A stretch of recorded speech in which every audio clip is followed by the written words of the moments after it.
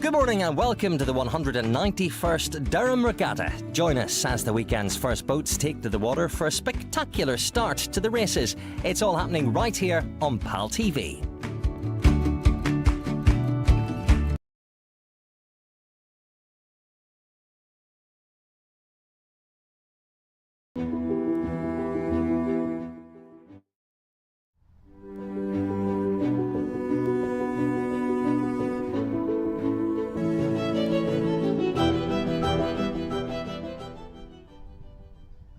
Hello and welcome to PalTV's live coverage of the 191st Durham Regatta, brought to you by the Waterhouse. There has already been so much action on the river this morning, and here at PalTV we are so excited to bring it to you live. For those of you keeping up with the schedule, we're currently in the Men's Open Elite Fours, and we've just witnessed Collingwood versus South going down the river. I'm Sydney Davis, and alongside me is Georgia Butler. Georgia, what are you looking forward to in this weekend of action? Well, as a Southie, I'm excited to see how this race has turned out, but more importantly, I'm excited to see all the colleges come together for the biggest rowing event in Durham. What about you, Sydney? Yeah, it's going to be such an incredible weekend. There's so many activities down here on the racecourse for everybody to enjoy. The weather was slightly testing this morning, but it's brightening up now, and we can definitely see the crowds getting bigger on the racecourse. There are so many huge races to come today. As you mentioned, all of the colleges will be facing off against each other. We'll have crews from schools, other universities, Durham Amateur Rowing Club, and they are certainly not ones that want to be missed. Do you have any crews that you're looking forward to witnessing in particular? Definitely Collingwood and South, personally. They will be fabulous. Well, we are now ready to take you down to that action on the river. We're going to pass you over to our expert commentators, and we'll see you a little bit later.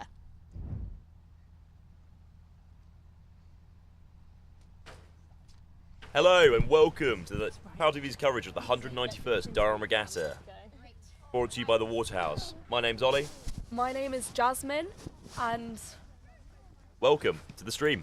We'd like to apologise first for the delays earlier caused by technical difficulties, but we promise you a good day of rowing coverage on the beautiful River Wear.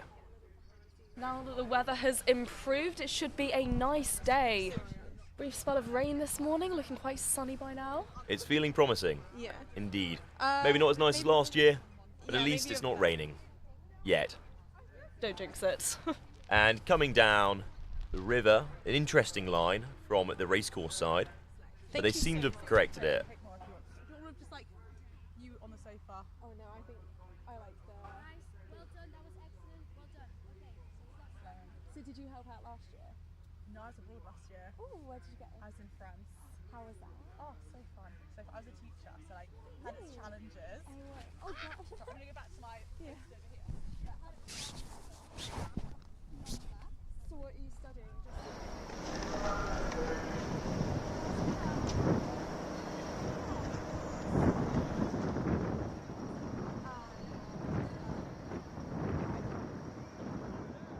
Next on the start, race 28 is a quarter-final of the Open Elite Coxed Fours for the Corporation Cup. We have featuring on racecourse with 60, Stevenson College, field by choice 61, Lancaster University.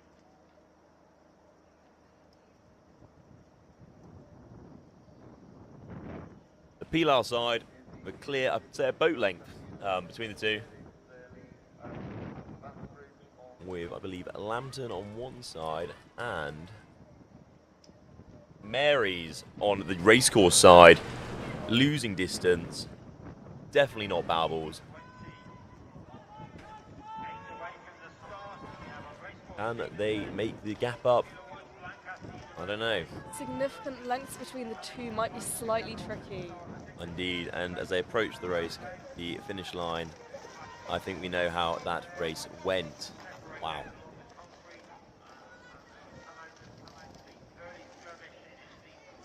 Brilliant coordination from the Pilar Wood side. All in time. Lovely drive. And away they go. Very nice. Hey. Marys. Here they come. Here we go. I would say that was an easy win, Pilar Wood side. And here we go on to our next race. A lovely 2-4s coming down once again.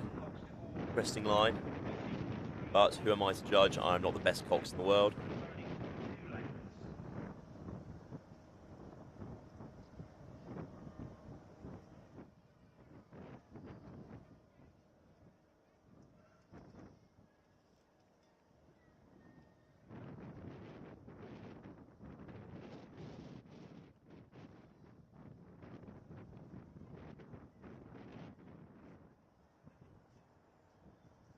Coming down the river. Lovely bit of speed on the Pilar Wood side. Though, much closer. With about a boat length between the two. With Grey College, I don't know, I feel they may have a chance. They get a little bit more speed down. That bucket hat on stroke seat, free speed.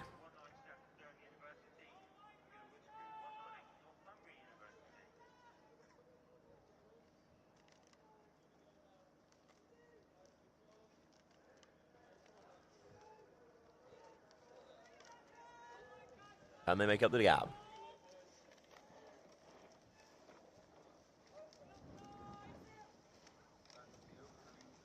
Here we go. God. Very It's close. I feel Going to be slightly closer this one. Pilar Wood side. Oh, they've just crossed the line. Good effort though. Gray.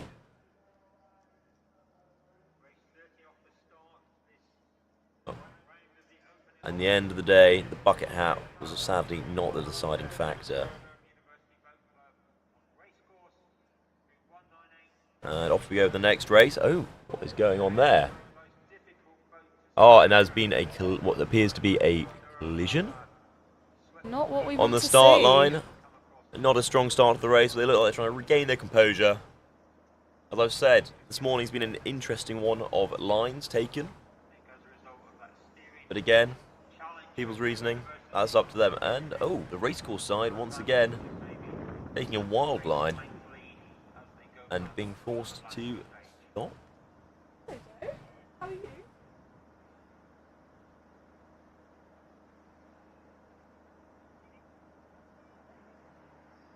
Of course, this is the difference. Sorry, apologies, viewers. It's the difficulty of a pair. You've got to do it all yourself. No cox to guide you through.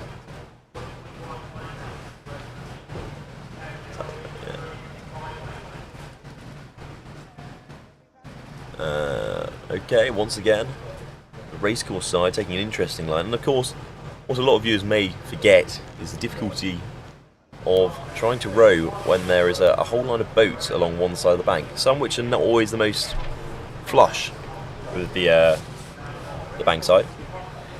This is race 30 for those of you attempting to keep track. And it is DUBC versus Northumbria University Boat Club, I believe. We're looking like Northumbria on the PR Wood side, with a good, I want to say, 2 boat lengths.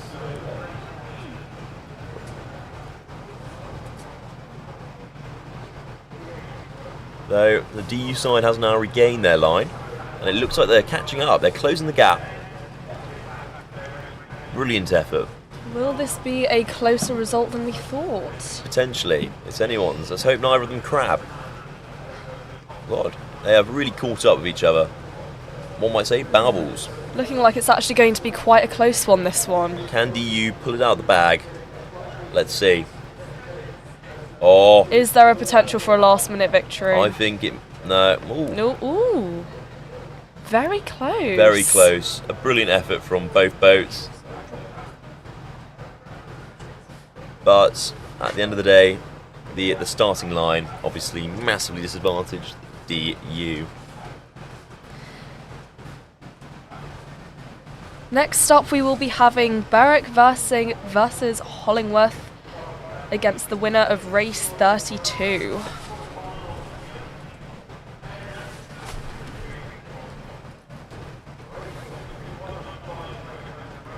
Once again, fair gap. The racecourse side clearly leading.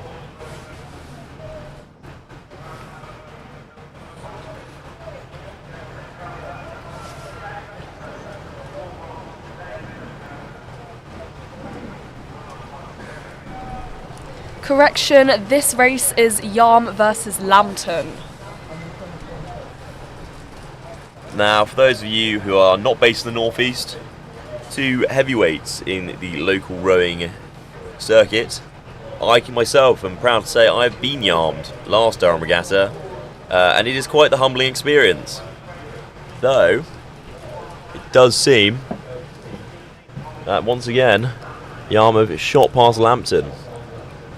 But that's not really a surprise, considering Yarm's amazing rowing programme.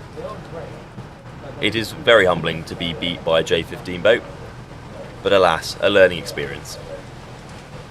And away they go to the finish line.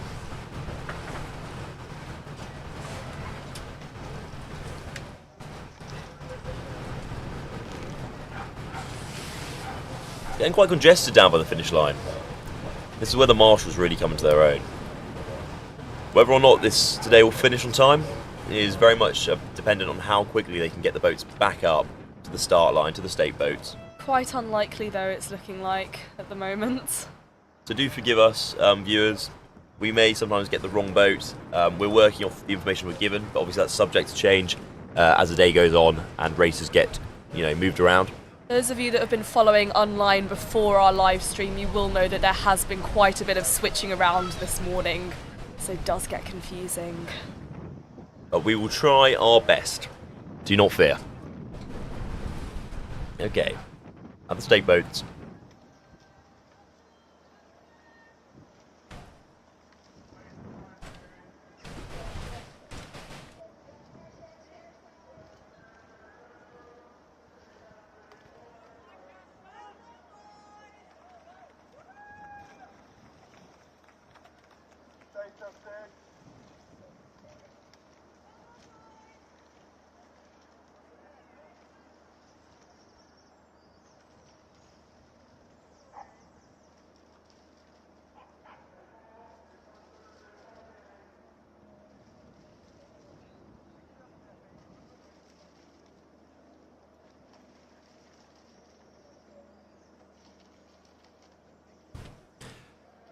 Oh, there's a bit of delay at the stake boats. The wind is not making today easy, viewers. It is not the calm, sunny conditions of last summer.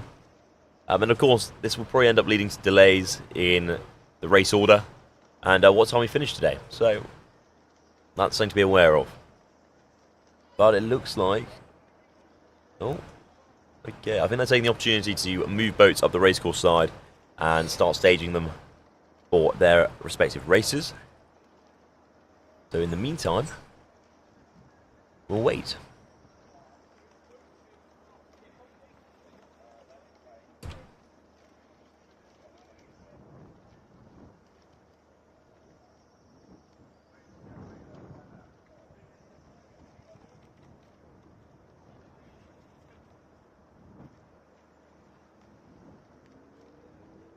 Okay.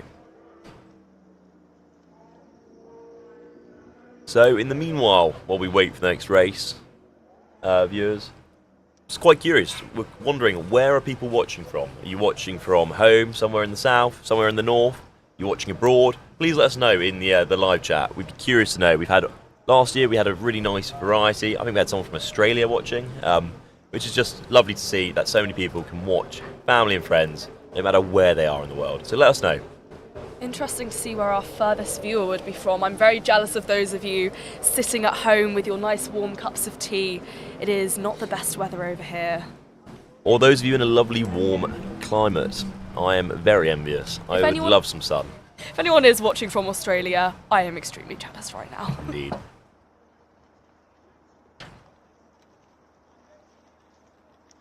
Grand Cayman, okay, yeah. Ooh. That's a pretty good start, to be fair. The lovely part of the world. I love the rays, actually. Very nice. Much nicer than the lovely river we're Now, good for rowing, not so much for swimming, as many who are here will tell you. I believe you may be starting, but let's just stand by and see. Oh, here we go.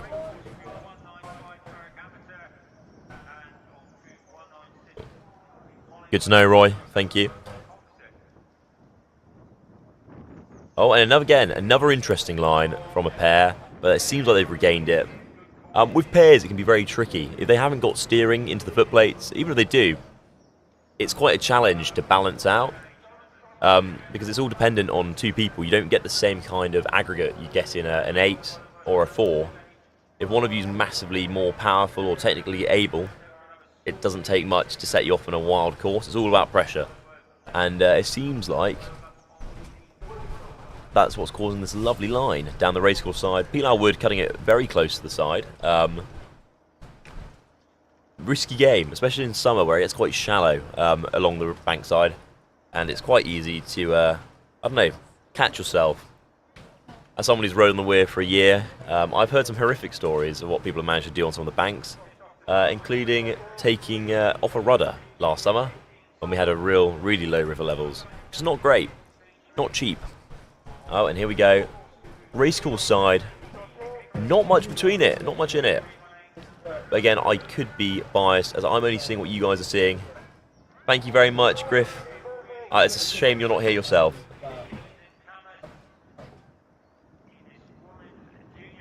There we go, Masters coming on down.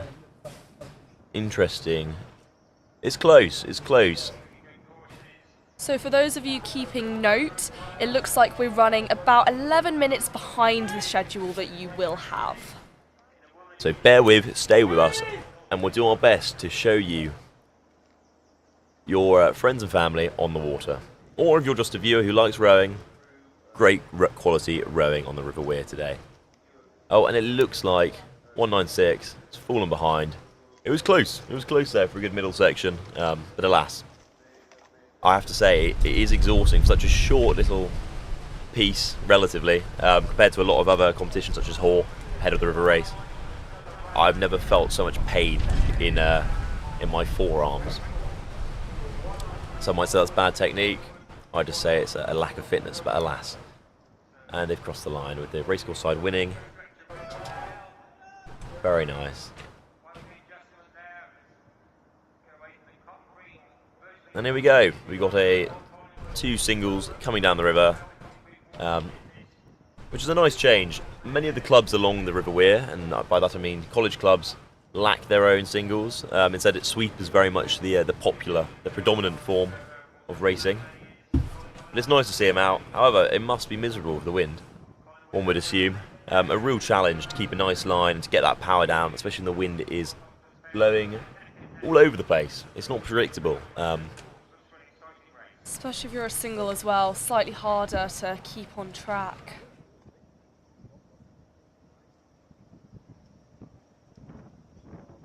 Junior women's singles coming down the racecourse. So I'm going to say 2 lengths between, with the Pilar Wood side clearly leading.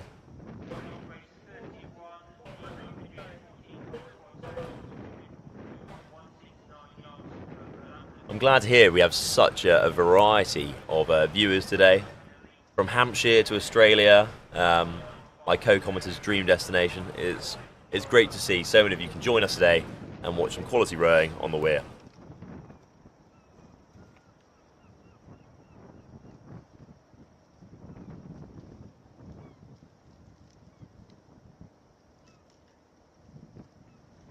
And Pilar Woodside has won, close against the bank, but she has made it. A brilliant effort.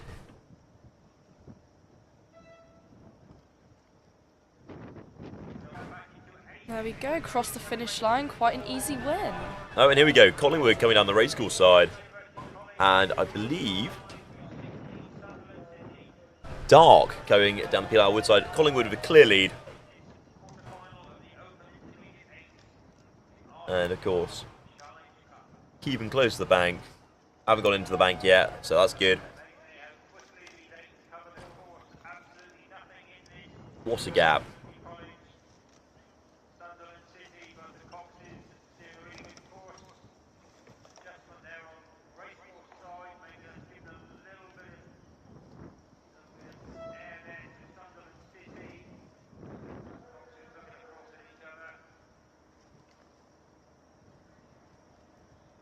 And going down the river.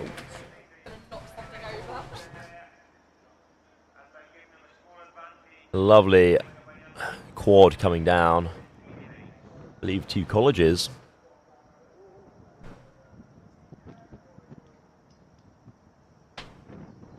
Now I am being told by my producer that the 2 boats coming down are the University College boat and Sunderland.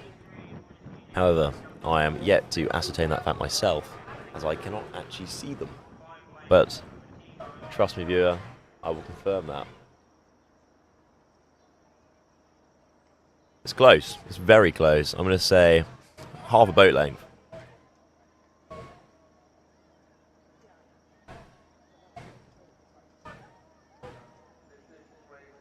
And away they go. It is close. I think there's a chance they can catch up on the racecourse side. Let's hope they do. I love to see a last-minute burst of energy, bit of rapid rate, bit of power, getting that boat moving, getting those hands spinning. Very nice.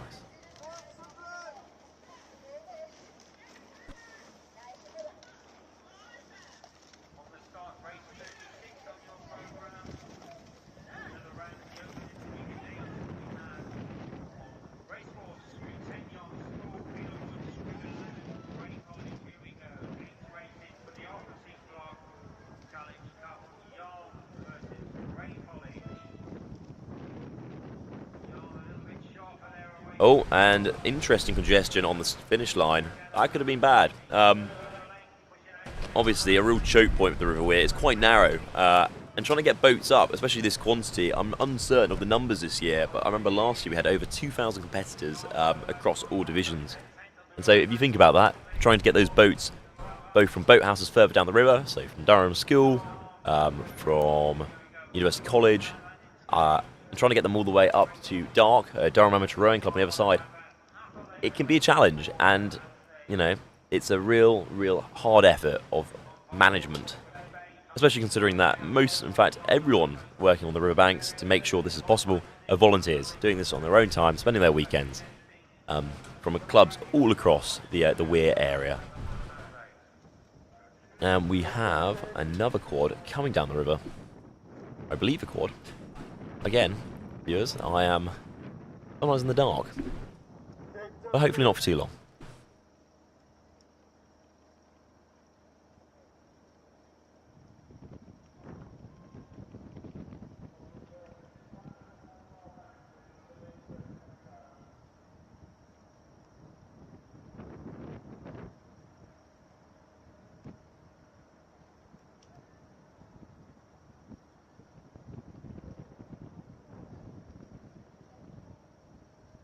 That is quite a lead for Grey College, behind, obviously, with 2 lengths between the two. He's getting sunnier here, as you can probably see on your screens, a lot of reflection off the water. I hope the crews didn't forget their sunnies. And here we go, through the finish line, or coming up. It's very difficult to catch up in that last little leg, because the Yarm School are just, I don't know, they're rapid. This is what happened with us. Our cox told us, she said, you know, there's only a boat length. We looked around ourselves at the end, and there was much more than a boat length. And the problem is, if you don't get your rate down, you don't get that power down from the get-go. It's such a short course, it's very hard to regain, to try to catch up between that advantage that they've gained. So.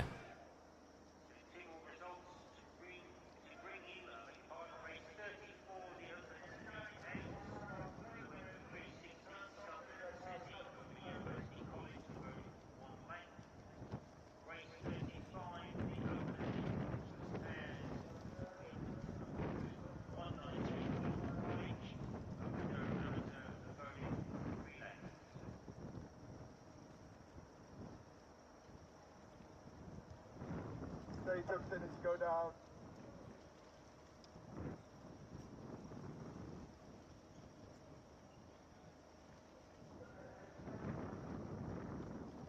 Next race on the start, we're just waiting for some boats to clear, will be race 37. Quarter-final of the Open Intermediate Aims, featuring on Racecourse Series 7.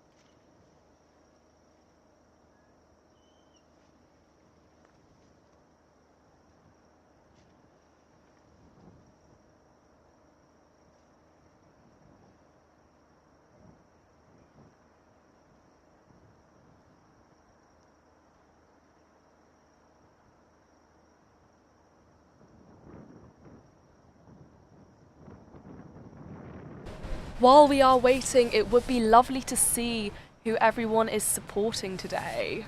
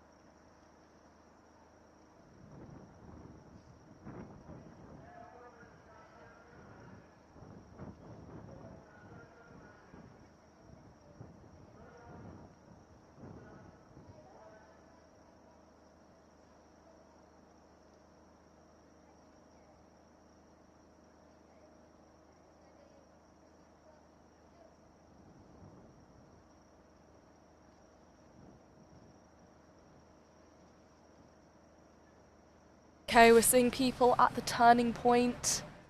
Looks like getting things going.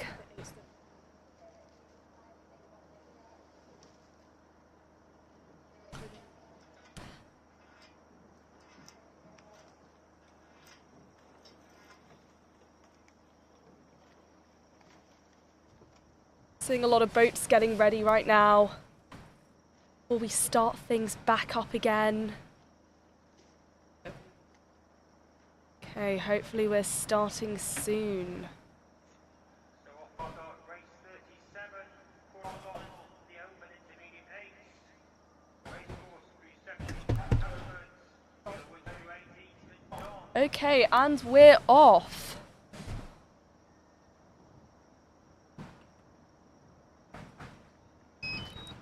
And away we go.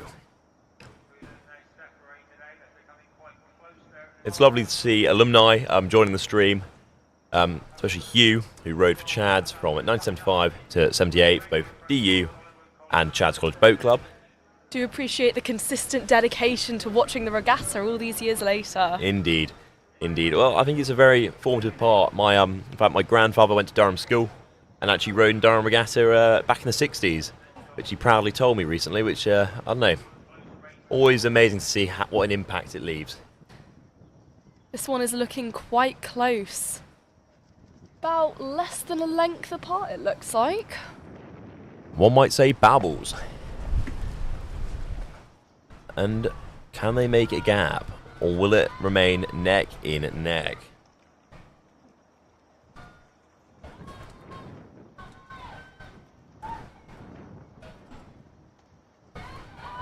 So over here we have University College versus St Aidan's for those of you keeping track.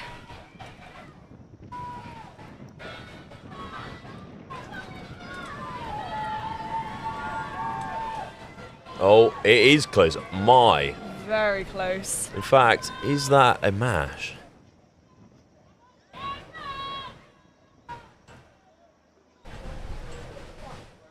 Tight race to be sure.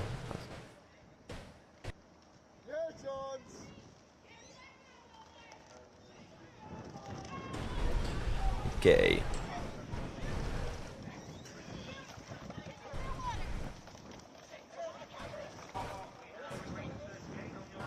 And down they go. Aiden's closing the gap.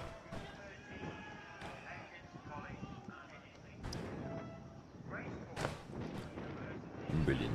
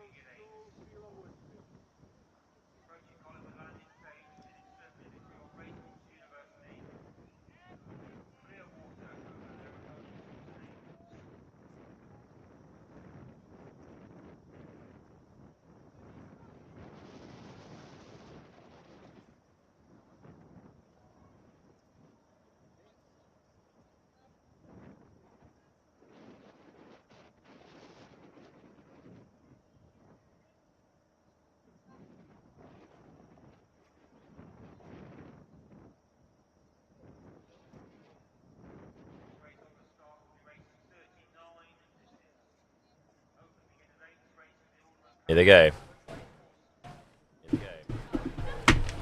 Aiden's trying to close that gap, trying to catch up. However, will they do it? Looking like a slightly less close race. Indeed. Castle speeding ahead. Pulling away. Look at them go. All is one.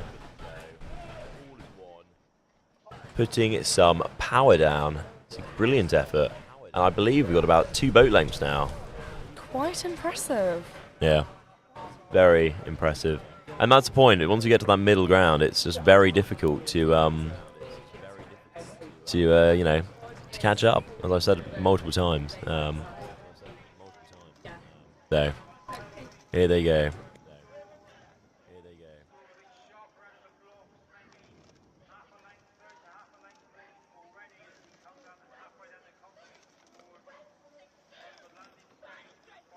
And we have University College just passing through the finish line.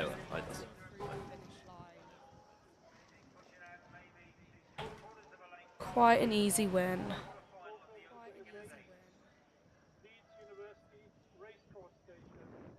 Once again, a lovely line.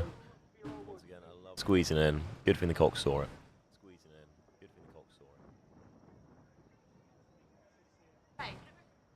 Collingwood coming down the racecourse side, and at Durham School on the Pilar Wood side.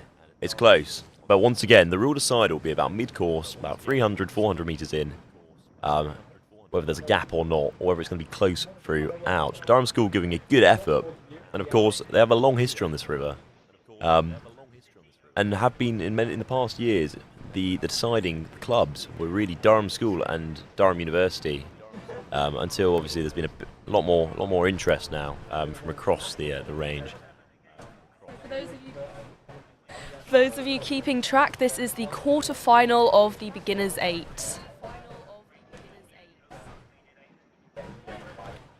Durham School leading. Brilliant effort. Half a boat length between the two.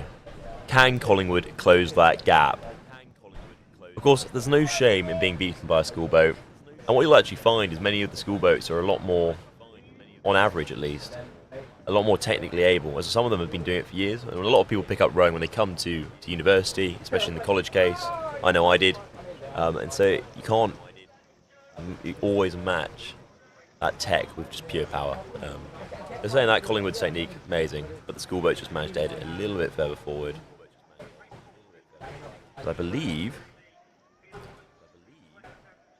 maybe a staff boat. Yes, a lot of those guys look a little bit too old to still be in school by I the looks realise of that it. as we've got a lovely close camera, I've slowly come to that realisation. Though I could be wrong, of course. You never know.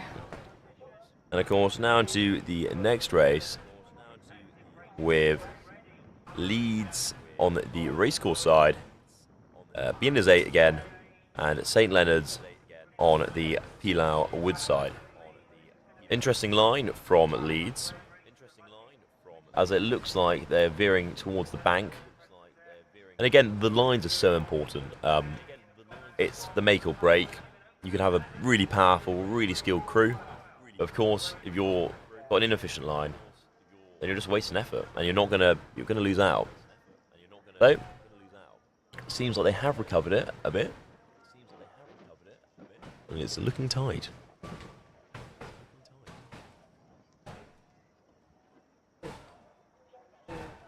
Lovely to see those of you in the comments whose family has previously rowed for Durham.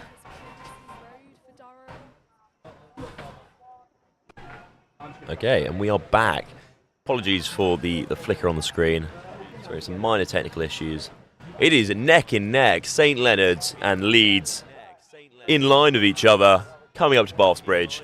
I can see supporters running down the banks. It is probably one of the tightest races we've seen so far on the stream. Let's see how it goes. Waiting on the finish line camera.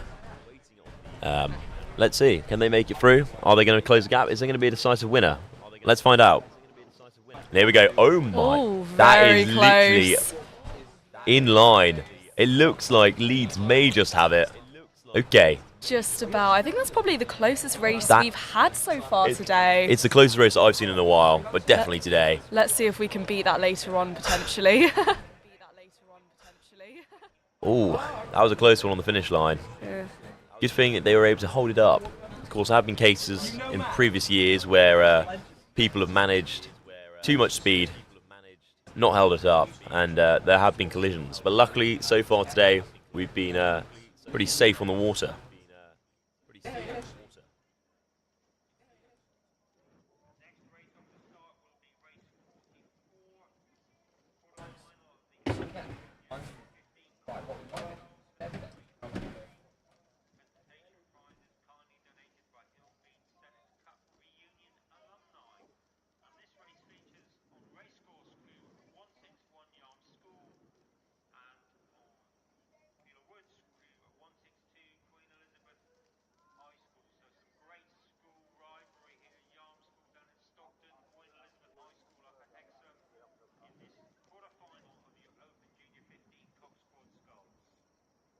Tap on 10 when you can, please.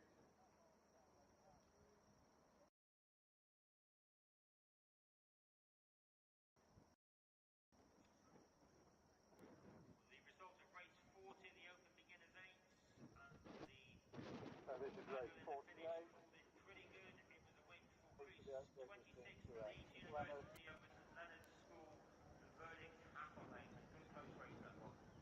Race 44, open gate 15 for it. 161 Yarm School, 162 QE. Yarm. Queen Elizabeth. Attention. Go.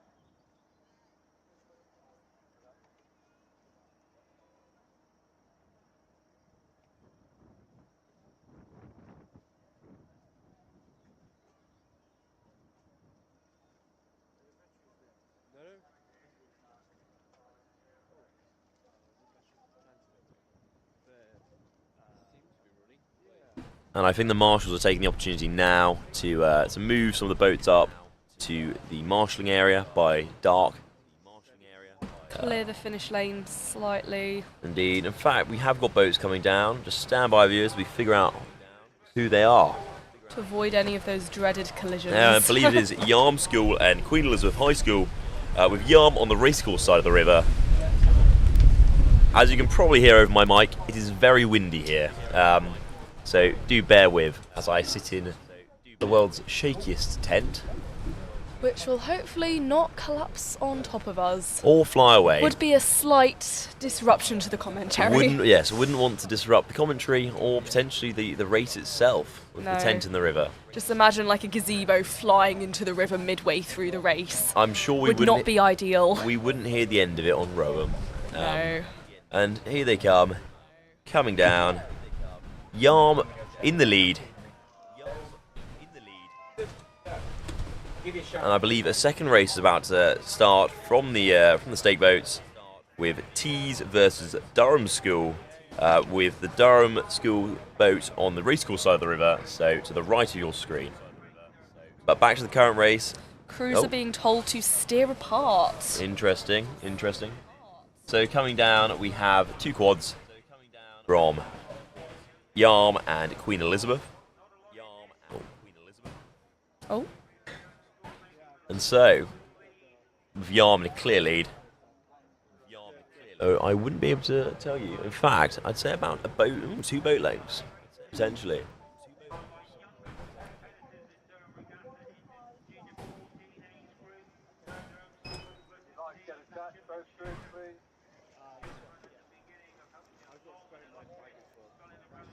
Very exciting. Oh, and here they come to the finish line. No side of Queen Elizabeth. For going into that 8. Oh, and here they go. That's a good 2.5 boat lengths. 2.5 lengths between the two. Good effort from all.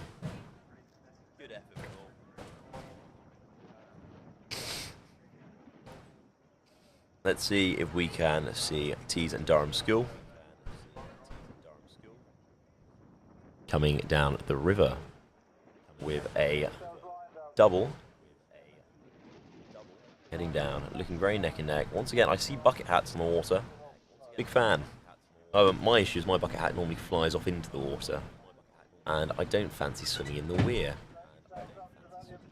There they go, neck and neck, very tight. Very tight. In fact, they are in line with each other. You can see them really putting an effort in. Are we potentially going to beat the close race from earlier? It's looking like it. There's High a competition. high chance. No. Interesting lines as well. Obviously, they've been told to steer apart earlier. Oh, that was close. Obviously, the faster you go, the harder it can be to maintain your technique. And obviously, the more you speed up, there's more chance of a crab or some other disruption. It looks like the tease is leading ahead very slightly, and it looks like it is theirs to have. Let's not jinx it though. And they have crossed the finish line, literally half a boat length to go. Half length. Coming down the river next is Durham Amateur Rowing Club versus Trebs, with Trebs on the racecourse side. Race 42 on the schedule, my producer tells me. Once again, starting off close. Strong start. You can hear again the wind. Don't worry, viewers. I am warm enough. I am layered to the gills. Again, for those of you keeping track, it's looking like we are currently 16 minutes behind schedule. That is 1-6.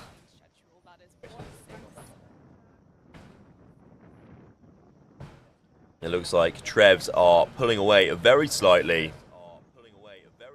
from their competing boat.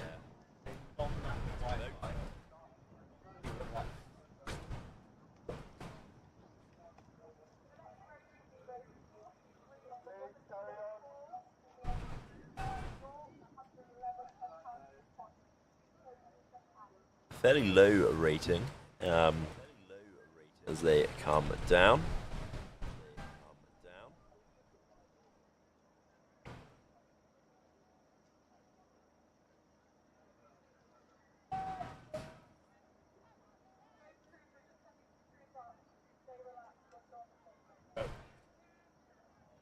Of course, two local clubs who have the local knowledge of racing here, having trained on the racecourse for most of the year.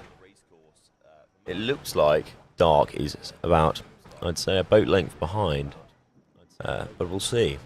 It's anyone's game. In fact, they are catching, to their credit.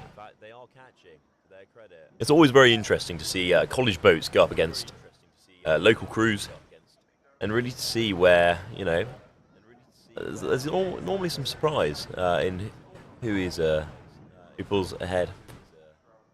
Looking like there's going to be a slight delay before our next race starts. Some crews are being sent up at the moment. Dark are trying hard to close that gap, but I don't know. Hopefully they can.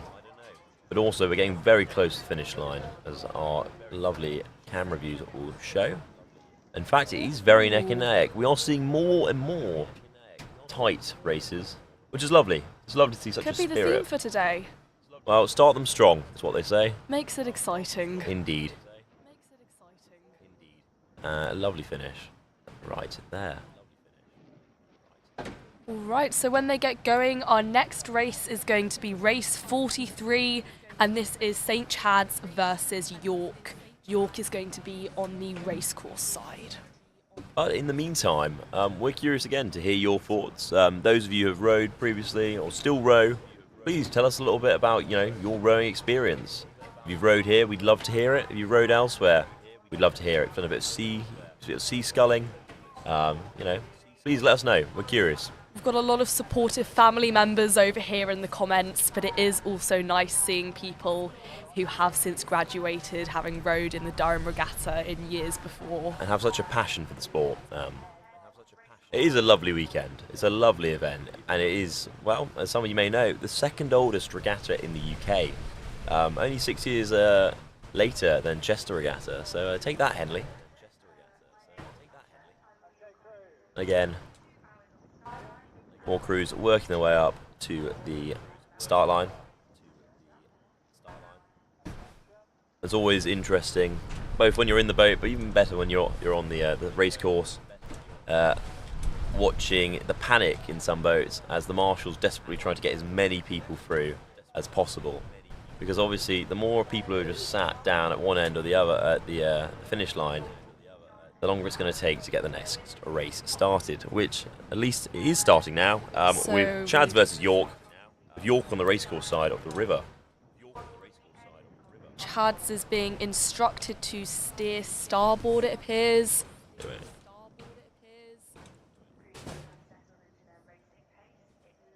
Again, looking quite close already. I have a feeling today is going to be quite a long day of close results. Indeed, indeed.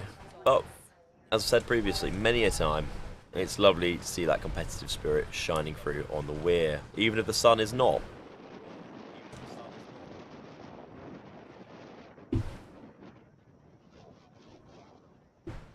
Looking like York is slightly in the lead. Again, it is very, very close at the moment, though.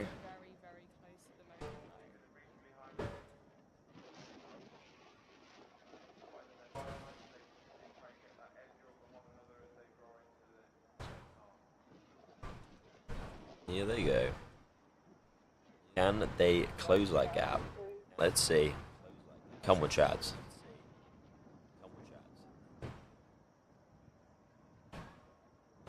I can hear the cheering from here, actually. Obviously, a lot of supporters having either made the trip from York or from Chads College, or perhaps both. Looking like Chads is catching up. Well, in fact, we can now see them from our commentary box. Let's see if they can make it happen.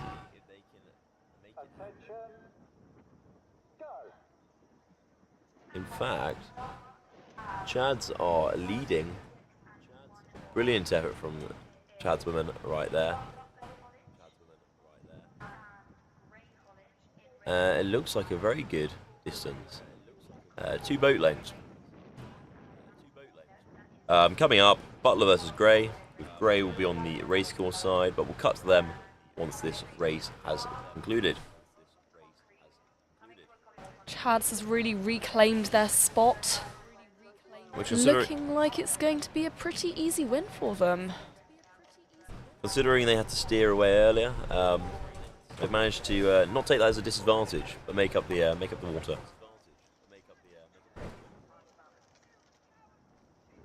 Right. Here we go to finish line. And Chads are making their way pulling away through the finish line. Brilliant.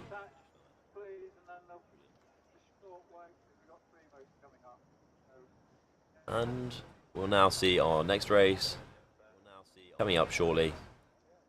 Butler versus Gray.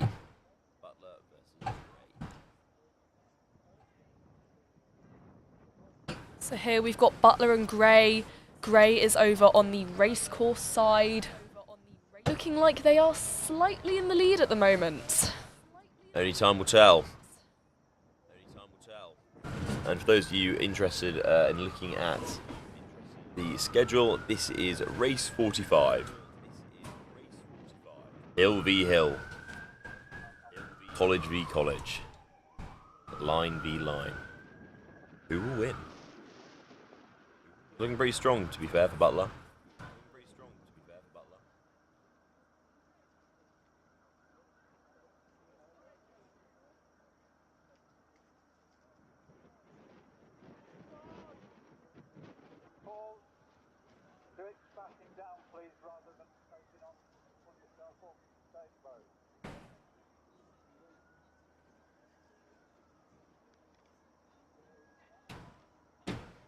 I'd say a boat length. It looks like they are catching up. Gray putting in a shift. Good effort from the ladies. Both boats.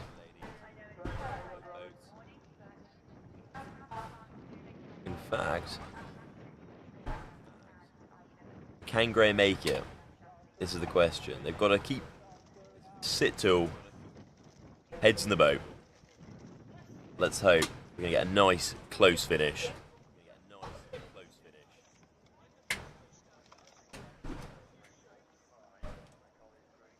Oh, and here we go. Butler coming through. And it is a 2-length lead for Butler. Brilliant effort. Make sure they hold up before they go into the other 4 that are just below. Okay,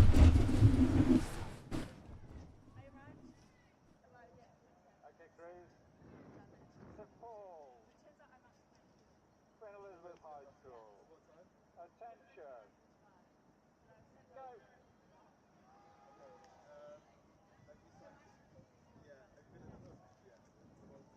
So our next race, race 46, this is going to be St Paul's School versus Queen Elizabeth with St Paul's on the racecourse side. Looks like they are just starting off.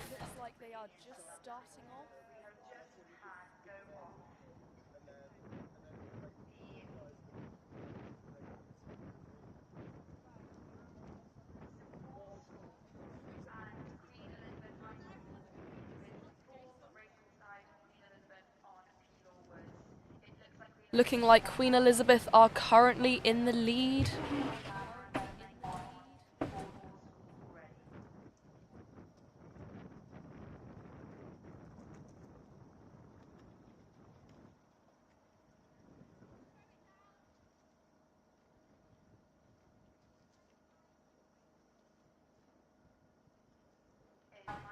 Interesting line there from St Paul's. Let's hope they can regain that composure and close the gap.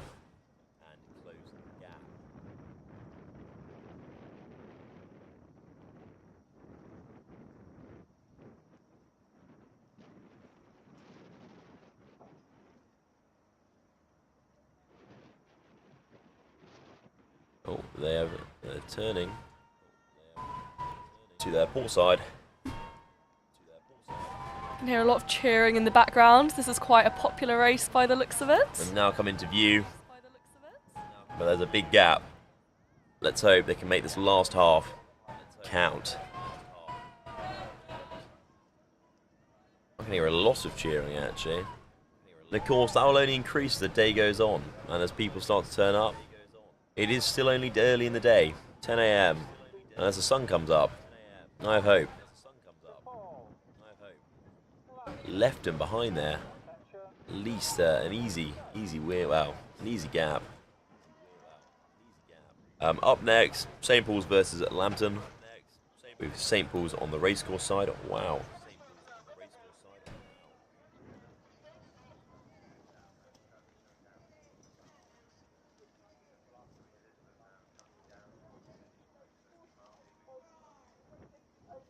And here they are, soaring through to the finish line.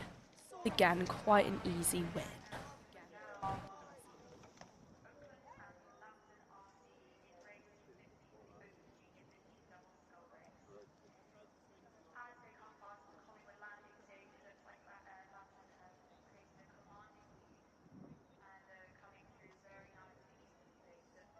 Okay, we're back with 2 doubles coming down the racecourse. Again, this is St Paul's versus Lambton. St Paul's on the racecourse side. And of course, for those of you who may not know as much about rowing, there are 2 main kind of forms. You've got your sweep, where you've got 1 blade per member, per seat, and you've got sculling, where you've got 2 blades, to put it in a very simplified way. What we see here is sculling, and St Paul's, interesting line. Let's hope they can regain that. Okay. But of course, with sculling, oftentimes, especially in at least with any boat where you've got 2 seats, whether it be a pair or a double, you don't have a cox, which does add to a certain level of challenge, as you have to take a look every other stroke to make sure you've got a nice line, with the bow normally being responsible as a kind of cox replacement. I mean, I'm no such expert on rowing, but I imagine that does make it slightly more difficult for those in the boat. Yes, I believe Yeah. so. Well, we're seeing so. There's some interesting lines. And of course, the more you go off course, the more you get a little bit messy. The harder it's going to be for you, and the harder it is to have that competitive advantage. Oh, let's hope they Oh, what's notice. going on Let's hope they here? notice. Good effort very from close the call, four that coming one. up. But without a spotter, without guidance, and if you're not, if you haven't done many regattas before as a double, it's a real challenge. I'm giving it a really good effort. Looking like Lambton are strongly in the win so far. Indeed. And up to they come to the finish Finish line. line. Surprisingly, a non-congested finish line as well. Nice this to time. see. Indeed.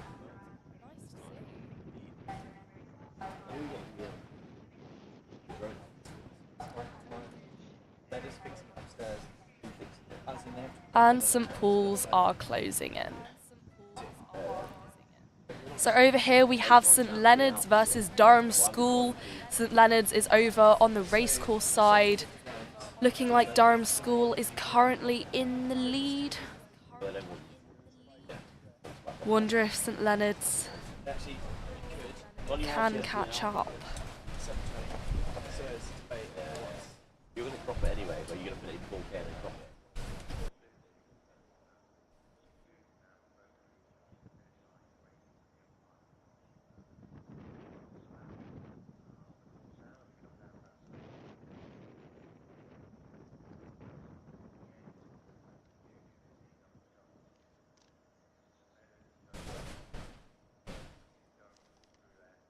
Durham School doing very well. Looking like it's going to be a very easy win for them. Wonder if St Leonard's can push through. Let's hope so. Let's hope so.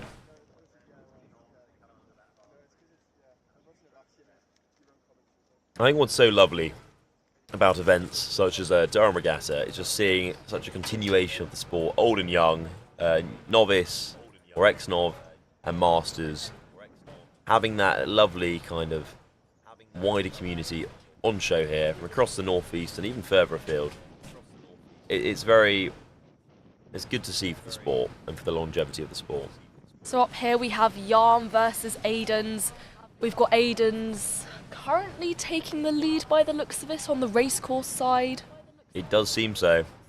But once again, it's not always clear cut from the start.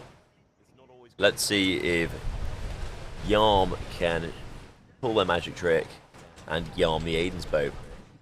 Or perhaps it's their comeuppance. Let's see.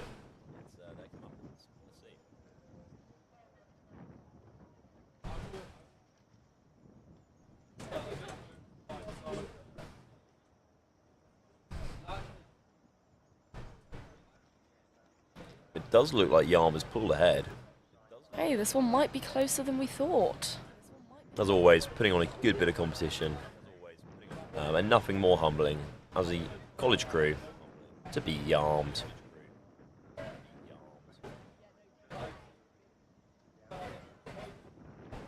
Interesting line from Aiden's.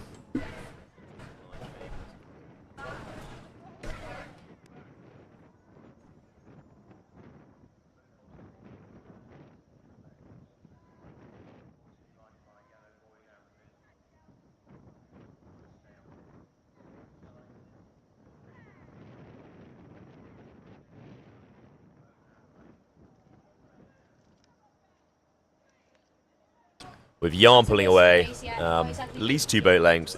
Aiden's taking an interesting line, but it looks like they've regained their composure now. Can they close that gap? It It's does tight. look like the arm is pulling ahead. It does look like Yarm. Yarm kept that steady stream, steady rate throughout, and it's paid off. There we go. Here we have Yarm pulling up to the finish line. About 3 boat lengths between the two. And here we have Aiden's. A good effort from both, some good rowing. But I do believe the line, a bit more power from Yarm. pull them over the finish line.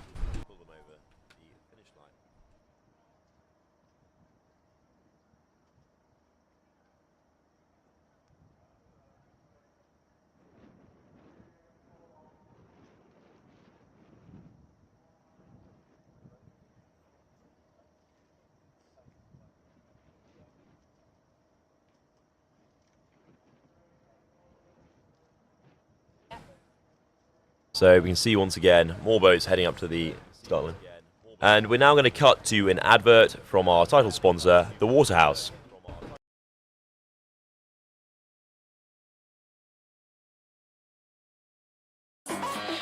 Looking for a new local this summer? This is the Waterhouse. With pints from only £2.50 and student doubles from only £3.95. Free dartboards every day of the week. And for only £10 you can book a karaoke room for as long as you like. Whether it's a social or a pint or two, the Waterhouse is your student pub in the heart of Durham.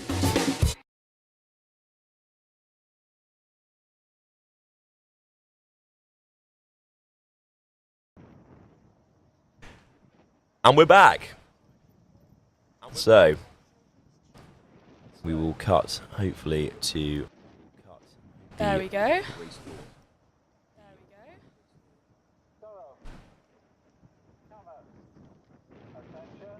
Not much going on our current camera view. Oh, And here we go. Next Looks like race. starting again. We have Durham Amateur Rowing Club versus Cambois, with the Durham Amateur Rowing Club of Dark on the racecourse side.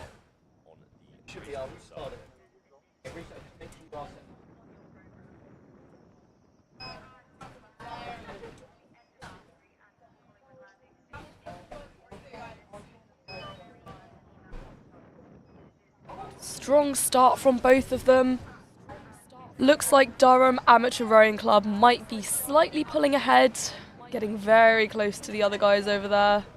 As always, Hopefully challenge. avoiding a collision. Let's see. Let's Would not see be good for if today. that four can manoeuvre out of the way. It's very Ooh, difficult when you're very competing. close there. Of course, you're trying to put that power down, trying to pull ahead when you are on the racecourse side. Because not only can it be quite shallow in places, which limits where the boat's waiting can go, being marshalled, but also sometimes you can end up just taking a blade, which is not the best thing to hear when you're trying to put a bit of power down. It really throws you off, actually. Doesn't look like they're letting it get in the way though. They're closing that They are gap. slowly pulling ahead. Let's just hope they can keep a consistent line. And we'll see. I have hope. I believe in them. They're like the underdogs on the racecourse side. Oh. Interesting line.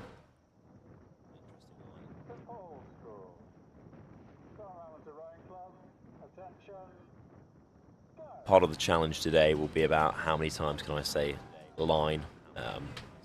The answer is a lot.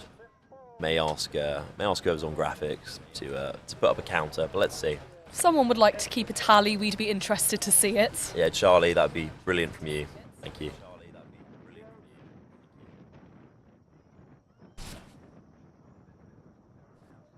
Still close. Boat length in it. Can they close that gap? I hope so. As I said earlier, rooting for them.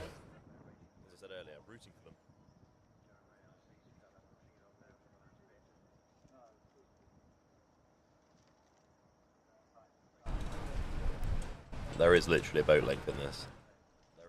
Indeed, do give us your best shout-outs. We would love to hear them.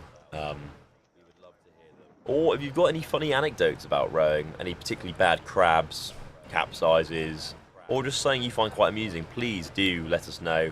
We'd love to hear about it.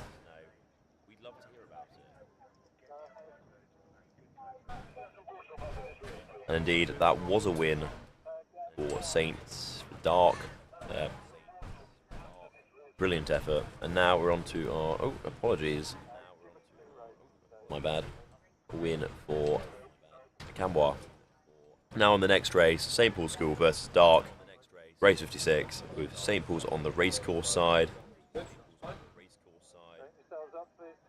St. Paul's, of course, trying to keep a nice line. And just coming past the commentating tent with Dark having a clear lead here. Very good form. Quite a lot of power going down. A brilliant effort.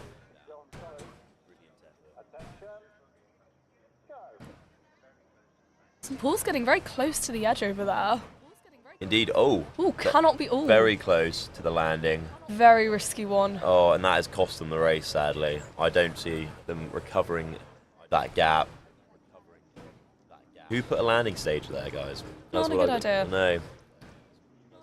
Very anti-competition. But in all seriousness, I do feel that the racecourse side does add a fair bit of challenge, especially when you haven't got a Cox. And here we see Dark crossing, well, just about to cross the finish line. I can hear marshals on their megaphones speaking to the St. Paul's boat. I do not know exactly what's happening. I can hear a faint outline. Hopefully they're all okay. Up next here we have Durham University Boat Club versus St. John's. John's is on the racecourse side, looking like they're ever so slightly ahead. Let's hope they can keep it.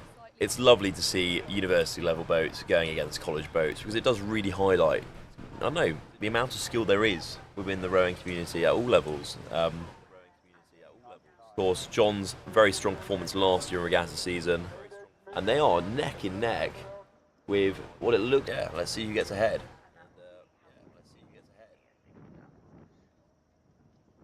Looking like Durham School is slightly in the lead over here. Indeed. But let's see who comes out stronger once they've getting that power down, getting that boat flying. Indeed, it still looks like a good boat length lead.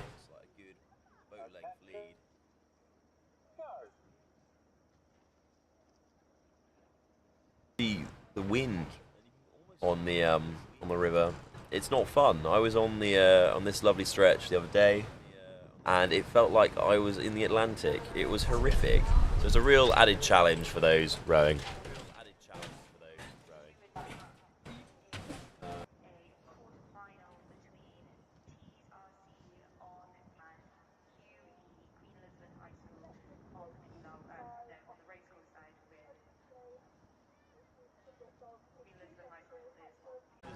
There's nothing quite like the same thing. You don't get the same experience as being here in person. Being in a bit of sun, it's lovely. Lovely atmosphere as well. Brilliant weather now as well. Indeed, it's a lovely event. It's probably the highlight of the summer calendar for many. It's just a nice way to spend a day or two. Watching a very elegant sport, I'd say. I feel like rowing is a very elegant sport, at least if you're not looking too closely. Maybe at the end, not so elegant. But it's like... No, I'm going to stop myself before I ramble. I did promise, guys. I did say, try to keep it on point. And in fact, you can see the stake boat shenanigans going on here from our mid cam. So just for reference, we've got Queen Elizabeth over on the racecourse side. That is the boat that is currently sort of drifting away. We've got the stake boats swapping out at the moment.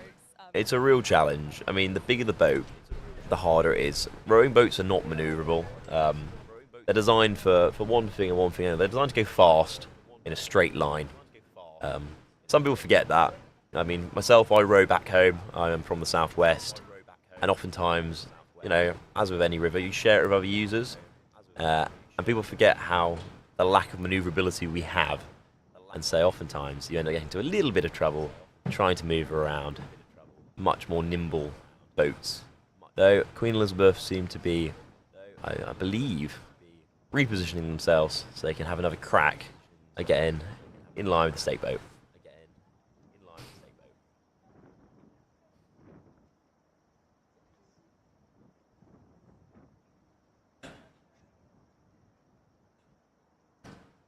Yeah, there appear to be quite a lot of issues with Queen Elizabeth Indeed. trying to line up with the stake boat. That appears to be the problem at the moment. Hopefully we can get started soon. Would be nice to keep things on track. Indeed. It would be lovely. Obviously, very frustrating for competitors. just milling about, especially when it can be a little bit colder. Maybe not so much now, but in the winter months when you're sat on a boat waiting to start and there's delays, because there always are delays, like that's just the nature of big events like this. You do sometimes, depending on how long you wait, start to have a slight sense of human failure as you sit there, cold, being told to delayer so you can get ready to go, and then waiting 20 minutes. That's how I felt at Prebends a few months ago. And of course, for those of you who know Durham, Prebends is the finish of the long course. That will be racing tomorrow. Just having a little photo taken, which is lovely.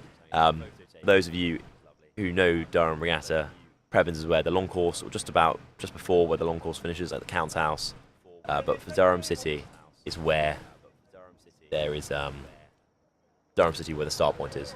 Seems that Queen Elizabeth have finally lined up with the stake boat, so And- should be ready to get going soon. Indeed, Oh, there we go. We are off. Speak of the devil. So just a reminder, we've got Queen Elizabeth High School over on the racecourse side. Rapido is quite neck and neck, quite tight so far. A lovely quad going down the river. Nice technique, all in time. I wish my rowing was just as good. Those who have been in the boat with me can probably vouch that it is not. Looks like we've got Yarm slightly pulling ahead. Still quite a close one though, I'm going to expect. Interesting though, interesting. Of course, these are actually, I believe, I could be wrong, but I'm guessing from the video, coxed quads, which we haven't seen many of today. But it's a nice change. I think that is the lovely thing about Regatta. It's seeing such a variety of boats and seeing the quality of boats as well. I do know there's an inside track that later today there's going to be a fairly pricey boat going on the river from Hatfield College Boat Club, Hudson USP, which was actually last raced at the International Youth, I believe. I was told the name, I cannot recall it now, by the USA Youth team. So we'll see if that makes all the different lovely bucket-rigged carbon fibre boat. We've also, I believe, this weekend we'll see the rainbow boat again, which again, there's just a lovely variety. It gives something to talk about, and it gives those of you who perhaps not rowed before a little insight into the variety in the sport. And in fact, here they go, speeding on by. Yarm School, Peel Woodside, opening that, keeping that gap going nicely in time, and putting the power down. Question is, can Queen Elizabeth High School catch up? I hope so. You can hear we've got some very passionate supporters over in the background. Indeed. And now we've got a lovely close-up of QEH. Yes. And they are in time. They're doing a good job. I hope they can close the gap a little bit, because even if they don't win, it's still nice to know you've given it your best shot. You put your effort in. And that's the thing about rowing, it's such a short time to perform. You know, if you don't get it, you don't get it, you've just got to all out. It's like a sprint in many ways, at least in Durham Regatta. Because it is such a short course, this today, on the short course. Which I think gives a lot of rowers in Durham, actually, a slightly false image of how long races should be. And I suppose if you're used to this kind of length race and then you go Something a bit into longer. involved in some other regatta and... Yarm winning that one, but yeah, exactly. Yeah. I mean, it's very much, I think it's quite a shock to the system for many of those who started rowing at Durham and you only know the weir, the River Weir. A lot of the times you'll do a piece on the race course. It's a shock to the system when you have to go do more than 700 metres. And we've just received word from our new producer down on the start line, Mr. Quinn, that the stake boats have been swapped. So hopefully we'll have some nice, smooth, efficient operation shortly. And keeping those boats going. You can see a bit of a train of boats going down. Don't come at me for this, please. Going down to the start line, to the marshalling zone. Obviously, the marshal's very keen to get as many boats down as possible in this period. And you may see now, the drone is back flying around. It's almost like soaring. Providing you with some lovely cinematic views. You can see everyone camped along down by the race course. Indeed. For those of you planning to come down, I imagine it's going to get a lot busier later, so come and claim your spot while there's still space. Indeed, it's very much first come, first serve. I have to say, I love the drone. And maybe I'm biased because I own one myself, but I think it adds so much, especially to water sports, being able to see them from above. Yeah, especially those angles as well. It's easier to tell sort of who's winning, who's in the lead, get a slightly better view of what's going on. A lot of the other camera angles that we can get can feel a little bit difficult to tell. I have been told by, in fact, I have used my drone a few times just to record for coaching sessions, because it is a great way to be able to get, like, to show stabilised, smooth footage of what's going right, what's going wrong, and building on that, especially in the lead up to regatta season. It also looks really cool, so that's probably part of it. I think the coaching reasons are second to look at me, I can row fast in a nice boat.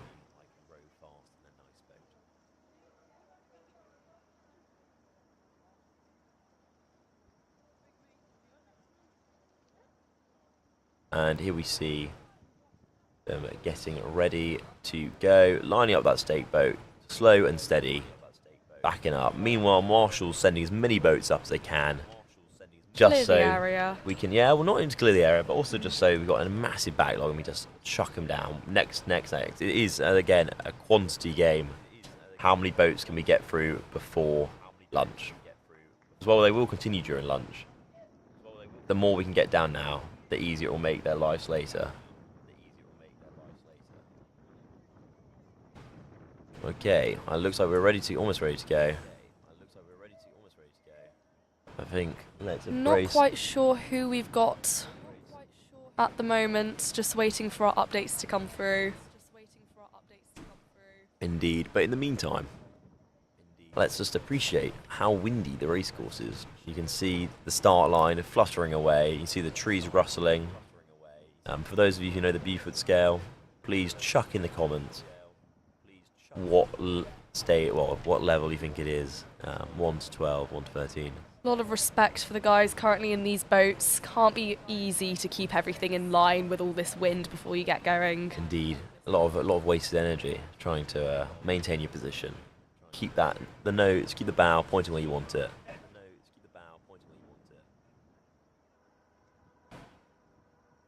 Let's see if we're going. Oh, there seems to be movement just behind the. No, I believe they're still switching people out. As I mentioned earlier, the stake boats have their little shuttle stake boat. Goes out and runs people over. It looks like they have advanced a bit compared to yesterday, where they were literally using a stick to propel themselves through the water, punting their way along.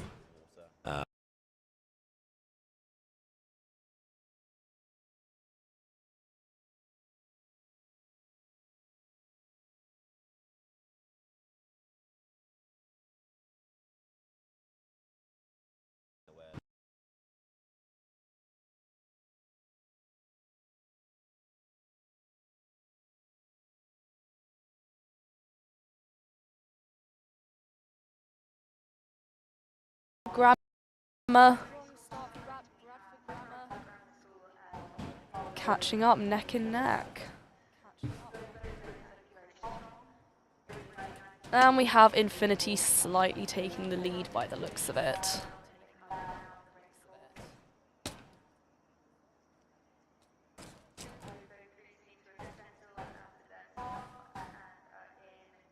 And let's see if they can maintain that lead. Again, it's always lovely to see where there is a big change between the start and the finishing result.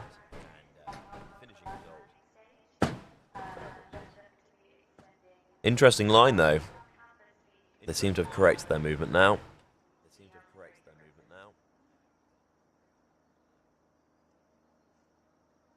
Of course, it's a real challenge when you're racing of your crew and to figure out what rate works best for you. Some crews can obviously maintain quite a high rate, up in the 30s, 33, all the way up to 38. I remember one of my friends telling me. But the question is, can you put the power down at that high rate, or would it be more efficient if you were a little bit slower, a little bit lower rate, but more power? And it really depends on the crew, depends on the experience, depends on their ability to endure. But let's see how this one goes. Looking like Infinity is still slightly in the lead. Bit of a varying sort of line direction.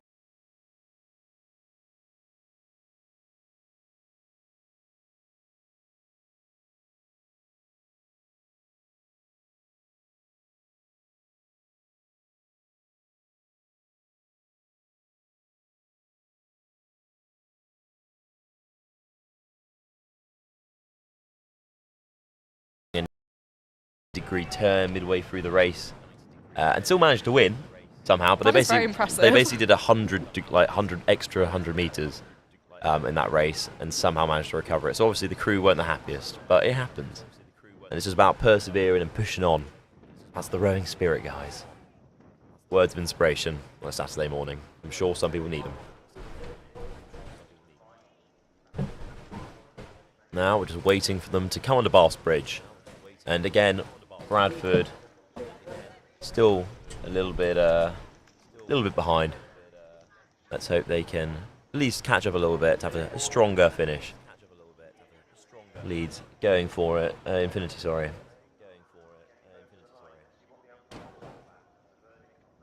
So, for those of you again who do or do not know Durham, Bass Bridge is where this lovely camera is located, capturing our finish line, operated by one of our amazing camera operators who have, been here. It's about, I want to say, at least 7 a.m. getting set up, getting ready, and capturing obviously the most important moment, the finish. And here we go for the next race. We're just standing by from our producer to know what's going on, who's racing now. So please stand by. And I've just been given a lovely race list by one of the regatta volunteers, and I will try to disseminate the information from it at some point. God, they're good. So yeah. Stand by for our little update. Again, we're reliant on information. Unfortunately, we don't know everything. I see my producer looking at me. I don't know what's going on, but don't you fear, guys. I'll let you know.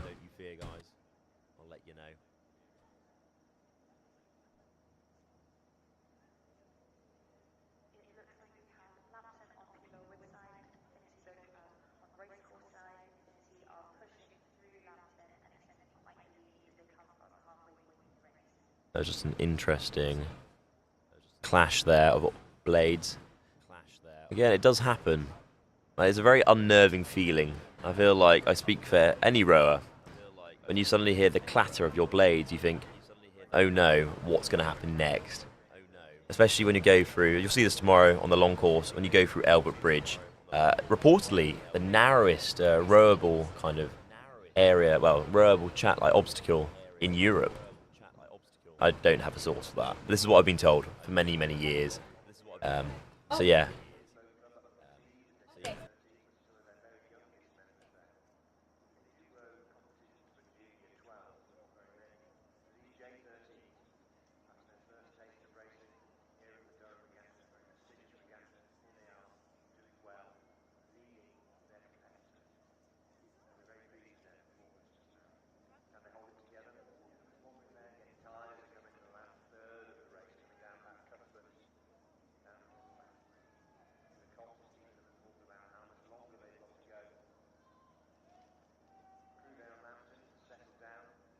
And away we go, coming down PLR Woodside with a clear lead. Let's see if they can. Oh no, my apologies. Just slightly distracted by something important from our lovely producers. Apologies for not being able to tell you about this race in particular. We've had a slight comms breakdown with our producer at the start line. But don't fear. We are still here, still talking, still trying to entertain you guys. So, yes, we'll carry on. Happy days, crossing the finish line there. And we're on to the next race. Again, apologies, we don't have an updated list of who's going at what time. But we will work our best to try finding one. You probably hear the flicking of paper on my desk. So let's see what's going on. Very tight here, in fact.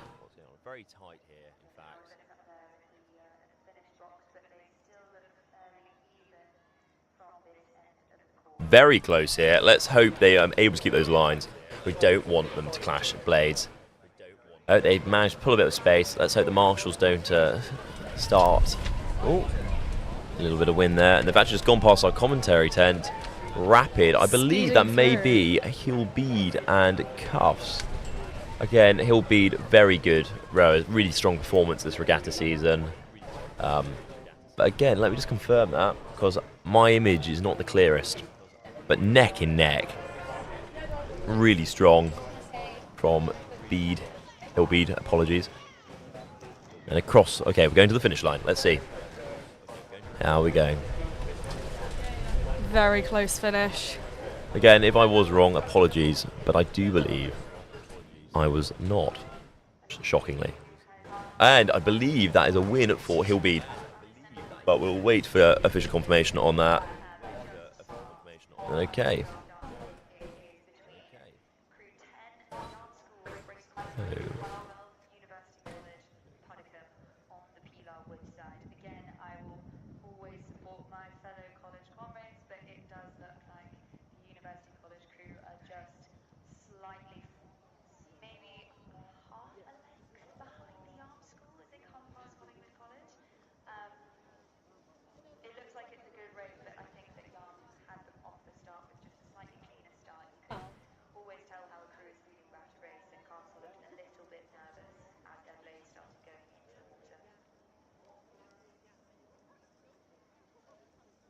Okay, and we will be back later. We're just going to cut to an ad break. Thanks for staying with us.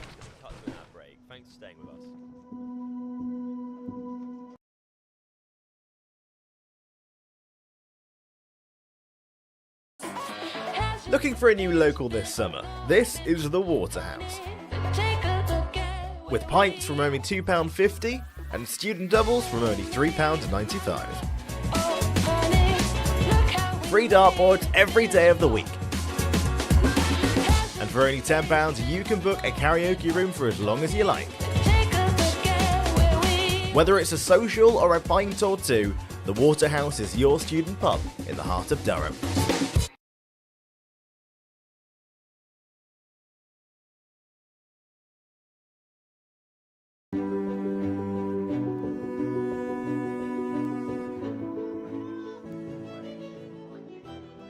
Hello, and we are back. Thank you for sitting for our ad break. Again, massive thank you to the Waterhouse for making our broadcast so possible. So my shift as commentator is almost over. Don't worry, I will be back later, but I'll be passing into the capable hands of my two colleagues, so stay tuned.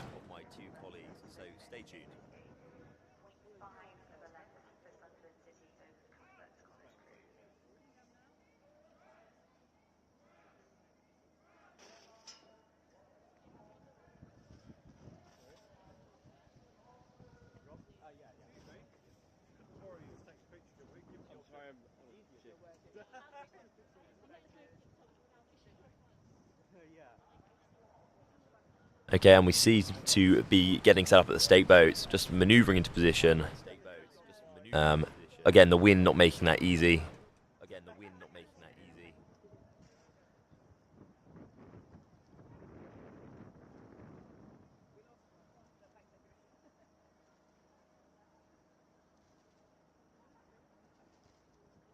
Now off the start we have crew 171 Durham ARC on the racecourse side and crew 172 on the PR Wood side, Bradford Grammar School in race 75. And away we go.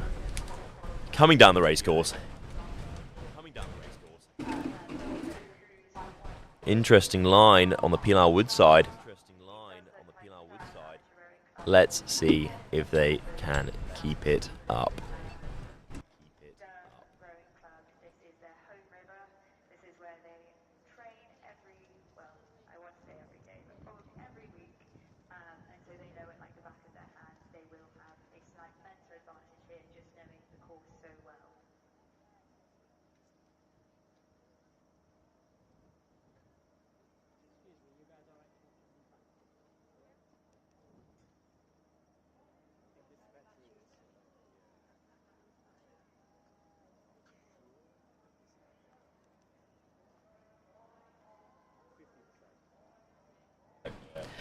And we're just seeing on the racecourse side boat taking a bit of a lead now. I'd say about a length, maybe 2 lengths. Yeah, I'm just going to hand over, yeah. Yeah, I know. Explain. Okay. Yeah,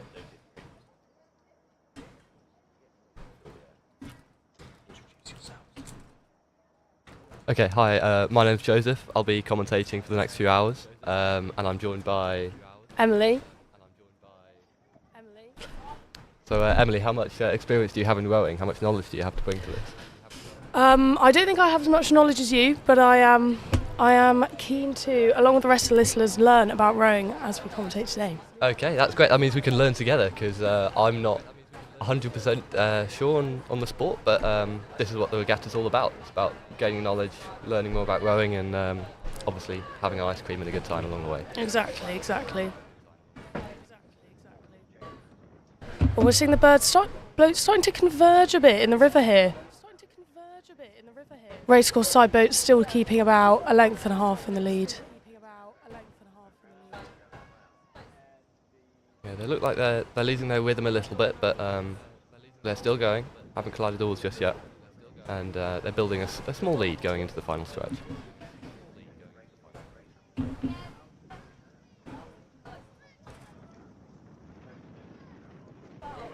And now the lead is about 2 lengths. The racecourse side boat just pulling away there.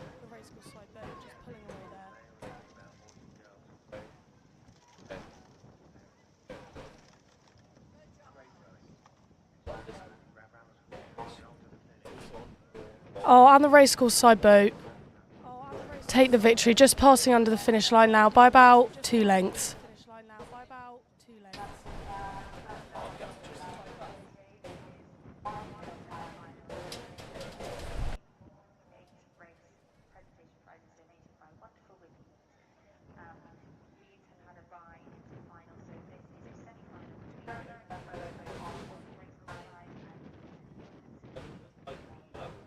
Not too much congestion at the finish line, which looks quite good. Oh, hang on, what's going on in the reeds over there? Pushing the other boat into the bank by the looks of it. Wow, okay, post-race tussle. Bit of argy-bargy. Yeah.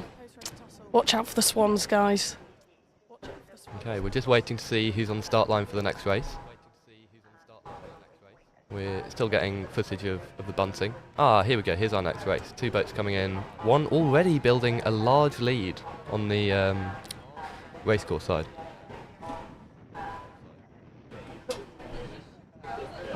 Yeah, it's interesting. Will the Pilar Woodside be able to catch up? It's not looking likely, but there's still a couple 100 metres left in it. It's true. They're just coming right in front of us now as we sit by Cuss Boathouse looking out. Looking very strong. They do make it look quite easy, it has to be said. Great rhythm there. They do. This is a women's 8, we probably should have said.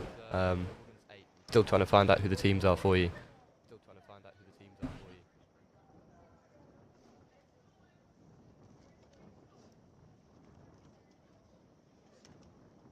And the second boat is just coming into the finish now, beneath the bunting that marks the finish line. A well-won race, that.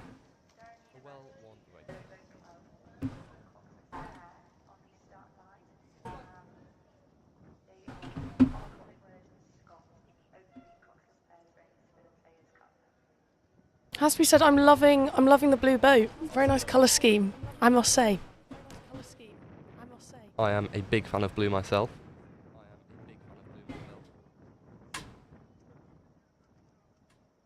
Okay, and we're just lining up for the next race now on the start line.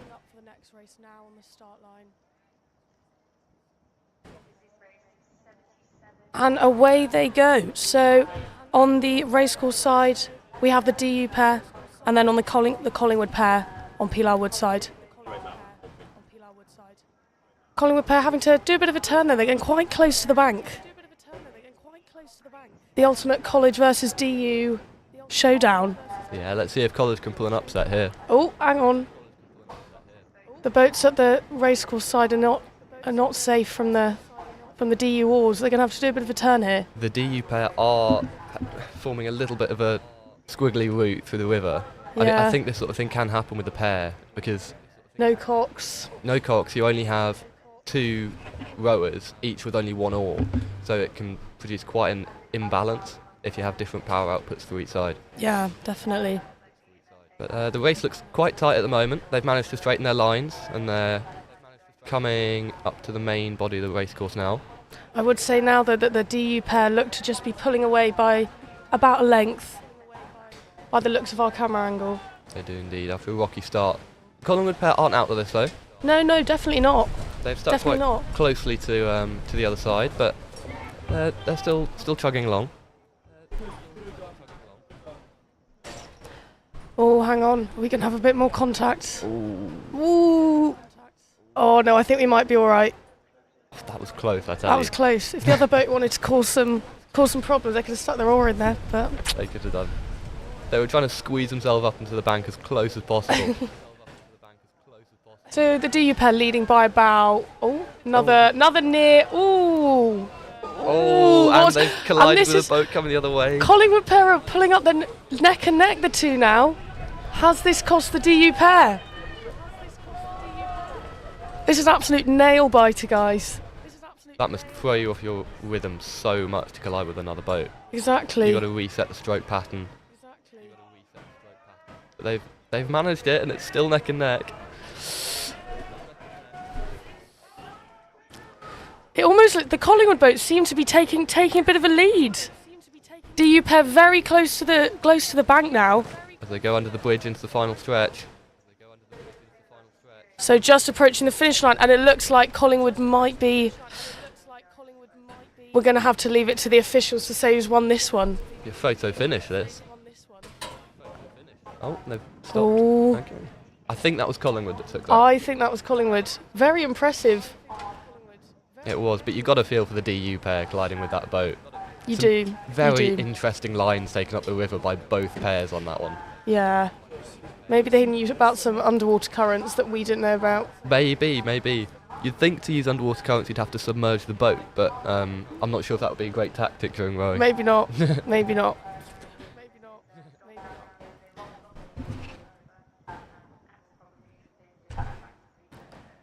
So now we are just watching Durham School on the racecourse side versus Leeds Uni, Pilar Wood side.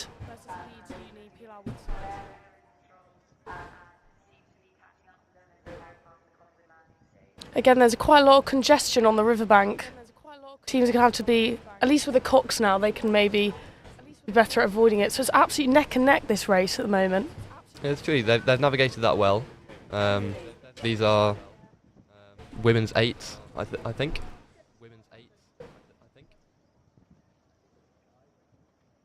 Leeds University look to be pulling away by about a quarter of a length there. But it's still very much neck and neck.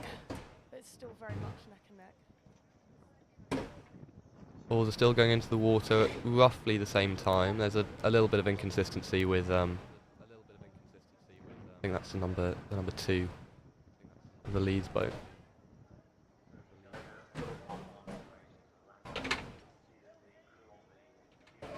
Right, Durham School are giving a very good account of themselves, considering they're up against a university team who of course will be significantly older than them. No, definitely. Oh, here we go. They're seeing them just come past now. Yeah. The school have started to look a little bit like they're treading water. They've just slowed down a little bit while the Leeds 8 have progressed onwards at the same rate. I think it is tough, being on the racecourse side when you've got these other boats coming down. It adds a whole other factor to contend with. Yeah, you've got to play rowing and dodgeball at the same time. Exactly.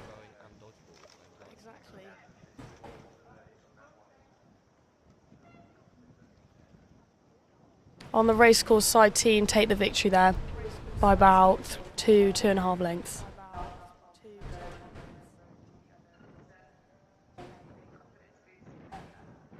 I think the next race we're about to look at is Canberra versus Durham School. I can't say I've heard of Canberra before. Neither can I, so maybe an extra interesting addition. Yeah, adding an air of mystery to the competition. And this is single sculls, so very interesting race.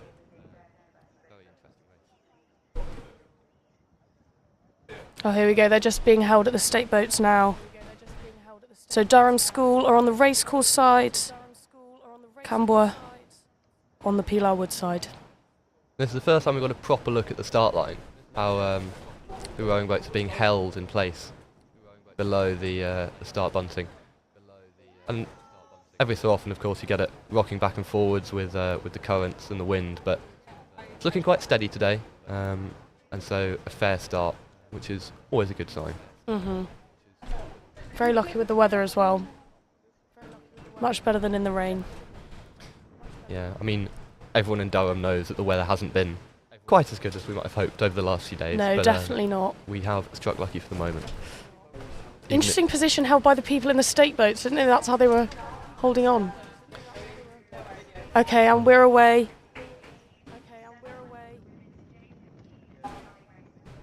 Durham School on the racecourse side, who are at the moment neck and neck with Camberwell. Much higher stroke rate from the Durham School student. Yeah, definitely. I suppose if you have limited leverage, you've got to quicken that to make ground. And they have. Well, they did have a lead, but it's now gone back to evens. Looks like a bit of maybe converging in the middle, but. But good lines, much better than the pairs we saw a few moments ago. Yeah. Again, you know, is Camberwell going to be too close to that boat on the... I think it's Durham School on the racecourse side actually, but they do look like they'll be okay passing them.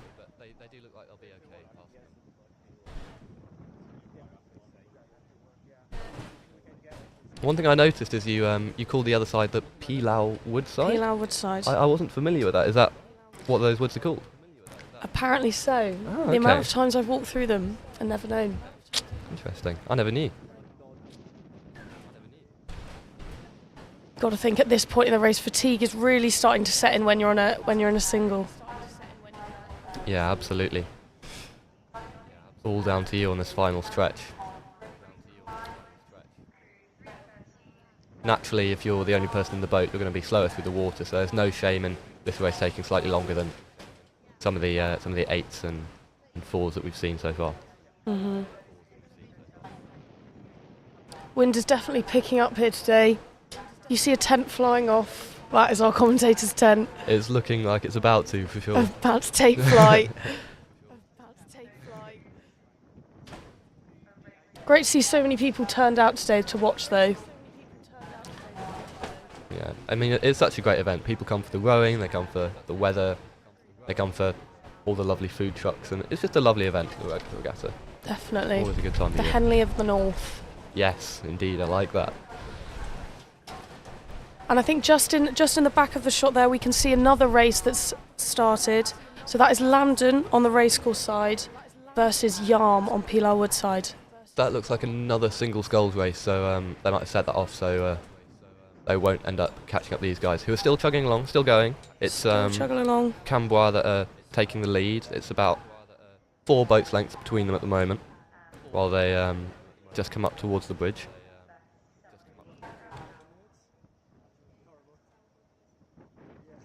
Not long left to go now. Your arms are screaming at you by this point. Working so hard just to keep moving through the water. Feels like it's turning to treacle, I'm sure. Oh, heading into the reeds. Oh, she's diverged. Haven't seen too much trouble with the bank so far. I'm not sure about the earlier session. No, I haven't seen much trouble. The beautiful thing about the banks is that they don't move, whereas other boats will move, sometimes into your way. And that's Camberwell over the finish line and has won the race against Durham School, but a good race to watch. Now you've got to row all the way back. Yeah. Not the one.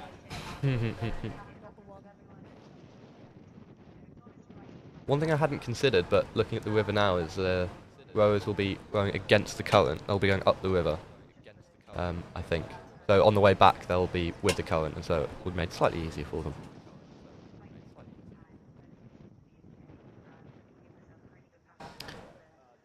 So I think now we're just looking back at... Oh, Hang on, what's going on here? I think we have a capsized boat. A capsized boat? Oh no. Commiserations, my friends. We hope they're all right. That's never a fun experience to be in. No, especially not right in the middle of the river in front of a crowd of people. Oh, don't. Hopefully they don't watch this commentary back. No, hopefully not. Can't quite see what's going on here, but I think it might cause a bit of a delay. We can see it gives a chance for the other boats to get back. Exactly. And we can see the queue forming of boats ready to race. Seems to be taking a while though. I'm not quite entirely sure about how the protocol for saving a capsized person, but they have assistance. They've got I think that's a... Oh, here we go. I think now. That'll be either Lambton or Yarm, I assume. Oh, there we go. Heading home. Oh, what a shame. Wait all this time just for that, but you really have to feel for them. Yeah. I'm sure they'll come back stronger next race. Lessons will be learned. Either win or you learn. Yeah.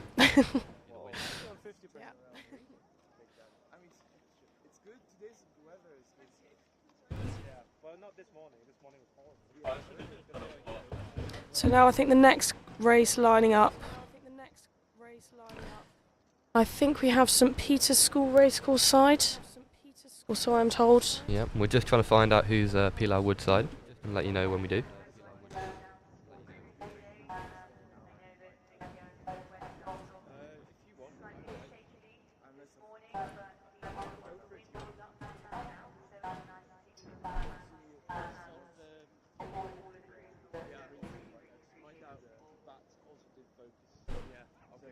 So we are currently on race 82, and for people looking at the schedule, we are currently running about 18 minutes behind.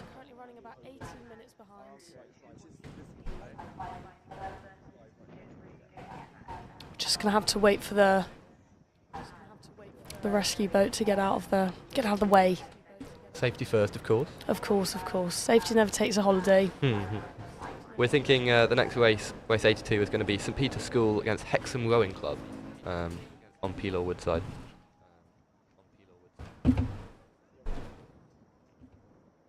We're so used to seeing only college and Durham University boats on the river, but it's such a nice change to see schools, different universities, different rowing clubs coming here, because it's such a wonderful venue. It's lovely to share it. No, definitely. Also interesting when you get, school versus university team. Yeah, it's an interesting dynamic. Yeah, definitely. I'm sure the schools will be looking at the universities thinking, if we beat them, that's a big feather in our cap. Mhm.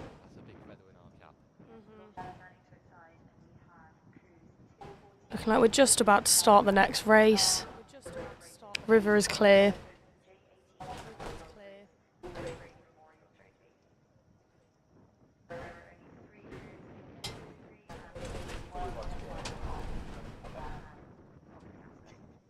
Team heading into the bank there.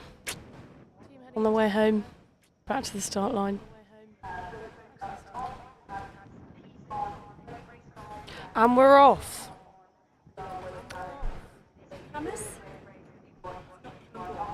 Lights out and away we go, as they'd say in Formula One.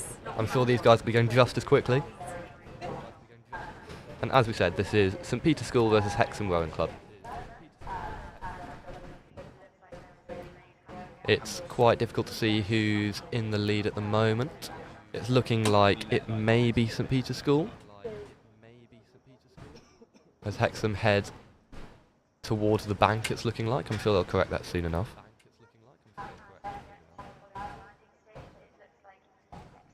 And this is a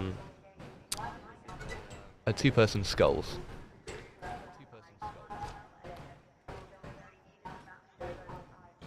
Round 1 as well in the competition.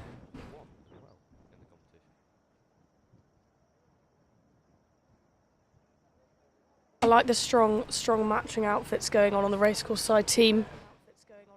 Absolutely. Teamwork makes the dream work. Teamwork makes the dream work. Look good, feel good. All that. We say that though, and their rhythm is actually relatively asynchronous compared to the Hexham boat. They're just dragging a little bit. Hopefully they'll get in their stride soon, but the Hexham boat do look a bit more comfortable in the water. One way in which I'm going to show my my amateur rowing knowledge is that I'm not sure how you number the people in the boat. Is it one is closest to the way you're going or away? You know what, that's something we can find out for you. I'm sure all the rowing people, all the rowing fans listening will be screaming at me. So I'll do my best to correct that.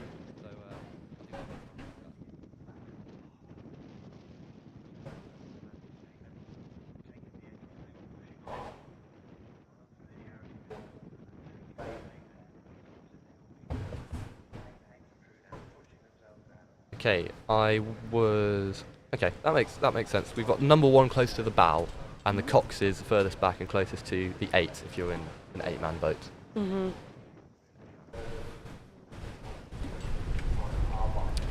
It looks like Pilar Woodside are just coming over the finish line now. Easy win for them. Big win for Hexham. Definitely. Come a long way just for this, and they'll be leaving with at least 1 victory. We'll see what they do in the further rounds.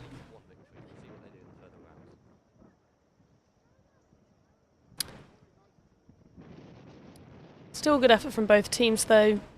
Still love the matching outfits. Yeah, St Peter's School are finishing strongly, even if they are diagonal across the finish line, but very good speed there.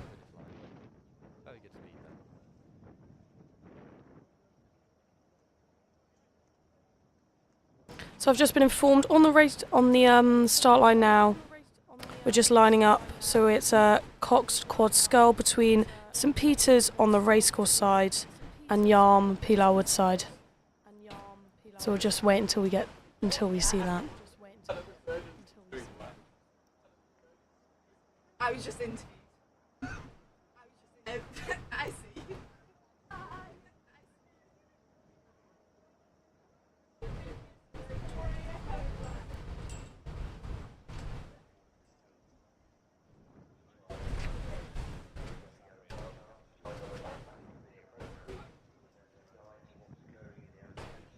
Still waiting for the live footage to come through. I'm sure they're just setting off now, and here they are.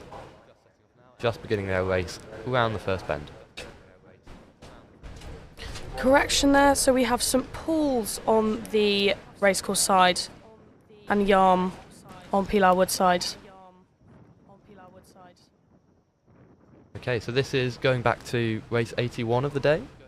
There must have been some misunderstanding or change in plan in order to swap those races around.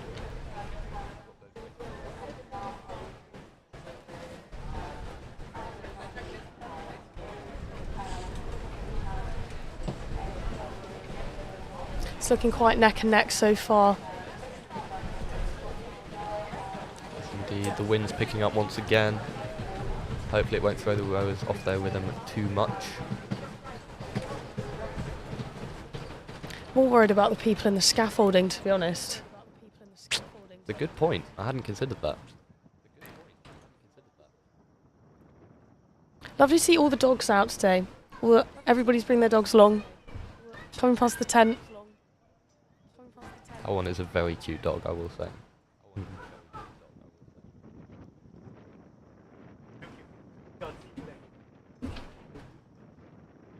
So it's Yarm that are currently taking a small lead over St Paul's. A bit of contact with the boy there. Yeah. I think that's the number 4 in the St Paul's boat, which is he's having a little bit of trouble with his right oar throughout the race.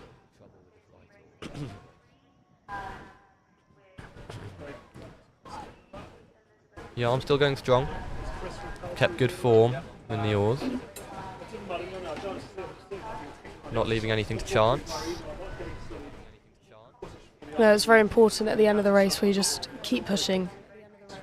Yeah, absolutely. As we saw in the Collingwood versus DU race, it's still all to play for, even right up until quite far through. Absolutely.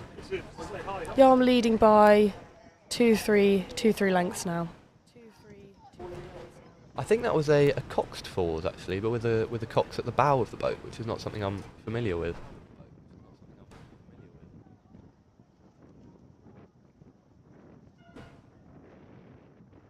I'd imagine they're just there to steer the boat. And here we've got our first sign of Queen Elizabeth High School versus Bradford Grammar.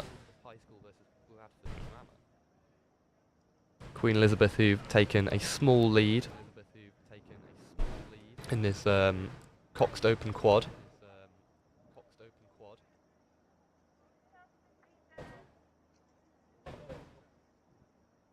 Another school versus school race. Very encouraging to see younger ones out on the river. No, definitely. And it must be nice for them as well to see, you know, when the DU rows come out. I mean, Durham has such a rich rowing history with all our alumni and Olympic gold medalists coming from the university. Then it's a really prestigious place to come and row.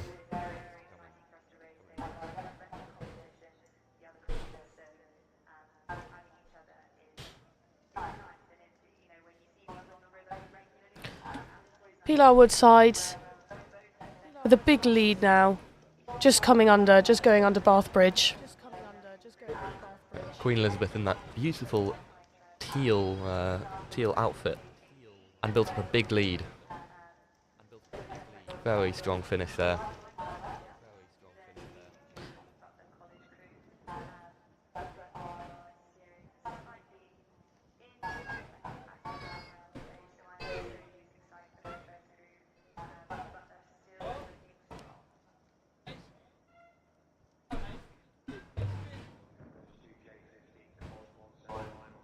So we've got another race setting off now. Yeah, this is Butler versus Trevelyan in the women's intermediate fours. Trev's on the racecourse side for this one.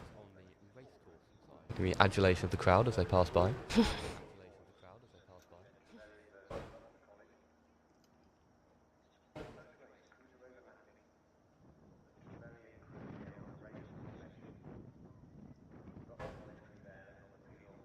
In this intermediate fours event, each rower only has one oar, so not as much power being driven into the river, but still a lot of technique and work to be done. Butler College flirting with the bank a bit there. I mean, they do love a mound, don't they?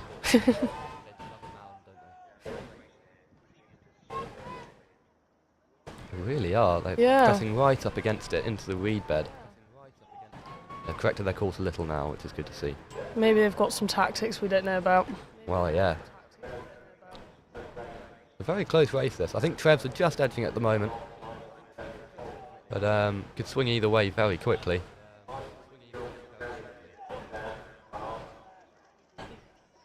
Both these boats coxed as well, so they'll be shouting at their boats, willing them on.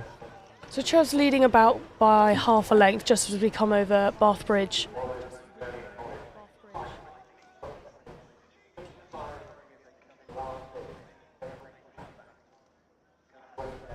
And it looks like Trev's just take the win on this one. Absolutely. The Joe boat was just a case of getting too stuck near the side of the river where the water's slowest. Our next race is Yarm School versus Chads. An interesting matchup with Chads on our racecourse side, Yarm on Pilar Wood side.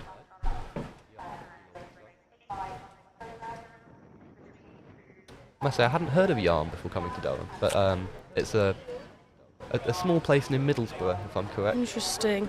I've heard that Yarm can be a very, very strong contender in Durham Regatta, so it'll be interesting to see how Chads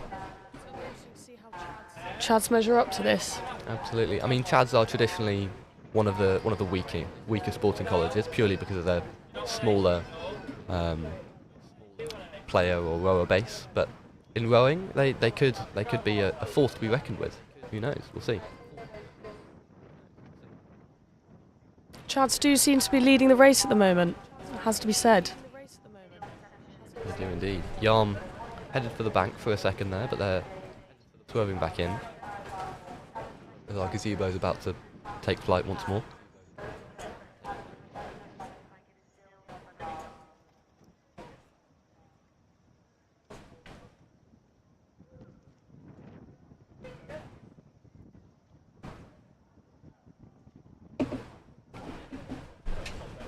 Chad's still holding their lead. Yarm seem to be heading more towards the middle of the river. I mean, it's where the currents are strongest, but you can only ever really be behind the other boat there. As Chads collide with the buoy. We've seen a few boats do that already today. Quite often it seems to be the last rower in the boat that has the misfortune. As they come in front of us now, I believe that's Chads that we can see, and then Yarm following them up. It must be said, looking on from the riverbank, the camera doesn't do the speed justice. They are actually going quite fast. It looks like they're putting in a lot of effort there. Very true, and you can see the Yarm crew struggling and straining to keep that boat moving. Massive props to them, because that is not easy work. Definitely not. Especially in these choppy, treacherous, windy conditions. Absolutely.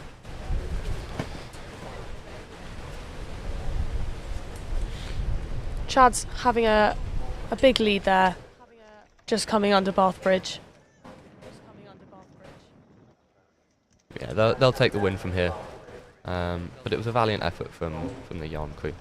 And that sees Chads progress onto the next round, as that was round one.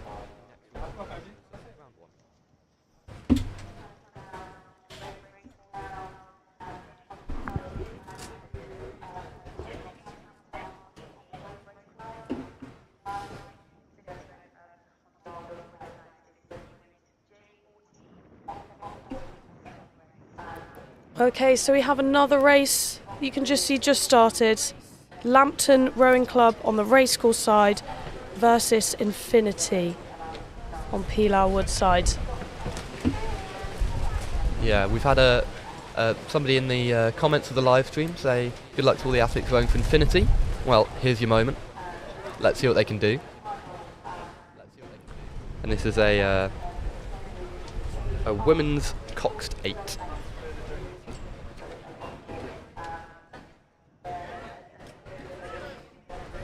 Bit of deviation from Infinity, but they're back on a good line now. Lambton seem to be currently taking the lead, but again, all still to play for. Yeah, my mistake. It's a women's coxed 8 sculls, so a lot of oars in the water, 16 to be precise on each boat. These should be the quickest boats on the water, but it's so difficult to coordinate all that. But they're doing well so far.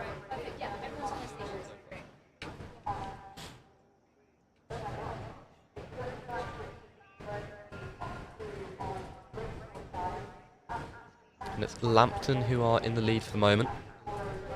I think we've also just seen another race start. If you look towards further back in the river, that is Sheffield University versus Leeds University. Leeds University on the racecourse side, Sheffield on Pilar Wood side.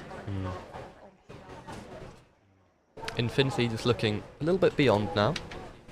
Leading by about 2 lengths. Yeah.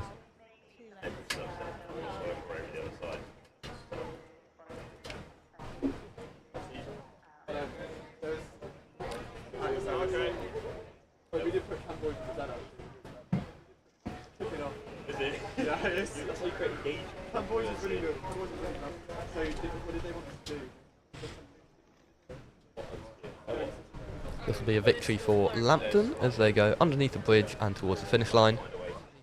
Still looking very strong towards the end. Great. Just need to watch out for those other boats waiting for them past the finish line. Watch out, Chads. Get out the way.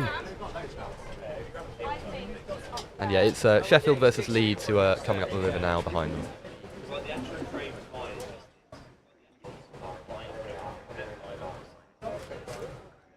Still a great effort from Infinity.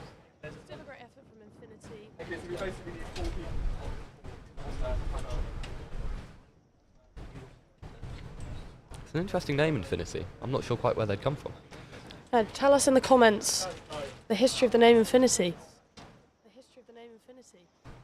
A massive lead currently.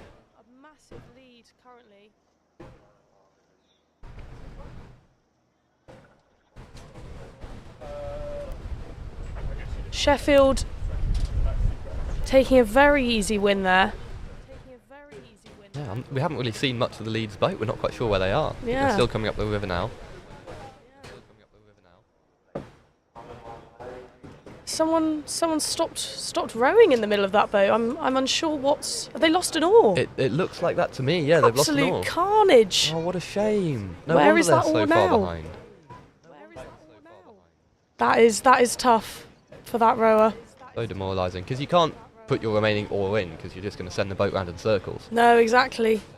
You just have to sit there and grin and bear it. Yeah.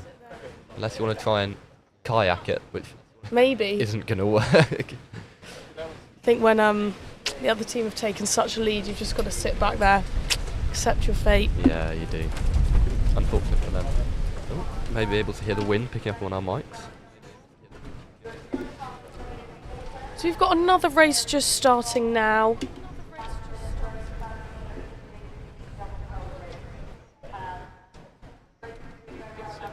This might be Durham School versus St Paul's, but we'll try and find out for definite as soon as we can.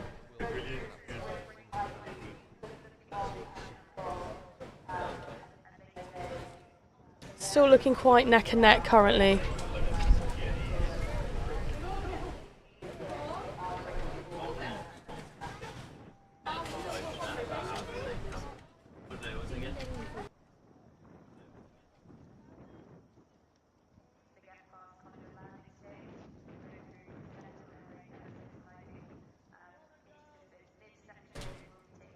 Boat still neck and neck coming up the river now.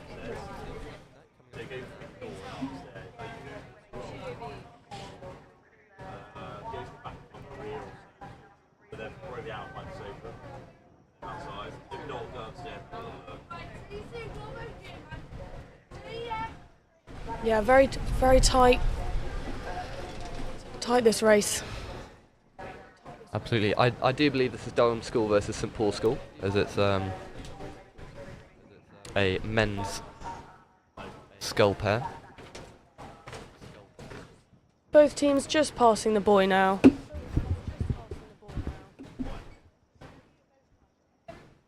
Oh, bit of deviation into the middle.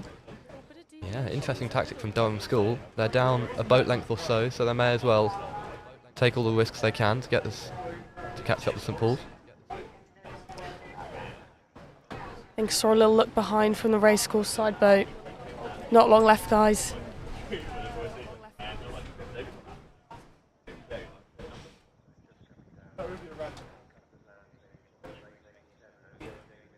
Still heaving on those oars. Coming up to below the bridge. And once you're at the bridge, you know the finish line is right next door.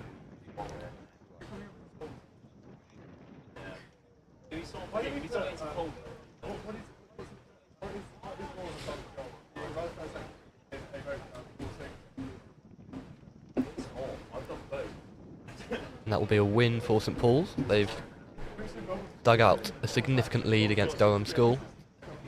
Great effort from both teams. Still finishing strongly. It was a great effort.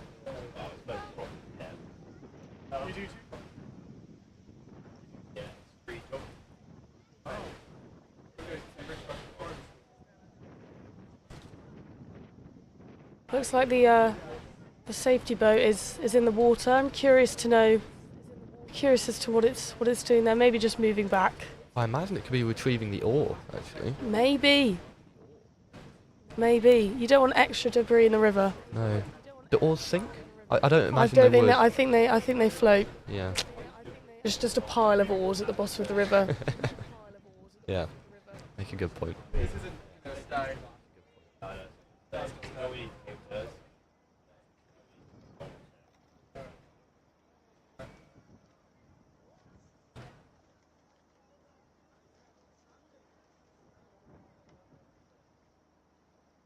Do you guys have any rowing memories from Durham Uni? Please put them in the chat. Love to hear them.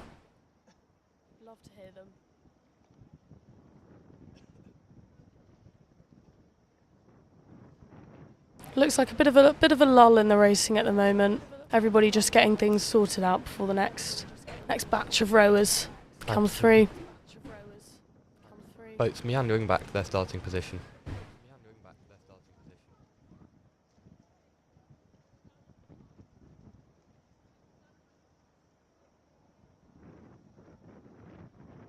So I think now we're just going to hand over to the presenters for a moment. We'll see you soon. Oh.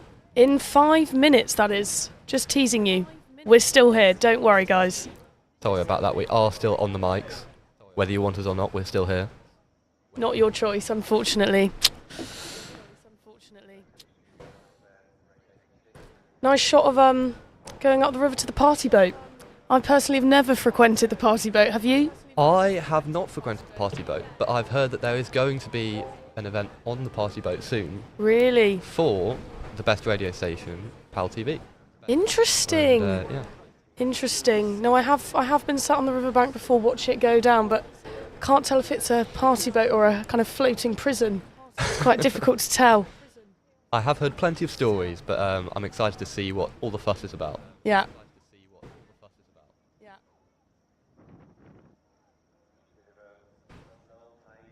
Not a lot of congestion at the finish line, which is always good. Absolutely.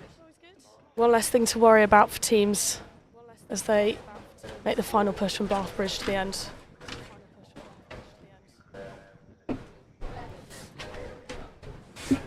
Oh, someone's walking in... What? Walking in the river? That's someone walking. It's quite shallow. Slightly bizarre. Just returning the safety boat back to... Oh, there we go. I think they've got the oar or something. Let's hope so. If they've got it there, that means it must have been lost quite early on. Yeah, that would be awful. Oh. We're leaving soon, I promise. We'll go to an ad break soon.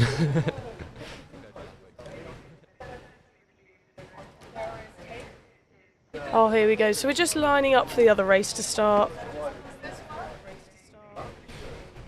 We will tell you who that is as soon as we know.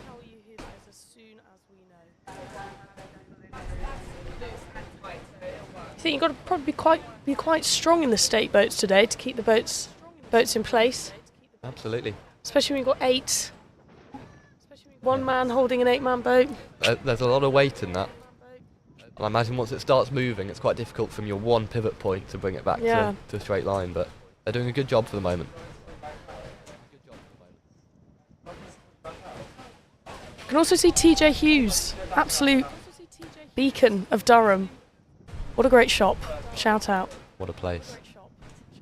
Also with Durham Regatta on today, the park run this morning was the route was moved, so they did their regatta route, which is more around MC than usual. So big shout out to all of those who ran park run this morning. Got up early. Yeah, can't say I was one of them, unfortunately. I was unhappy to miss out this week, but of course, being on PalTV is a much greater prestige than running parkrun.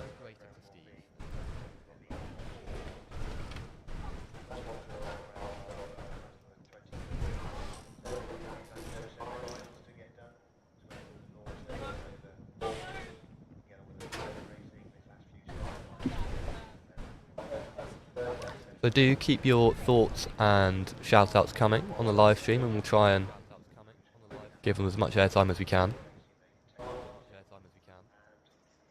Still waiting for the next race to be released, as I imagine they are still trying to work out the logistics of that safety boat. It's amazing how much damage to the timetable one oar can create. Exactly. Really. Yeah, who knows what else is going to happen in the day. There's always seems to be a few bumps along the road in each regatta. Yeah, even in the half an hour that I've been here, we've seen Capsized. Capsized, Or crashed in the boats, water. or in the water. We've seen everything already. Maybe it's us bringing bad luck. Waiting to see a boat split in half. That's next on the list.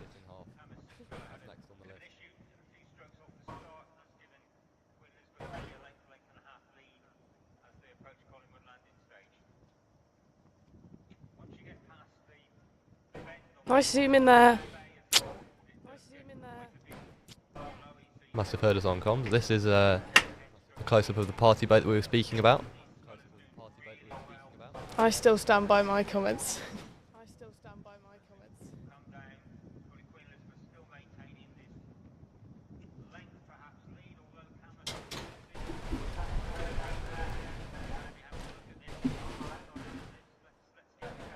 So we'll just be handing over to the presenters now, but we'll be back again with you shortly.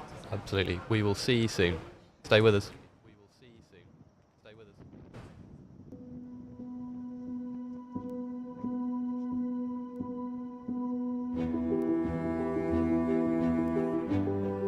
We're now going to take you to a quick advert. Looking for a new local this summer? This is the Waterhouse. With pints from only £2.50 and student doubles from only £3.95. Free dartboards every day of the week. And for only £10 you can book a karaoke room for as long as you like. Whether it's a social or a pint or two, the Waterhouse is your student pub in the heart of Durham.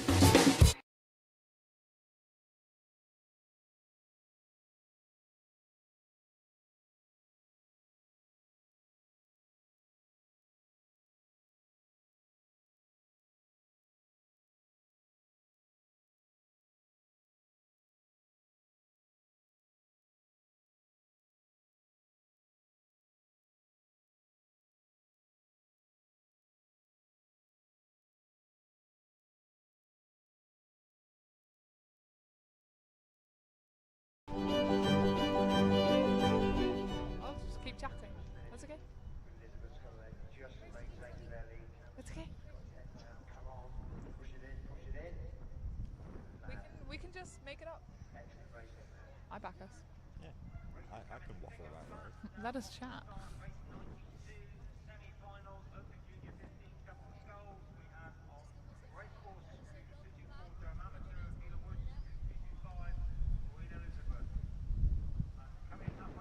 And then what?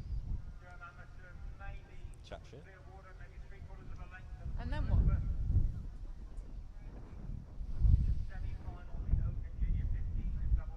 Hello. Okay, yeah.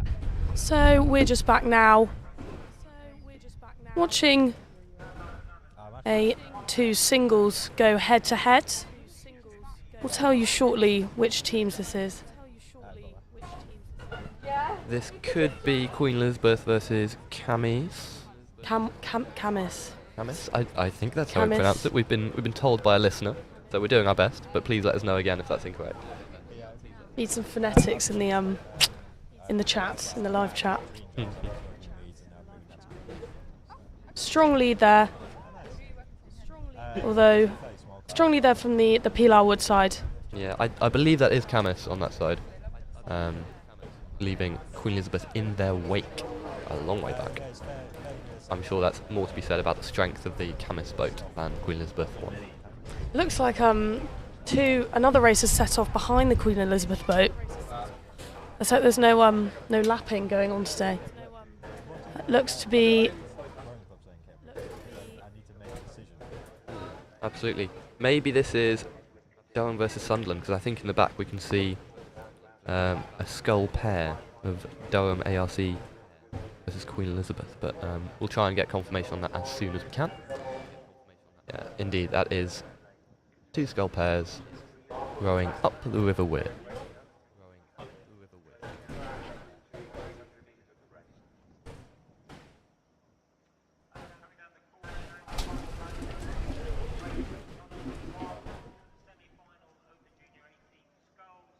A good lead currently from the racecourse side boat by about 3-4 lengths as they just come under Bath Bridge.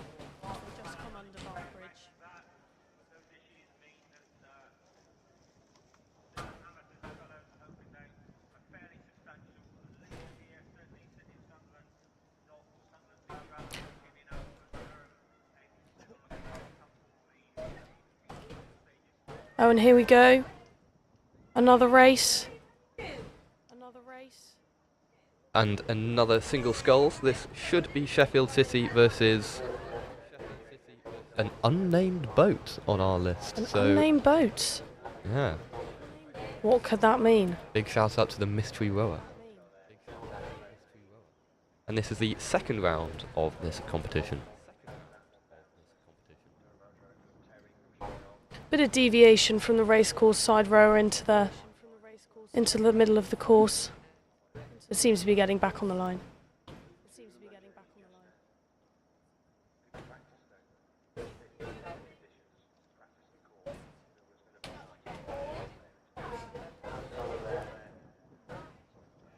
Very strong lead as we come under Bath Bridge.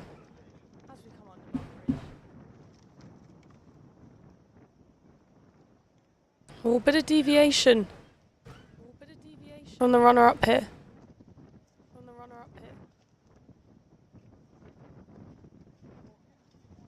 That looks like the unnamed boat is across the finish line. The mystery winner. Yeah.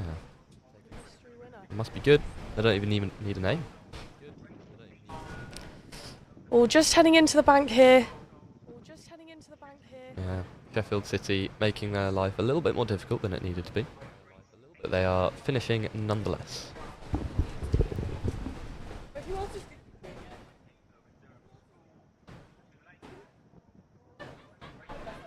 Welcome to everybody who's tuning in for the first time. This is PalTV's coverage of Durham Regatta. And we are up to race number 94 for today. Bit of history while we wait at the finish line. I'm told that Durham Regatta does date back to 1834. Goodness me. Okay, that's... A lot of rowers have rowed these waters. That must be around the same time that the university was founded. I do believe so. Yeah, I do okay. believe so. Are you a historian, Emily? Unfortunately, I'm not a historian. No. What do you do? For all those keenly interested, I do biology and anthropology. Okay, okay. How about yourself? I am a misguided physicist, to my detriment. But I do my best when it comes to sport as well. Anything you can tell us about the physics behind rowing? Put you on the spot there. Well, you see, the surface area of the oars has a large impact on the speed through the water, as you can get a lot more power through that. This is me waffling. I'm sure that's true, but it is something I've just, Just come up with. Yeah. Just a revelation you've just had now. Exactly. Also, speed is distance over time, for those who are unaware. That is physics as well. So, the speed these boats are going at. Good GCSE for revision for anybody listening as well. Exactly. I mean, don't forget that equation, guys. We've got some schools on the water. Maybe they're listening in. I can give them some help. And here we go. Just another race setting off now. We'll be telling you as soon as we can who that is racing. I believe this is Queen Elizabeth versus DUS/TARC, whoever they might be, in the women's intermediate fours. I'd just like to give massive shout out to all the parents watching on the live today. Keep the comments coming in, guys. We'll try and say that as much as we can.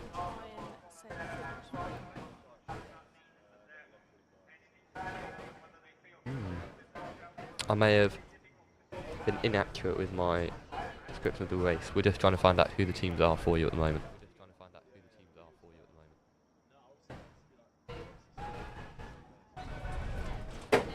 Still a very close race, this one. Doesn't look to be more than half a length in it.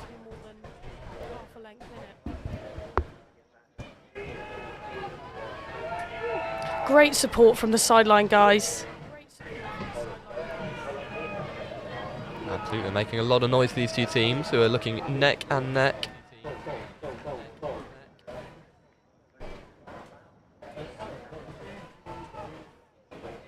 From the shouts on the sideline, it's sounding like yarn, but I could be wrong. Still very much neck and neck as we head under Bath Bridge, or the racecourse side team do seem to be holding a slight lead.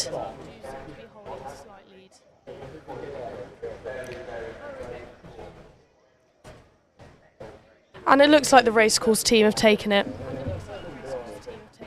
Big celebrations in the water as well. A lot of emotion. A lot of splashing about.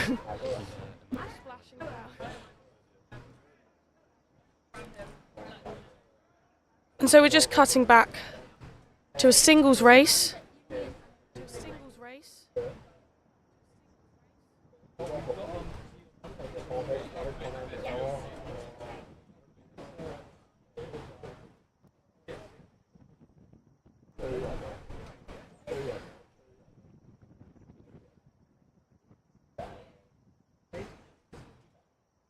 Teams maybe having a bit of a conversation at the finish line, exchanging tactics, maybe not.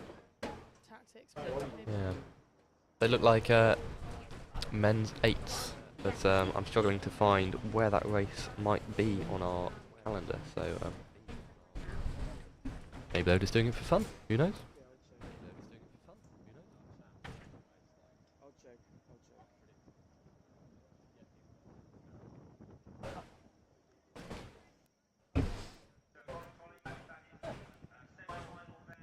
One thing I was mentioning earlier was the proud history of Durham rowing, and our 2012 London Olympic gold medalist, Sophie Hoskin. Really? Who claimed victory in London. And was a proud member of Durham rowing.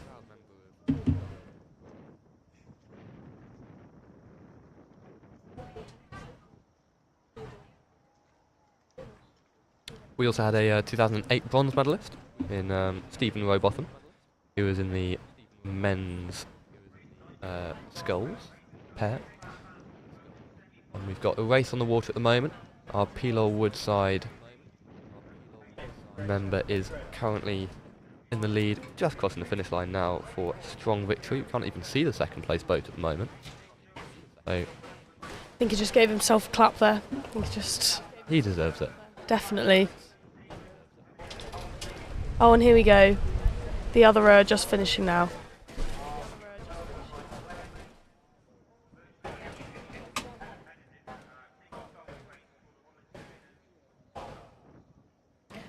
And so we're just looking at another race now. Again, two singles. Women's singles by the looks of things.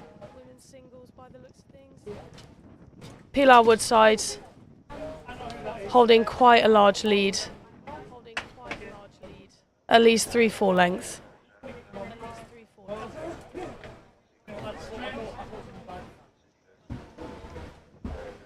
Still trying to find out who these teams are for you.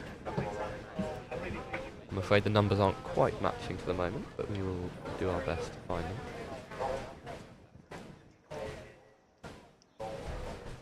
Very easy victory for the Pilar Woodside rower. Great job. Yeah, that's a women's single sculls, and I believe we have another women's single sculls coming up the river just about now. They're very wide apart, and you can see the ripples on the water, making it a little more difficult for them.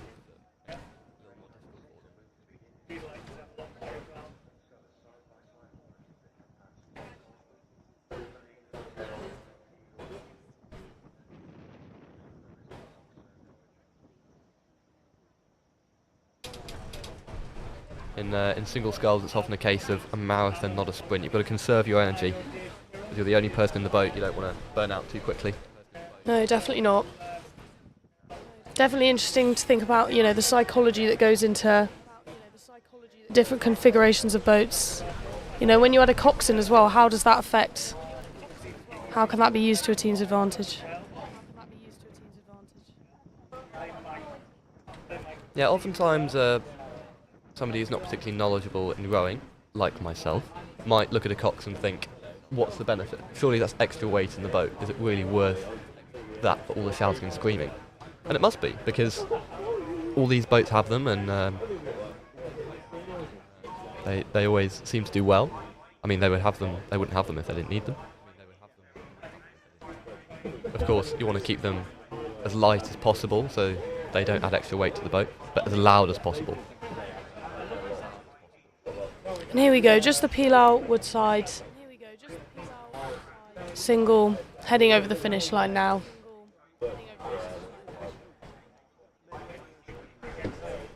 Oh, bit of congestion at the finish line. Oh, got a lovely aerial shot of the River Wear there. You can also see some of the classic cars. Haven't Oh. seen them driving around Durham today.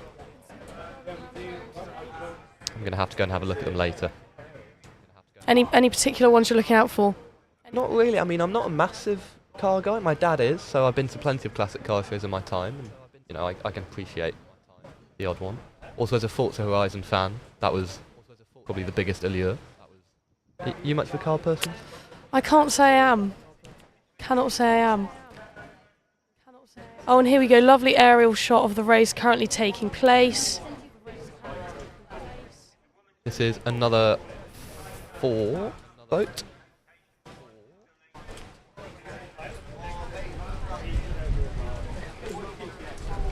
Strong lead by about a boat's length on the Pilar Woodside.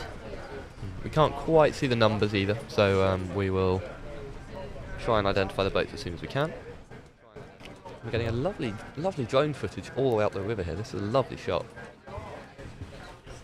Well, it's either a drone or a helicopter, but I can't imagine they'd have a helicopter in Durham. Maybe a camera attached to a bird. We will never know. Wow, that would be quite something actually. They should do that. Yeah. Yeah.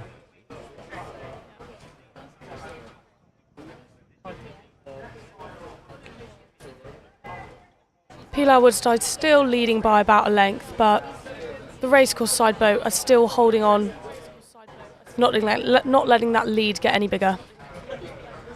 Yeah, these are coxed women's fours.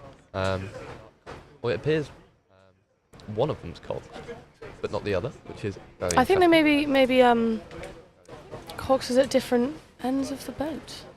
By the looks of things, Pilar Woodside looks like the cox maybe at the front. Racecourse cox close to the start line. That's very interesting.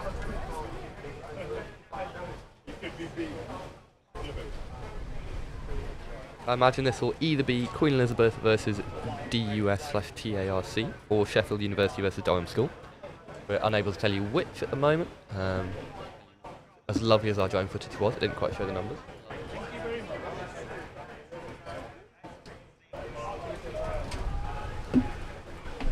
Rose having a little congregation past the finish line. Okay, and we're back looking at the race. So it looks as though it is Tyne Amateur Rowing Club versus St Peter's School.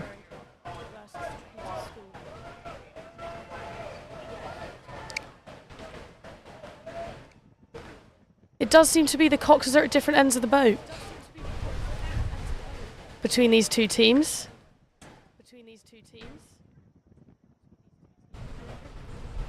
Interesting how the role of the cox changes when you're facing the rowers whilst when they're not facing you. Yeah, you'd think facing the rowers would be better because you can, you know, you can spur them on a little easier instead of shouting into the water. But then again, a better view. You know, it's all about the trade-offs. Very true. Very true. And it looks like Pilar Woodside taking the lead there by about 3 lengths.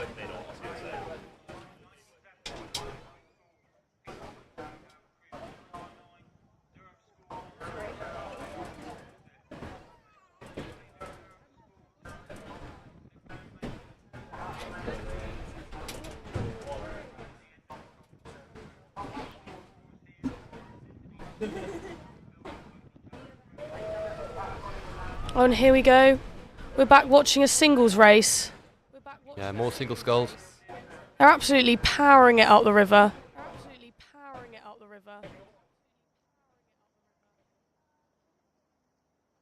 Pilar Woodside leading by just under a length there. as we come under Bath Bridge. They got to that bridge quickly, didn't they? I know. The rapid race. Oh, cutting in from the racecourse side. Are we looking for a potential collision on the finish line? Very interesting.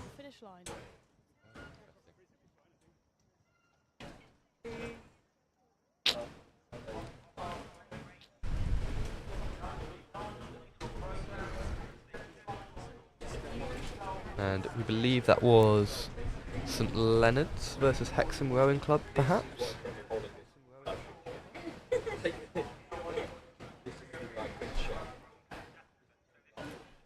Hexham Rowing Club being the winners in that, if that is true. And here we go. Just watching a four at the moment. Cox 4. Can't actually see another boat. Yeah, we So- hope they're okay. Maybe they've just had a slightly slow start. Hopefully no more oars in the water.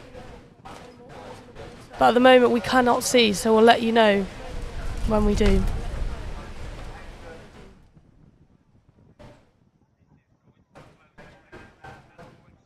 Oh, and here we go. Here we see the other boat coming in.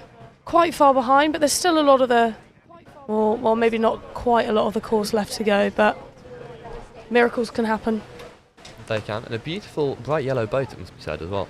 Yeah, I'm loving this teal kit, yellow boat combination. Yeah. Might not be winning the rest, but they're They've got the aesthetic. winning the best dressed on the water.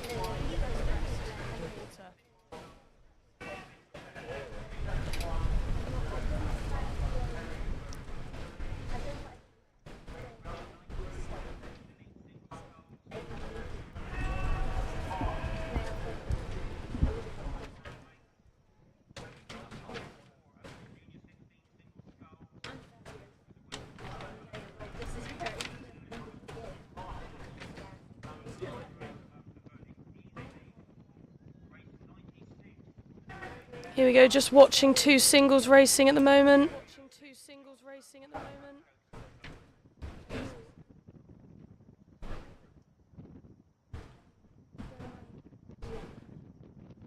Racecourse leading by about 2 lengths. Great form. Can hear a lot of shouts from the side. Absolutely. Good lines from both as well. They're keeping the boat straight. On the right side of the boys. As they just come past the steps.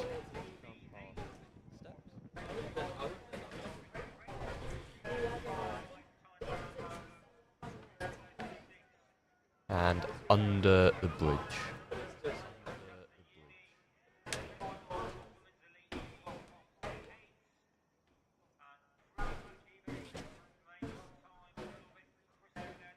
Just been informed that is racecourse side, Winsley, and Doncaster University on the Pilar Wood side.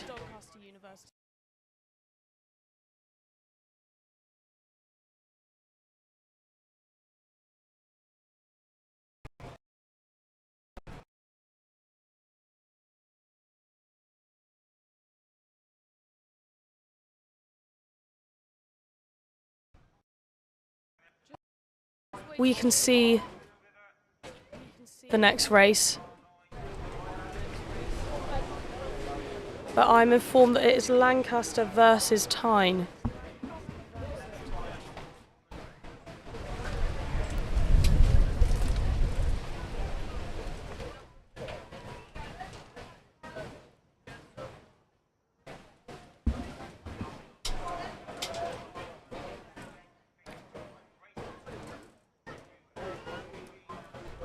Two boats going absolutely neck and neck now.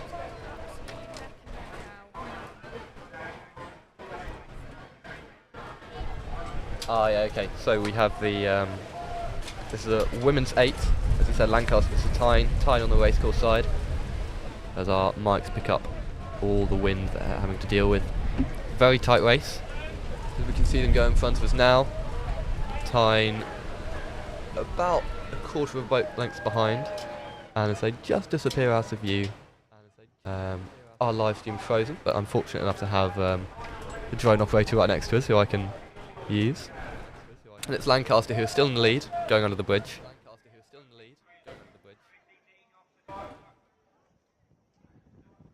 Very consistent stroke patterns from both boats. This is clearly quite good crews on both sides.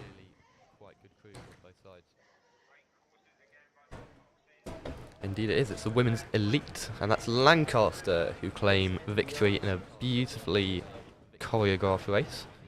Only a quarter of the length of the boat in it, even at the finish.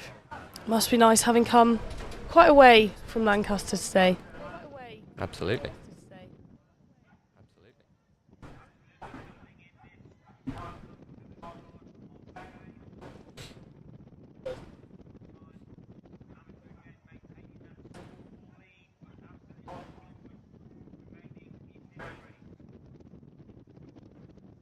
Okay, and we're just watching another race that's just started at the moment. I believe this is Tyne versus Collingwood. Tyne looking to be taking the lead at the moment. Absolutely. So this is our 101st race. We've broken into 3 figures, everybody. Thank you for staying with us for this long. Plenty more to come as well. And Tyne are building about half a boat's lead at the moment. Both quite narrow in the river, but no danger of crashing, thank goodness. No boat split in half yet. Not yet. All that's still to come. Still have my bingo card ready.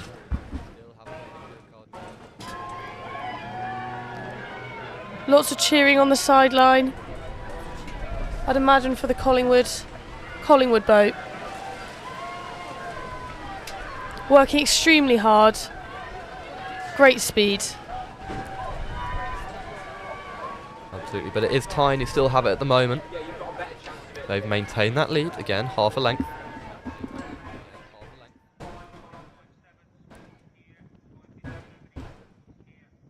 Just coming under Bath Bridge now. Tyne about a length in the lead. Is that what it's called? Bath Bridge? That is Bath Bridge, the footbridge over there. Learned that yesterday. I did not know that. Learning lots of things. So many bridges in Durham, I lose track of the names. Too many. Too many. Indeed.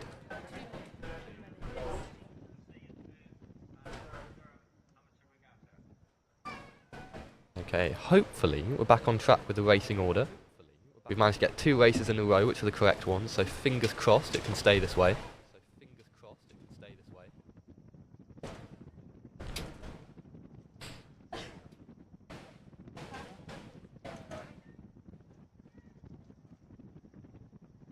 Lovely sweeping shots there of the race course. Really does look beautiful. The bandstand snuck in between a few. Oh, did I just see the teacups? Get yourselves down to the teacups, guys. So I've just been informed in this next race, just started, we have Tyne Rowing Club on the racecourse side and St Peter's School, Pilar Wood side. Okay, and this is a women's scull pair.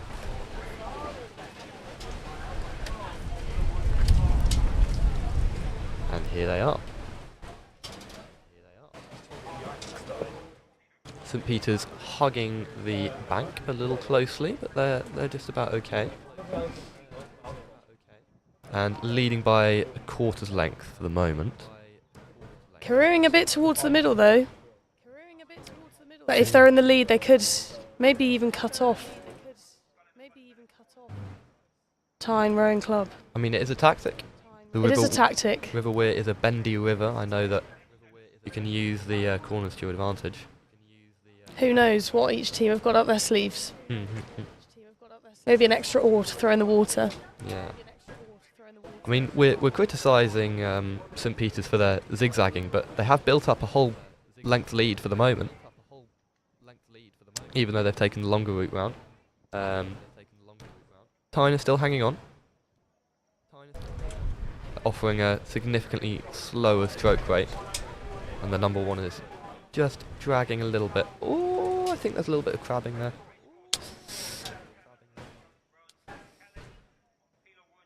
Managed to hold on though. No one ejected from the boats yet.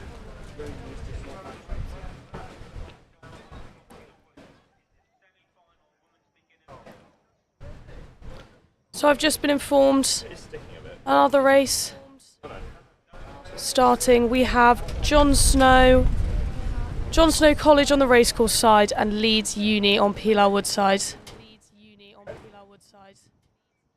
A great opportunity for a college team to go up against a uni team and really show what they got. Yeah, absolutely. This is a women's sculls, a single, and beginners as well. So, let's see what they have to offer. It does look like Leeds at the moment are taking a significant lead over John Snow. If you're... Oh, hang on. We're watching pair at the moment.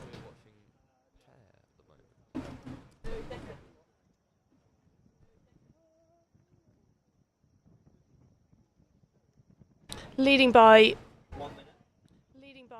over maybe 5-6 boat lengths coming under Bath Bridge just up to the finish line from Leeds Uni.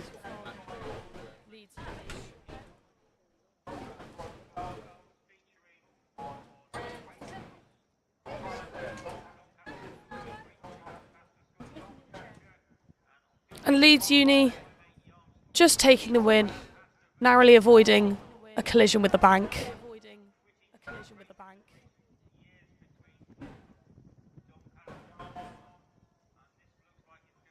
So the race currently just starting now. We have Doncaster on the racecourse side and Yarm School Pilar Wood side, all to play for.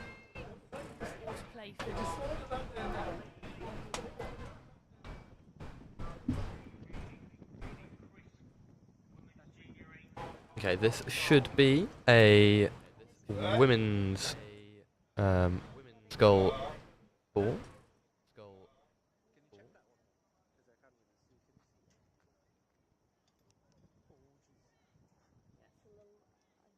Still waiting to see footage of that at the start line, so we'll see what happens.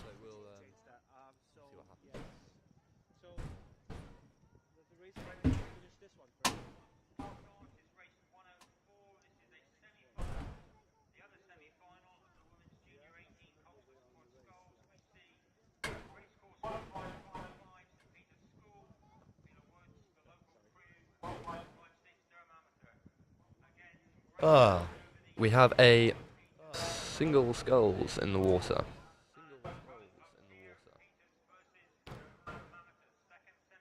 lot of traffic beyond the finish line, but thankfully nothing before it. So that single sculls, I think, could be our lead Jon Snow race, as that is fitting the bill for the women's beginners. Well done to them. And hopefully we'll be able to see Doncaster versus Yarm further up the river.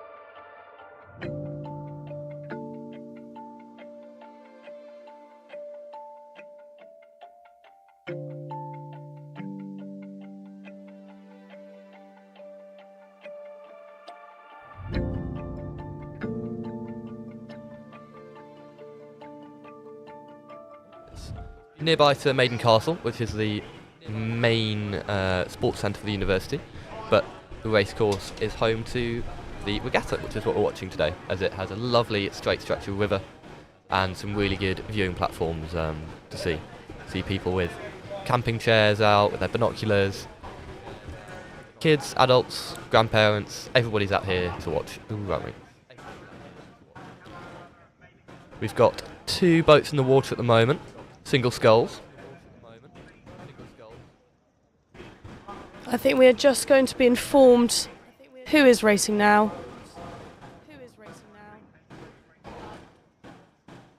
This could well be Hexham versus Durham ARC, in which case it would be Durham who have claimed a length lead. And I think just further towards the start line on the river, another race has also begun. We have Racecourse side Tees Rowing Club and Camis Rowing Club. Or correction there, Collingwood, apologies for that. Racecourse side Collingwood and DUBC. That was Pilar Woodside. Durham who claimed the lead in the single sculls. And we are looking at some double sculls at the moment, which is our Tees versus Camis race. And this is the final of their competition, so this is a big race for them. It's Camis who have taken a massive lead coming into the step section, just going under the bridge now. Gold medal is in sight for them at this point. Big celebrations tonight for the win, hopefully. Absolutely, they deserve it. One of the major events of the year, and they're smashing it at the moment. They're in the final, and Tees Club aren't even in shot. Just been informed we may have a boat sinking further down the course. The DUBC boat, but the safety boat is on its way, so fear not. Yeah, that was in the DUBC versus Collingwood race. Clearly the Collingwood aura is far too much for DUBC to handle, but we do hope they're all okay. Maybe too much pasta bonding sunk the boat. Yeah. I'm hunting for the safety boat, but I currently cannot see. The Collingwood boat is absolutely storming ahead. The DUBC boat must be quite far back. Collingwood taking no prisoners here. This is their final, so they want to go out in style, even if they have no competitor up against them. Exactly. And gives the other boats an opportunity to take a more leisurely route back along the river. I think we're just getting footage now of the sinking boat. Let's see what's going on here. Oh dear.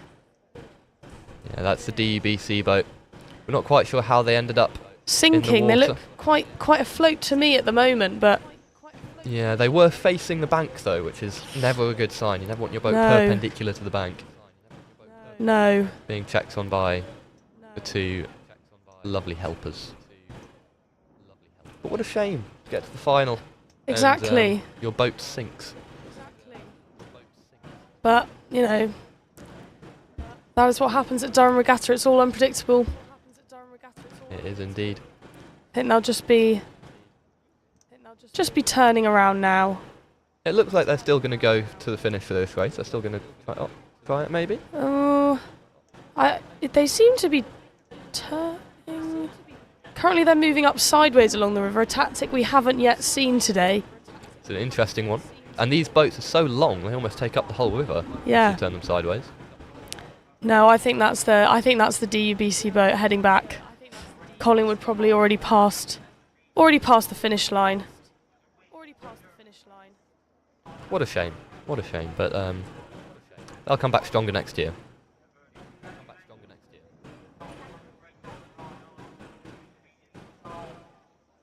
Safety boat getting quite a lot of action today.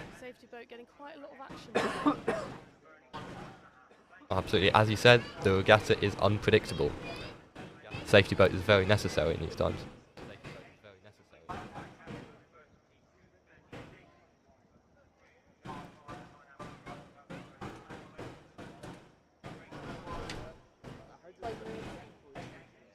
No other race is currently taking place while the DUBC boat.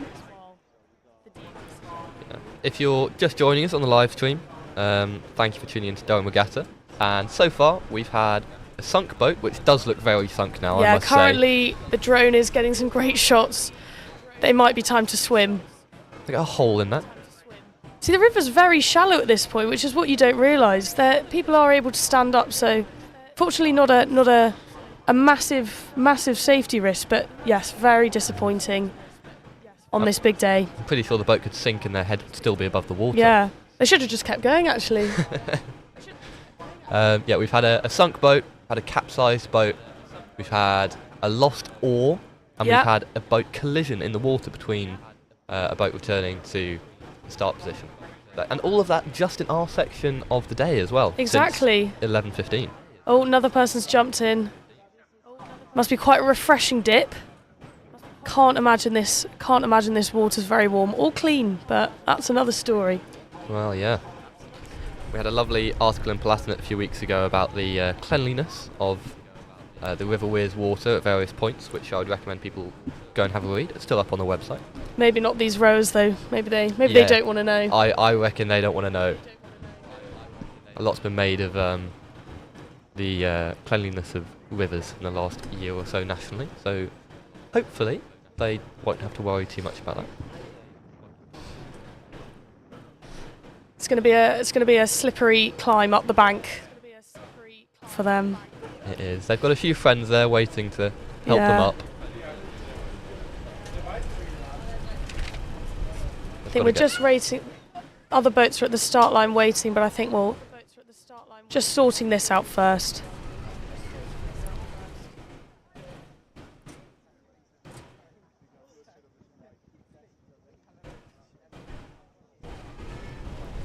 I'm in the knowledge that apparently in the start of the regatta there would be 9 boats abreast, 8 or 9 boats abreast on the river racing. So you can imagine the absolute carnage that used to happen back in the 1800s. That is incredible. Yeah. I didn't think you'd fit 4 or 5, let alone 8 or 9. No. Maybe that's something they could reintroduce. 8 or 9 boat race. Can you imagine going around the bend competing for that inside line? How many different bows you're going to get T-boning you? It would be absolute carnage. Just a bit of a queue forming. Bit of a delay. Yeah. But we should be back to racing shortly.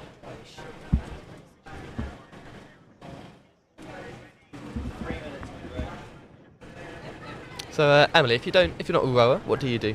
What are your sports? Oh, I'm exposing myself. I'm a hockey player. Are you? I am indeed. For the university? For the university. Ooh, yeah. Okay. Yeah. Big up DUHC. How about yourself? I'm a college hockey player, I'm afraid. Are you? Yeah. And then college football and tennis, I'd say are my two All rounder, jack of all trades. Exactly, jack of all trades, master of none. I'm nowhere near DU level, I'm afraid.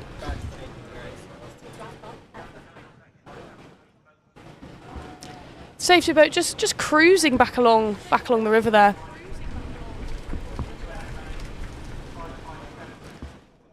So you've never made it onto the weir? No, I have not. Have you? In a rowing boat, I have. In a rented rowboat. It was a lovely. Although I think I may have disrupted some people's rowing training when I was doing that. I've heard of some of my friends have done the same. They've accidentally collided with quite a quick rowing boat. Yeah, but then again, it might provide good practice. You know, on days like today, you need to know what to do in case of that. So as the boats just head back.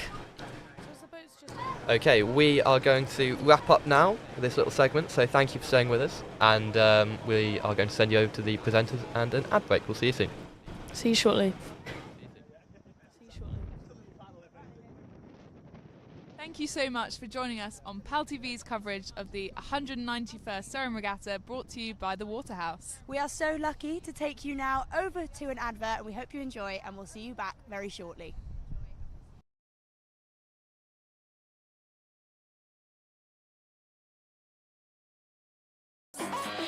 Looking for a new local this summer? This is the Waterhouse. With pints from only £2.50 and student doubles from only £3.95. Free dartboards every day of the week. And for only £10 you can book a karaoke room for as long as you like. Whether it's a social or a pint or two, the Waterhouse is your student pub in the heart of Durham.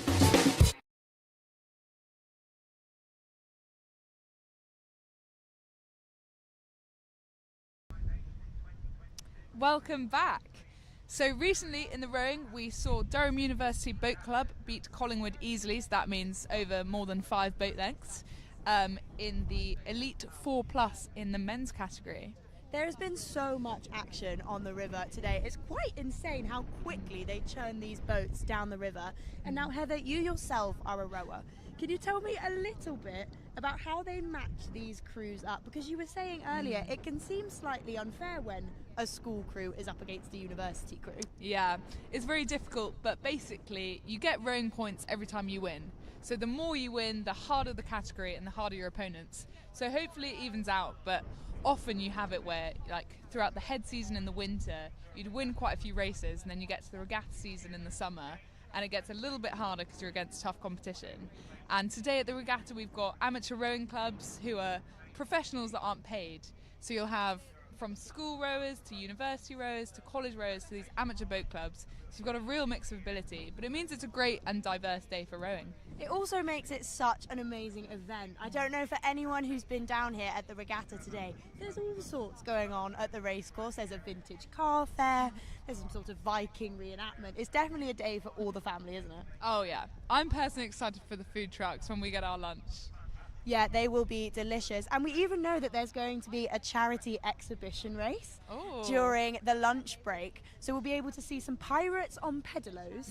So if you're interested in seeing that, definitely stay tuned because that's not one to be missed. A first for the regatta. Absolutely. The first one in 191 years that we're having a non-rowing pedalo race. Well, they do. When they take to the river in just over half an hour's time. But stay tuned, you'll catch all of that here at PalTV. We're going to pass back on over to our commentators to talk you through all of the action on the river.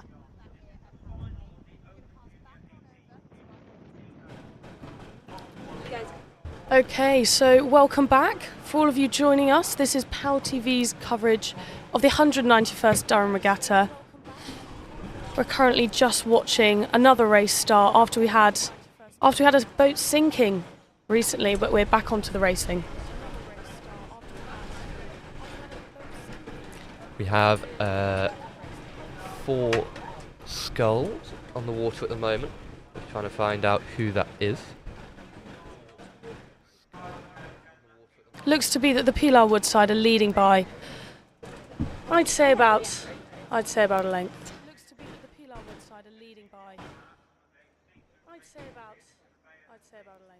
For everybody tuning in, please send in your good luck messages. We'll try and get as many of those out as we can. For everybody tuning in, please send in your good luck messages. We'll try and get as many of those out as we can. Great to see so many people on the banks of the river today. Have a nice picnic, dressed up very well. Great to see so many people on the banks of the river today. Nice picnic. And it looks like the racecourse side boat are still leading. I think it's the Pilar Woodside that are leading. Oh, sorry, yes, Pilar Woodside. New terminology. New Getting used to, the new name.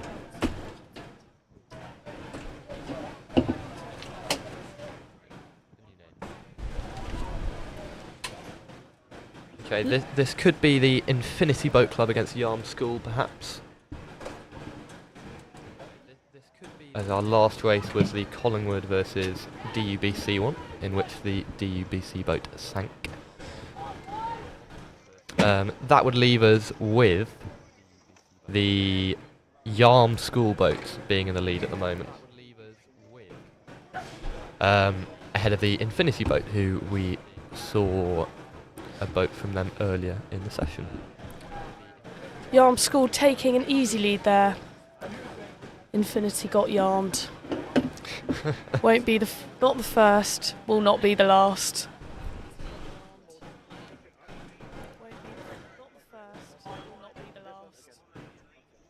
I'm now intent on finding out who Infinity are.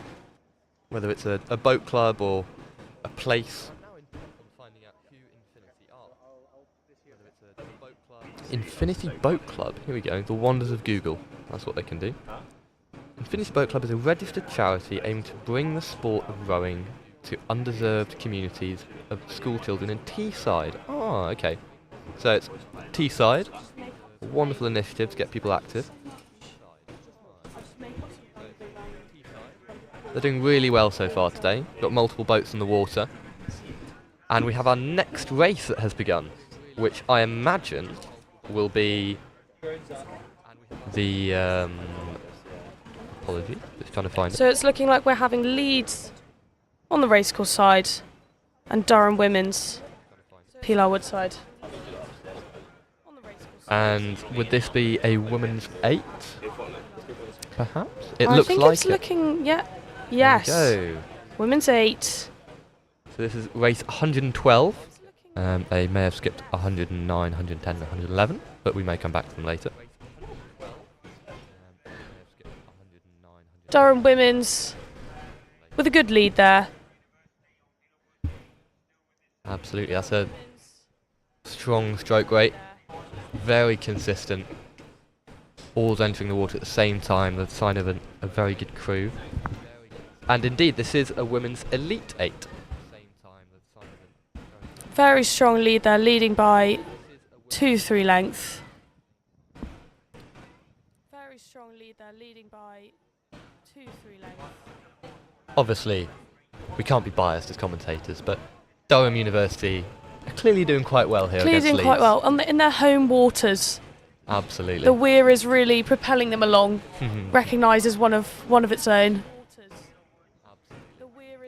Very proud of our university's rowing club. And this is actually the final of the women's 8, women's Elite 8. So it looks like Durham will be claiming a gold medal. I imagine it won't be the first of the day nor the last. Nice to get a home victory. Of course, and great for these crews as well. It's going to be a long bus journey home for Leeds. They've done themselves proud going into the final.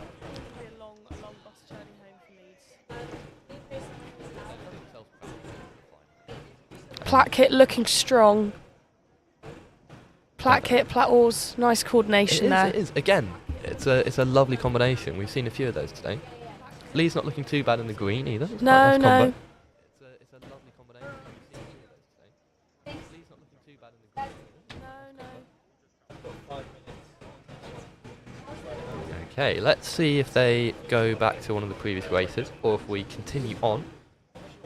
Race 113 would be Collingwood versus Berwick in the... I think a different race may be starting. I've just been informed. Racecourse side we have Lancaster and Leeds Uni. Lancaster Leeds. Okay. And Leeds Uni on Pilar Wood side. This is the final of the beginners Coxed 8. Lancaster flirting with the reeds quite a lot. goodness even me. at the beginning of the race. Let's get to the middle, guys. Come on. I mean, they're a beginner boat, so this is, they're allowed to make mistakes. But they've come back strongly, actually. They're Yeah, within just corrected course. they're within a length of the Leeds boat. Given the deviation, they do seem to be actually making up for the lead that... Absolutely, they're gaining on Leeds. Yeah. They're now up to half a length.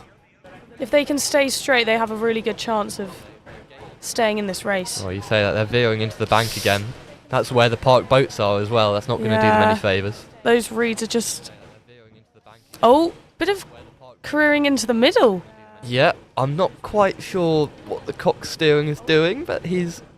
Maybe there's a bit of glare from the sun, we never know. Maybe. They're still in with a shout, though. They're still in within a length. Exactly. If they can just stay on a maybe straighter course, they'd have a good chance of this, but it looks like they're careering They're just to doing the side zigzags again. across the river. They've Yeah. covered double the length of the, Yeah, I Leeds know. boat, and they're still not doing badly. Taking a real tour of the weir here on their race.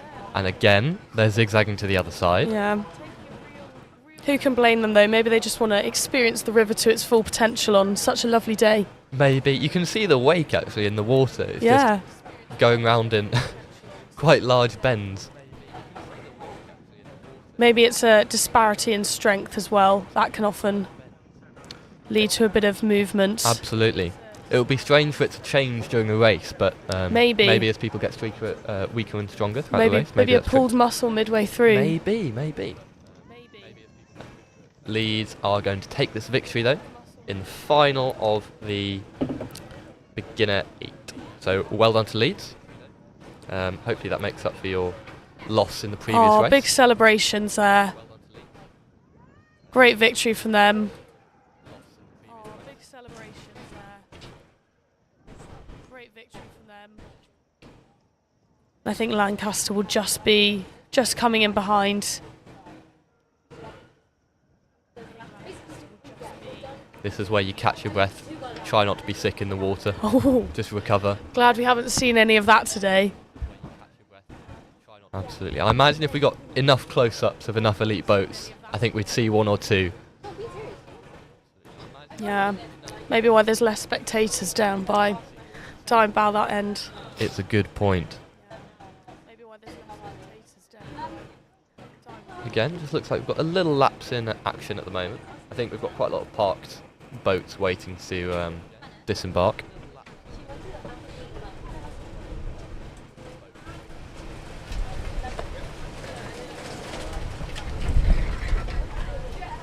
Just looking at previous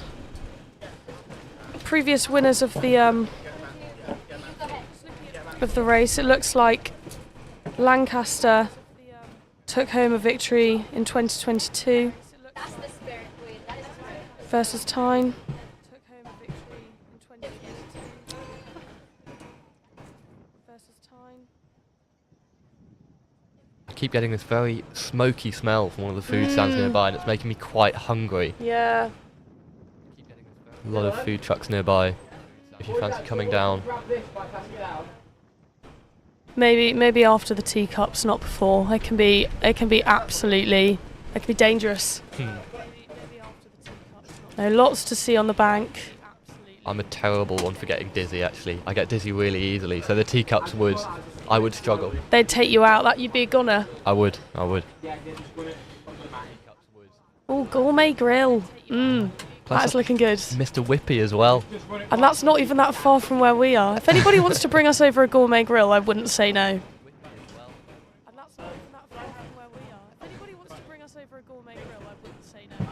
I think it's a wood-fired pizza stand that's getting me, because that's quite nearby. Lovely view of the bridge, everybody walking across. Oh, we're going back to the start line, and 2 teams have started racing. So on the racecourse side, we have Doncaster School and Durham School on Pilar Woodside. School v school race. Great for them to get out here in this big arena of rowing, if you will. Absolutely. For the foreseeable future, we've got all finals, so buckle up. This is the final of the OPJ17 scull pair. Don't ask me what J17 means, and don't ask me what OP means. But it's looking good so far. Looks like Durham School are currently taking the lead. Again, it's not all about the fashion, but very coordinated. All boat outfit, all white, looking very sleek in the water. Indeed. Making good progress.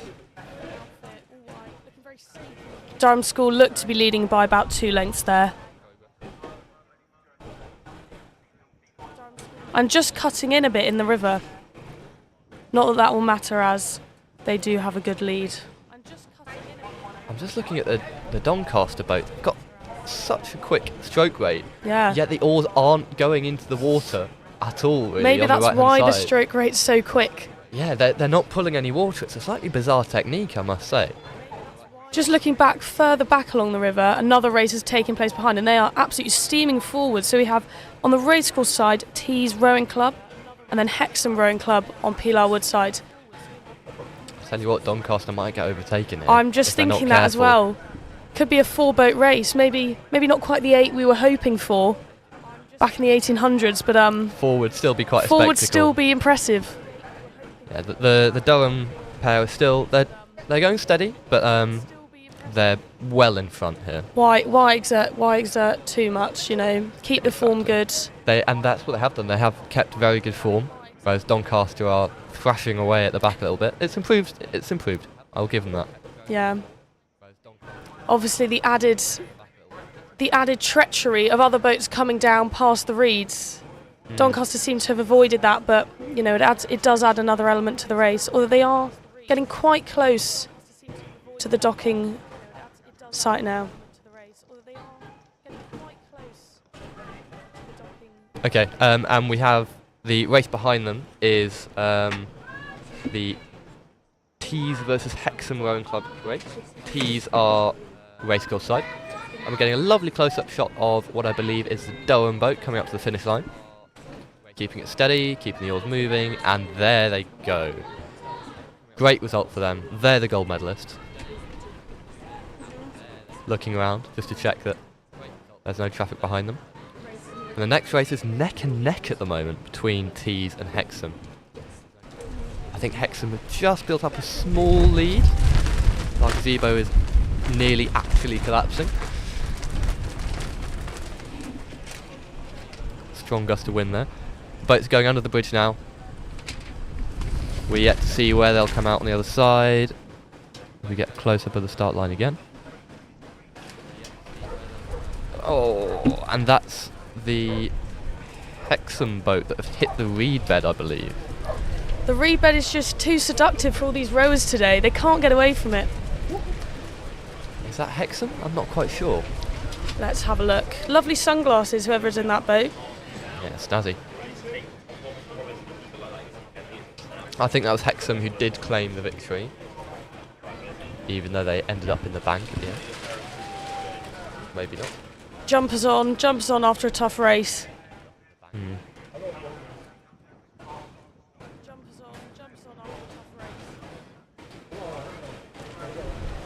It's getting quite gusty down at the race course today. Absolutely. It was gusty yesterday as well. I was down at MC playing tennis, and for the 3 hours I was there, the wind just didn't stop. I was having my toss up on the serve and really struggling to make the right contact. It's tough. Subtle flex there. Tennis for 3 hours. Absolutely. That wasn't subtle at all. That was me going straight in for that. 2 matches yesterday. Any wins? A win for Van Milde. Our A team is undefeated. I'm really? Very pleased to announce. Yeah. Shout out VMTC. I did my best to make us lose though in the last few points. I was a little frustrated. Currently, if you're wondering what we're doing, us commentators are now being exposed to the elements. Our gazebo is being disassembled by the wind at the moment. Probably for the best. But if it sounds a bit windy, you know why. When you hear a scream through the mic, that's me getting hit in the side of the head by a metal rod.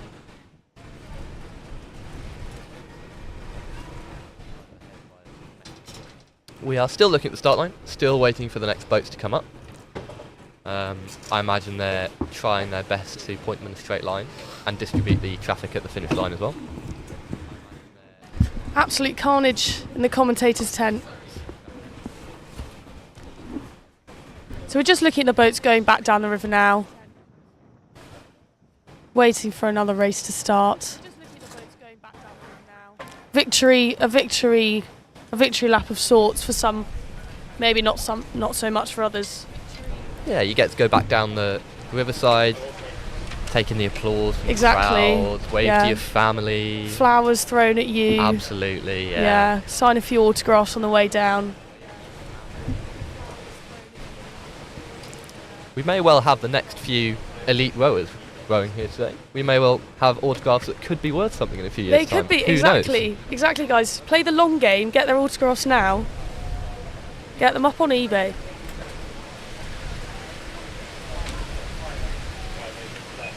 Might as well sail in this weather. Yeah. Oh my gosh. Bit of boat going sideways on the start line. I'm wondering whether that is due to the wind or maybe a form of sabotage. We'll come to you with the latest news, but I'm not sure what's going on at the moment. There are a lot of boats down there at the moment, and none of them pointing in the right direction.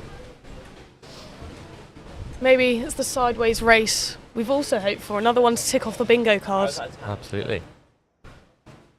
I imagine it would take about 10 seconds to get from one side of the bed to the other. The equivalent of the 100 metres in rowing. Yeah.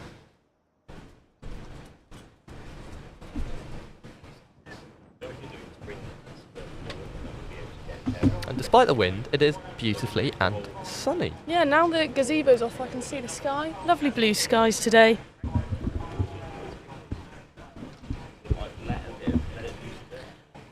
So a bit more, we're just going to find a bit more Durham Regatta trivia for you because we know that's what you want to know. So, as I said earlier, dating back to 1834, it actually came from a celebration of the Duke of Wellington's victory. We have our... at Waterloo, but the next race is starting. Don't quite know who it is.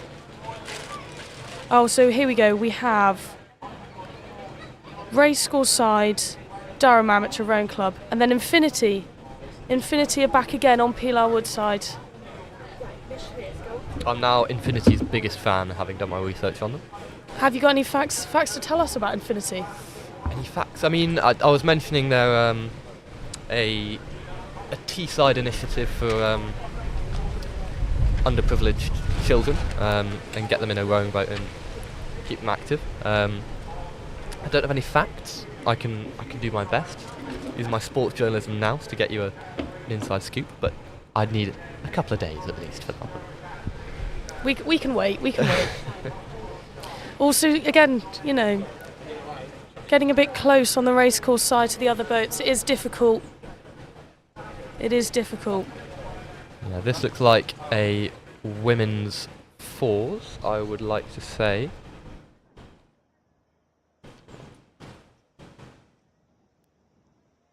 Just trying to find them on the order of racing. So, I'm just looking at Durham Amateur Rowing Club. They are dating back to the 1800s as well. So, a club absolutely steeped in history. It's great to see that they're still on the river. And still, by the looks of things, taking home victories. It looks like they may be leading by a very small amount. However, from this angle, it is hard to tell.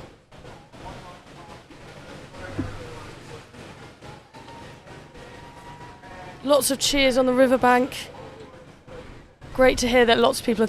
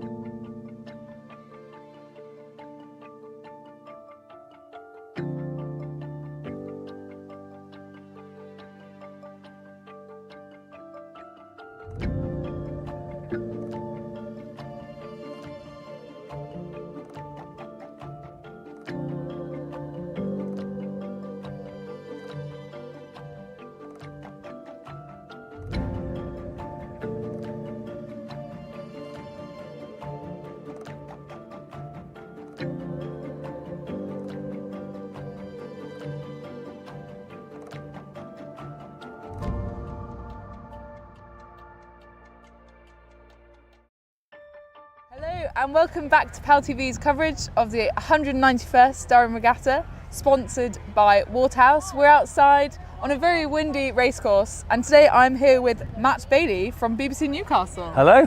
Thank you for joining us. Thank you for having me. I feel like the first question is, not many people are wearing a pirate outfit today. Even the boat clubs with slightly rogue stash aren't doing that. Why are you dressed like this today? Right, yeah, I should probably explain this. So I do the breakfast show every day on BBC Newcastle, and one of the listeners, Andrew, is obviously very much involved with the regatta.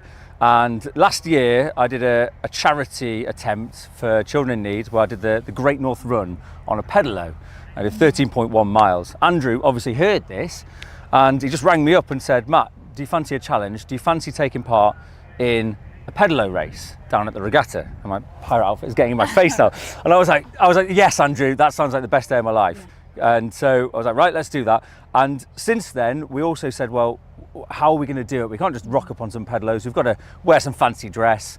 So put it out to the listeners this week on the show, and the overwhelming response was we should go as pirates. So that's why I've been mistaken for Johnny Depp a number of times today, but I think that's more the chiseled cheekbones than the outfit. So yeah, so that's why. Yeah, so Durham is a prestigious event, the Durham Regatta. Yeah. How do you get a pedalo to be approved by the officials? Look, I don't really know. Andrew is the man who's done it all. He said, look, a pedalo has never raced here. As you say, it's a prestigious event. I've been down many years. You know, I love coming down here, sitting on the banks of the river, watching the races, having a little pims and all that. It's always a great time. And for him, when he got in touch and said, do you want to race? I was like, well, I mean, are we allowed to? He was like, well, I'll see if I can sort it out. He knows someone who knows someone, and it got through. So there you go. I can't believe it, and I can't believe I'm getting to do the first ever pedalo race. Wow. Do you think this is going to be the first of many? Well, I like to think. What I like to think is, obviously, it's around about 1:30 our race. So you know, as people are getting through the middle of the day, they're looking for a bit of entertainment. It's very much like the Super Bowl. And I like to think it's kind of a bit of Super Bowl style. The halftime entertainment. The halftime show. And I imagine once people see it, once it draws the crowds in, I imagine record crowd numbers next year. How can they deny another pedalo race? Are you good on a pedalo? Do you think Andrew's got the edge here? How are your odds for the race? Well, I'm told it's quite a short course because we don't think we can go that far on a pedalo because we're on a river, there's a current, it's quite windy today. The last time I was on a pedalo was last year. I did 13.1 miles. I would like to say I'm pretty good on a pedalo. What it turns out is I'm not very good at a lot of sport, but I've got a long body and like little short legs. It turns out I've got the perfect body size for pedaloing. Who would have thought a man could be built for pedaloing? Wow. Well, So, there you go for the listeners. well, I know this is it. I mean, look at these. These are pedalo legs. So I reckon, I mean, I've done long distance. This is going to be more of a sprint. I don't really know how I'm going to turn my hand to that, but, you know, I'll give it a go. I was going to say, I can tell you that it's quite a long race. I rode it this morning and it felt very long. But I think if you've done 13 miles, this will feel very short. I think they've had to shorten the course, you know, for the pedalos. I think they've had to, really? they've had to, because they've realised that... You got all the special requirements. Well, this is, you know, I've got a lot of special requests, got a lot of riders that I've brought with me. No, it's, I don't know, it's going to be brilliant. I'm excited to get involved. I say I've been coming down here for years and I've got no rowing talent, no ability to ever be allowed to row a boat on this river during the regatta. So this is my only way in. So I'm, you know, I'm very excited. And can you tell us a little bit more about Children in Need? Why do you think people should donate to this charity?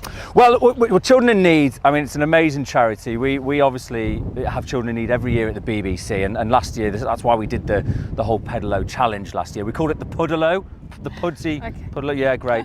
And it does incredible things for young people, not just across the northeast, but across the UK, and they always have done. And obviously, we're going to be continuing to do challenges this year. And I believe actually today's pedalo race with Andrew, we are raising money for the Great North Air Ambulance, who are another charity very close to everyone's hearts up here. They do incredible things. So there's a Just Giving page. I think if you type pedalo race, Durham Regatta, weirdly enough, it's the only thing that comes up anywhere. So if you get on there, you can donate, and that'll be amazing because we're trying to raise a bit of dollar today. Great. Well, thank you so much, Matt Bailey. All the best with the pedalo race.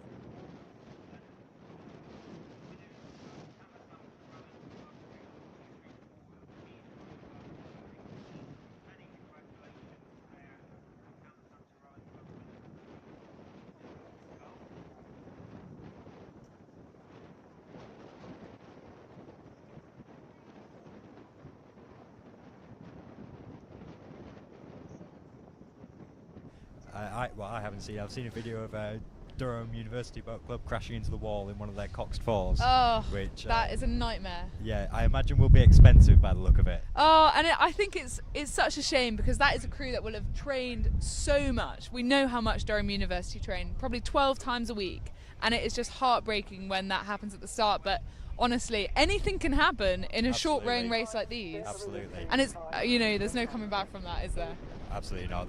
They were hard into the wall, and like you say, especially on a short course like this, and the fact that the course isn't actually straight is half the problem. It looks straight enough when you're looking down from the end, but that first corner as well. You know, if the different sides are pulling at different rates, then it's straight gone. And now, Josh, you're rowing. So I'm in a coxed 4 tomorrow. Okay. We're doing the long course, so that will be all the way down past the race course like people are doing today, and then also around the corner to the Count's House, the whole length. Tricky bridges to navigate, Absolutely. Tricky corners to go around. Okay, how do you fare your odds? This is actually true, but I've heard that Elbert Bridge is the narrowest span on a bridge that is used in a rowing race in the world. So. Yeah, it's a nightmare to get through. I've done it once, never again. And we've just heard about the pedalo race. Are we going to be watching that as well? I'm absolutely going to try and watch that. Yeah, that's what Matt Bailey is doing in order to raise money for Children in Need. He is a BBC Newcastle presenter, and one of his listeners challenged him to a pedalo race, which I think is pretty great that they got that to happen at the Durham Regatta. Yeah, so to take time out of the official regatta, use the break time for that, which they usually use to catch up on time, is very good. Yeah, very much looking forward to watching that. Wow. What are some of the other highlights of Durham Regatta for you? I think the atmosphere. I think everything that we've got along the race course, all of the fair and just the random stuff. You know, the classic cars and the Vikings. You know, it just adds. Oh yeah, the Viking reenactment. Yeah. Never understood why that's here, but it's always been here as long as I've been here. It's been here as long as I can remember. So. Wow. And I was racing this morning. The conditions have been very changeable today. It does look windy. It's been windy, it's been sunny, it's been rainy. You go through kind of all the weather mediums within 10 minutes. Yeah, all 4 seasons happening here today at Durham Regatta, and definitely bring some challenges for the crews. Wow. And how do you think the crews are feeling at that start line? Like, do you think people are nervous for this one? I think it will depend on experience. You know, obviously the novice crews will definitely be quite nervous. I know I was certainly in novice years, but you know, you get used to it, and kind of just being comfortable sitting on that start line definitely comes with experience, and it's something that can really help for the race afterwards. Just being relaxed and keeping it calm. Oh yeah. And, because I think what you can't really tell from some of the camera angles is there are hundreds of people watching on the sidelines. The pressure is piling on. Absolutely. And with that stake boat start where someone's holding on to you, kind of, it just feels like a really official race. It does, definitely. So the nerves never go for me. No.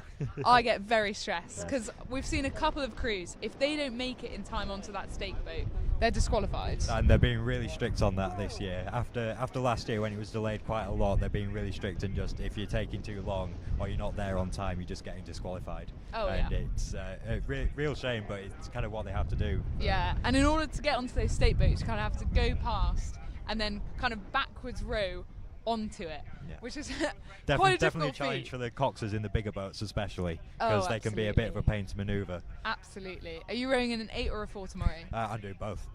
So I'm doing the 4 in the morning and then the 8 in the afternoon. So it'll be a big day, but thankfully I'm not coxing, so I don't have to worry about that. No, it's wonderful. And I think some things we need to remember, especially we're both Durham University college rowers, and so loads of people haven't been rowing for a long time, people haven't been coxing for a while. There are some coxers here where I'm sure it's one of their first races. Definitely, yes. We were doing something yesterday to practice getting onto the stake boats. I was volunteering for that, and a lot of novice coxers doing it for their first time, and that's probably why they run the practice, so that they can get some experience. Because it's not something that you do at all ever in kind of just normal training. It's not something that they don't have those boats just out on the river, thankfully, because they do get in the way. But it does mean that they don't have the practice, and it can be difficult, definitely. Goodness me. And how long have you been rowing for? So I've been rowing only 2 years now. I started at the end of my second year, with Butler College, And I think one of the main questions I've got is, why do you think people start rowing? So we hear about all of these early hours, you know, what are the benefits when it's a grueling and tiring sport? I ask myself that every day, I think. Oh, so do I on a Wednesday at 6 a.m. Oh, yeah. Yes, the 6 a.m. outings definitely aren't the thing that you look forward to. But I think it's really good. I think the sense of camaraderie with everybody in the squad and working together, and everybody kind of trying their hardest to work towards that common goal and stuff at the end of a season, to build towards the big races like this. It really is something that you really want to put the work in. Oh, absolutely. It's been some of the highlights of my time at university. I think. What would you say is your Durham College rowing favourite moment? Going down to different head of the river races in London, I think that's a main focus. But actually, I think being able to row on your own turf, Durham Regatta is the race for the colleges. Everyone wants to be the best college here. You've got university boat clubs from all around the country coming up for this one. This is the one to win, because I think you've got lots of your families coming along, hopefully tuning into PalTV. I think when you finally get to show people what all of those hours have been worth. But I think also, for any of my friends who come along, they think, oh, so you put in all this work, all these hours, and it looks really easy from the sidelines. But I think what we need to remember is that these guys are, they are dying at the end line. Oh, absolutely. Hopefully no one's throwing up, but it's happened before. It's definitely happened. I think it's happened today, actually. Oh, dear. I think I was talking to somebody earlier. Ever happened to you? It hasn't happened to me in a race, thankfully. I often think it's a sign that you're trying as hard as you can. Well, true. Yeah, that is true. And I think now we're going to go to we're going to go to something else now. We're going to go to something else. I'm not entirely sure what it is, but I'll tell you what I am excited for is that I've got some chips and they're about to be delivered to me. So thank you for tuning in. At PalTV, we're delighted to be joined by Matt Baker. Matt, Hello. how are you doing? Well, I'm delighted that everybody's here because this is my home city. No way. So we live about 6 miles from here. I went to school about 2 miles, then I went to Durham Sixth Form Centre, which is literally just on the other side of the water there. So yeah, welcome to you. Thank you. To be fair, it's only been 2 years. But so you are a local boy through and through. So have you been at the Durham Regatta before? I've stood on Albert Bridge for many a year and looked over, and it's a bit weird around there because you sort of weirdly hope that people are going to crash into the arches.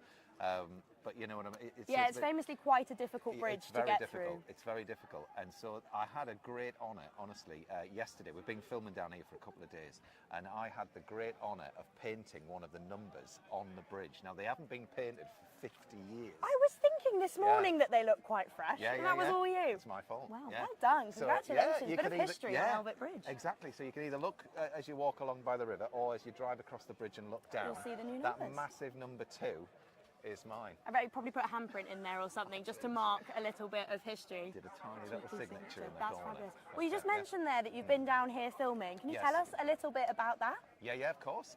So one of the shows that I do is called Travels with Mum and Dad, where I literally travel with my mum and dad. It's my worst nightmare, Matt. Oh, really? Yeah.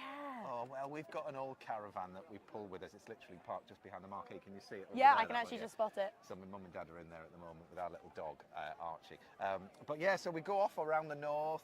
We've done about 18 of these little shows now. And so obviously, as it's the time of Durham Regatta, we thought, let's make this our hub. And so here we are. So we're basically getting all the behind-the-scenes stuff of how the regatta works, all the people that are connected, stuff like this, stuff like you guys doing what you're doing and spreading the word, But actually, this morning, my mum and I were umpiring. I've heard. We set a couple of races off. So yeah, we had a brilliant time actually with Harry and Chloe, who were up there on the tower.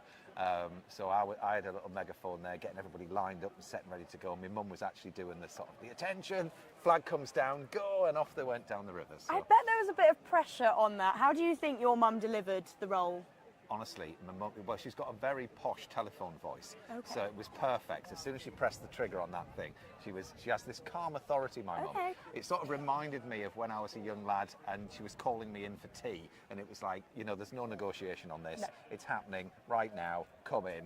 No questions asked. But yeah, it was really fun actually. And then we met up with the crew. We actually set off the University of Lancaster, who won that race, and they couldn't tell that we were amateurs. No way. That's quite a nice reward from crews that have been doing this for probably quite a long time. Yeah, I think we smashed it. Fair enough. Well done. Well, obviously, on a separate note, you're more well known for your gymnastics commentary, but have you ever thought about getting out on the water yourself?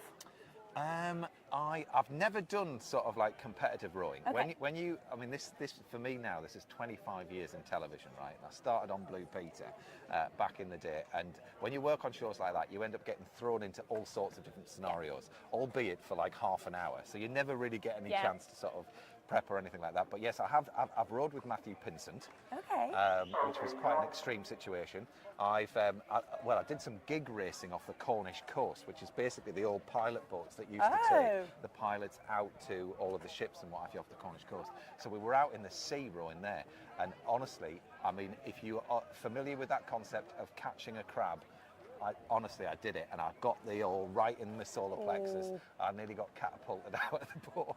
We did see a few of those last year, and they are quite brutal, to say the least. It stays with you, that feeling. Traumatised. Honestly, yeah. So, like, for all these people out here who are rowing, and all you rowers will know, that it's always there in the back of your mind.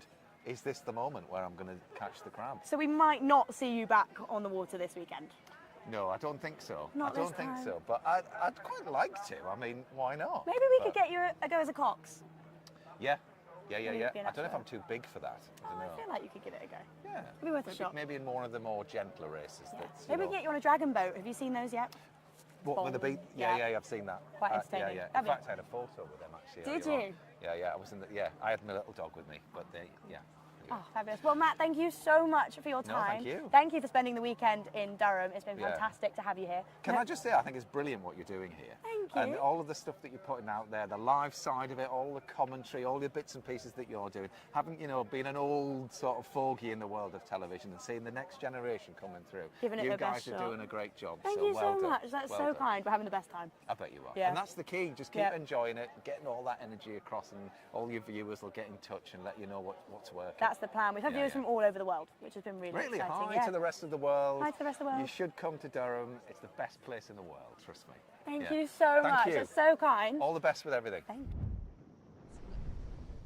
Hello and welcome back. Thank you once again for staying tuned to PalTV's coverage of the 191st Durham Regatta, brought to you by the Waterhouse. Absolutely, and we've had some more very interesting racing going on. We've got some live results here. We can. There's lots of junior races just happening. What's that? Queen Elizabeth School beating Yarm School. So we see a lot of the big schools coming up around here for the local races. Yeah, So we've also seen a Masters race recently. Can you tell us a little bit about who would be rowing in that?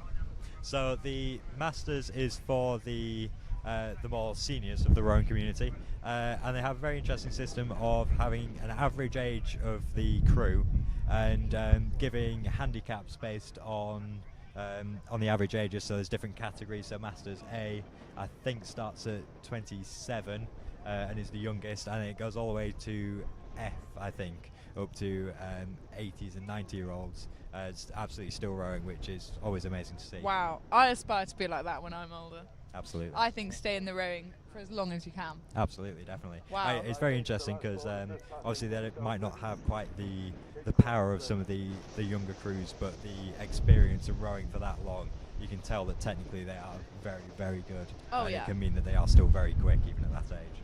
I think what we've got to remember about rowing is you've got these two dynamics. You've got technique, and then you've got the power that you're able to put down through your legs, not through your arms. Common misconception there. I definitely thought rowing was all about your arms when I first started. But I did, yeah. Thankfully it's not. Wow, okay. Yes, it's very important about the delivery of the power as well. Can make a huge difference to the actual speed of the boat and the cohesion of the crew, and everything needs to be very exact to put that power down effectively and convert that into winning races. Oh, especially, and I think especially when you've got the wind happening, one thing that you really need to keep going is your technique. Absolutely. Because one thing that some of the commentators might be talking about is catching a crab, which is where your blade gets stuck in the water. And that happens when not everyone takes it out at the same time. So, for example, if I was a little bit later, my boat will get stuck. And sometimes that is, well, it will cost the race, won't it, if your boat has to stop? Absolutely can do, yeah. Yeah, sometimes the blade can, like you say, really get stuck under the water, and you have to actually all stop the boat and bring it to a complete stop to be able to get it out and to carry on rowing. And at that, especially like we were saying earlier, on a short course like this, just stopping and having to restart can absolutely be the end of a race. Yeah, and more than losing a race, it's also highly embarrassing. It is I've been there far too many times. Wow. Have you caught a crab in a big race before? Oh, absolutely. I've caught crabs at Durham Regatta several times. Yeah, an embarrassing one for us all. Definitely. Wow. And what are some of the races that we're looking forward to this afternoon?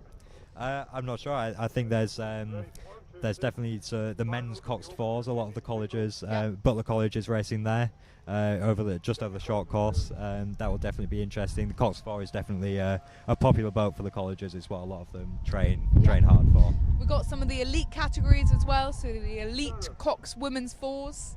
That will be a fierce one and a fierce competition. Absolutely. We've also got the women's coxless pairs this afternoon. I know that we're racing one of those, and so that will definitely be interesting. The pair's definitely an interesting boat.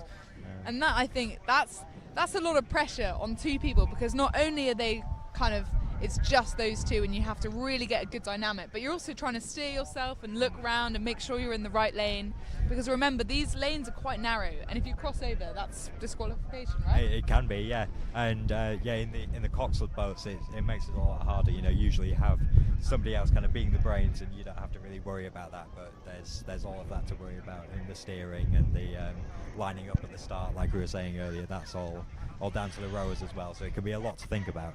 Wow. Got lots to come. We'd love you to stay tuned, and we're very grateful for all those watching at home. Why not send in a message? Maybe you'd like us to give a particular shout out, or there's something more you want to hear. And for now, we're going to take you to a brief advert.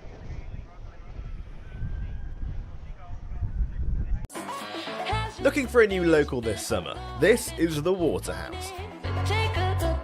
With pints from only £2.50 and student doubles from only £3.95. free dartboards every day of the week. And for only £10, you can book a karaoke room for as long as you like. Whether it's a social or a pint or two, the Waterhouse is your student pub in the heart of Durham.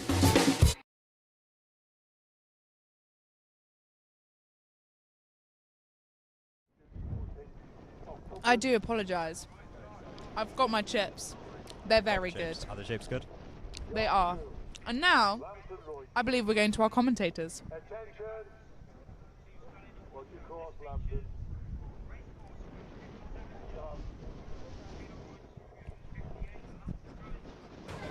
And we are back, guys, at the start line. Hello again. If you're just joining us, this is PalTV's coverage of the 191st Durham Regatta. And we are just currently zooming in on the start line. I think the stake boat has let go of one of the other boats by accident. Absolute carnage. But it seems to be, I'm being told, we have Racecourse side Durham School and then Lambton on Pilar Woodside. Stake boats really doing their best to hold on in these treacherous windy conditions, and off they go. This is a women's 8 boat. Oh my gosh, look at the speed on that. So quick. Oh, someone caught a crab. Looking like a bit of a... Number 2 is really struggling in the Lambton boat. Yeah, they can get back on it. Oh, okay, back in the rhythm. Nice. They didn't lose too much. Still so much time. Number 5 is also a little bit out of sync as well. Keep an eye on that.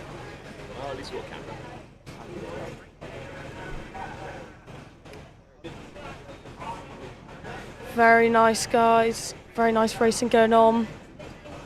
Neck and neck. Absolute nail biter at the moment. For sure. Have you got any predictions? I think Durham will pull through. Right, remember that, guys. We can look back on that later. Got to back the locals, surely. It's their race to lose. Someone's saying good luck, Tommy, in the chat. Good luck, Tommy. Whoever you are. Oh, the wind is really picking up.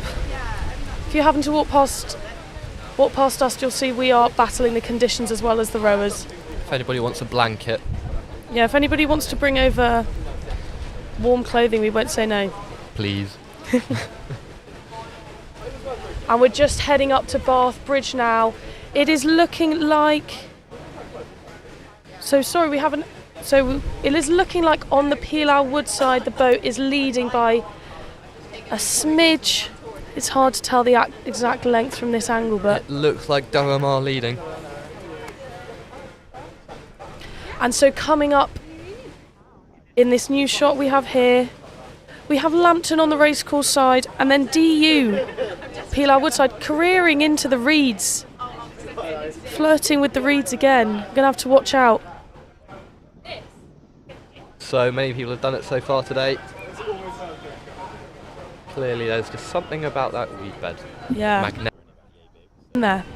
We will never know.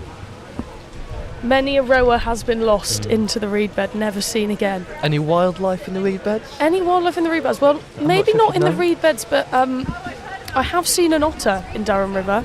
Wow. Yeah, I know. It was quite the sight, but I can't really imagine it popping up now.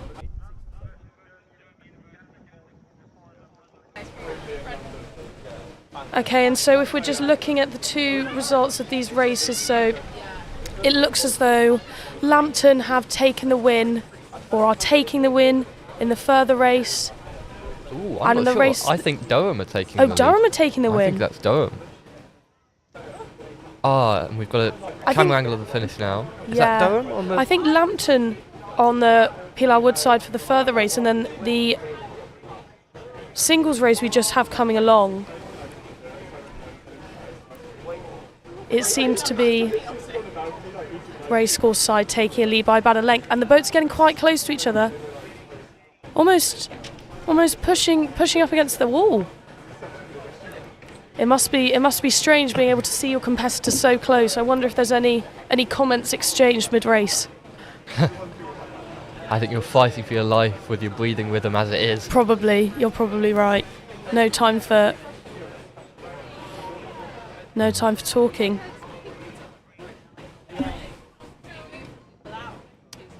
So I'm being informed this race we're currently looking at, we do have Durham School racing. And a mystery team. And a mystery team beginning with an S. If anybody in the comments would like to inform us, these two singles are getting quite close to each other. You know, maybe even touch oars at one point. Yeah, we hope you enjoyed the little break from commentary. And enjoyed the interview with Matt Baker. That looked very interesting. Very interesting. And I don't know how many of you have joined us since we were last here, but we are a commentary team of Joseph and Emily. And we will be with you for Durham Regatta until about 3 o'clock, 3:30 today. So sit tight, guys, sit tight. Yeah. So much more to come. Got another hour or so of our voices. What more could you want, is what I say. So just coming under Bath Bridge, it's looking very, very tight between these two. Oh, hang on, but racecourse side is going nearer the bank? Or is that just how it looks? The scaffolding is blocking our view a bit at the minute. It does look as though Pilar Woodside is taking the lead though, maybe by about length. But they've still got to hold on for that last stretch till the flags. We'll see how they get on. Yeah, I think you're right. Pilar Woodside are looking like they're going to finish this race on top. Oh, but then again, racecourse. It's going to be a photo finish. The officials are going to have to peel their eyes for this one.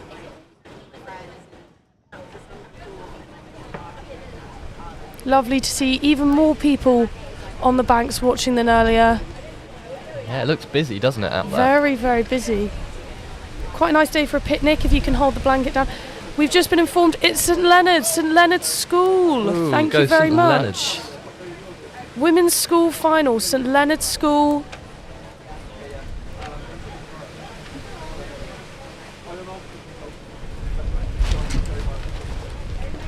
And we've got a shot of the finish line now for the single sculls.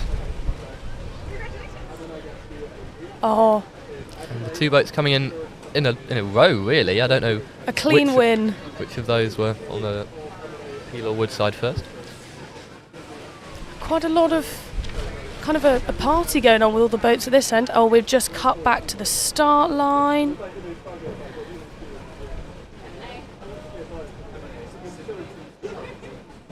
It is looking as though, I think this may be, I mean, that is a great kit, guys. Love your kit. As a Mildertian, I do love that kit.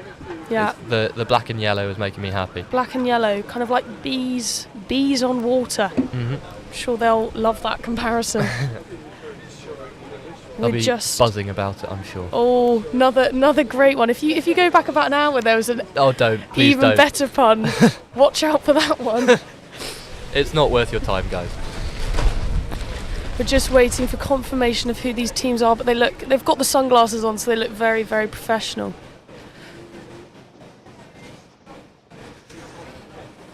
Oh. Yeah, it can't be easy with all this wind today, providing an added element to contend with. And they are off. Very strong start from both teams. Look at that.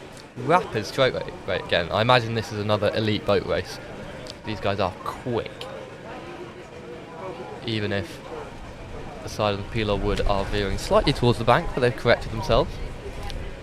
So this is Sheffield University in one of the boats. In one of the boats. We're not quite sure which one. And it looks like Racecourse are just coming up ahead, just by a bit, and coming more into the middle. Pilar Woodside, oh, they've averted the reeds. Obviously the difficulty is it's not just the reeds, but it's how shallow the water can be. We saw earlier when people had to exit the boat, they could stand, which I didn't know. Mm. Although probably wouldn't recommend a dip in the river. I think they are Arctic waters, even at this time of year. Arctic waters, dirty. It's not a particularly pleasant experience, Yeah. I wouldn't imagine. Another tight race. You know, it must be in the middle where you're really you've really got to dig deep.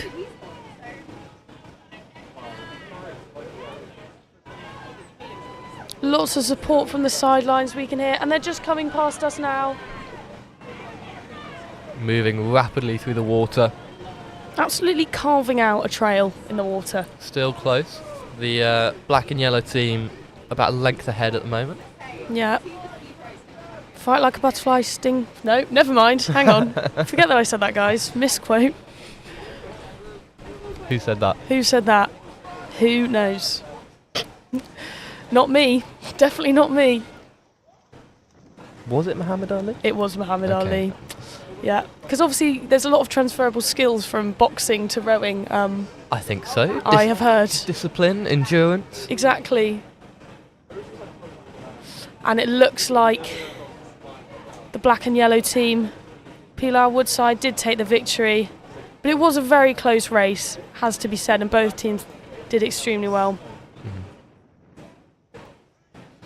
A lot going on though. Big social up at the finish line. Yeah, they might have to clear those boats out soon before they can get the next race underway. Okay, here we go. Men's singles. Strap yourselves in, it's going to be a nail biter. We're just finding out who is racing. We've got a yellow and a white boat, which Very is nice. all I can tell you at the moment. We're a big fan of the yellow boats over We here. are a big fan of PalTV. the yellow and teal is probably my favourite colour combination. You know, it's very fun. Now poised and ready to go, just waiting for the signal. Someone shouted out congratulations for Chad's Women Beginners 4+ for winning the final versus Durham School in such great style. I agree. And these two are off. Really rapid start, high Look at stroke that. rate, and then evening it out once you get underway. Lots of looking to the side, checking where your opponent is. Yeah, the racecourse side off to a blistering start. And once you're in front, of course, you can easily know where your opponent is. Whereas if you're behind, it's much more difficult to work that out. We're thinking it may be Queen Elizabeth High School on the racecourse side, although that is yet to be fully confirmed. Racecourse side pulling away, leading by about 3 lengths now. Oh, yellow boats had to have a quick look behind. Just checking they're not heading into the reeds.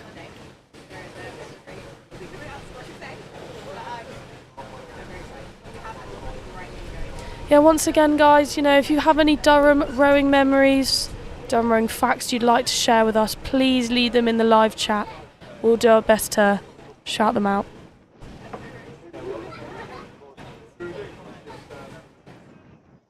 Oh, bit of involvement with the boat coming down the side, I think. Yeah. You have to say it's the fault of the rower You do. on the racecourse side, because they were so close to that bank and there was nowhere Yeah, else for that parked boat to go. Exactly.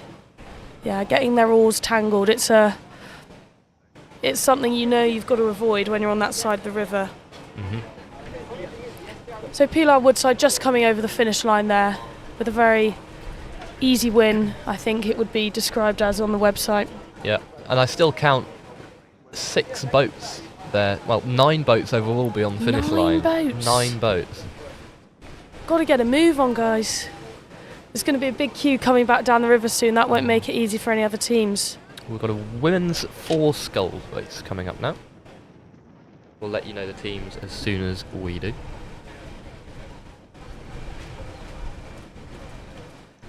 Of course, all the winning rowers today, I imagine, will be celebrating wildly.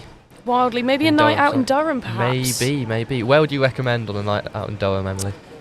I would say, if it's your first time in Durham, you've got to go to Jimmy's purely because it's a kind of... It's just an absolutely classic Durham club. I think and free entry. Could be the word. Yeah. So if you go in and it's not your cup of tea, no love lost, no money lost. Win-win. Yeah, the cheesy tunes all night long. And the Woodgates as well. And the Can't forget Woodgates. the Woodgates. our women's four sculls are underway. Off to a quick start, both teams. The racecourse side taking early lead. We're just yet to be informed who's racing now. Oh, the Pilar Wood side getting quite close to the wall by the looks of things. Yeah. But they're coming back in the middle. These are uncoxed, of course, so there's no designated steerer of the boat. They've got to steer themselves using their oars. Rely on your innate sense of direction, perhaps. Yes. Is it the number one in the boat who has the tiller at their feet, perhaps? That's something I'm going to look up now. I think you can... Rowing info coming very shortly. In the meantime, on the topic of Woodgates, which Woodgate do you go for? Oh, it's got to be like the orange and passion fruit one, I think. Keep it classic. How about you? I would have to agree with you. I hear all this talk about blue Woodgates. Oh. I don't get it. No. I'm not sure about them. Me neither. Me neither. So here we go. We're just seeing the racecourse side with quite a large lead at the moment. I'd say about 2-3 lengths. So, and I've just been informed, so it is Hexham and St Peter's we have racing.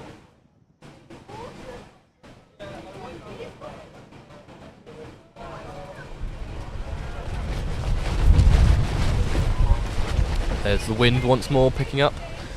Our gazebo has been disassembled, so there's no danger of it falling down on us as there was beforehand.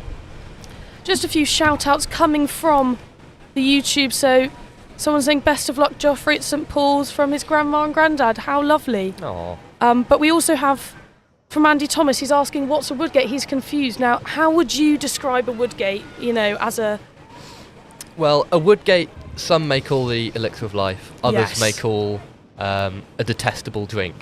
Others would say it's in the middle. But really, it's a drink offered by the great nightclub that is Jimmy Allen's. And it is, I believe it was a double shot of vodka plus a double VK. shot of vodka and VK. So But a lot I of bang think- for your buck there. I think they've changed it. I think it's a Oh. single shot now. Oh, I think that, no. yeah. I mean, whisper it quietly, but it's a bit of a rip-off now. Yeah, guys, maybe not the Woodgates. But yeah, if you fancy going into Jimmy's, that is the drink to get. So we're just seeing coming over the finish line now. Oh, someone's telling us there was only Clute in his day. 32 pence a pint. Rip Clute, Oh honestly. my gosh. It's such a sad day now that it's gone. Oh, I Cannot know. believe it. Oh, and the pedalo race has just started. So if you're wondering what is going on, we are here to tell you. So currently you may see two pirates in pedalos. Now this is a charity exhibition race and they are fundraising for North East Air Ambulance. So in the pedalos we have Matt Bailey, a BBC Radio Newcastle presenter, and Andrew Stevens, who is the head of Durham Regatta. And has this ever happened before? And I'm just told we are 40 minutes behind. So this is why the pedalo race has started late, but I'm sure you've all been waiting in anticipation. And this is the first time in the 191 years of Durham Regatta that this event has happened. Really? They never usually allow different types of boats to get involved. But because it's such a special occasion, because it's for charity, they've given it the green light. And look at how much fun they're having. They're egging each other on. It's more of a victory lap than a race. Yeah. He's taking his pirate hat They are off. taking their pirate hat off, wave it to the crowd. They're chugging along slowly. Make sure if you're on the banks, guys, Give them a wave, cheer them on. cheer them on.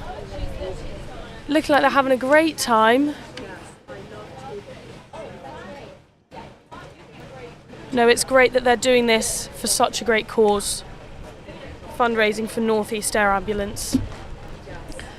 And obviously adding maybe a welcome break for some to the rowing. It's kind of a refresher so that everybody's ready to focus back in after. It looks like they're having a conversation.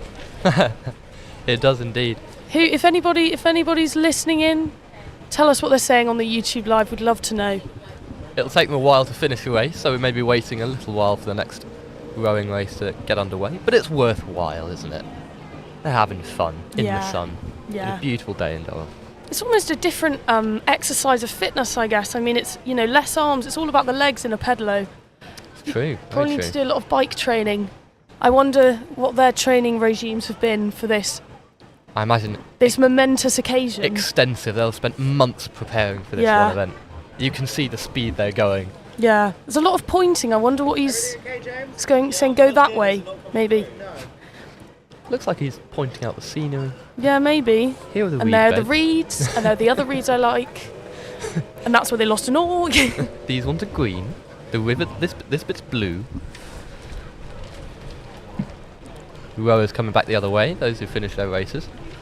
Just a quick side note. So we've had there was a little vote on there for favourite Durham club. Jimmy's did one. I mean, it was a 12-vote poll, but Jimmy's won with 58%. Next came Fabio's with 25%. Oh, big up Fabs. That's and then my Babs favourite. and Loft 16%. Babylon. I feel like Babylon's a freshers club. Babylon is a freshers club. Yeah. Yeah, I know what you mean. Yeah. As an ex-fresher, I would argue it was. Just seeing them going along now. I think maybe about halfway through the race. He's still pointing. I'm quite confused. Maybe the sun's in his eyes. Maybe that's what's happened. Maybe it's like a superpower. Maybe. If he points, he goes quicker. Yeah. Streamline the pedalo. Pirates giving them all a wave, pandering to the crowd. Yeah. It looks like there might have been space for a passenger as well. I think maybe it would be even better if there was a passenger, because the boats are listing to one side a little bit. Yeah. Yeah, don't want any capsized pedalos. Safety boat has had quite a relaxing lunch break, I feel. Let's keep that going. And they're raising money for the air ambulance, don't forget. North East Air Ambulance. If you want to donate to them. And the fastest 100 metres in a pedalo of all time is, I'm told, 38.7 seconds.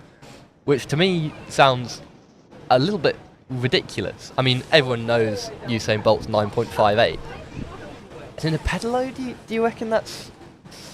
Do you reckon that's beatable?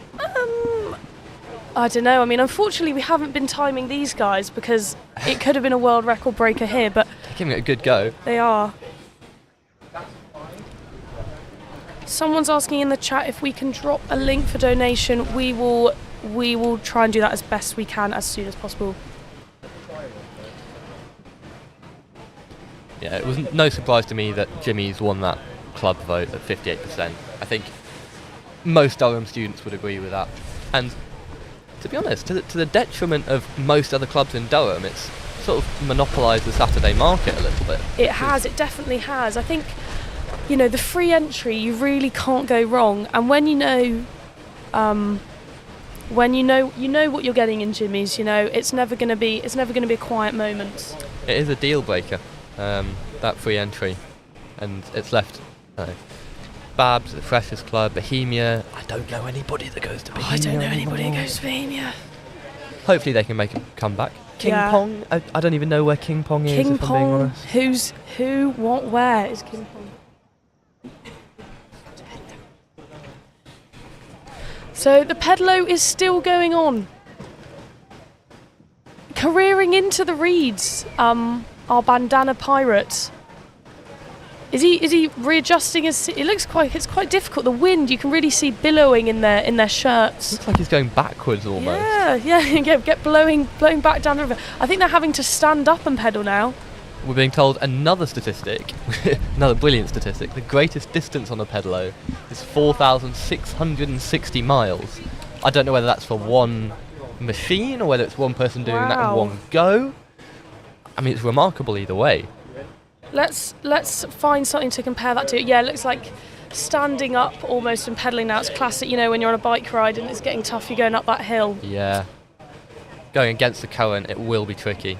I mean, you hear about all sorts of different contraptions that people use for fun adventures, unicycles or hovercrafts.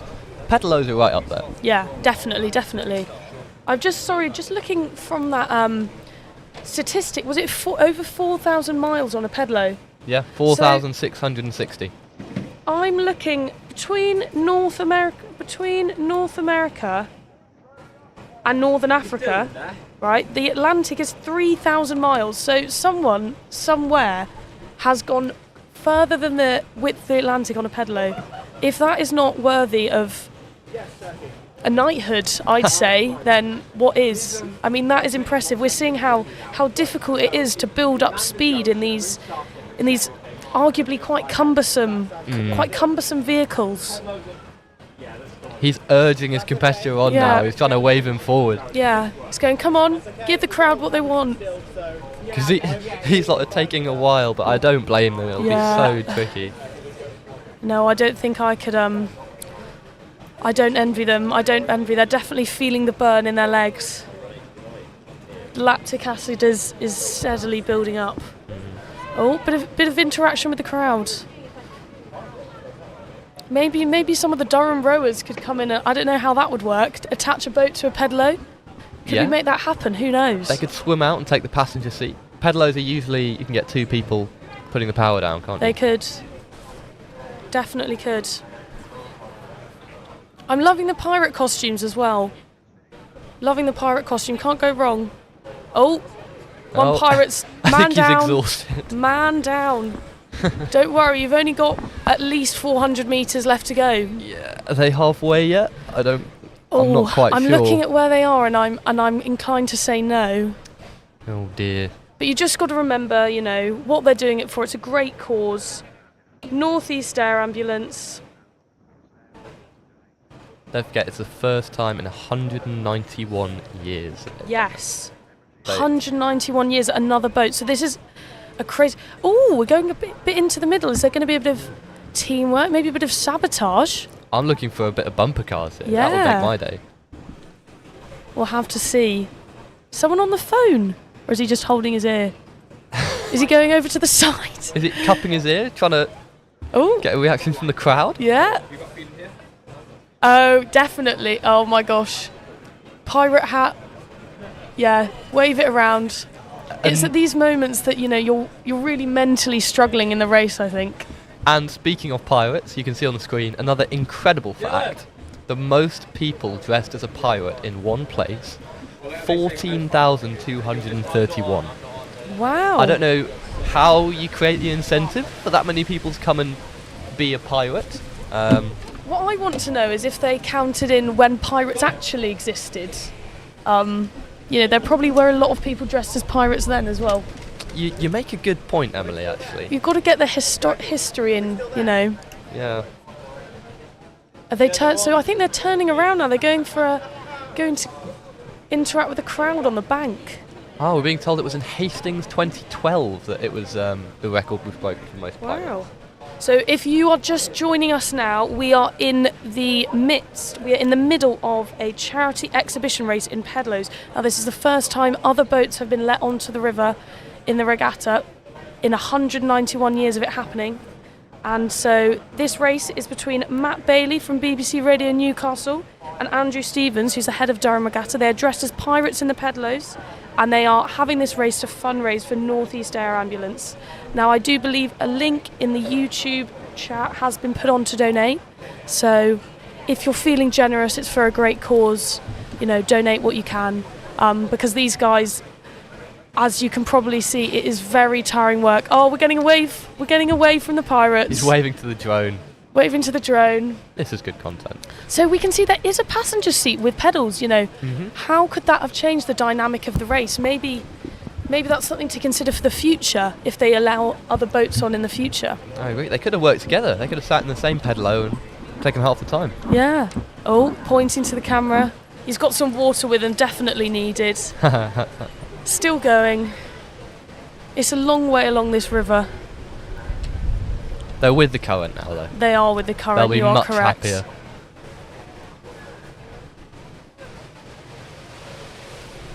Oh, and here we go. So, aside from the pedalo race, there is another race occurring right now. We are just yet to find out. So, we are currently finding out who is racing. Oh, the oars are getting tangled. Boats are coming very close together. It's a messy, messy start. Ooh. These two have both tried to occupy the middle of the river, and the team in the red vest have come out far worse. Yeah. They're just forging their own line now, but they've almost kind of been blocked off a bit by the Yeah. position of the Pilar Woodside boats. The damage might be done. So I've just been told that it may be Stevenson racing. We're yet to confirm. Absolutely ploughing up that river. It has to be said they are going a bit faster than the pedalos that we saw earlier.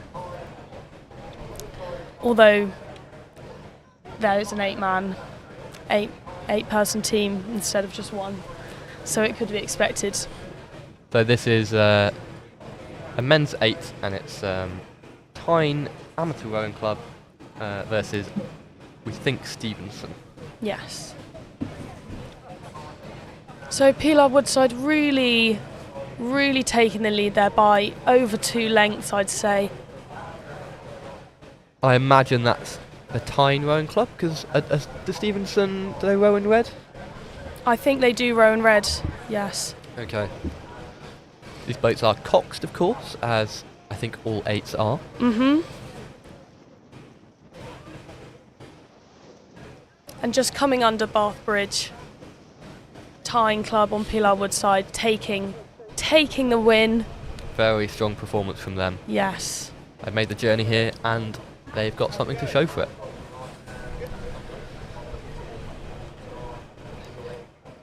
And here come Stevenson boat crossing the finish line. Not too far behind, but after that messy start, they never quite recovered. It's tough. The start of the race in rowing can really impact the result, especially when, you're on a short course such as this. We have our next 2 boats ready and raring to go. Another 8. So on the race course side, we have Lancaster Uni men's 8 coxed, and then on the Pilar Woodside, we have Grey College men's 8 coxed. And it looks like Lancaster Uni are just starting to take the lead on this one, obviously very early on. And again... Oh, more clashing oars again. Yeah. I feel like Lancaster haven't given Grey an awful lot of space there. I don't know if I'm misinterpreting that. This is Grey College that very kindly gave Stevenson one of their boats to row in for the race prior as well. Maybe teams are realising that if you head more to the middle, you don't have to contend with the those coming back down the side as much. It might make it maybe a bit something less row. And they are neck and neck now. This is a lovely shot. You can see how close the boats are together. Oars Very not quite consistent touching. strokes. This looks like a very good race. Yeah. Although Grey College are not being given any space at all by the No. Lancaster boat. They're right up against the bank.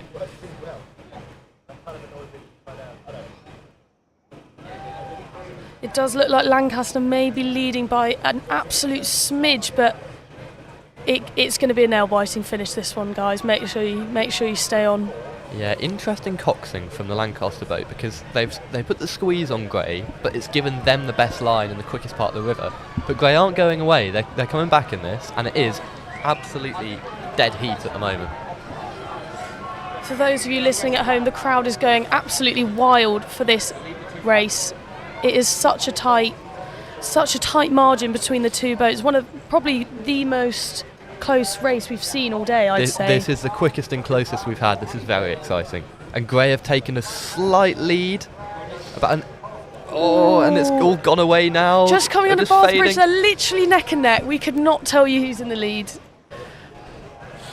Oh my god, this is going to be a tough one for the officials. I think... Oh, goodness. I want to say race course side. Yeah. Lancaster Uni may have won, and it's looking that way from the way they came over, but I think Lancaster Junior pulled that out the hat at the end. Yeah. I think Grey were ahead for a fraction, and then Lancaster dragged them back. let's hope this next race yields as much drama as that last one.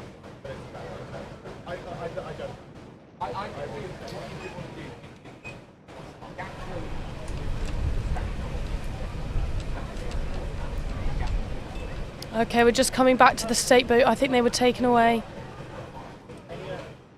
It's another men's 8 race.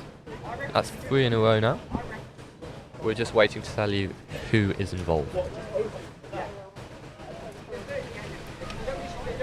And they are off. So on the racecourse side, we have Durham Amateur Rowing Club Men's 8 Coxed versus Durham University Men's 8 Coxed on Pilar Woodside.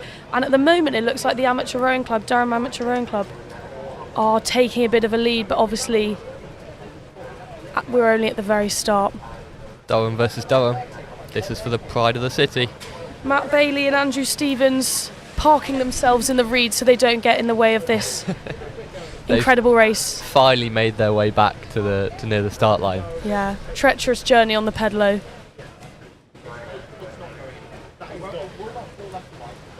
Again, both teams neck and neck.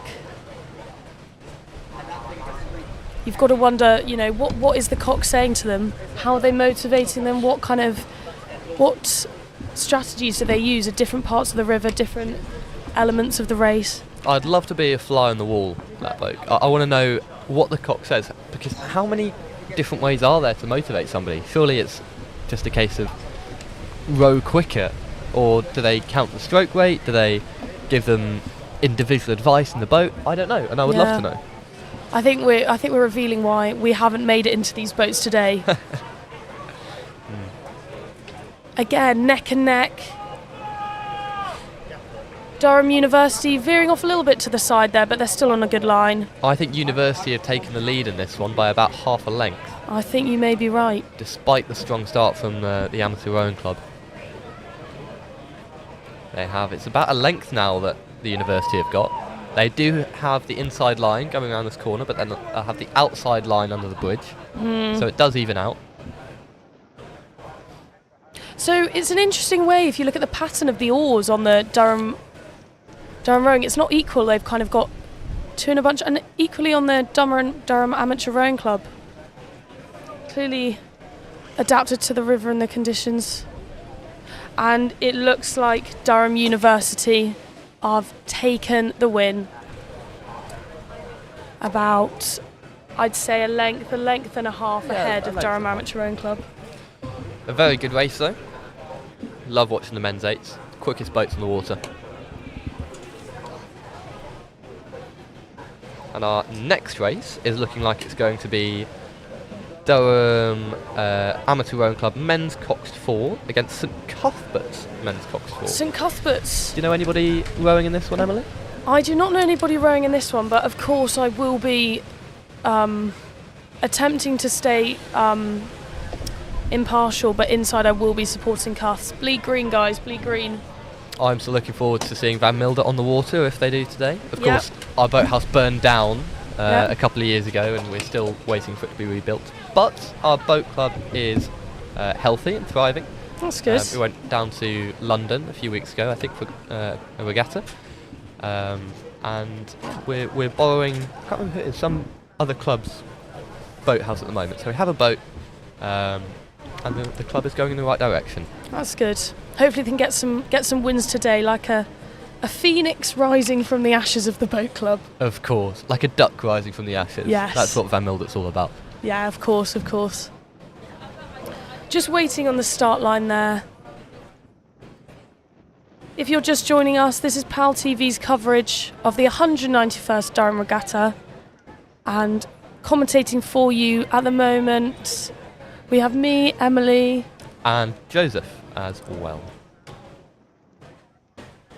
Oh, some slow-mo action. Or maybe not slow-mo, maybe they're just rowing slowly. I think they're just going back. I think they're just going back.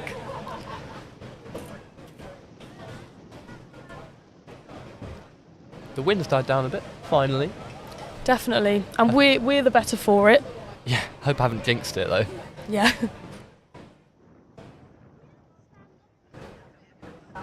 Oh, the Pirates are still going. Oh, that looks exhausting. I bet he didn't realise he'd signed up for a marathon in this pedalo. No, exactly. And also it's quite a difficult angle to pedal at. I'm looking at it. You can't really get a lot of power. You can't really get on top of the pedals. No, you're right. And his friend is not far behind. Keep going. He's giving a little smile to the crowd. He's seen the drone. He looks shattered already. I know. I feel bad for him. You got pirate socks on. Oh, that's very flair if he does. I like that. these two raising money for North East Air Ambulance. And there's a link in the chat if anybody in the chat wants to donate. I think it's worth it just to watch them in these pedalos put in this amount of effort. Surely they deserve to leave with something. Yeah, definitely. So we're still waiting for this next race to start, so just a refresher. On the racecourse side we have Durham Amateur Rowing Club, men's full coxed, and on Pilau Woodside we have St Cuthbert's men's full coxed. The pedalos have made it past the start line. I bet they are happy about that. Sweet relief. It's taken them enough time to get there.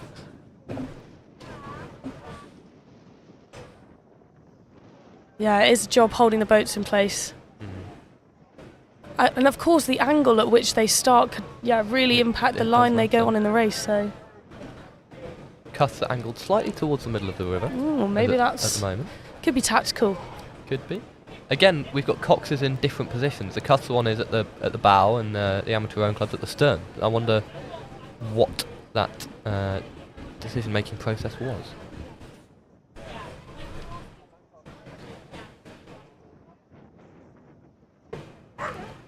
Again, guys, any Durham rowing stories? We'd love to hear them.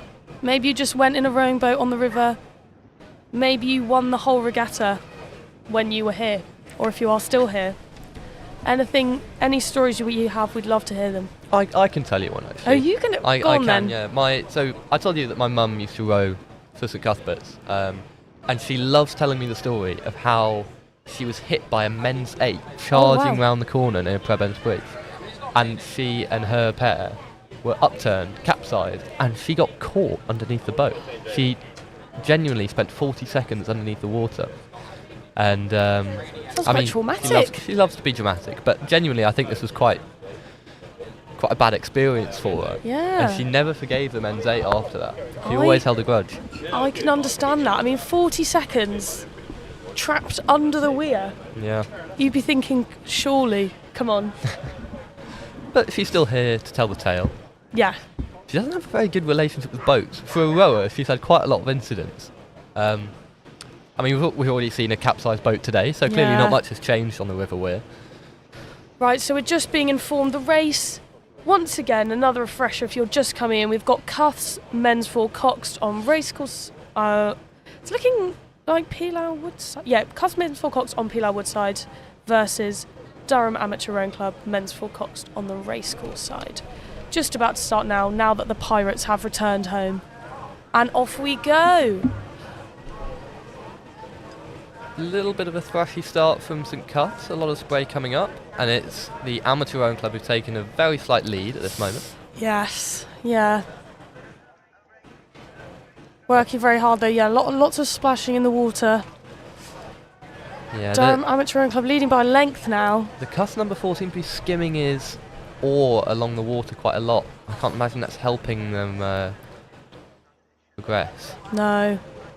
The lead's now up to about half a length, I'd say, for the Amateur Rowing Club. Going very fast though. Drone's having to work hard to catch up with these guys. Yeah, it's a quick race, this one. Both boats staying on a nice line though. They're not too close to each other, not too close to the reeds. They've avoided the buoys, which is something that can't be said for a lot of the crews today. Yeah. It does seem that the Amateur Rowing Club are pulling away.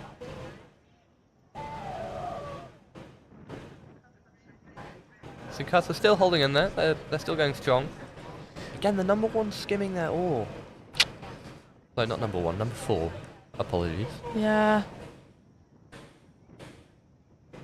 And it's all the small things like that can make a big difference when you are quite close in this kind of race. It can, because if you're doing it consistently, if that's your natural rhythm, then you're going to do it every stroke. And over the course of a race, that will build up into quite a large margin that you've subtracted from your team. We can see Cuths gritting their teeth, really working hard there. I mean, it is a great effort. I would love to see a win for my home college, but it's whether close. That's going to happen today. It's close. They're not giving up. Amateur Rowing Club are about to run over this buoy, I think. Oh dear. Oh, they've just missed it. Steered to the Oh, is it left going of to... it. Oh, and it's not... Okay, that's good. They seem to avoid all of that. Luckily, we've had no swans in the water as well. I wonder what the punishment is for going the wrong side of the buoy, actually. I don't think we've seen that in No. Maybe a 5-second penalty? Something Maybe. Like Maybe you're made to do the rest of the race in a pedalo. Now, that would be a harsh punishment. Wouldn't wish that upon my worst enemy. That is hard work. They're going under Bath Bridge now and approaching the finish line. And it is the Amateur Rowing Club that are going to take victory. Oh, I'm sorry to say, Emily. That's okay. I'll cry into my pillow later. A sterling effort from Cuss anyway. No, definitely. And so this race now just started. We have on the racecourse side Grey College men's 4 Cox taking a strong lead, and Trev's Pilar Woodside men's 4 Cox. Goodness me, Grey have flown out the blocks here. They've I left know. Trev's. It looks like they're standing still.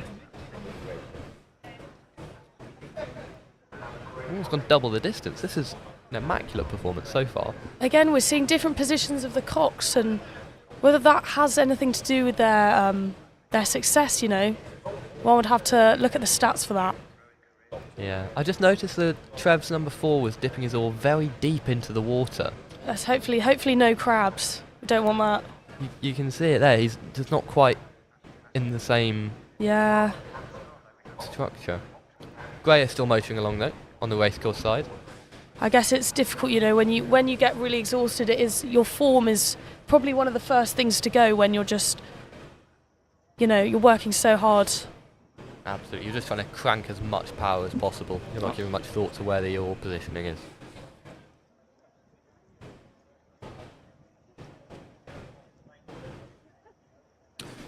Grey are still in the lead, but Trev's, they're not giving up. They're a long way down the river.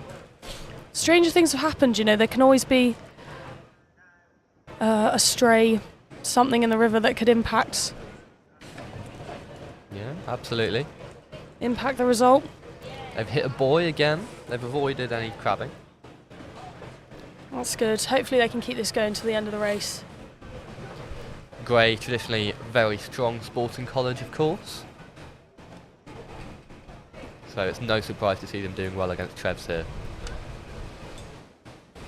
So just coming under Bath Bridge now. Grey College leading by over, I'd say, 3-4 lengths. Oh, that's 10 lengths. 10 lengths. It's going to be, I think we can safely say it's going to be an easy win for Grey. Well done to them, because that's a strong performance.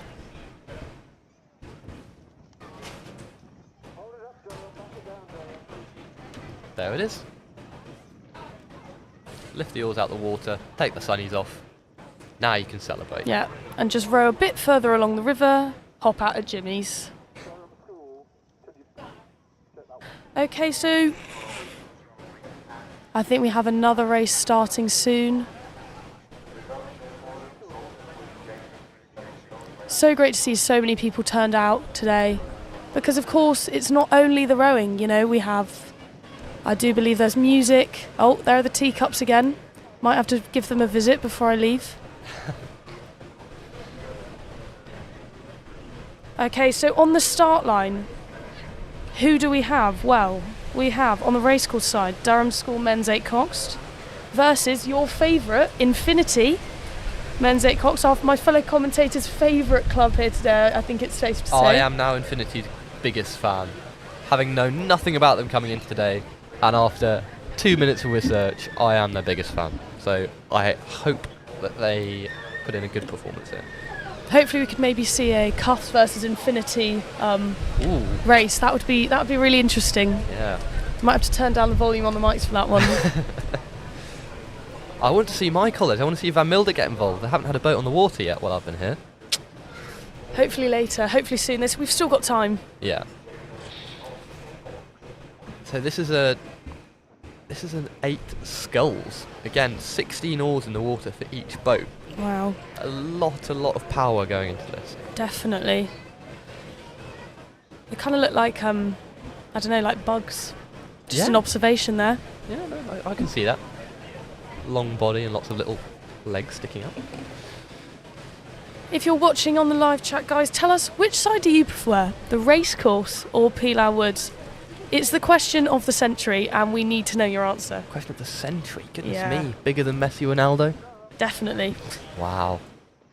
Currently, Racecourse Station is winning. I think, nearer the crowd, more support. But then again, the reeds, it's tough. And the other boats. It's true. Pilar Wood, you get the inside line for the first bend as well. Someone's saying, shout out to his son Drew for Infinity Boat Club from Mum, Dad and Chris. Oh, that's sweet. So lovely. Wishing them the best of luck today. Oh, and it looks like they're about to head off.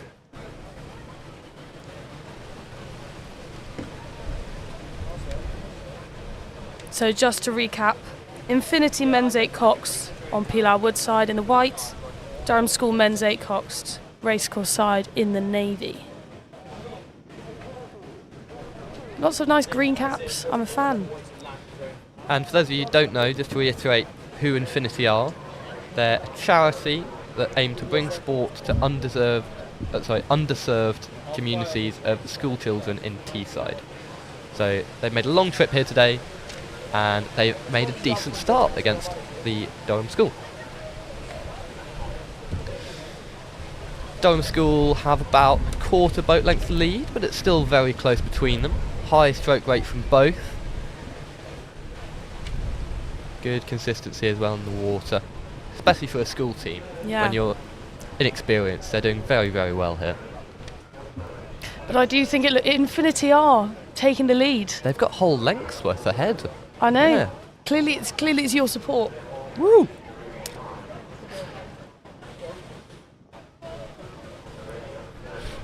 Durham have gone very central in the river. And Infinity are cutting in a bit, so that could maybe cause problems later if people catch up, but we'll see. It could. I wonder if there's anything to be said for positioning your boat almost directly across the path of your competitor. I don't know how much that's allowed.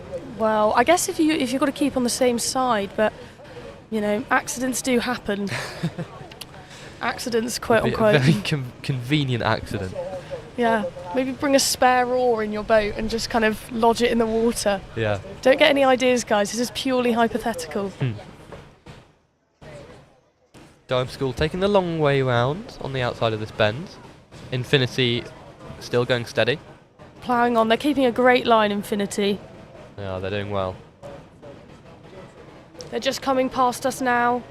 They're making it look easy. Infinity, honestly. For all 8 people in that boat to get the same rhythm and to put out the same power is really, really impressive. That's a lot of practice that's gone into that, so good on them. Looks like Durham have got into some shallower waters there. And here we go, Infinity. Sunny's on, locked in, ready to take home the win if they keep this up. Ooh, I think we had a little crab from the number 7, but they've corrected it and it's all good.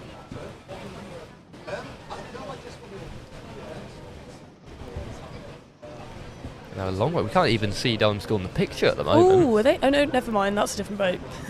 They're a long way back. I hope they're okay. I hope we didn't miss some capsizing or anything. Yeah. They might be. Can we see them from where we're sat? No. Don't think so. Oh, here we go. Is this? No. This is Infinity going sideways across the finish line. Bit of trouble with the oar, but doesn't matter now. You pass the finish line. Anything happen? So is this? Is that Durham School? Durham School. Maybe they hit the side. The reeds. No. It's the reeds again. Oh, how disappointing for them. Oh. They're still upright at least. They're not wet. Yeah, very true. Very true. I'm wondering what that is. Oh, so here we go. Sorry, another race that's just started for you guys. So racecourse side we have Leeds, and on Pilar Wood side we have Tees. Yes. Nice little rhyming pair for you. These are the women's uncocked 4 sculls. Motoring along. Leeds taking a very central route, but it's Tees who have the lead. Oh, cutting in. Pilar Wood side. Leeds have now traversed the middle line and are in the same lane, but luckily for them, Tees are too far ahead for that to matter. And I know you've all been sat in heavy anticipation for the results of the question of the century, and it has said from nine foundational voters, Racecourse has won favourite side of the river. Wow. Yeah. An expected result, but I didn't expect it to be quite so one-sided as it was.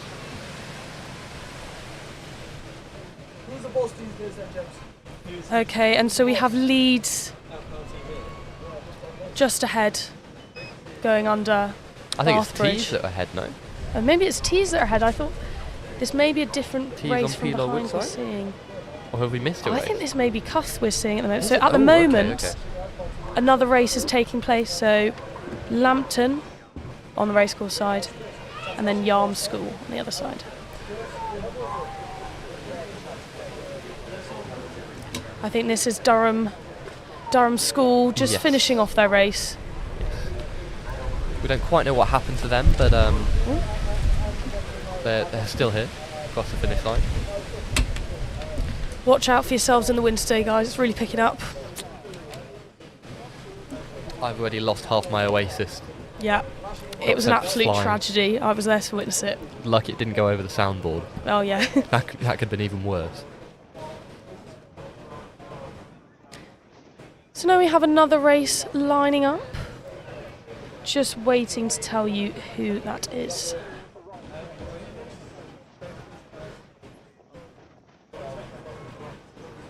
Oh, setting off at a bit of an angle. Or they've lost the state boat. Oh dear. So just want to tell you that it was 90 mile per hour winds earlier, 34 mile per hour gusts now. So it's getting crazy. 90 miles per hour? No. What? I think 19. Okay. I was going to say, Yeah. I would be sceptical about that. Yeah, strongest winds in the century. This is a very chaotic start to this what's race. going on here? I don't know if they've started because Ooh. the other boat haven't been released yet. I don't think anybody knows what's going on. No. I'll have to see. One of the boats is sideways, the other one isn't in the picture. This will be a little while to get sorted out. In the meantime, I guess we should, now we've watched a lot of rowing today. Do you think, is there any particular position you'd like to be in on the boat? Would you like to be in the cox? Do you think you'd be a cox or I don't know, part of the middle of the boat? I fancy myself as, if I was in an 8, a number 4 or 5 in the engine room. Oh, really? Okay. As a football and hockey player, I'm another subtle flex there. I'm in the midfield, so I'm used to sort of being in the middle of things. So that would be where I'd see myself more than anything. What about you? Where would you put yourself? Oh, I don't know. I'm a defender by nature, Okay. so I'd probably go somewhere near the start of the boat. I think keeping the balance would be a fun job, but I don't think I could be a cox. I think my vocal cords wouldn't last. I'm the same. I'm not usually a shouter, to be honest. So No, just get shouted at.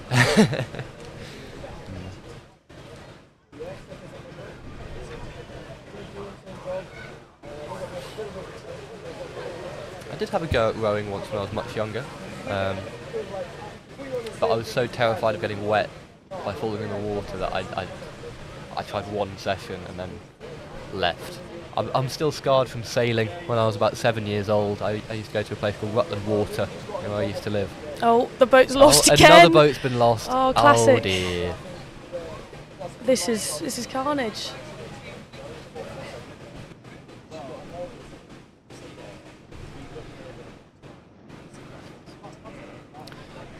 I saw the number 8 of one of the boats still continuing to row forwards for no reason really, despite him being asked to go back. I guess when you you think the race starts and immediately you just kind of go into a rowing frenzy, perhaps. You just see red. Going to just stop. slow state. Yeah. Hopefully it's third time lucky. Oh no, we've lost the boat my again. gosh. I don't know whether this is a fault of the state boats or whether it's the fault of the crew. Herding cats. Oh, and they've lost again. What is going on? It's like Jack and Rose. Let go of the. Let go. I haven't seen Titanic. I before. haven't either. Impressive reference for somebody who hasn't seen it. I feel like everybody knows that one though, surely. Yeah, maybe. Everybody's seen that absolutely heartbreaking, but also slightly comedic scene. Oh, the boats are off. Oh, okay. A little attempt. That was our 5th attempt to line up. We got that Yeah. statistic through. And they are going. Oh, look at them ploughing away. A lot of crabbing from the boat here. I think that's Lambton. Yarm School are doing okay. They've got a decent stroke. I think the number 4 for Lambton was struggling a little bit with crabbing. But they've come through it. They're still going. They have come through. And it's not over until the fat lady sings. Exactly. A crab doesn't mean it's over. Ooh, listing a little bit to the left as well from Lambton. Must be, quite intense eye contact between the cocks and the rower closest to them. Absolutely. Oh, boat turning around on the side. Is that cuffs? That's cuffs. Oh gosh, no, it's not cuffs. What are you talking about? What are you talking about? Again, guys, keep it up in the YouTube chat. Love to hear your comments. We'll give some shout outs. It's Yarm School who are still in the lead on this one. I think it's probably a boat length or 2. Oh wow. I think they're still. What's going on? I'm looking at the start line. I'm still trying to figure out how they're getting. Oh, they're all ordered up there. Okay, so I've been told. I think this may be a different race we're watching now. Racecourse, Queen Elizabeth High School versus Durham Amateur Rowing Club on Pilar Woodside. Okay. But that may be the one lining up. You can see in the distance.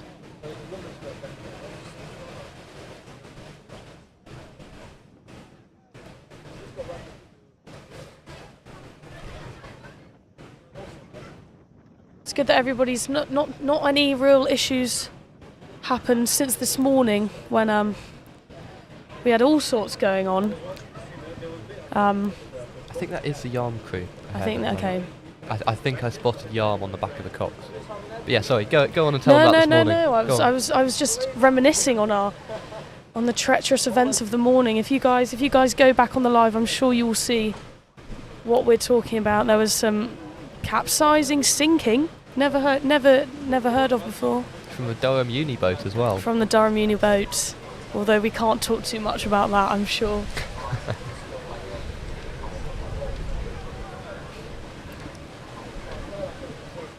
And it's Yarm who are crossing the finish line, taking the win in this one.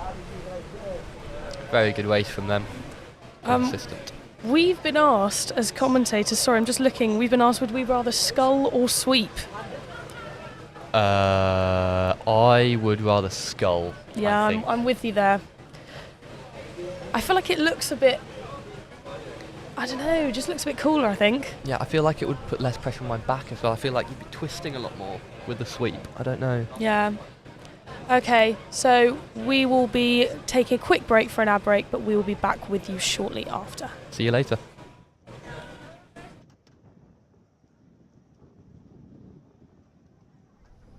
Hello and welcome back. Thank you so much for watching PalTV's coverage of the 191st Durham Regatta, brought to you by our sponsors, the Waterhouse. We've just seen some very interesting racing coming down the course. We've seen some octuple sculls. Now these are quite an interesting boat category.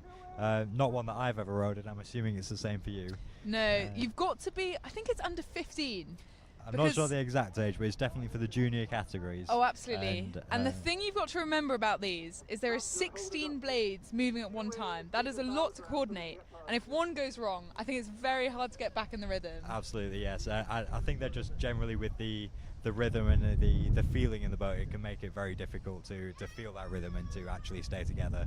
And it can quite often be 16 blades doing very different things. Yeah. And we just saw Yarm School competing in that, and for now we're going back to the commentary.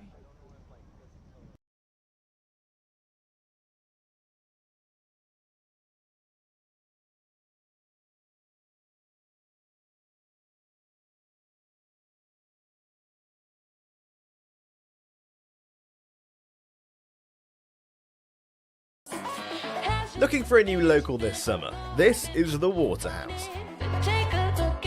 With pints from only £2.50 and student doubles from only £3.95.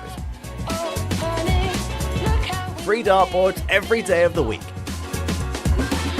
And for only £10 you can book a karaoke room for as long as you like. Whether it's a social or a pint or two, the Waterhouse is your student pub in the heart of Durham.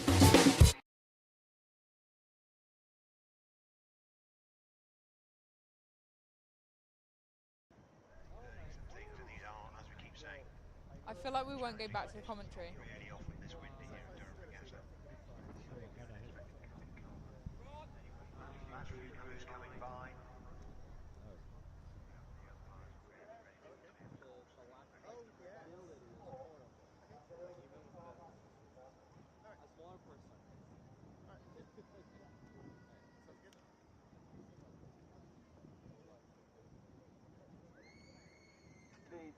Hold it on your right hand. Hold it on your right.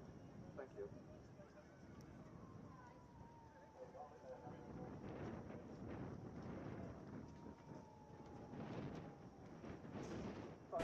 Hi guys, and welcome back to our commentary.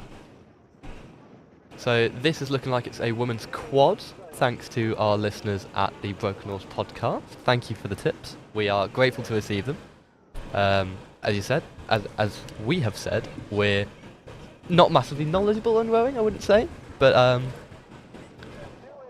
it's we're doing our best, and so yeah, any criticism is gratefully received. So thank you for that. Okay, and we're off. So this race currently taking place, we have Queen Elizabeth High School, racecourse side, and then Durham Amateur Rowing Club, Pilar Woodside. Again, different position of coxes. Just always interesting to see.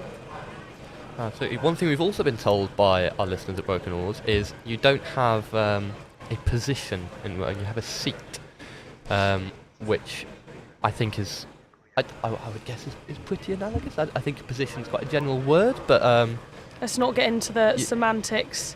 So you have a seat, and apparently you're not chosen. Sorry, you are chosen for that seat. You don't get to choose yourself. Yeah. Great racing going on at the moment. Can really see them working hard.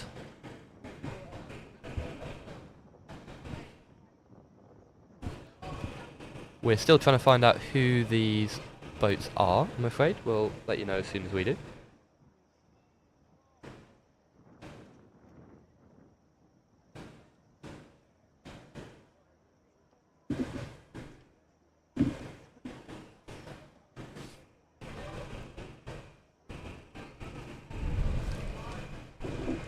So they're just coming up to Bath Bridge now, Pilar Woodside. I'd say about 2-3 lengths. 2-3 lengths ahead.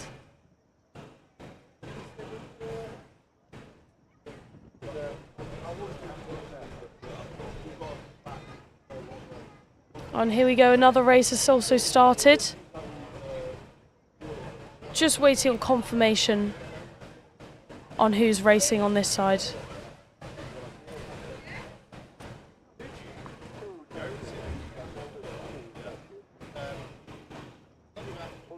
Again, the boat on the Pilar Woodside taking an interesting line, but they've straightened themselves up.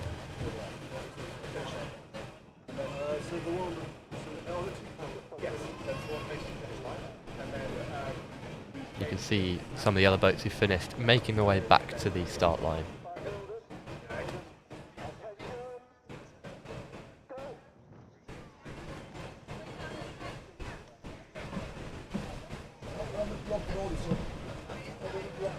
Yeah, it's looking like great form from the boat in the lead. Oh, this might be Van Milder. Van Milder? This could be Van Milder at my college, who Wow. apparently on racecourse side against Aiden's on the Pilar Wood side. Aiden's are in the lead for the moment. And I think our live stream has frozen for a second, so we'll just wait for them to pass in front of us, and then I might be able to give you an update on who is currently in the lead. This is another women's quad as well, as we've been delightfully informed by our friends at Broken Horse Podcast. Thank you for letting us know.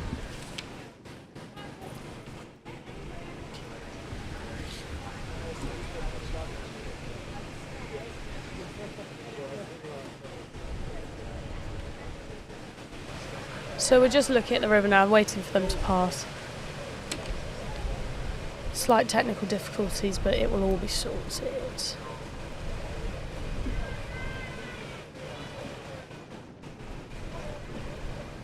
Van Milde, of course, being my college, I know a little bit more about them. So they went down to London for a regatta over the last few weeks and were quite successful in it as well. Their women's captain is Libby McDonald, who has done a fantastic job with the club this year, especially after their struggles thanks to their boathouse burning down. Boathouse burning down, exactly. Yeah. Arson. I think Goodness it's arson. me. Clearly two strong competitors to let that boat club stand. The but plot thickens. Maybe exactly. It's Collingwood. Ooh, can't be making dangerous accusations. Collingwood are a lovely college, and Yes. I would never put. No, never accuse Collingwood of arson.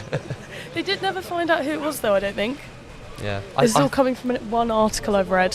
I think it was positioned below Kingsgate Bridge, wasn't it? Yes. Yeah, and now you used to be able to see a pile of burnt timber, really. Ooh. But that may have been removed. Maybe they moved it. It was too hard to look at. Yeah. Anyway, another race is passing us, which may be St Mary's versus Queen Elizabeth, but I'm afraid that our live stream is no longer working, so we'll do our best to keep you updated.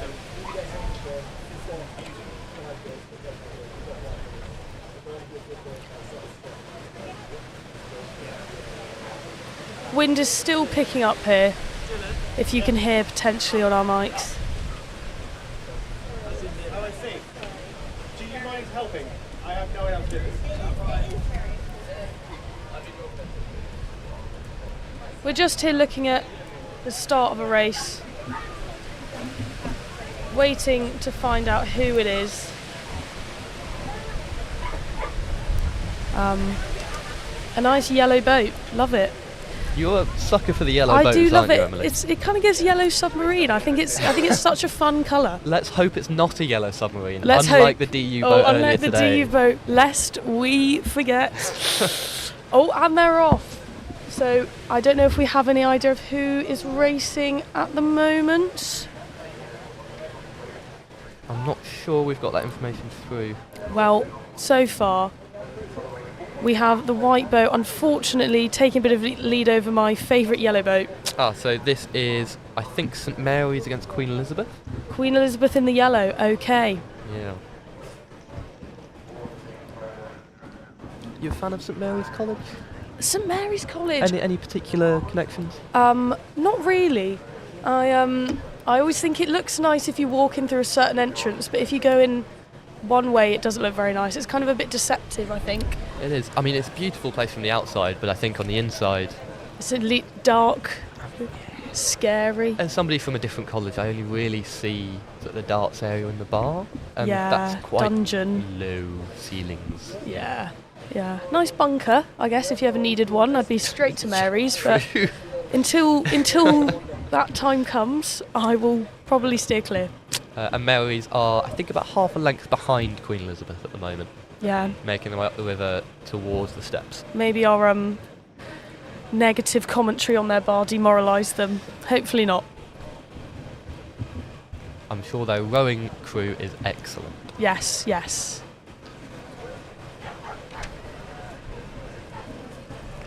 I want to know where the pedalos have gone. I'm looking in the back of the screen. I can't see them anymore. You know, were they let out of the pedalos? Are they still rowing? Also, I feel like a rowing boat's quite easy to get out the water because it's quite long and pointy. Yeah. So you get a lot of leverage on it. Whereas with a pedalo, you're going to need a crane to get that out the river. I don't really know how you do it. You're going to need a lift. Yeah. Tough times.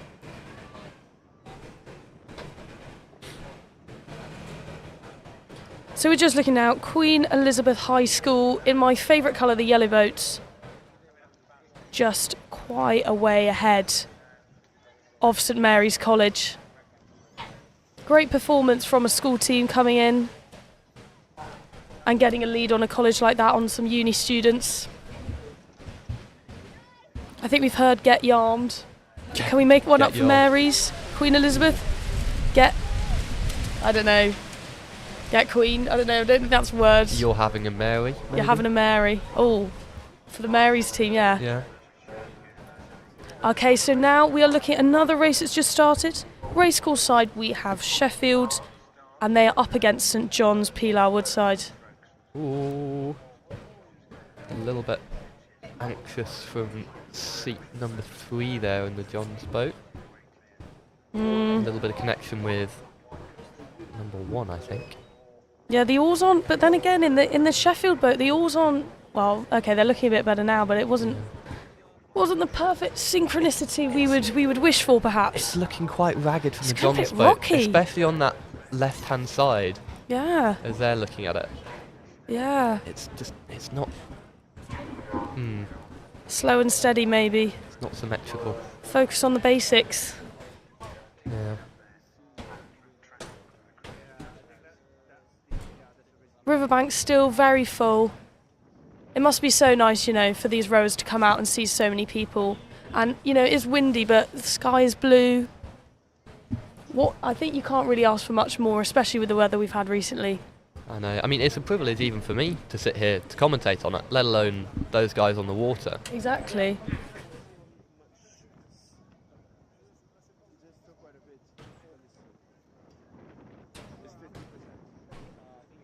I think it's Sheffield who have the lead. That John's left side is still not looking 100%. Yeah. The Cox is looking. I mean, I'd be worried if I was the Cox, because if the boat goes, you are literally mere inches from getting dunked. Exactly. And you're quite tucked in there. I mean, it's precarious. Again, I'd love to know. I think we need, maybe next Durham Regatta we need mics on the Cox to, Whoa, that would be a good addition, wouldn't it? Yeah. Live feed from the Cox. Maybe a little speech bubble you could get, see what they're shouting. Like an F1, they go to the team radio. Exactly. Yeah, I think we need that. Whoever's listening, you know what to do.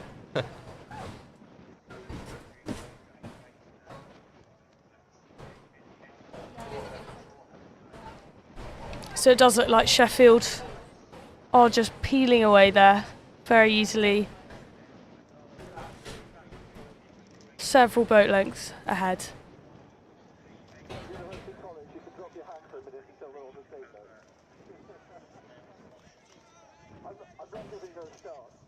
And just coming under the Bath Bridge. Yeah, that is Sheffield over the finish line. Sheffield win that race. I think we're being asked a few questions on live stream. I think we if are. you want to respond to them. So you're not allowed to answer yellow to this one. Oh, sorry. But what would be the colour of any boat you would row in? The colour of any boat I would row in and why? But not yellow. But can't be yellow. You know what we haven't seen? I feel like we haven't seen a black boat, an all black boat, black oars, everything black. I think that would look so cool. That would be quite sleek, wouldn't it? Like black rowing outfits. I think, I think we're missing that. I think that would look quite intimidating, I mean, there are so many red colleges. Surely one of them can afford to be black in rowing. Exactly, but then I guess maybe it's a bit, depends how well you do, because I feel like if you're black and you're winning, it's cool, but if you're black and you're losing, it's a bit morbid, maybe. Yeah, okay, I can see that. How about you? I mean, I've already said it this podcast, I love blue. I mean, I'm wearing a bright blue coat right now and blue jeans, and I've got a blue bag. So I don't really have anywhere else to go, I think. You're in a corner. Yeah, exactly. I've got to stick with my... Stick with your purchases. Yeah, unless I want to buy a whole new wardrobe. Exactly. Can't do that in this economy. So just coming to you now on the race we are showing. So we have Yarmouth on the racecourse side, who are currently about a boat length behind University College on the Pilar Wood side. A lovely red boat there, if we're going into colours.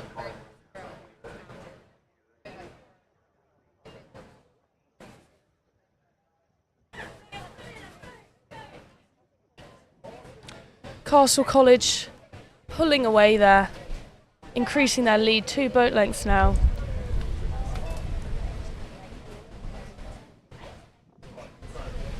I'm loving these panoramic shots. I hope you guys at home are as well. Yeah, the drone operator is doing a sterling job today, I think. He's locked in. Dialed into the job. He'll look back and hear it. Nice view of the cathedral as well.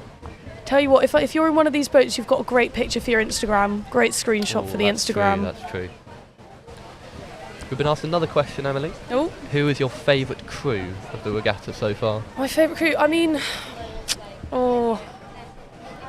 that's a tough one. I think I'm probably going to have to say any of the Cuffs crew. You know, I've got to stick with my... I mean, I understand. Okay, any of the Queen Elizabeth High School because of the yellow boat. Okay.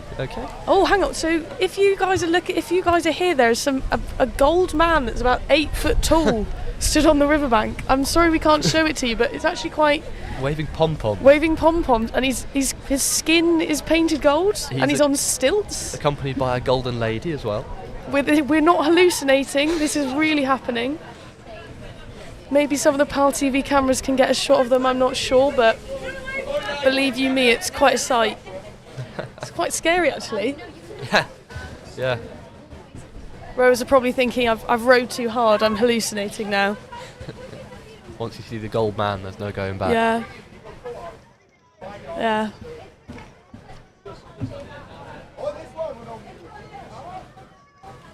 Is this Castle College you were saying, Emily, coming into the finish? This is Castle, indeed.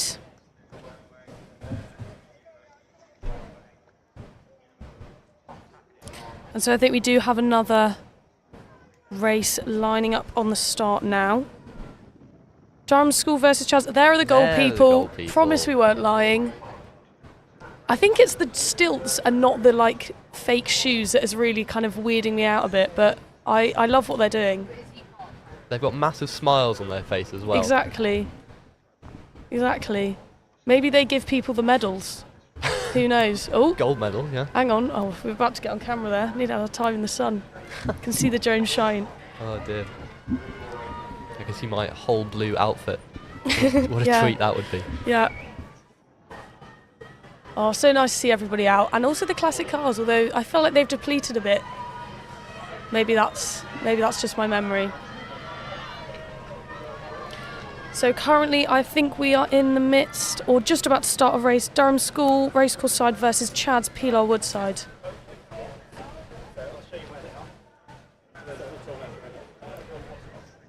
Yellow boat, my favourite. Best boat. Oh, peace sign to the camera. We see you. What celly would you pull out if you were in one of these boats? What would I... Pardon? What celebration? What celebration? That's a good one. Maybe a deliberate ejector crab. Really get the crowd going. A what? A deliberate, get a crab, but get ejected from the boat. Oh. Just for a bit of entertainment. Interesting. Okay. I think we haven't that wasn't what I was expecting. Swim along the river, maybe float down the river. Okay. I don't know, anything to add some intrigue. Okay, so we're just seeing the start line here. And currently, we've been informed this is Durham School Racecourse side versus Chad's Pilar Woodside. Again, State Boat is trying to sort them out, get them in a straight line, but I guess it is quite difficult when the boats are so long.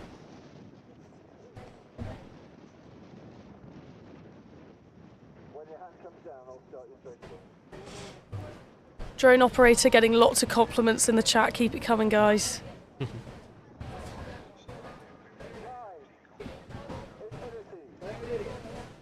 Oh, we've switched up the people in the stake boats. Oh, and off they go. Durham School versus Chad's. Oh no. I think that may have been the previous race. I think it was a previous race, Emily. It's your favourite. No, it's not Infinity. It is Infinity. Oh, get in. And Infinity, Pilar Woodside, Tynemouth Racecourse side. Tynemouth, did you say? Tynemouth. Oh, I don't think we've seen a Tynemouth boat today. I don't think we have either. Not in our time. Are they a seaside little place in the north? Tynemouth, lovely beach at Tynemouth. Oh, yeah, okay. can go for a swim. It's a bit. I went the other week. Bit chilly. They've- Into the reeds! Oh goodness me! Into the reeds! No. That's the most direct reed bed hit we've Absolute seen carnage, today. and they can't escape from this. No. Have they come up on the bank? Oh my gosh! These are women's quads, by the way. I think the Cox has maybe not done a great job at steering them, dare I say. They've gone straight into the weed bed. That is tough. That's so disappointing. Yeah, they flirted with the reed bed a bit too much. How are they going to get out of this one? And they just have to watch as Infinity just plough on, and they don't. They can take the rest of this easy. It's going to be a while before they get out. Infinity go beyond. That's what they're saying. Oh, is that number 4? I think that's number 4. Oh God, that is difficult. I mean, the boat's quite. I wonder what the Oh no, they're looking very frustrated. They're really going to have to wrench on those oars to get themselves out of that It's quite bank. heartbreaking for them, I think. You do have to feel for them, yeah. Yeah. Oh yeah, and here we go. We just see Infinity just leisurely sauntering to the finish line. Oh, I think here comes the rescue boat. Yeah. They've finally had to get off their lunch break. They've finally had to come out. The first one in a while. Poor Tynemouth, by the way. That's the first we've seen of them today, and it Exactly. lasted about 10 seconds. You really have to feel for them making it all this way. Yeah. And They've made a name for themselves, but maybe not in the way. Oh dear. I don't know.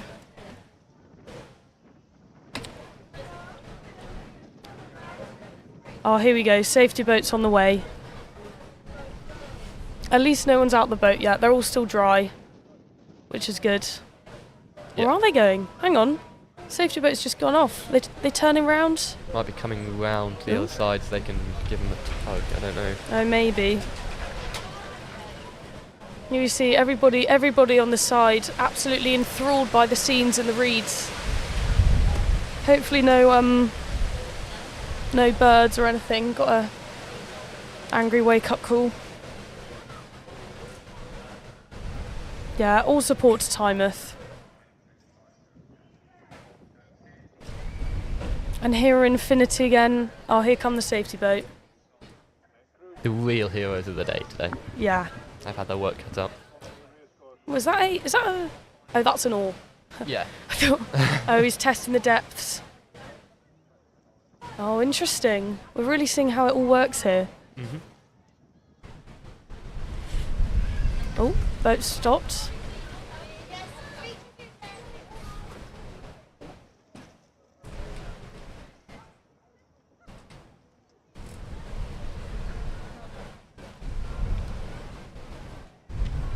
Yeah, they're on a bit of a slant as well. It can't be... They must be quite stuck. Yeah. While we're waiting, Emily, do you spend a lot of time at the racecourse? Do I spend a lot of time at the racecourse? I quite like to, I'm my turn to flex now, but sometimes I do go on the occasional run. Ooh, Yeah, okay. yeah. Okay. Not very fast, but I quite like running along here. Although it is quite busy. There's a lot of students around, so you can't really run. If you're having a tough time on your run, everybody's seeing you, like, red face, out of breath. But it's quite nice to come for a picnic sometimes, when the weather's good. Yeah. How about yourself? I come a few times, yeah. Last week we came down and played spike ball for the first time, Spike which ball? I've never played before. Have you heard of it? I have not. Ooh, it's you might have seen it. It's where you get like a mini trampoline, Mhm. just a tiny bit off the floor, and there's a light ball which you have to ping off the trampoline, and then the other team have to try and return it via the trampoline as well. I think I do know what you mean. It's really, really good fun. I'd recommend it a lot. Next time I see someone playing spike ball, I know where you are. Oh, I think people are having to hop into the water, hop into the murky waters of the weir. Ugh. Can't be a very like hard. I bet it's quite silty as well. Can't be nice on the shoes.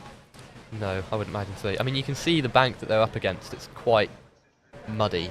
Yeah. Or are they pulling them out, or have they come out? I don't know. They've left them. God, sort it out yourselves. I mean, it's a credit to to the Tynemouth team, but they've wedged themselves in so much. That means they must have had quite a lot of power going into it. I like that. Yeah, I think that's very true. They must have been going so fast. Yeah. Too much power. The wrong direction. That was the only problem. Exactly. I'm surprised they didn't go all the way through the bank and come out the other side. Yeah. Maybe that's what they were trying to do. Maybe they were trying to go all the way around, just cut off that section of the river. corner. Yeah. Maybe that would work better on the long course. You could kind of take an underground route to the finish line. Yeah. Yet to be seen at Durham Regatta, but as we've seen today, always something new. Lots of different tactics coming into play.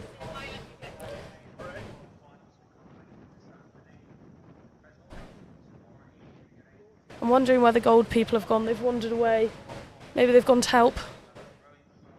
They've got long enough legs, actually. Exactly. You know what? They might help. Maybe. Hang on. I think we've seen something here. Yeah, they're missing a trick. If they got in, they'd be perfect. I mean, they could basically walk the race. They wouldn't even need to row. Yeah. I wonder how deep the river does go, actually, in the middle. They've got somebody down on the bank helping them out there. Let's push them off. There we go. Oh, there we go. The boat's back on the water. Oh, perfect. I personally have never swam in the weir myself. Have you? I have not, nor have I swum in Mildet Pond, but I know a few people that have, and that is apparently just very full nice of algae. at all. Yeah. Full of algae, reeds, other people's stuff. Vomit. Yeah. Yeah. What a combination. What a cocktail. Yeah. I know some people do like to frequent the weir on the way back from a night out, but I think you'd have to be quite brave to be doing that. Yeah, what I will say is that that's not a good idea. Yeah, please don't anybody do that. We do not condone nighttime river swims. Absolutely not. Okay, and here they go. Are they going to turn around? Are they heading back? Are they going to finish the race, or are they going to... My guess would be that the organisers will try and get them out of the way as soon as possible, so as not to hold up proceedings anymore. Sadly for them. Sadly. Maybe the pedalos are free, you never know. Go the other way, down the other way on the river. Yeah. Oh, I've just seen a man come out with this wonderful ice cream with marshmallows all over it. Guys, if you are on our live chat, please vote. Would you swim in the river weir? Is our producer putting these questions up? They must be. And I'm saying no, it's disgusting. Disgusting. Disgusting. No, thank you. Wild swimming's a bit of a tricky one. I feel like you really have to know where you're going. It's true. I made the mistake of going for a swim in the sea recently on holiday, and while that wasn't a mistake in itself, I did swim out a little bit too far. Oh. And all of a sudden, when I turned back round to go back, it looked a long, long way away. Oh no. That's actually terrifying. It was a little bit scary. We nearly only had one commentator today. I'm still here. You're still here. But I had to drag myself out the water at the other end and near enough collapsed on the beach. It wasn't great. Your family seem to have a lot of water-related near tragedies. True. You know what? I haven't talked about my brother yet. Oh. Who went on a sailing trip when we went to Greece on like an all-inclusive holiday. He went to a kids club, right? And one of the instructors that he was with took them out on a boat in a yacht. There were, I think, 4 kids, maybe 5 kids on the boat. And this instructor was about our age, 19, 20. So clearly really knew what he was doing. She. And I mean, she did know enough about what she was doing, but it was quite windy. And all of a sudden, you know the boom on a yacht? It's the big bar on the bottom of the sail. Okay. Right, that swung round, clocked her full on the forehead. Oh my god. She collapses in the boat. And what, and they're just stranded out? And the bottom of the boat begins to fill with blood. Oh. And basically they all screamed and waved at the lifeguard. Luckily they weren't too far out, that's but they had good. to get saved and dragged in. That's terrifying. All the while their instructor was screaming their lungs up. So I think it's fair to say my brother hasn't stepped in a sailing boat since then. I'm a bit worried for you being even 20 foot from the river. I mean, something's bad's going to happen. Another one from my mum. Oh, hang on. I'm still going. She was on a cruise in Greece. Right. When it sunk, and she gosh. ended up in the water. That's a quite casual thing to say. 100 people died. What? Oh my god! You know what? I can't remember the name of the boat, but I'm going to look it up. Oh my gosh! You really should not be near the river. You can understand why I don't. You need to have an particularly armband on at all times. That's terrifying. Oh my gosh! Sorry to take a bit of more of a morbid turn on PalTV, but this is shocking.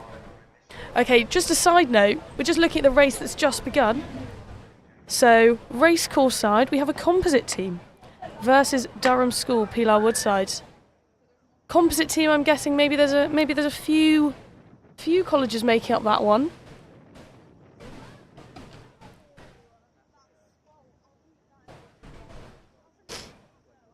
I'm glad that this poll has received the most engagement yet, and 72% of people said no, they wouldn't swim in the river. You made the right choice, guys. 72% of people value their lives, as far as I can tell. We've been asked to start a podcast. Really? It's time to get. Surely there are enough podcasts out there already. Yeah, exactly. I think we'd be adding to a crowded market. They don't need two non-rowers talking about rowing. Exactly. If you were going to start a podcast, what would it be on? I've got a great plan for a podcast. Oh, right? it's happening. I've thought this through. I'm a big geography nerd, right? Okay. So I would set a podcast and I'd go through every single country in the world and every single episode. Yep. I'd have two guests. Yep. I would have one national from that country. And I would have one person who wanted to go to that country. Right. And then we'd discuss what the country was about, how people would get there, what they'd do when they got there, about the geography of the place, and it'll be really cool, have fun times. That sounds great. I think so. That sounds amazing. Tune in, guys. Give it maybe 1-2 years. Would you listen to me on that podcast or Andrew Tate? That's what I want to know. Oh, yeah, okay. Oof. asking the questions. I mean, the answer's clear.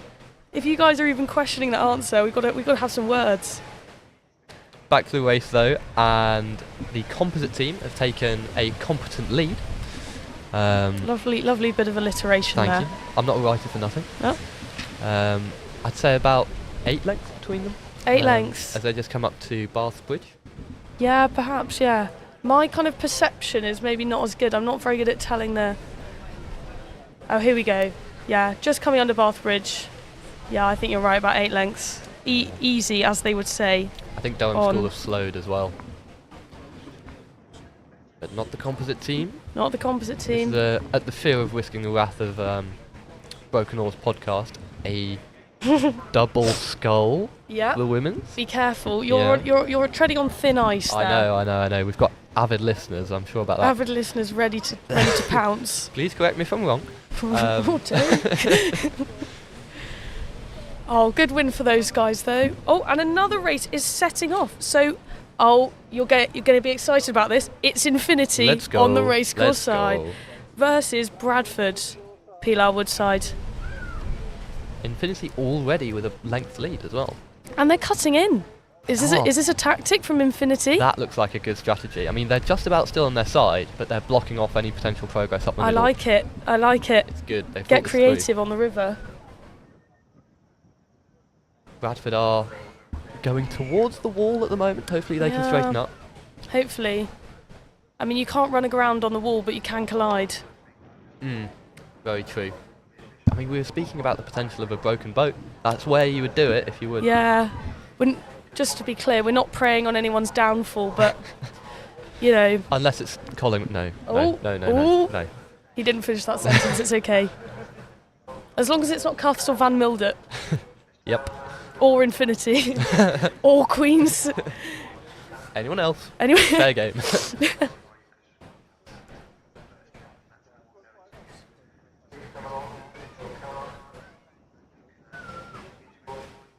Oh, okay. Infinity make a nice line down the middle here. Yeah. Make it look easy. They're having it looks like a leisurely row. I mean, I know they're working very hard, but it's that analogy of ducks, isn't it? They look so serene on the top, but when you look underneath, their flippers are working so hard underwater. Yeah. Yeah. Lactic acid reaching new heights in their arms. Ouch.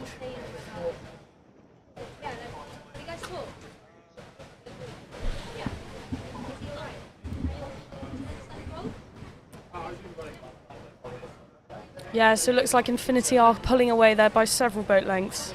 Yeah, Bradford weaving in and out. You been to Bradford before, Emily?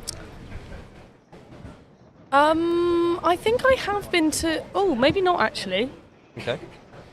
I've just seen on the PalTV now. We've been pitted against each other. Oh no! How dare they? How much would I have to bribe the listeners to vote for me? That's what I want to know. Yeah. We're gonna have to see. This could be the end of our commentating relationship. You know what, Emily? I'm gonna vote for you. Well, Joseph, I'll vote for you. Fine. You've got 86% as well. Hang on. Okay, but that's Wow. 10, right? Okay. I see. No, it's evening out, guys. If you Okay. don't make this vote 50-50 exactly, we're going to have to turn off. Actually, that's quite a good challenge. Yeah. To get people to vote 50-50. I'm trying to think of any great commentating pairs that we could maybe, who would you maybe say your commentating style resembles most closely? I mean, I'd love to say Ali McCoist and whoever he's working with. Because Right. I'm a big fan of Ali. But I don't have the Scottish accent. I can't pull it off. And that's I would suggest you try it, but I fear we may offend. Oh, you should hear me sing the Proclaimers. Then it comes out. Gonna have to get on Joseph's podcast in the future to hear that one. Geography podcast with a song at the end, maybe. Yeah, we could sing the national anthem every time. There you go, that's- in the accent here we of... go. There we go. Get a what do they call it? An accent coach. Yeah, I mean, I'm sure whichever national was on the podcast could Oh, give us fair. a little tip on how to do it. Hopefully they wouldn't be offended. Hopefully not. So that is Infinity.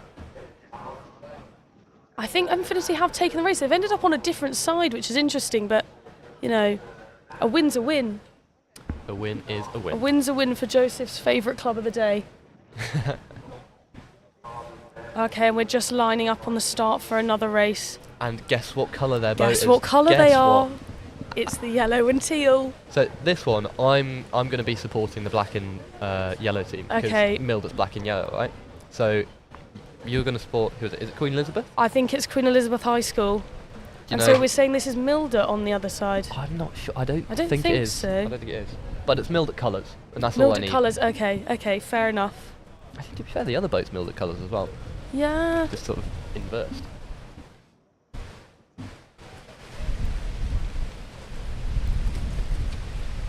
Can hear the wind really picking up. Hopefully those state boats, I don't know how the wind's affecting them, but hopefully they manage to hold on. Just waiting to hear who's about to race. I know this is Queen Elizabeth High School. And we have seen the black and yellow team before. But we're just waiting to find out who it is. At the start line, they're cheering on another boat from whichever group they're from as they went past back to the start line. Yeah. Lots of fist bumps, lots of yay. Again, Cox is in different positions, I wonder how it differs when you're sat on top. In the Queen Elizabeth boat, it's quite clear they're very streamlined, whereas in this Yeah. other boat, the Cox is almost sat on top of the boat. I can't imagine Exactly. that's very good for aerodynamics. But then you think, weighting to the front and the back. I mean, you're the physicist. How does Oh, goodness. weighting the front or back of something change its momentum, its speed? I mean, the only thing I could think of is at the front, if you're at the front, then you run the risk of your nose dipping into the water. I mean, I suppose with these boats, that's not really something that would ever happen. So I don't really know. I would love to know what the benefits were from somebody who knew a lot more about rowing. Any physicists, any physics professors listening in, which I'm sure there are many, feel free to pop some equations in the chat. This is Sheffield as well, by the way. So this is the men's 4. Oh, just nipping around the buoy there, and then getting back on course for Queen's University High School. Queen Elizabeth Queen's doing a Elizabeth, little why bit did I call it of Queen zigzag. University? Oh, this is your favourite team, Emily. I know. Of all the ones, this is the one you should get right. I know. I'm just seeing the yellow. I think that's the thing. Just approaching Bath Bridge now.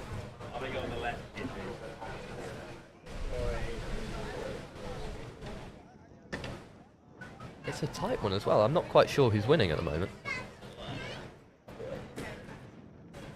Oh, someone's told us that if the more modern boats have the cocks lower down at the front for the reasons that we've mentioned, stern loading is a bit more old school, but it's safer for the cocks because you won't snap your legs if you crash. I guess that's always a win, isn't it? That's really interesting, actually. Don't break your bones. Okay.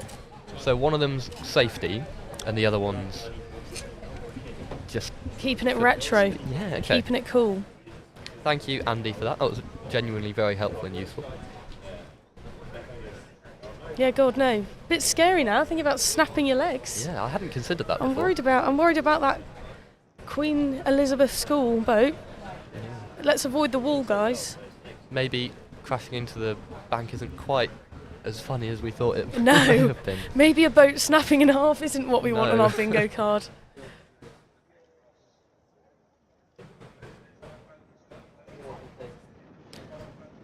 Queen Elizabeth High School taking the lead now by several boat lengths. Just coming under Bath Bridge. Impressive that the high school's beating Sheffield Uni as well. Yeah. Yeah, I know. With the age gap and all that. They're doing very, very well. Be interesting to know the different training regimens that each team goes through, you know? Yeah. How intense it is, what kind of composition, how much time they spend on the water. Yeah, Durham have they have an infinite rowing machine. They do. Yeah, I've always found that really interesting. It looks quite cool. I'd love to have a go, maybe for about 5 minutes before I get too tired. I was going to say. So we just have another 2 boats lining up. Oh, and it's Queen Elizabeth High School again with the yellow boat.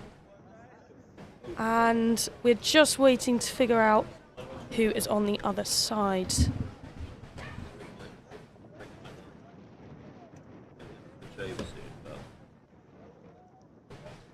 Just waiting for the other boats to come back through, clear the water a bit.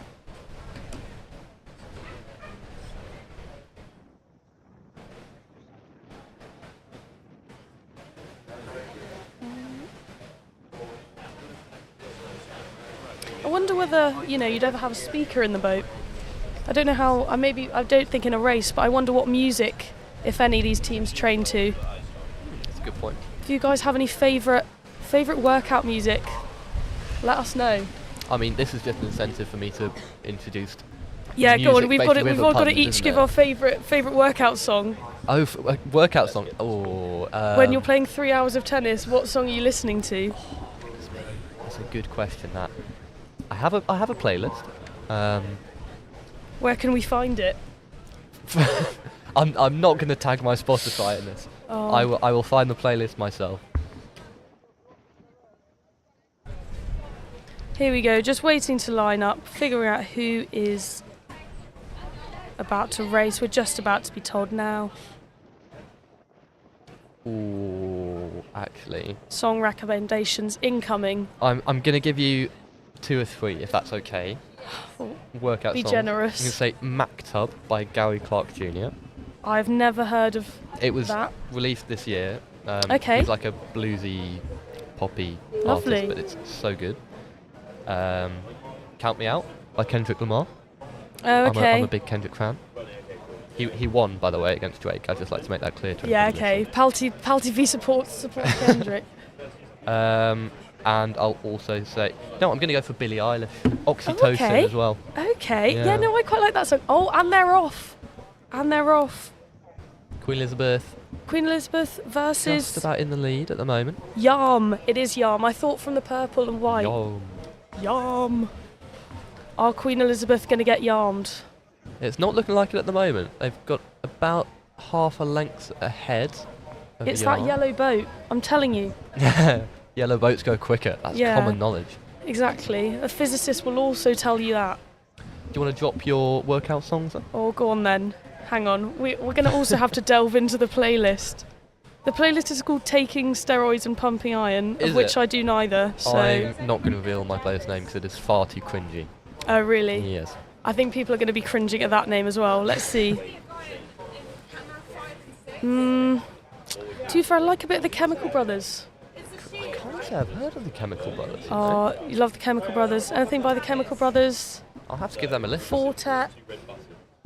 Anything like electronic EDM. Oh, EDM, okay. If anybody who knows me is listening, they're going to be rolling their eyes because everybody else finds it so annoying, but you're missing out, guys. Yeah.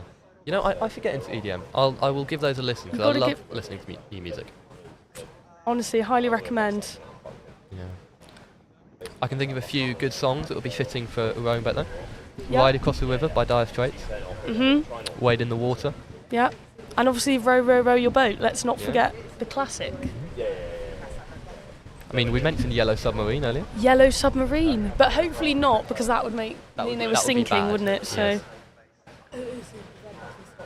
Yes. So just for you listening in now, we're just in the middle of a race between Queen Elizabeth School, Racecourse side, who are currently in the lead, versus Yarm, Pilar Wood side. I've been impressed by Yarm today. They've put a lot of crews out and quite often have gone on to win the race. Yeah. But this time they've just come up against a better team in Queen Elizabeth. So far. It's not over yet. And I think lining up at the start and just started, Butler on the Racecourse side, Josephine Butler, Jobo, versus Collingwood. Boo. Sorry. Collingwood, who Joseph has accused of arson over the course. No, I have not. I'm not taking that. We'll have to see. It could all come out in the future. Never know. Oh dear. PalTV are not endorsing anything They're we're going to come saying. at me for libel now. Yeah. Slander. Spoken word. Sorry, that's my media law knowledge lacking.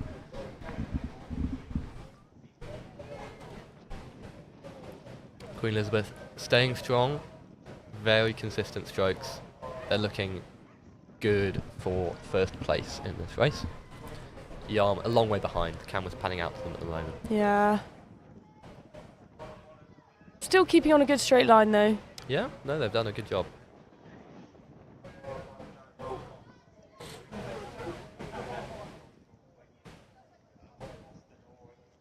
Shout out to all our people working the cameras today on PalTV, standing out in the blistering wind for hours on end to bring you the shots that you want. Absolutely, and to our runners too, who are giving us updates on who the crews are and where they are. And everyone in the PalTV team actually. A lot of organisation goes into this event. Everybody's doing a great job. We hope you are enjoying the broadcast. You've been asked what your favourite Chemical Brothers song is. Oh God, open a can of worms. Probably, I'm gonna have to see. Not so much the new stuff. Let's see, Chemical Brothers. Who have we got racing now? I'm trying to find it. I think it's got to be Hey Boy, Hey Girl. What, that's who's racing? No. I fell for that. That was poor from me. Oh, and we've got another team into the bank. No. Into the reed. No. Not again. Is this Butler Collingwood? I think this must be Butler because Collingwood are red, aren't they? And they are ploughing on. Oh no, hang on. I think it may be Sheffield versus Yarm. No, it's Sheffield Yarm. Oh. Sheffield are ploughing on in the red. Yarm have entered the bank. But they look like they might be correcting themselves, potentially. They came out quite quickly. I don't think they're stuck, which is a good sign. Always good.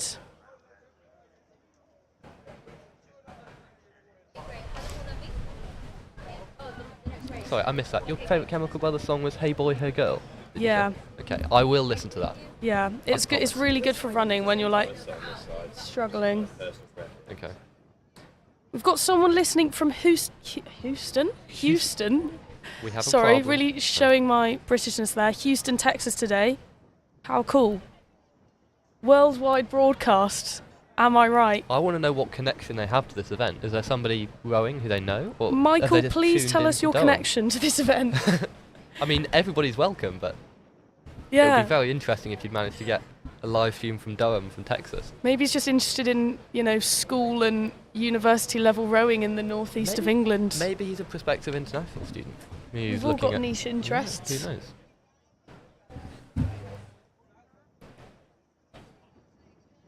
So lining up now. Got another team. I think we're just waiting to find out who is racing now. I want to say it's Yarm on the far side.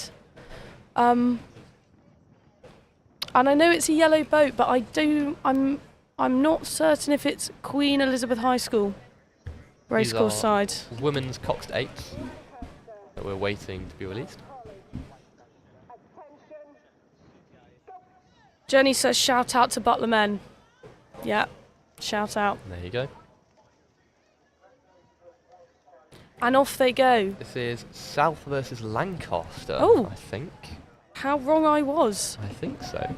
I'm not sure I've seen a South boat today. I don't think I have. I mean, new college, so I imagine it's pretty tricky to start a rowing club from scratch, Yeah. but they've done a good job. Definitely. Lancaster, actually, South are looking very close to that bank, and there's a little bit sticking out. They're going to be in trouble. Into the reeds. Into the reeds again. You can see that coming from a It mile is that off as well. point every time as well. They just rode right into it. They've got the whole river, and their cocks are just... If he wedges that oar in, maybe. I'm trying to, really stab it into the bank. I think they'll be okay in terms of getting out, but I don't understand why they went that way. I think we maybe need to do another vote, racecourse versus Pilar Wood, because I'm saying Pilar Wood. You do not have any of the issues. You know? How annoying for them. Poor South. Poor South. What a start to their rowing legacy at the regatta. Those reeds are just magnetic, as you said earlier. It's all gone south. Oh, number 5. Number 5. It's just too easy. It's too good. Bring back awful. No. Bring it back. Never again. Oh, and they've I think they've just started again. You know what? That is great sportsmanship there. There's a definite lesson to be learnt for anyone. Never give up, even if you career into the reeds. Persistence is key. I mean, maybe Lancaster will do the same now and they've got a chance. Who knows? Maybe. Maybe.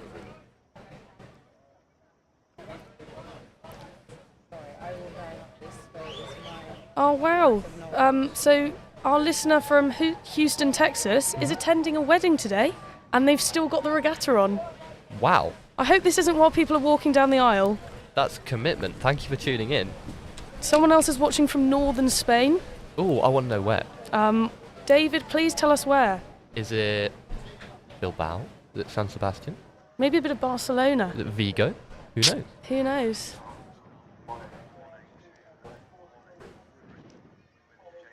That was just me flexing my Spain knowledge, that's all. You are a keen traveller to Spain? Just to anywhere, really. Well, anywhere I can get to. Anywhere you can get to. Pretty much, yeah. Yarm. Yeah, if somebody offered me a free ticket to Yarm, I would go, for sure. Right, so we'll just be wrapping up this section of commentating there as we see the boat go over the finish line. Yeah, there you go. Beautiful shot of the cathedral there. And what a wonderful shot up front.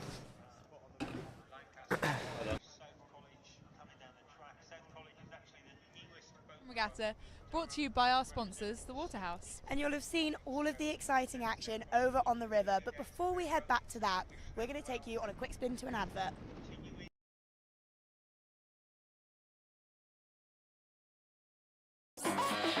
Looking for a new local this summer? This is the Waterhouse. With pints from only £2.50 and student doubles from only £3.95. Free dartboards every day of the week. And for only £10 you can book a karaoke room for as long as you like. Whether it's a social or a pint or two, the Waterhouse is your student pub in the heart of Durham.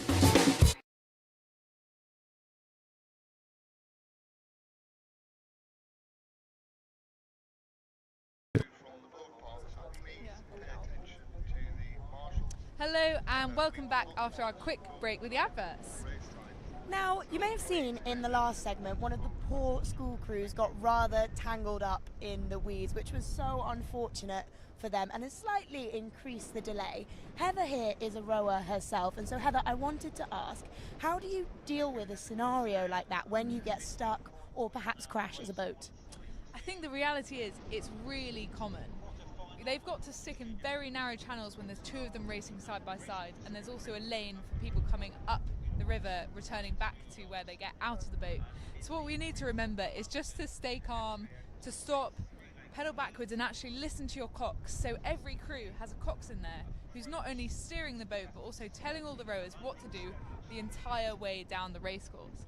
So it's really important to listen to them. But I think it's so unfortunate that actually this is just one of the things that happens in regattas. They're such short races that actually anything can happen. So even if you think a crew is going to win, it's really all up to the race. And I'm sure it very rarely happens to you, being the professional that you are, but do you have any standout memories where perhaps a race hasn't gone exactly to plan? Oh, I think several embarrassing moments when you think you've finished before you've actually finished. Oh, that is painful. Oh yeah, we might have had that one earlier today. Oh no. Common misconception, but really you just got to keep going until someone blares a horn at you and it starts yelling. You just got to push through to the end. And it sounds like the most important lesson is to listen to that cox, because they understand what the crew is going through and what they need to do. Oh, absolutely. Just like you've got a backseat driver, you've also got backseat coxes. And to be fair, something else to consider, because got I this. understand you Can you hear have me? sort of that cox speaker throughout the boat. Do they ever play Yeah, any hello. tune? So, Do you have a what you want to favourite do tune that you'd like to have? about this car. Anything Okay. girls Away. allowed, but You don't want to unfortunately be, like, right don't up. often have the phones because that might Yeah, fall like in. that. But anyway, God, I I think sound- it's time to go back to the commentating.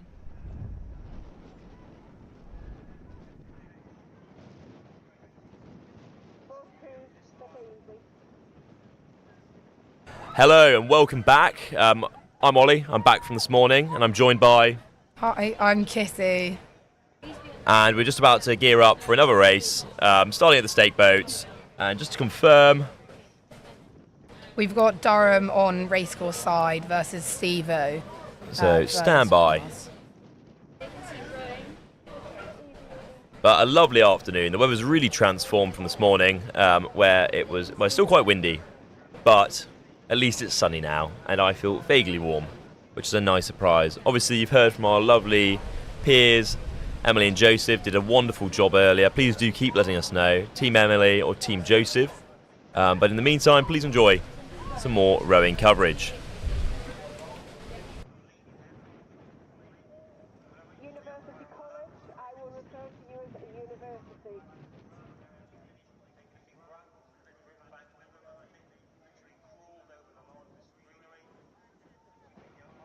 And they're getting ready. Leave tension. Oh, what's going on there? Interesting move there from a racecourse side of the river. I feel like they probably couldn't hold that position, so they're having another crack at it. Let's see if they can continue to. Again, we saw earlier the importance of a good starting line when one of the boats ploughed into the wall. As one of my friends put it, they ate the wall, or more aptly, the wall ate their bow of their boat. Some of you may know what I'm referring to, but alas, the coxes are signalling they're ready to go. Attention. Oh, we're drifting quite a lot. I think this is going to be a slow start. The wind's really making it quite difficult for those eager to get underway. And God, what a job for the stake boats.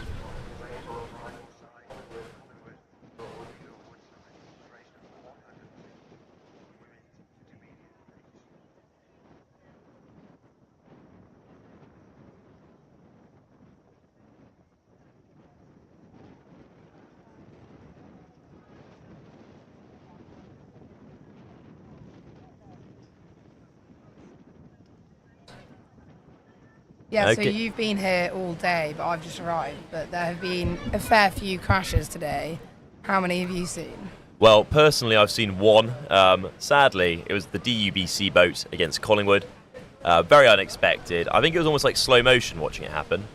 Because you think, they're not going to go into the wall. No, surely they're not going to go into the wall. And then, indeed, they did go into the wall, which could not be nice. But at least they're all safe. There was a real concern, especially considering it was a bow loader. That the cox may have been, injured. but they seemed fine. They walked away from it. I think the only injured thing may have been a bit of pride. Because DU, they normally train up at Newcastle, don't they? So they do, yeah. The normally there's a training up on the Tyne, and obviously there are limitations to River Weir. Oh, and we're away. How lovely. Finally, the stake boats are happy enough. Let's see how much power they can put down. Of course, 2-8, going down the river, fairly close start, but the real decider will be around mid-river, seeing whether or not they can indeed put more watts down than their opposing boat.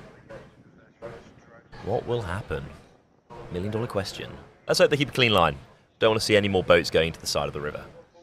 Not fun for them, even less fun for the boat. Especially on the racecourse side. Don't want to hit any of your competitors. But yeah, back to your question around DU. Yeah, a lot of the training's on the Tyne, because obviously there's a lot more room there. The River Weir is quite small, and there's a lot of colleges. Too many cooks, small kitchen is a great way, I guess, to describe it. And so yeah, they train up on the time they can. I mean, it's no surprise DU rowing is one of the most time-intensive DU sports there is. Not to slander any other sports, but like it is a big commitment, and obviously they do pretty well on the whole. And a lot of it's on the erg. It is on the erg. My first year roommate did DU devs. He loved it and he hated it. It was an interesting relationship. Yeah, you don't see them at many lectures. Well, you see them in the lectures. They don't really seem to be fully there in the lectures, if that makes sense. It's a hell of a commitment, and it's really quite impressive those who manage to stick with it for so long. I know, but coming down the racecourse now. Racecourse side clearly in the lead. Grey College slightly behind on the Peel Wood side. Let's see what happens. I have hope. I mean, this is quite a clean race. Let's make sure they keep those lines nice and straight. And this should be interesting. I realise I'm using that adjective a little bit too much, but it's I didn't do too well at English Lit at GCSE, so blame it on that. Anyway, coming on down, coming past the commentary box now. Grey trying to catch up. Whether or not they will, I don't know. I want to be hopeful, but not too sure. I hear a lot of cheering. You may even be able to hear it in the back of our mics. Obviously, a lot of home support here from the various members of the colleges. Let's see if that makes a difference. Good 2 boat lengths at least. Camera doesn't really do it justice.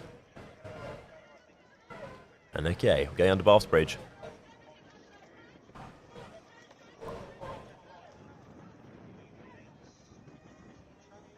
CCBC, a Grey College Boat Club, trying to catch up.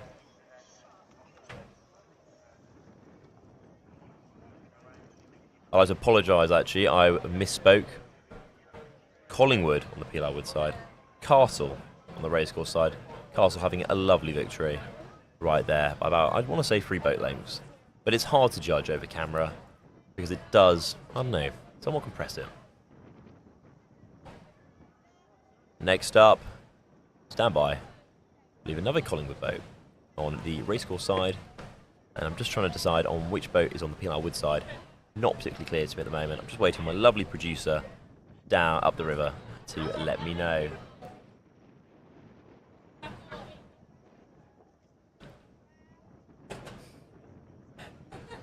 You may even be able to hear some laughter over the mics. My peers are having a great little time milling about, enjoying the sun, trying to paparazzi the 2 commentators. Okay, I think we're ready to go.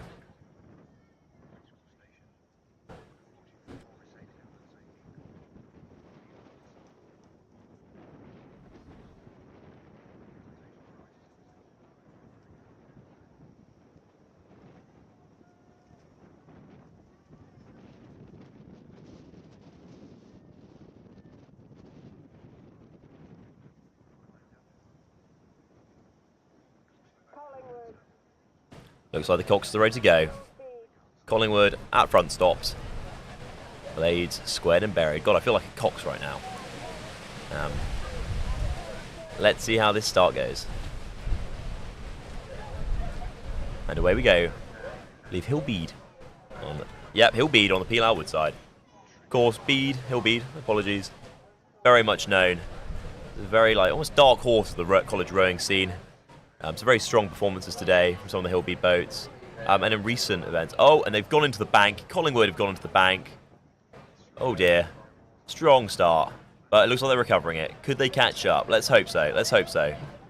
Because it's really on the Cox to see if they can get the crew under control, get those blades back out in time, get the boat sat, and get some power down. Okay, we can see the cameras panning in. Rough position to be in, but it's about, it's about what you make of the race. Even if you don't win, it's about knowing you've given your best, no matter what happens. No, very positive, very positive. Can they catch up Hillbead? Let's see. Both the Hillbead, obviously, men and women's squads, very strong contenders throughout the year, throughout the regatta season. I know at Hexham, in particular, men's 4 did very well. So I've been told, because of, the presence of a man known as the Quadzilla, who was incredibly rapid and was able to put the watts down. But anyway, let's see if Collingwood can catch up.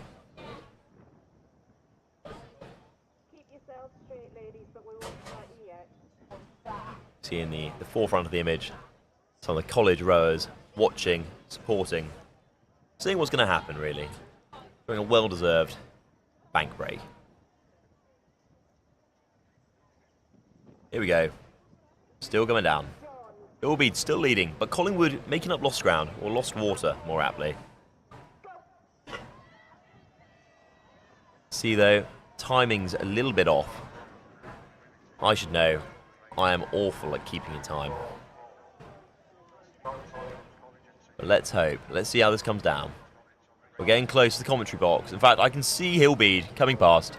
Looking at them go. Slow but steady rate. Can they keep it ahead? My money's on Hillbead. Not to be negative. I have nothing against Collingwood, but it's looking pretty promising for them. The man from Hillbead stood to my left is nodding in approval. Let's see how they go.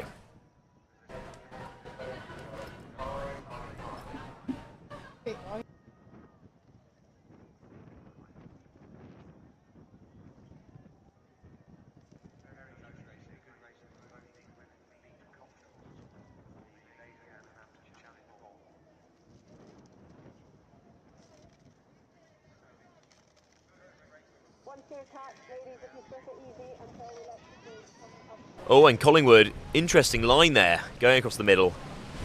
Let's see what happens. What do you think will happen, Kitty? Do you think they'll make it? Or do you think they're going to fix the line? Yeah. Oh, Hillbead, quite close to the bank. Thoughts, opinions, feelings, Kitty? Yeah, well, Hillbead's just going past their home college. Hopefully they've got some support coming through.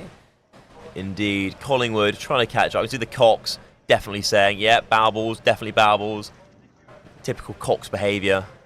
Motivating to the very end. Oh, we've got a lovely view of the water. Oh, and Hillbead across the finish line. Very nice. Try not to collide with the other boat. Collingwood, interesting line. Following Hillbead. Looks like Collingwood have had an issue with one of their riggers. I know I've seen that before. Let's see. There they go. They're going to be a good effort. Let's hope Hillbead don't drift into the bank. And that's lovely for Collingwood. They've got another Collingwood boat supporting them at the end.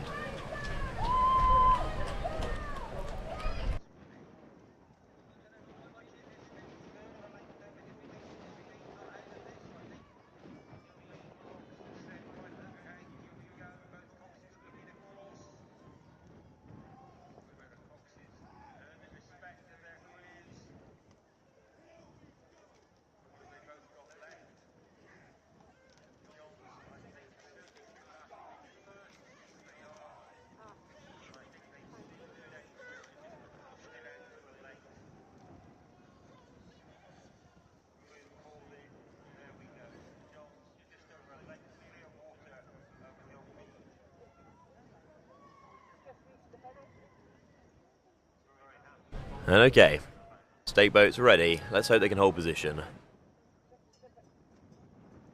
Just waiting for confirmation of the boats. My monitor feed doesn't really show colour very well, and I'd hate to confuse Mary's and DUBC. I don't want to get roamed again. For those of you who know, you know.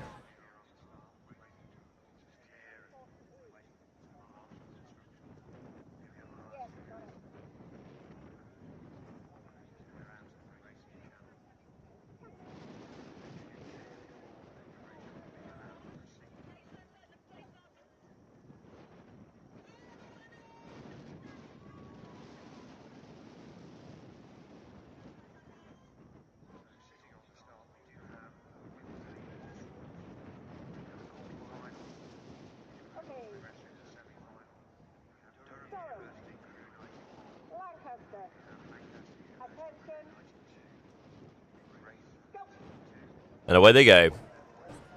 So on the racecourse side is Durham University versus Lancaster. In fact, we just heard the official regatta commentator repeat the exact same. We beat them to it. That's a first. But look at them go. Rapid rate from the ladies there in the Durham boat.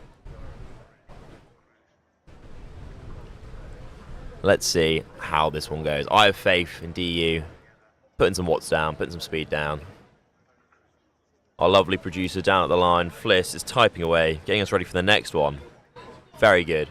I have to say, this whole broadcast has been very much, well, at least us knowing what we're talking about, has been very reliant on whoever's been stuck down at the start line, keeping us up to date. Isn't that right, Kitty? Yeah, thank you so much for the team helping today.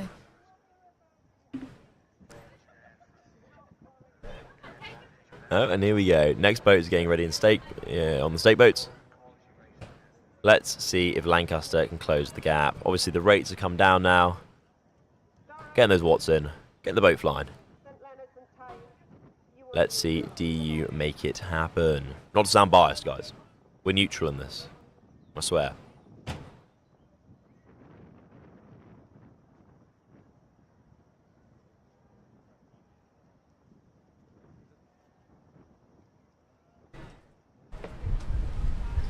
And now, some of you may be able to hear the wind over my mic. As I've been rambling about all day, it's quite windy. Isn't that right, Kitty?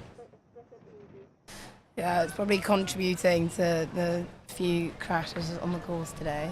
It's quite hard to steer when nature wants you to go a different way, which I'm sure many of the crews have noticed. Do you row on the river with Hatfield Boat Club? We have, yeah. I was actually out the other day, and it was really windy, and it was like a little ocean on the racecourse. It was horrific. But with the encouragement of some lovely local people wandering down the side, we put some power down. We managed to make it through the waves. We didn't crash. Luckily, we had many comments from the banks. It was lovely to see such a supportive, community there. But here we go. Lancaster trying to close the gap. Still not able to close the gap. But away they go. And in fact, even better. Oh, here we go. DUBC coming to the finish line. Lancaster, though, only about, I'd say, boat and a half length in it. Just a brilliant effort.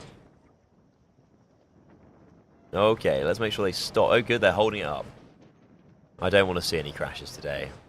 They're not fun for anyone. As entertaining as some of you may think they sound, it just slows the whole thing down, and it's pretty miserable for whoever's in the boats.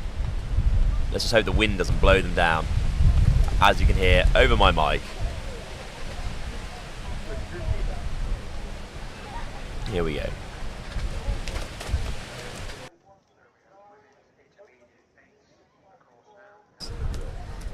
On the racecourse side is a composite versus Trev's College.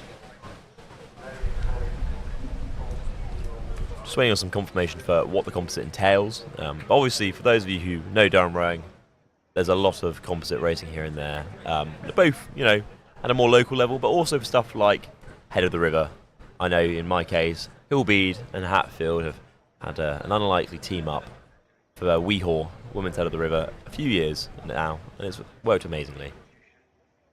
In fact, no, never mind, ignore me.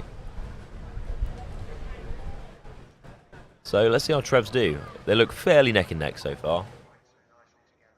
Fairly in line. But will that last? Do you know who's in the composite today? I do not. I'm trying to guess from what I see on the screen, but I will figure it out.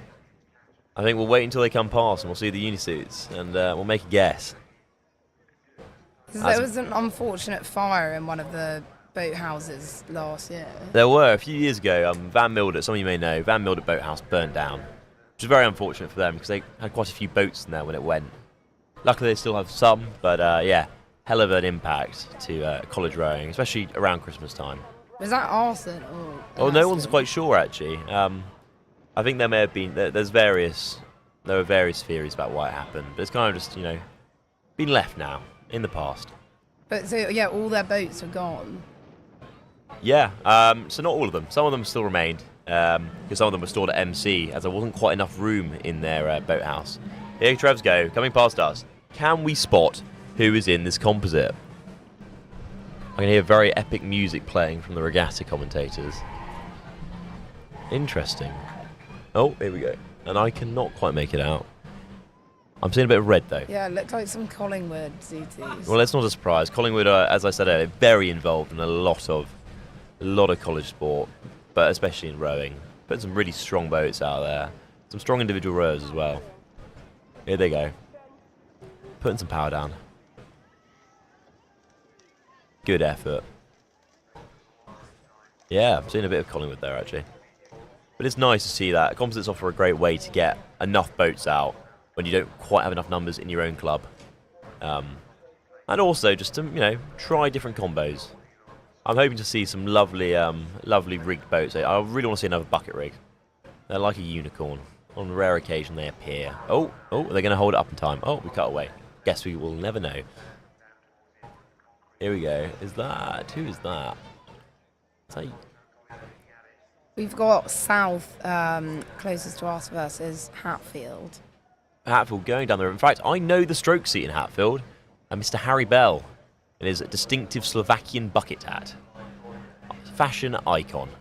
So did you row? I have rowed. In fact, Tuesday was when I last rowed with Harry. He's a very good stroke seat. He's been doing it for years. Again, schoolboy rower. Done it for years. Doesn't get rushed. Huh? Were you in a pair together? We were not. We were in a 4, actually. I know. Imagine how much this hurts right now, Kitty. Just watching them go without me. If they lose, we'll know why. But I don't think they will. They're doing a good effort. They're leading. Coxed by, I want to say, Henry Hayes. And who else is in that boat?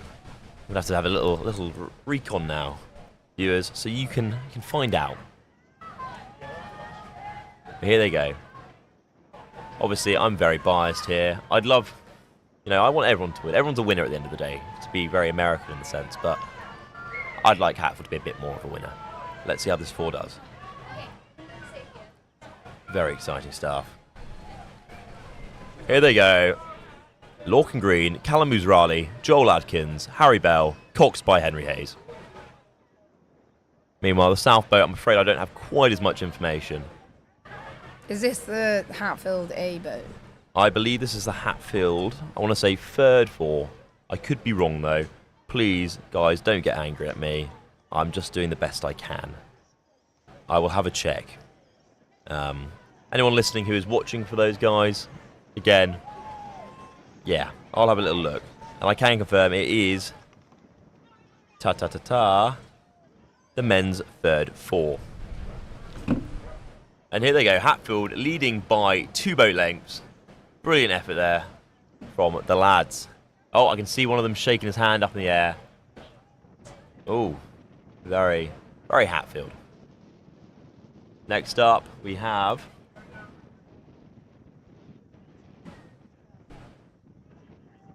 well, we're waiting for that, but I believe St. Cuthbert's on one side. I'm just waiting for confirmation on the racecourse side. Because again, the sunlight makes it very hard to figure out particular colours, and I don't want to cause any offence to any of our competitors or those watching in support of them. Here we go, getting tension. Oh, a little bit premature front stops. Oh yeah, this is the problem with the wind. It really is adding a challenge to the rowers. Really trying to hold that position. As we've seen, the lines are so important. It's very hard to hold a line when the wind's blowing you into the bank. So let's see how this start goes. Tension. Cox to ready. Ready. On will they go? Again, there's still a lot of adjustment going here. 7 seat in cuffs. Trying to get themselves turned. If you set the boat, you get a nice line from the very start. Makes life a hell of a lot easier down the line. But the wind is really slowing this down. And as I said earlier, it's going to be very much a challenge to get done by 6:30 today with the delays the wind and other kind of misfortunes are causing. I would not want to be a race organiser. I'd rather be the PalTV commentator.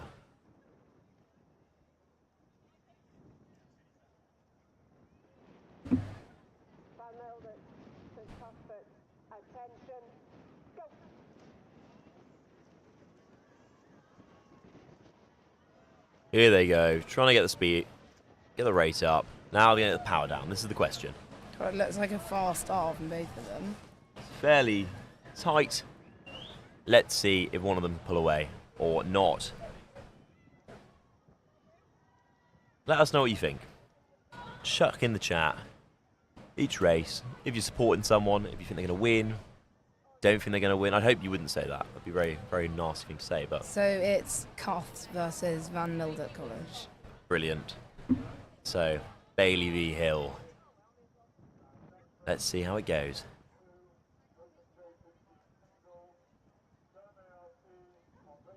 Van Mildert staying in time, putting that power down. This is where it's really going to start to shine. Can Cuffs keep that rate up, getting the power down? Or are they going to struggle to maintain it? More importantly, where are those lines taking them?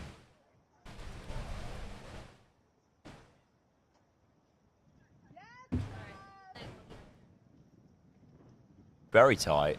Wouldn't surprise me if blades started to clash. Looks like Cuffs, if they don't correct their line, may end up going to the weeds along the Pilarwood side of the river. Let's see how it goes. In fact, I believe they're just about to come into our view. Some of you may not understand, when you're commentating, all I can see is what you guys see over the stream for most of it. So yes, it's very much a question of, I don't know, it's a question of guessing. I'm just as blind or as aware as any of you guys. So Anyway. did you row at this regatta last I summer? did. I was in a wooden boat against Yarm School, and it was incredibly humbling. Wouldn't recommend. They're very good rowers, and it's so humbling being beaten by a bunch of 15-year-old school children. Yeah, not my proudest moment, but alas, a learning experience. Anyway, here they come. Let's see what the line's like. Cuffs, very, very... Oh, I was about to stay ahead. Looks like they're literally in line. Another tight race, which is what we like to see. Straight over the buoy from Van Mildert. Indeed. Lines are hard to maintain. Brilliant. Okay, let's see how this one goes. Coming up to Bass Bridge. Can either boat come up with a decisive advantage? Van Mildert looks like it's edged slightly further ahead. Literally no more than quarter boat length, if that. Can they keep it up? Of course, Van Mildert putting down a lovely continuous rate throughout this race. I don't know. We'll see. Can they keep it up? Ooh, tragedy strike. I'm joking. I'm sure they'll be fine. This is a positive atmosphere, guys. Oh, Van Mildert staying ahead, half boat length. And across the finish line, bow goes. Van Mildert succeeded. Brilliant effort from Cuffs.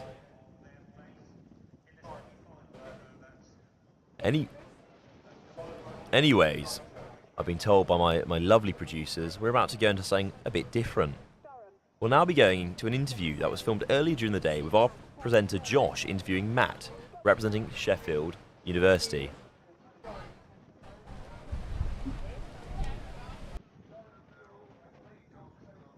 Now with Matt from Sheffield University. You've been racing this morning in the beginner race. How was that? Yeah, it was great. So we made it to the semi-finals. The first rate was smashing, honestly. It's the best, given that all of us have been in exam season for about a month now and we haven't had much time to practice.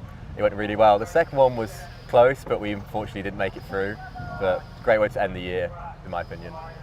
And how do you find finding the balance between training and exams and revision and all the uni work that comes with that? I mean, when you have to get a bit used to going at like 5 o'clock in the morning, but especially in winter when you're popping the icicles off the boat waiting for it to defrost. But I mean, as long as you're back in time for 9 a.m s, I don't have an issue with it, especially because I'm in my final year myself. So you really do need the time in the libraries. And how have you been finding the conditions here today? It's quite windy, we've got a strong headwind down the course. Do you think that affected your race as much? Oh yeah, absolutely. I mean, for example, when you're at the starting line, ready to get let loose, the boat tends to deviate a little bit, so you have to make last minute alterations. Definitely also makes it a little bit harder to row, that's for sure. Yes, and we've found that sometimes it can run quite late because of people getting onto the start. Yeah, exactly. But yeah, well, thank you for joining us. Thank you, yeah. Lovely little interview from earlier. We're now going back to the racing. I'm sure that's why you're all here, as much as you love our VTs and our interviews. So, in a second, hopefully, eventually, we will cut to the starter line. Oh, thank you. It's almost like they heard me. And we'll see our next race, which I believe I'm going to leave that to my lovely co-commentator, Kitty. We've got Durham versus St Paul's School, and Durham is closest to us. Of course, Durham School, of course, long-standing competitor on the Weir. Used to win a lot of the Durham Regattas back in the old days before it was such a big event. As I mentioned earlier, my grandfather actually rode for Durham School. He was very proud of it back in his time here, back in the 60s. I know, a long time ago. But still, I think a highlight. And I think that just really demonstrates what an impact the regatta has on people. It's a pretty long journey for St Paul's School. Indeed. I don't know if it's the same St Paul's from London or... Okay, I don't know. I feel like maybe more St Paul's, but I could be wrong. Let us know. If any of you are particularly knowledgeable in the school rowing in this part of the country, let us know. But let's see how it goes. I think we're just waiting for a few boats to make their way. I believe Platinum Purple Blades of the DUVC boat just glancing through. Just waiting. Obviously, it's very painful for the 8s. Waiting there, trying to hold position, while they're trying to shepherd as many different boats up past the starting line as possible. But they're doing a good job of it. They've stayed in line. They're getting keen. They're getting warmed up. Getting the mental space, which I think is a big part of it. I mean, you're quite into your sports, aren't you, Kitty?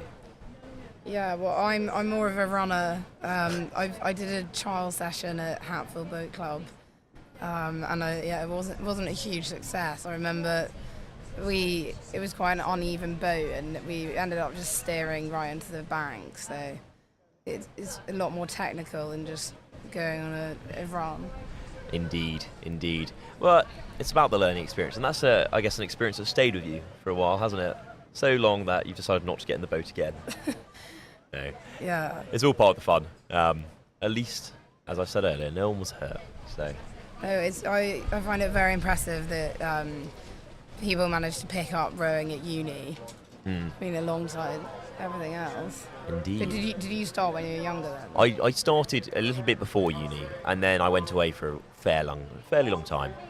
And so, therefore, I don't know, I'm a little bit, let's say, late bloomer when it comes to rowing, as I'm sure anyone who's rowed with me would agree.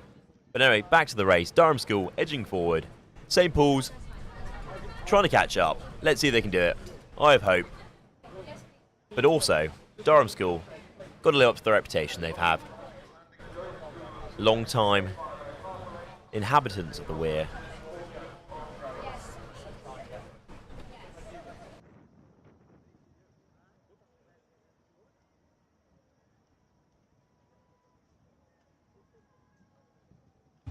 Apologies once again. I need to stop apologising, I've been told, but on this occasion I'll say St Aidan's versus Durham School. The blades are all starting to get a little bit fuzzy-wuzzy for me. It's been a very long day. But I'm still happy to be here.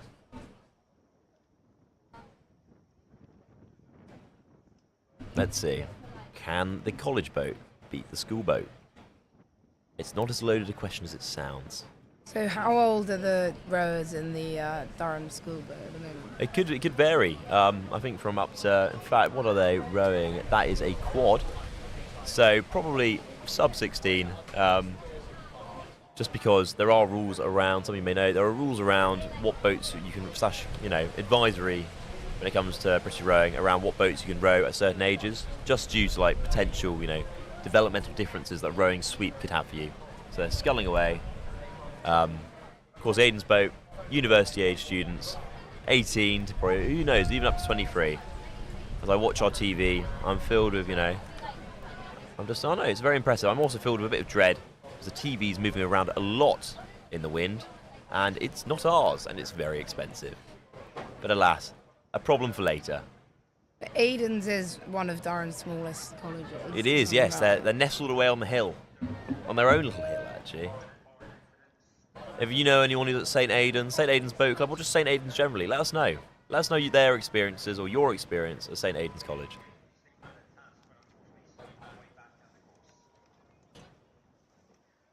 Here they go. St Aidan's trying to catch up. Fairly low rate, but I think putting the power down. Here we go. Durham School crossing the finish line. And away they go. Brilliant. Very good. And even a very nice empty finish line, which is quite rare, bar a duck. You may be able to hear in the background of my mic 2 people dressed in gold on stilts walking around the regatta. No, I do not have heat stroke. It's not warm enough for that. It's just the festivities of Durham Regatta in sunny June in Durham. And away we go. Single race. That is a lovely boat on the Pedalo Woodside. Very funky. Let's see how it goes. But I don't know the funk. So we've We'll got speed them up. Durham School versus Doncaster. And Durham School is closer to us, leading at the moment. Durham School on the racecourse side. Away they go. And so which side do you think has the advantage? So we were having this discussion earlier, me and Jasmine in the morning, and I don't know. I feel like they both have their perks and their drawbacks. Obviously, we've seen a few boats going to the bank on the racecourse side, or clash blades with those boats that are making their way up to the marshalling area. But then also on the Pedalo Wood side, we've seen a few collisions, and also especially at the start, if you drift off a little bit, real chance of going into the wall. What's your opinion on that, Kitty? Oh God, I mean, I haven't rode on it other than the one 30-minute session, so I couldn't really advise. When you train, what side? Do you have to go row on the right hand side? So those are the rules. Those are what you're meant to do. Whether everyone follows those all the time is a debatable thing. You'd have to ask the water safety officer, of course. But yeah, it's very much a mixed bag. No matter where you go, whether you're in Durham or you're on the River Exe, some people just don't like rowing on the right-hand side of the river. You've got the added difficulty of the party bus, which... Oh yes, the Prince Bishop. Party boat. It's an amazing thing to see, isn't it? Have you been on the Prince Bishop? I have you? I have, but it never left because the river was too high. Oh, yeah. Okay. It was very, very upsetting. It's not quite the same when you're underneath New Elbert Bridge and you can smell a bit of sewage, but alas. I think Durham's most beautiful when the river's nearly bursting its banks. I think it in is. Winter. It's terrifying, but beautiful in its own special way. And here we go, still going down. Fairly low rate. Can Pedalo Woodside, Doncaster, keep his composure? It is exhausting sculling. I think that's something a lot of people, especially those who have never sculled, don't realise. I've never felt such a workout, bar being in a scull and just full on yamming it for like 10k. Not very nice, but almost kind of satisfying at the same time. Have you About had 4 boat lengths between the two. Have you capsized yourself? I've been lucky. I'm not going to jinx it, but I never have. I've been close, especially as some of you may relate on the river. Some of the landing stages when the river gets either a bit too low can be quite a challenge to get in the boat without feeling like you're about to go in. Not fun. I don't mind the idea of capsize, but maybe not in a rowing boat. Bit of a challenge to get in.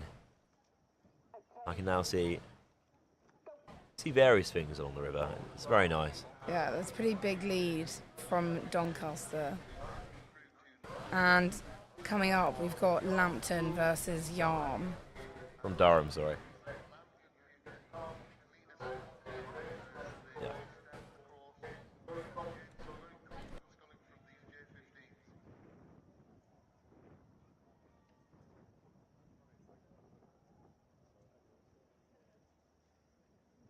We just had a lovely pep talk from our producer Maria. She's done such a good job today. As you guys have probably realised watching the live broadcast. There's a lot going on, a lot of interviews, a lot of commentary, and that's all been the amazing, work of our production team, led by Maria and Samuel and Matt. So big shout out to them. They are absolute troopers. They've been here since 4 a.m. to make sure you guys can see the best of the rowing. It is a long day for those who are fully committed, and well done to those who have. So, while we wait for... Oh, here we go. Lovely.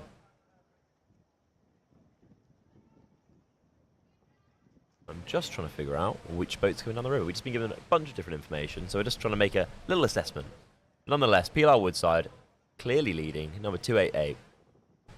Are there many college scholars? There are a few, but what you find with a lot of collegiate rowing is, I don't know, there's a big tendency towards sweep. I think because you can probably get a few more people involved in that. Like, obviously, if you're buying singles, so what these folks are, sculling down the river right now, per person, if you've got everyone singles, it's a lot more money. I feel like sweeps are a lot easier to access them anyway. It's also just the tradition we've ended up with. Yeah, also college sport is largely for friendships, I guess. It is. It's about friendships and experiences, I'd say. But, you know, school sport, who knows? I'd say a slightly different thing. Coming down on your screens now, I believe, Dark, a lovely double on the racecourse side. I'm just waiting for confirmation on what is on the Pilar Wood side. So are these mixed crews going down right now? Is it double? It looks like it. It could be. I believe so. But again, I'm only seeing so much. Nice fluorescent colours. Indeed. I think, not to go into this too much again, because I got in a little bit of trouble for doing it last year, but I have to say, it's lovely to see the different styles of blades, boats, and all-in-ones that end up on the river. So we've got Collingwood closest to us and Yarm furthest. Interesting. So there may be points in this broadcast where we may get it a little bit wrong. Please bear with us, because we are being fed the information as you hear it. So we'll try our best, but the sun makes it very hard to identify boats sometimes. But alas, we move. So going down, Pilar Wood side clearly leading, racecourse side falling behind a bit. Interesting line they're taking. Again, the real challenge with doubles, or any kind of scull, is trying to steer it. Because obviously, you're trying to row, and you're also trying to figure out where you're going. Normally Cox takes that heavy load off you, but not today. How long is the stretch of river you can actually row through in Durham? So basically, you can row from around Durham Amateur Rowing Club, which is just past where the start line is, to Prebends Bridge, which is down at the end of the Bailey Peninsula in Durham. And then there's a lot of weir, so there's big weir after Prebends, which you wouldn't want to go down, because these boats are very expensive and not very strong. So it's a fairly limited leg, actually. And obviously, a lot of colleges, a lot of users of the river, and it gets even worse in the summer.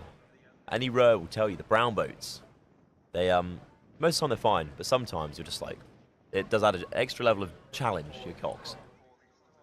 What are the actual rules of who can go on the river? So everyone who does college rowing has to have a swim test of some sort. And I think, to be honest, I did mine actually. I remember going down to Freeman's Quay Pool at 6 a.m. during Freshers' Indeed, Week. it's not the best thing, is it?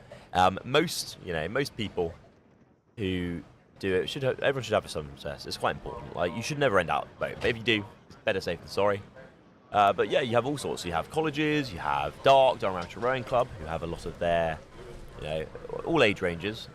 You have school rowers, so you have people from Durham School and St Leonard's School.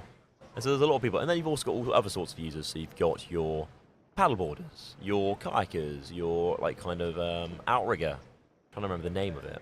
I don't know every water sport. I'm sorry, guys. But you have a lot of users, and especially as the weather gets nicer, it draws more people out. But it's lovely. It's really nice to see, the river make such a central part in people's lives, whatever form that may take. So here we have on the start line Collingwood on the racecourse side. They're lovely all-in-ones, all uniform. Versus Yarm. Now this is going to be an interesting one. The Giants of the Northeast, perhaps. Or we'll see. Obviously, I've went on quite a lot about... Where's Yarm Boat Club? So Yarm are from North Yorkshire, again, or Yorkshire. I'm going to say Yorkshire, to be less specific. Yeah. But, school rowers, but they very much punch above their weight. I'm fairly familiar with North Yorkshire. I worked there during my gap year, which is not very exotic. Not at Yarm School? No, another school. Where's Yarm based, though? I believe it's in Yorkshire. I'm not sure exactly where. I thought it was North Yorkshire, but I could be very wrong. It's a pretty big county. So. As many of you can hear, I'm not from Yorkshire or the northeast. I'm from the southwest. So I know a few places. I know Catterick. I know York. So I don't know. I have to Google Maps it. Sorry to admit. But anyway, here we go. Getting ready. Coxes are ready. Front stops. Let's see how this start goes. Are they squared and buried? Oh. So exciting. It's a good effort from the starters. Good tension. I love the tension. So will they go? Will they not? Oh, race control may stop them. Not really sure what's going on right now. It's interesting. I don't know, it's very interesting to watch other rowers, especially on the start line, because you know what those emotions are like. You know what's going through your head, like, please don't muck it up, please don't muck it up. Or at least in my case, please don't crab. So yeah, let's see how this goes. Oh, they're ready, but they're just trying to reconnect the stake boats. Obviously, the stake boats aren't, I don't know, they do move around a little bit. So it just adds a whole other level of complexity. Watch them paddle back. Yarm trying to get into position. Collingwood biding their time. Nicely stretched over into front stops. Ready to put that power down.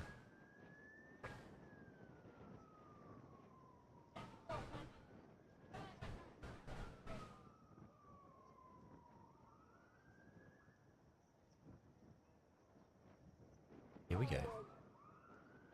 It's the moment of truth. I hope. Yes, there we go. Getting that rate up. I've just been told. I'm being told so many different things. My apologies. I need to stop saying that. Tyne versus Collingwood. We're hearing so many different things from our producers down the other end. But I'm sure we will clear it up nicely in a little bit. Collingwood trying to pull away. Can they get away? It is neck and neck, but that's not a surprise.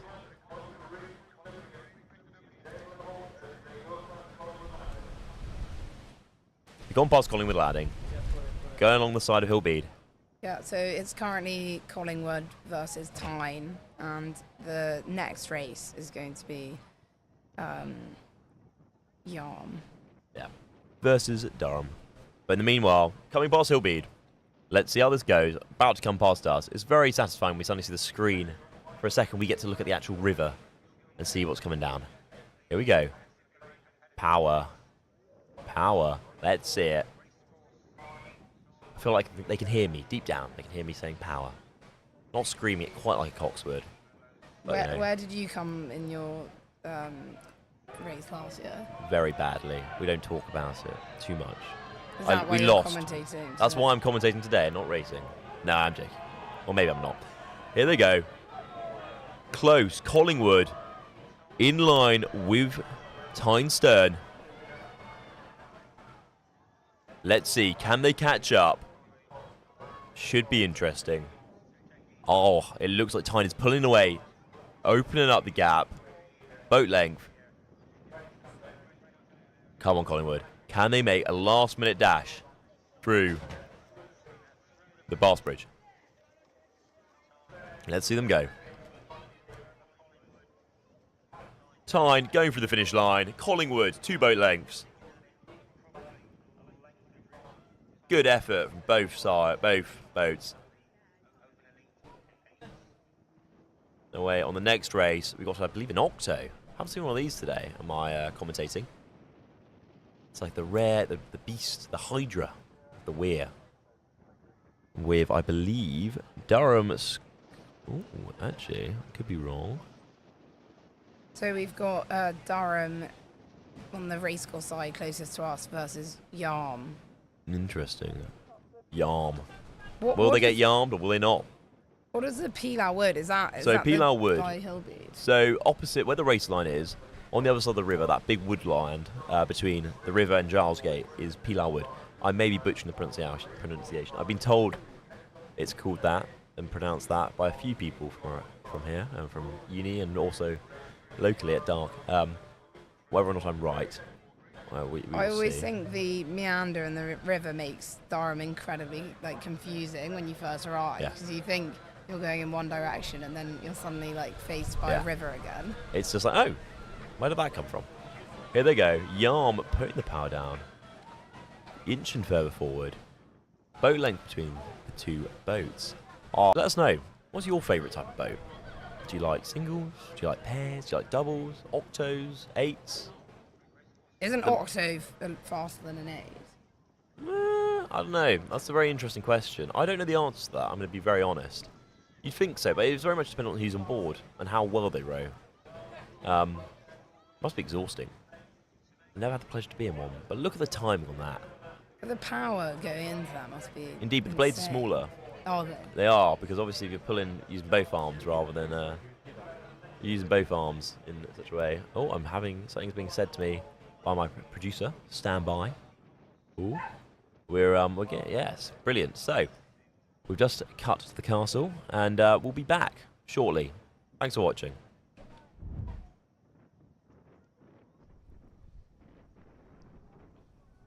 Hello, and thank you so much for tuning in to PalTV's coverage of the 191st Durham Regatta, brought to you by the Waterhouse. We have so much more to come this afternoon, but first let's go to an ad break.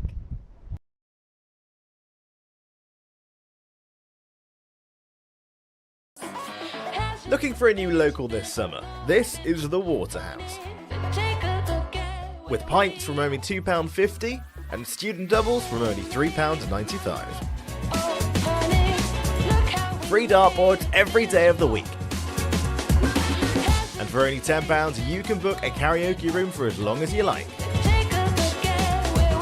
Whether it's a social or a pint or two, the Waterhouse is your student pub in the heart of Durham.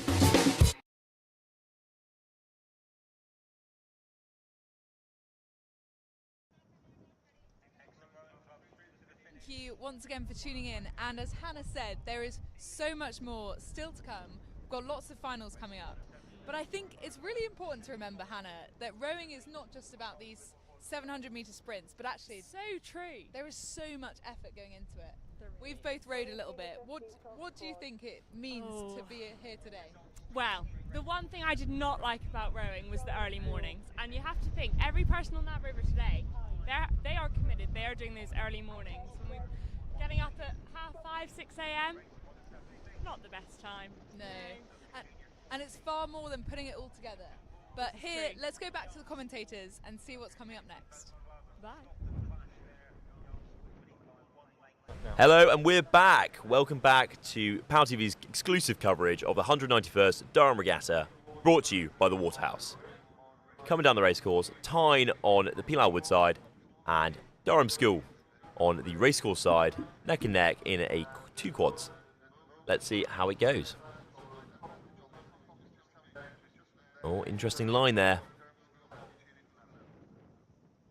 As I've said earlier this morning, I believe lines are, well, in this case, lines are really the decider of who will win in most cases. Obviously, if you're much stronger or much more technically able as a boat than your competitor, fair enough. But if you're fairly evenly matched, it's so dependent on what course your cox takes you on. Because if your cox takes you into the bank, well, that's not great. It's not as chaotic as in Oxford. Have you seen they have The bumps racing, yes. I'd love to have a go at that. I fear I'd cause horrific damage to a boat.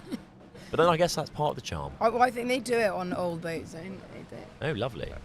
In that case, I will petition my club for us to have a little trip down there. Well, in Durham style was copying Oxbridge. Yeah, we I'm definitely surprised we haven't started it already. I know, I'm shocked. It's very much something that would happen up here, you know. Probably not because we want to imitate. What's the phrase again? Imitation is the greatest, the sincerest form of flattery. Yeah. No one complete that quote, please. That's all. That's the whole quote. I swear. Well, you're an applicant yourself. No. Anyway, back to the rowing. Here they go. Tyne coming on down, leading the way. Fairly nice line. Durham School trying to catch up. Will they or will they not? This has been the time-tested question of today. Will they close the gap? One hopes so.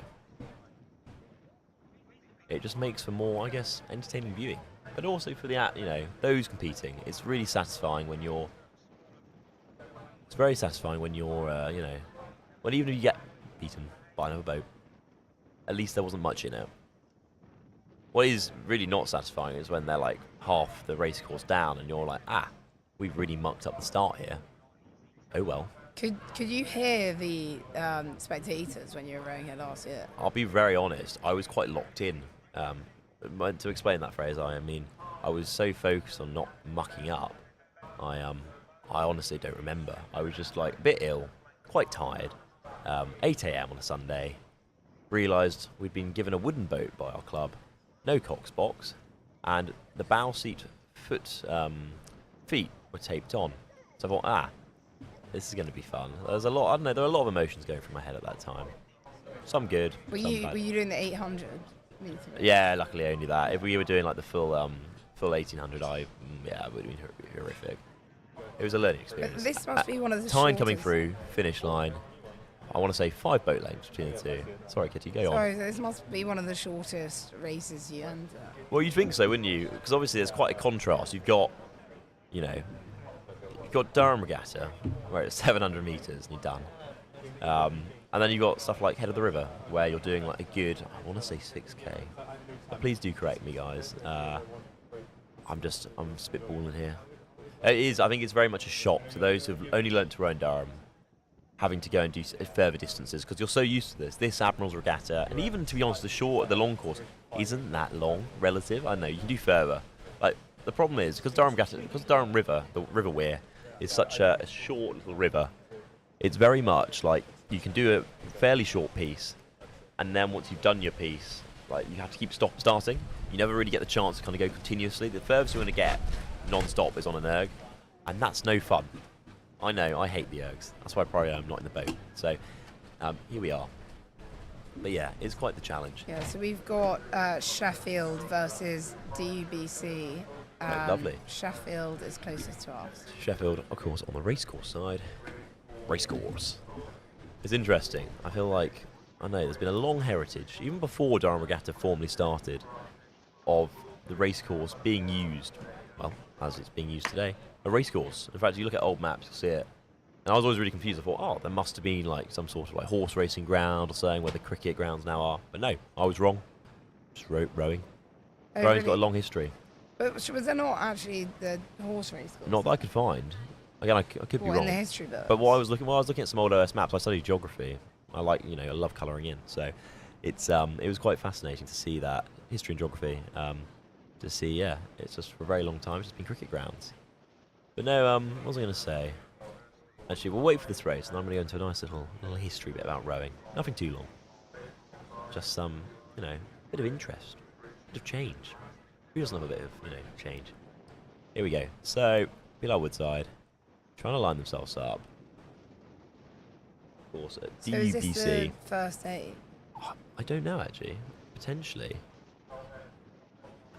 Well, we'll see how they perform, and then we'll make a decision. Let's hope they get themselves nice and ready. They won. They win the last one. Now, this is the same 8 from earlier than I had. No, but the DUBC won the box this year, didn't They did. That's great. I have to say, I'm impressive. going to admit I didn't follow Bucks very close this year. I was slightly sidetracked. Well, I was quite busy time of year actually. And away they go.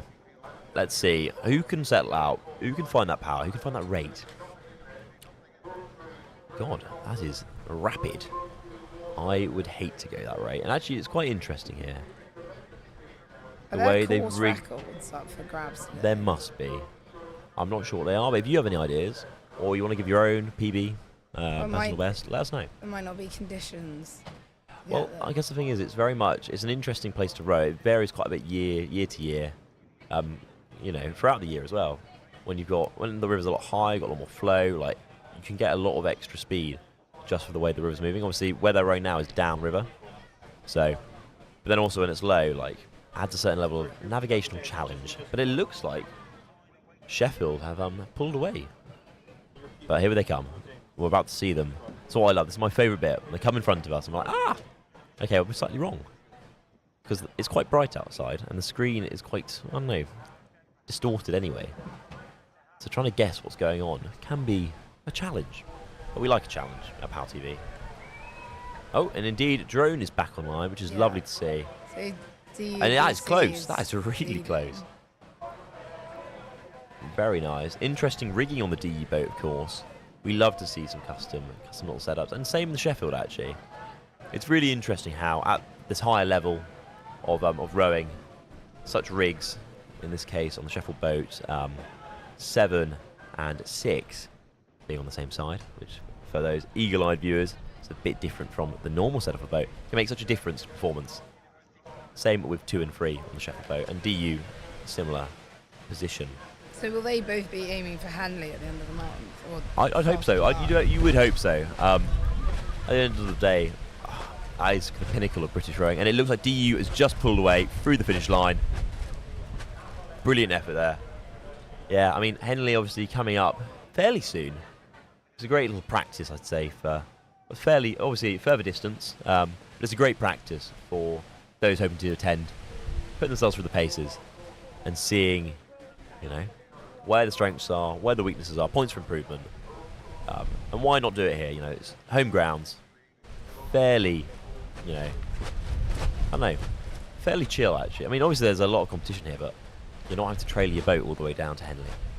And for those who know trailering is not very fun, or at least I don't think it is. Maybe some people disagree with me, but not a personal fan myself. But alas. Yeah, so coming up, we've got Durham School on Pilar Wood versus Queen Elizabeth. The other way around, actually. So we've got Durham School on the racecourse side versus Queen Elizabeth. I believe they've just gone down, actually. So okay. I think that is, Durham Amateur Rowing Club now on our screens on the racecourse side. And, very close. Clashing blades. Oh dear. Interesting. There's going to be some strong words after, I'd assume. Depends how it goes. Pulling away. That's really cost Dark a fair bit. What's happened there? Oh no, they've stopped. Trying to get back into the room again. But it's difficult. Once you lose that momentum, especially after the race start, and if your, opposition has not, and hey, it can be quite a challenge to make up that ground. Who knows? Maybe they can, maybe they won't. Of course, earlier race. Dark against Queen Elizabeth High School has gone through. I'm just waiting for the results on that, and we'll try to inform you. But back to the current race on the screen. The Durham Amateur Rowing Club. Ah, yes. Durham Amateur Rowing Club. Trying to make up that lost ground. We've got a lovely view here of the racecourse. Very busy today. Very good drone footage coming Very in. good drone Whoever's footage. operating those. The drones are well operated. And of course, second year this operator's been running here. It's a brilliant job. I mean, isn't it amazing to see? It's like being at a proper, a Henley, isn't it? Yeah. You've got a proper screen. You see it all, Need the dress production code value. changed. Indeed, you do need the dress code change. Yeah, everyone should be in ties and jackets. Though I feel like a bit cold in our case, if I had to. But, here we go. Going along. Gosh, I was pretty close to the bank.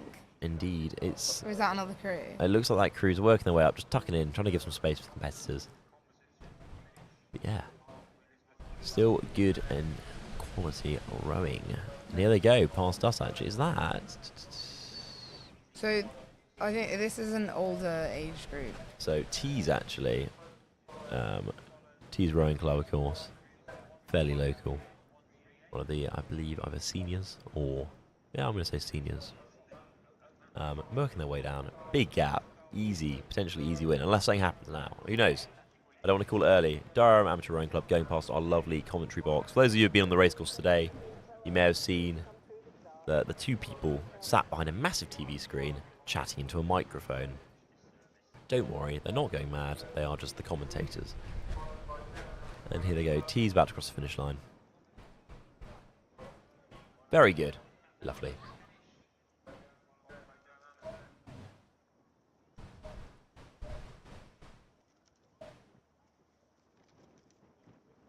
And we're back to the start line. Just waiting to be told by our lovely producers of what's going on. And then we'll let you know. We've been told to give a shout out to all the parents who've come to watch. So a massive shout out to all those both here but also who are watching on stream, giving us a bit of support. Oh no, I see two Hatfield rowers running down the banks of the river. What is going on? So we've got Durham School closest to us versus Durham ARC. Of course, Durham Amateur Rowing versus the school. Durham Amateur Rowing losing out so far to Durham School. Seems a bit of a gap opening up. Can they hold it? That's the question. I love the Durham School blades are very smart. They're very simple yet effective. Yeah. I think it's a nice style, nice design. Oh, a lovely little drone shot over the top. It's quite funny, I think, with bow loaders. They almost look like F1 drivers. They kind of just sat there. However, instead of having like a really powerful car, you've got a bunch of folk trying to pull as hard as hell and try not to wheeze too much as they oh, you hear the wind actually now. Trying to work their way through the water rapidly. How does it go? Indeed, there's a bit of a gap there. working their way. Durham School maintaining their lead. Brilliant effort.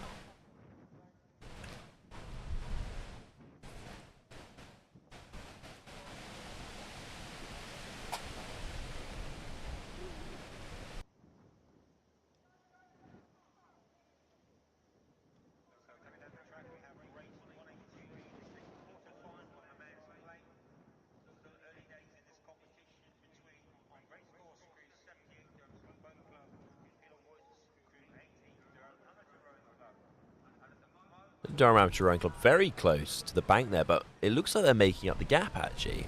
Impressive. Can they do it though? Foul ball to Stern. Will they close the gap? Will they not? Find out soon on our live stream. Live broadcast, sorry. If you can hear me, Chris, I apologise. It is a broadcast, not a live stream. There is a difference. They have closed the gap.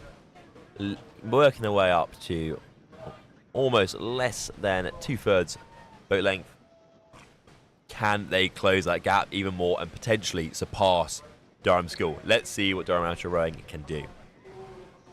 Now, I feel like amateur almost undersells the skill level of many of those competing from Dark.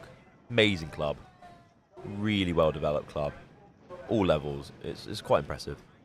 Big fan. I'm slightly biased because I learnt rowing from someone who spent a long time at Dark. Spoke very kindly. Shout out to Vicky Sincock. Amazing coach. They probably have quite a nice summer when the university clears out. Yeah, when us lot are no longer clogging the river. Bar those who are just very keen. But yeah. And it looks like a win for Durham School. But brilliant effort from both. Very close.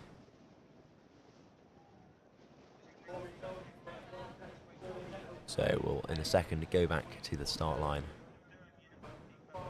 See what's going on. But in the meantime, enjoy this lovely little aerial shot of Durham. Isn't it cool?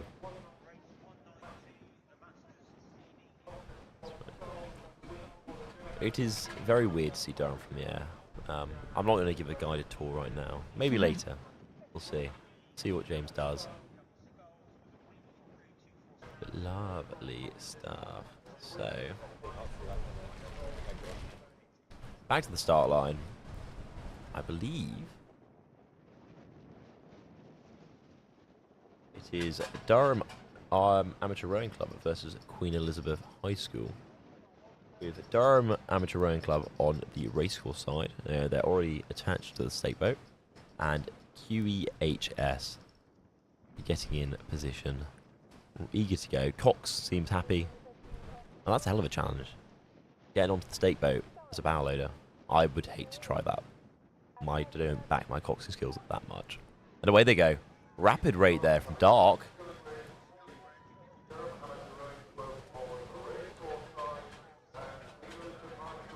Let's see, can they keep that rate up? Getting the power down.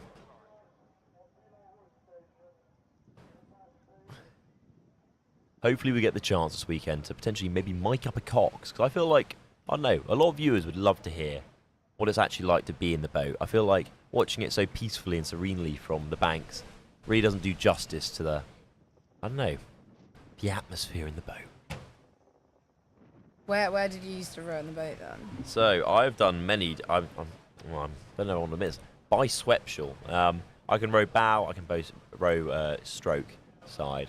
Either or, I don't really care. I'm not that picky. But I don't particularly enjoy stroke. I think there's a lot of pressure on you, and especially in a less experienced boat, you find yourself rushed quite a lot. Bow side or stroke side, I don't mind too much. I do prefer, on the whole, on average, rowing on stroke side. But that's just because I've done a lot more of that recently.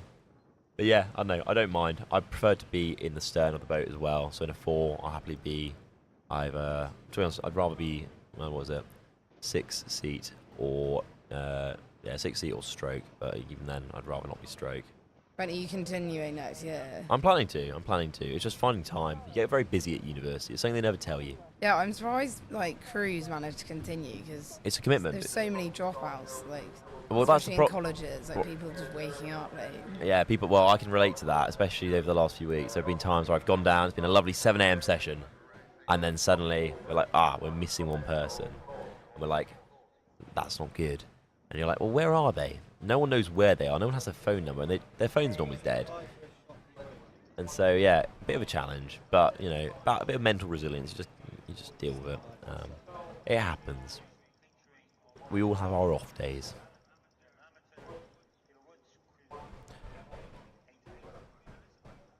And here they come, going down the race course. QEH, slightly slower rate than Durham Amateur Rowing Infinity. Coming up next, we've got Durham ARC versus Collingwood. DARC. It's coming up soon. We'll cut to that quite shortly. Let's see how this goes. Still a lead. QEH left behind, but not too far.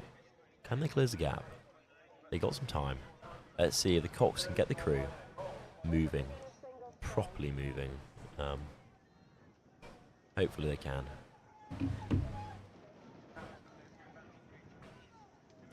Now we're coming up to the finish line. It's looking like Durham Amateur Rowing Club about to cross it first. And there we go. Another win, Durham Amateur Rowing Club. Brilliant effort. Cool. Love to see a quad bombing along. So, I believe they've actually set off. We may see them in a moment. It's very hard to cover every single race. We try, but there's so many. As we said earlier, there's like 2,000 competitors this weekend, and so we try. We'll try to cover every race to some extent, because we know that's why you guys are watching. You want to see your friends, your family, acquaintances. You want to see them on the water, see what they're capable of, or to see the drone flying around, just like scanning Hillbeat Landing. But all valid. Or a man sleeping on Hillbeat Landing. It's been one of those days. We get it in the sun. Little nap. Big Friday night. Heavy Friday night, but a good show. Trying to come along and support anyone, someone. Who knows? He probably doesn't know. He's asleep. But yeah, here we go. And the next race began.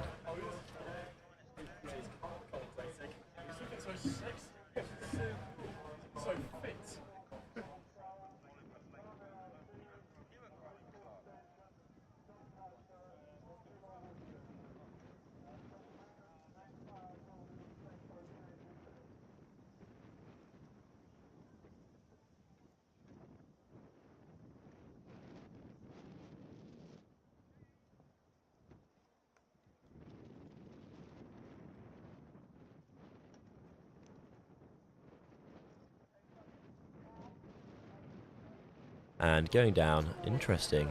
Haven't seen a boat with, extra support yet on the Pilar Wood side.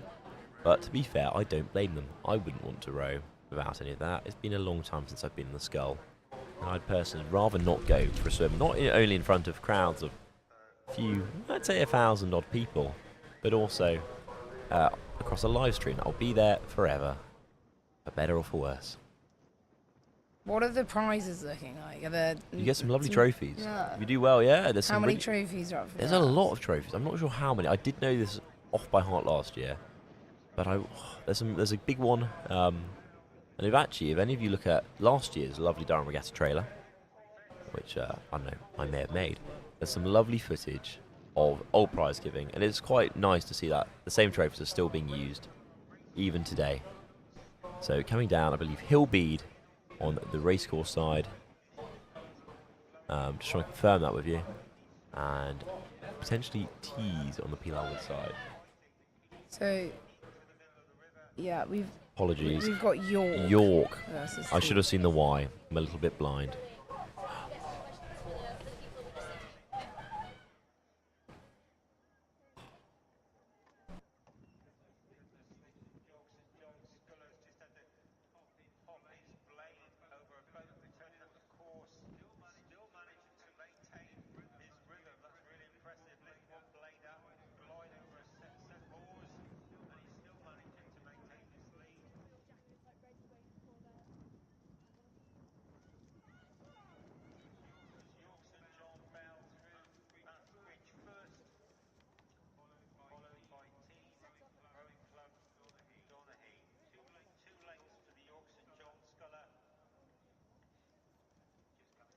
And here we go. York making their way across the finish line. Stand by. We're currently... Oh, we're back. For a second, we were a little bit blind there, but we're back. It's okay. York with about a 3 boat length lead there. Brilliant effort. If you'd like us to talk about anything specific, just let us know in the chat. If you have any, rowing queries that we haven't answered or you think we should cover, let us know. We'd love to hear it. Interesting about rowing, a lot of it actually originally stems from the working boats. They had many like river-based cities where there'd be competitions between the various kind of watermen along. And that's how many regattas started actually. And it's kind of evolved into today where people in very tight spandex race in very light, very expensive boats down rivers. What an evolution. Durham Regatta itself actually began as at least as a formal thing. Actually, it's a celebration of the Battle of Waterloo from veterans of the Napoleonic campaigns, which is really interesting. A procession of boats carrying, honouring the Duke of Wellington, working their way from like Elbert Bridge to Prebends, and then it kind of went from there. And obviously, the establishment of the Durham University kind of led to the formalisation of Durham Regatta from 1833 onwards. And here we are today in beautiful 1080p on the sunny day of June the 8th. So how many years has it happened? How many years have we missed? 191. We missed a few years. I think 4 years due to wars and various other and COVID. Wars and COVID. As most disruptions to long-standing events, wars and COVID. World wars, to be more specific.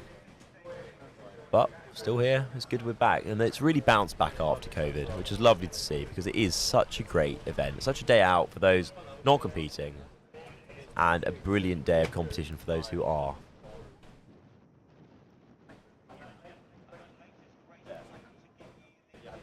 Okay, we're just waiting for the next race.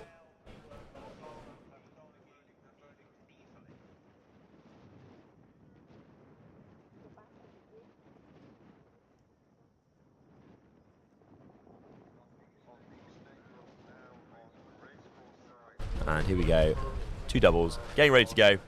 We've got Durham ARC closest to us versus Doncaster. Brilliant. Let's see how this one goes. I do love the Durham ARC colours. Obviously, gold and blue. Very, very regal. Very Durham. But yeah, let's see how this one goes. Yeah, so Obviously, do you know the history of why it's purple? For Durham? So I know Durham was the county Palatine.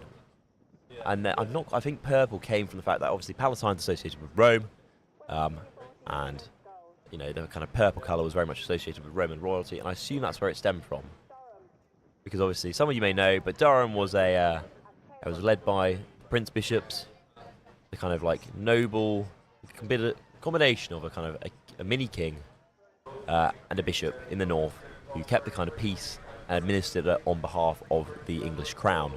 In particular, managing and preventing the Scottish raids during the kind of the border wars that were so endemic throughout a lot of, our shared history. And now here we are, Palatine purple, the colour of DU boats. Well, DU blades and DU all-in-ones, quite nice. But here we go, going down, dark, clearly leading the way. The very funky boat from Pilar Woodside from Doncaster, trying to catch up. Let's see if they can. It is just so dependent on that start, like really is. Yeah, they've got a pretty big lead at the moment. Let's see if they can catch up. I don't know if this view on the camera just distorts. It does distort it a little bit. I mean, it's quite hard to perceive it in such like a 2D way, like compared to when you see it yourself, because it's kind of compressed. It almost looks like they're almost in line. And again, we've panned away to get ready for the next race. Here they go. Though it does look like Doncaster may be catching up. But again, time will tell. It will figure out when they come past our lovely commentary. I want to say tent. We don't have the tent bit anymore. It's more like commentary frame. Open air commentary area. There we go, sorted it. Mainly because there was a slight fear of the wind, we'd lose the tent into the river. And we wouldn't want to delay rowing any more than strictly necessary. every year I've been at Durham, it's been pretty amazing weather over the regatta. So. We've been quite lucky. I think there's a lot of concern today that we were going to be, rained out. But luckily it's not been the case. Though, ooh, dark. It's taking an interesting line there. Oh, wow. Let's see what happens here. Will they notice? Let's hope so. Oh, they've recovered it. Phew. I would not want to see a collision. Have you seen any disqualifications today? There have been some disqualifications. I believe there was one earlier. I'm trying to remember what it was for. There was a disqualification before the race started, so there was a row through. This is about 8 a.m. And I can't remember the context of why. But to be fair, there's been a pretty good turnout. Because of the course it took? No, it was before. It was quite early on or beforehand. Obviously, the issue being that if you basically the way rowing works is you've got to have a like even if there's no one competing against you, you normally row through. And so to be honest, at Durham Regatta you see less of it, but at regattas such we've seen earlier in like Durham City and stuff, there's been a lot more row throughs where there's no one competing against them, but they still got to row the course. Okay. Partly because it's just I'm not 100% sure on the reason. Obviously, part of it is also when it's quite cold. It sucks just to sit there in a wet boat. Oh, interesting line there. Oh. Towards the finish line. Dark really going over to the PLR Wood side. It's like they're pushing them into the barrier. It'll be interesting to see what the race officials think of that. That was quite close actually in the end. Interesting. I'm expecting some words to be exchanged between the two boats. Let's see what happens. We'll find out later.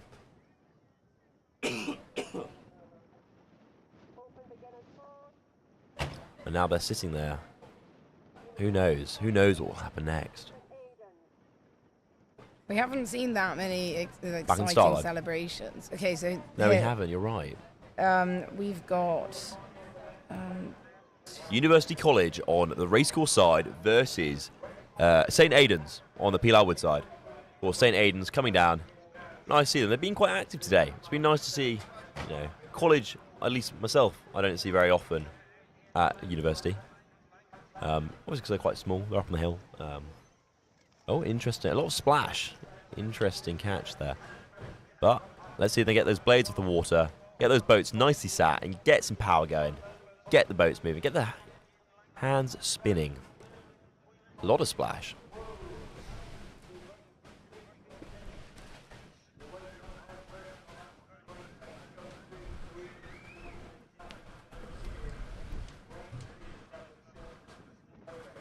Still going. Looks like they've managed to get into a nice rate, set the boat a little bit nicer. What do you think the most prestigious race of the weekend is then? That's a great question. I mean, specific prize-wise, I don't think I could possibly comment. They all have their merits. But I do think a real challenger is the 1800 long course because it's something that a lot of people aren't that used to doing in a water. And it's quite, it's quite exhausting, especially when you're trying to like race pace it. Like having done Durham City back in February, I want to say, it's the same course but reversed, and it was, I don't know, it was a bit quite exhausting actually when you're trying to give your all, especially after we went into Albert Bridge. Did you do it yourself? So it was me and 3 others. We were in a 4, but we it was shattering. When you're going against the stream. So yeah, you are going against the stream, and basically it's a timed system instead of going strictly against one other person. But the problem for us was we misjudged our line into Albert Bridge and conked it, and that's why the long course tomorrow I think will be quite a challenge, because all it takes is you to muck up your cocks or something to happen, your line to be a little bit off, and before you know it, you're just you've stopped, or even worse, you've broken your boat, which that has happened, and that's why we're hoping to have a lovely camera down by Albert Bridge to capture people's lines, people going through. Because it is difficult, and it's hard enough when you're going a normal little paddle pace, let alone when you're trying to put as much rate and you're racing against another boat. So, let's see. It looks like St Aidan's 2 boat lengths behind.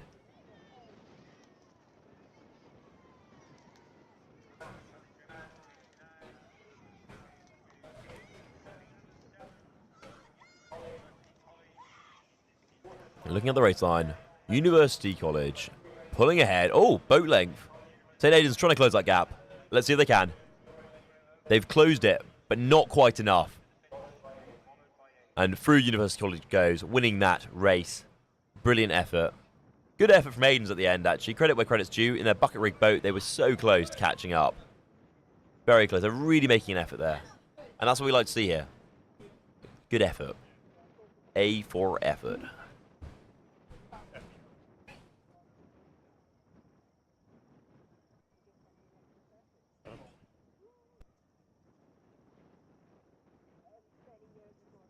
And now we're getting ready for the next race. State boats getting themselves happy. And the Coxers happy. There's a line. What they want. Well, we'll see in a second. I believe... I'm trying to guess which boat it is. So we're just waiting on confirmation from the start line. It could be Lambton. Now, I have been correct on this earlier. And I'm willing to concede. I should have known better. One of my good friends at Hatfield Rowing Club, Kieran Reid. Rowing with Lambton and coaching for them for a very long time. And I apologise to both yourself, Kieran, and the whole club for my mispronunciation. Because as many of you know, well, no, well, not many of you, but those who know me, I pronounce words in some interesting ways.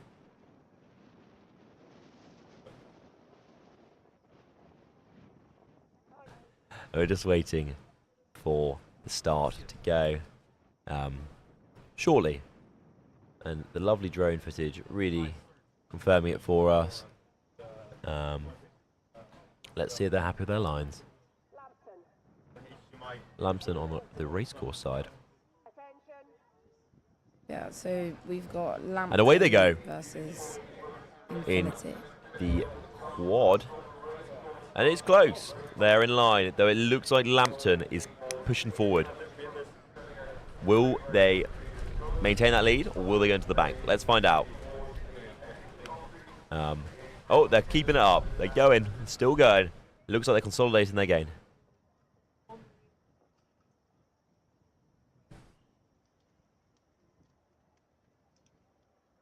Away we go. Chasing down. Lambton, boat length ahead. It is really interesting to watch the starts, I think. I mean, it's really where the decider is. Will they or won't they?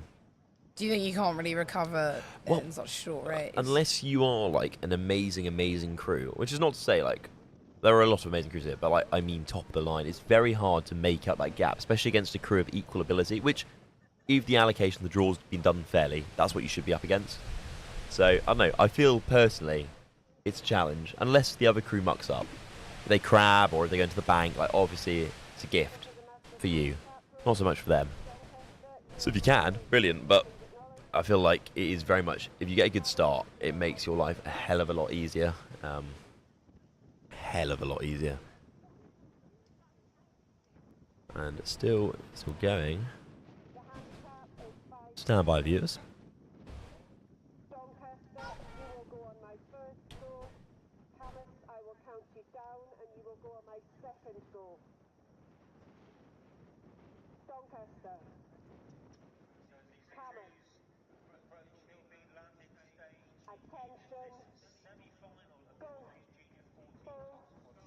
And we're still going, which is good to see.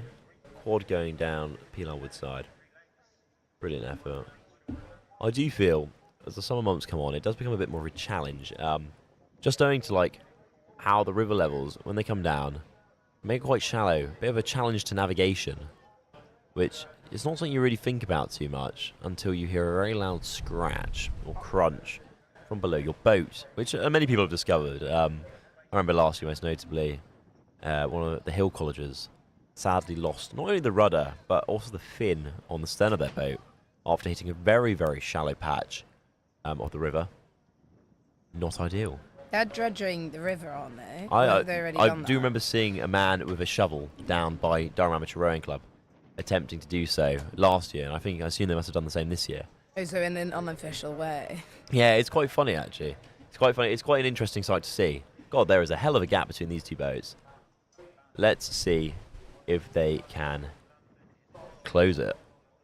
Or at least make it smaller. It's about the effort. It's about the finish. It's about the commitment to the sport.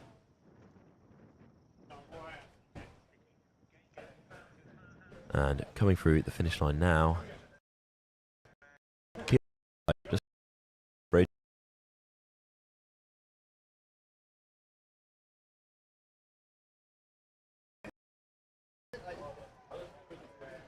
Almost about to finish. we're just having a few little sorting out our feeds, but don't you fear, viewer. We'll keep it going. I can hear a lot of chatter over the announcer here. He sounds very, very worked up. What's going on? Oh, what boat is that? I see green all-in-ones. I will tell you more in a second. I'm just trying to see the code on the boat. Boat 132. I want to say cuff butts.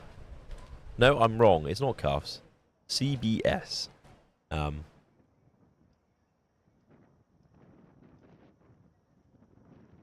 believe it's Cam. Potentially going up against Doncaster. But again, just trying to confirm that.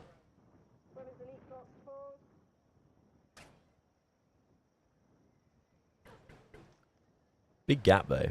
Hell of a gap. Let's see if they can close it. I have to say I've been very impressed by the quality of rowing today. I think I expected to see a lot more in the way of, a lack of timing between crews, but it's really evident a lot of crews that are here today really put a lot of effort into training as a crew and knowing how to work as one boat. Because the problem is you can put a bunch of really good rowers in one boat, but a boat of really good individuals, not a good boat. And it's obviously shown here today that in fact they have trained hard, and they do function properly. So what are the qualifications for this? Like, are there qualification races? I don't believe so. I think the lovely thing about the way it works is you show up, you race, and then obviously you can progress to your semi-finals, finals, and that's kind of like a kind of knockdown. But I think it's pretty open to letting people compete here. Obviously, Henley there's qualifiers because it is just such a prestigious event. There's so many people from all over the place trying to join in. So they've just got to be fairly strict on the matter. So, what's happening down there at the moment? What's happening down there? That's a great question. I'm just trying to have a little look. Do mind us, guys. We're just having a little issue with our TV. So we're just a little bit blind, but we're just sorting that out now. So we've got 2 new boats that just started coming down the racecourse past Collingwood boathouse. That great mark on the river, the big black, box that belongs to, well, used to belong to actually Hillbead College, and then obviously in a very charitable spirit, given over to the Collingwood. So I'm just trying to confirm the boats that are going down. A hell of a gap. 3 boat lengths, I'd say. But again, it's very hard to guesstimate these things. Obviously, the race officials will have a much better, understanding than we will. We're just getting a fleeting image and trying to inform you viewers, trying to take that that heavy strain of having to guess what the gap is. They never get ribs on the river here, do they? Well, it's just quite a small river, isn't it? So they've got the safety boats that are ribs. They're rigid hull, inflatable boat. But that's the rare occasion. Like, you won't see. The problem is it's such a narrow river. Like, if you were to do that, you'd get waves up the side. Let's put it this way: you wouldn't wakeboard on the weir. Sounds like an album or a band. Wakeboard on the weir. So yeah, it's just a very narrow river, and that goes back to what we were talking about earlier about DUBC training on the Tyne. It gives them a lot more flexibility to, one, have launches and be able to properly coach alongside, but also to do long stretches. Now I see a boat coming down. Which boat is it? I believe it is a DU boat. DU 4+ coming down. Lovely technique. All in time. Putting that power down on the Pilar Woodside. Let's see. I believe it may actually be a row. Oh, it's not a row through. LA, we're back. So we've got Van Milder on the racecourse side, and indeed, it does updated. We're just having a little update. But yeah, what a gap. But then again, you'd expect so from DU, one of the best boat clubs in the country.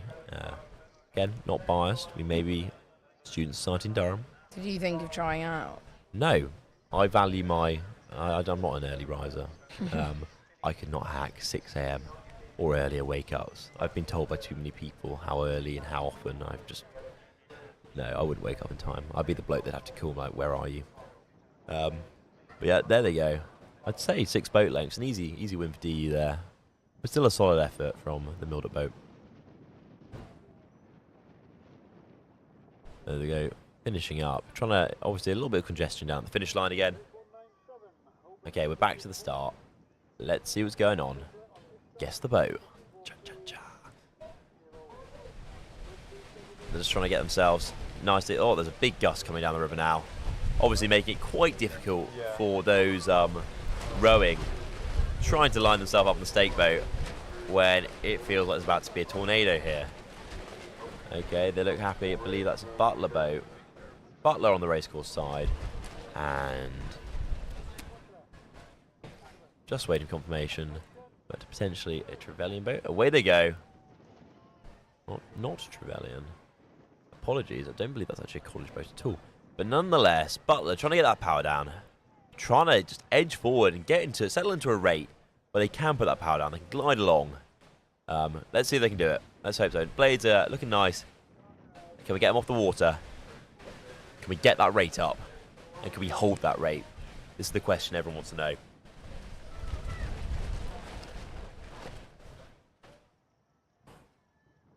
Though it does look like they are starting to match Pilar Woodside, which I'm sure saying that they wouldn't want to hear. Indeed, they've actually been overtaken. A nice technical term there, I'm sure.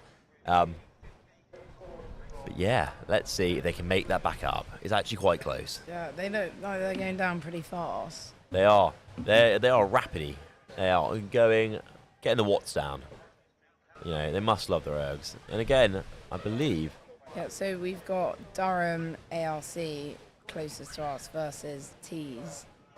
I don't believe that's right, I'm afraid. Oh, really? I don't know, I think we're being given false information. I don't know who's incentivizing this, but we just keep getting lovely messages and we look at the screen like, I don't think so. Unless they've it's a deception operation. But nonetheless, it's a strong effort from the Pilar Wood side, whoever they may be. I'm sorry my blade recognition is not as, prescient as I would like.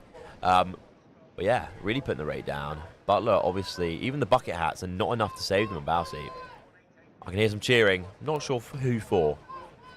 Butler. I can hear it's Butler. I can hear a lot of go Butler. Indeed, go Butler.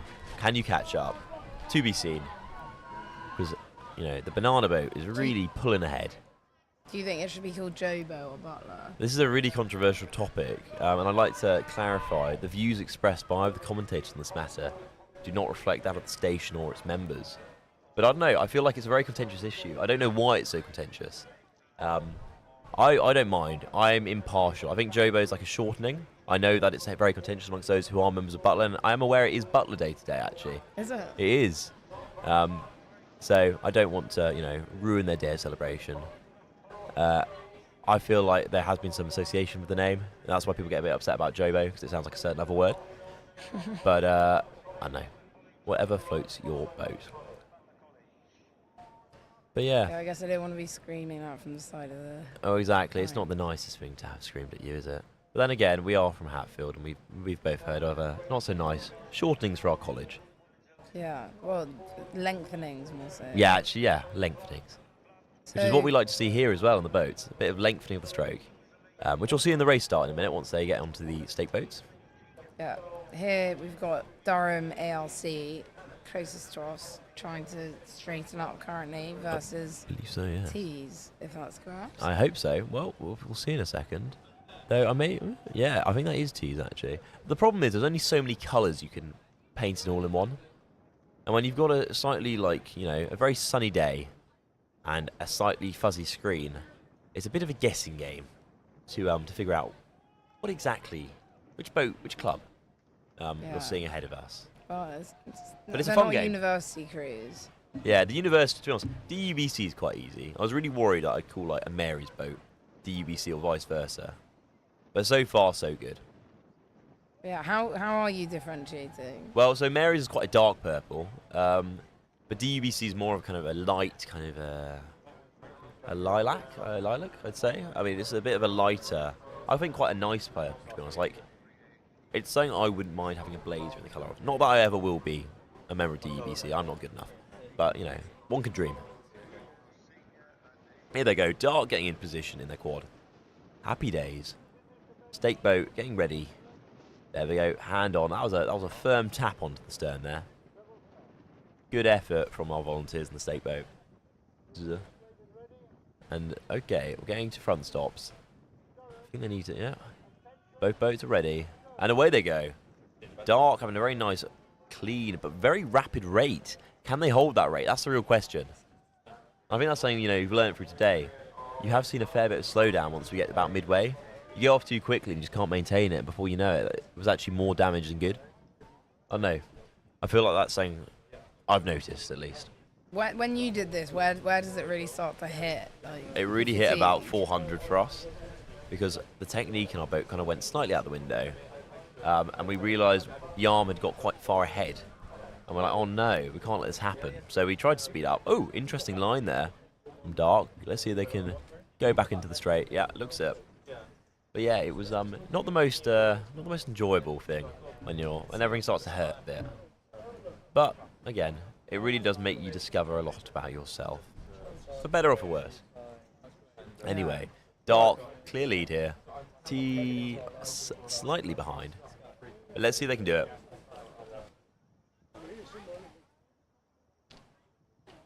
Okay, commentate, you ready, yeah? Remember? Yep. Yeah.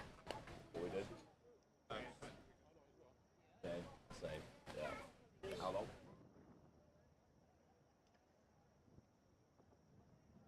So we're approaching Bath's Bridge now. Dark, slightly ahead. Will T's catch up? It's looking close. It's looking close. We're going to have a look in a second. Get to our lovely bridge cam. Indeed, Dark is, in fact. I know. I think T's are trying to catch up. They're trying to close the gap. And they're putting in a good shift for it. A nicely sat boat. Interesting line from Dark. What will happen? Will they take a look? Is Bowsy going to notice? Gosh, they could hit. It looks like they may clash blades. But it's interesting. I mean, I'm not sure about the particular boat, but I know in many sculling, you know, multi-user boats, let's put it that way. You know, doubles, quads. Oh, indeed, clashing blades. Looking like it's going to happen. Oh dear. I don't think Tees has noticed. Oh, Tees has slowed down, trying to turn away, sort out their line. So is this not a disqualification? I don't believe so, unless there's a protest lodged. But again, we'll hear over the tannoy shortly if there has been any such protest launched. Of course, it's quite hard steering these. Some of them have what we call footplate steering, so you adjust your feet a little bit. Others... so they're not cocked? So they're not cocked. So what ends up happening oftentimes is the bow will act as your cocks. So I'll be taking a look over their shoulder at the end of their stroke, making sure you kept that line. And sometimes they can steer with their feet. Sometimes they're going to give calls about pressure. They're going to be like, you know, more on bow side or less on stroke side, etc. God, this is very close. Who's going to cross the line first? It's unclear. Waiting for here confirmation. Dark have won that one. Very, very narrow. Less than, I'd say, a third of a boat length in that. Brilliant. That was really close. That was really surprising, actually. I did not expect such a tight little race there. Yeah. Well, and there was very close to a collision as well. Yeah, they're lucky they didn't clash. So, we'll be back shortly after a lovely ad from our sponsors. Thank you.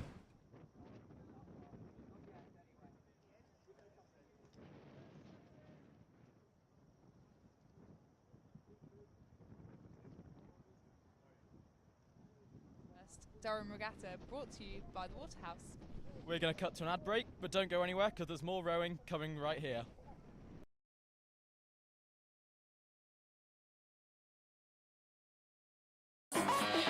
Looking for a new local this summer? This is the Waterhouse. With pints from only £2.50 and student doubles from only £3.95. Free dartboards every day of the week. And for only £10 you can book a karaoke room for as long as you like. Whether it's a social or a pint or two, the Waterhouse is your student pub in the heart of Durham.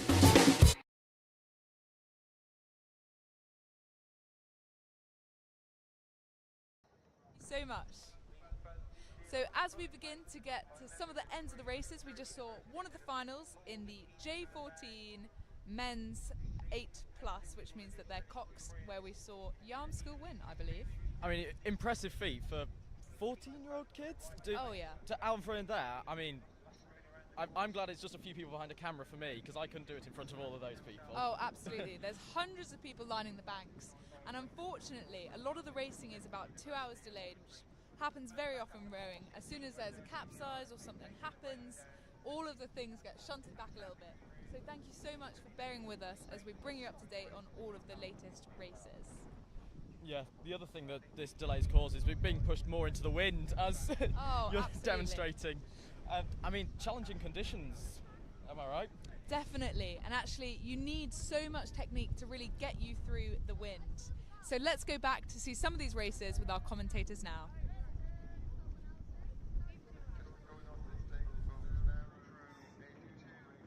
Hello and welcome back to the coverage. We hope you enjoyed our lovely little presenter slot there. Just to remind you, this amazing coverage has been brought to you by the Waterhouse, brilliant pub in Durham, pub and bar venue. So we're back to the racing. We're waiting for the next start. You can see the stake boats are getting themselves ready. What will happen? So much happened, and yet not much time left in the day. In theory, only an hour of races left. I somewhat doubt that, but I'll be here till the end. For better or for worse. So we've got Collingwood versus Sheffield Uni. Collingwood is closest to us in red. They love their red. Yeah, they're probably the most easy to spot crew. And there's so many of them as well. It makes it even better. It's like it's a good guess. You can say, well, it's Collingwood or it's grey, and you'll probably be right. Is grey red as well? Grey is, I believe, a bit of red. Honestly, the mine's a bit of a sieve. There's so many so many all-in-ones, so many boats to keep track of. But we try, and that is our job at the end of the day.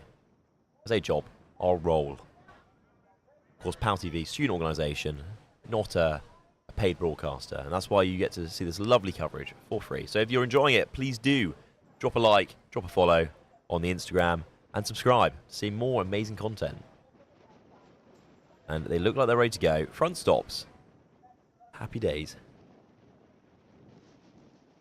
Oh, what is Sheffield up to? They are, I think they're just trying to get their line sorted a little bit. Two tapping along, trying to sort out their line.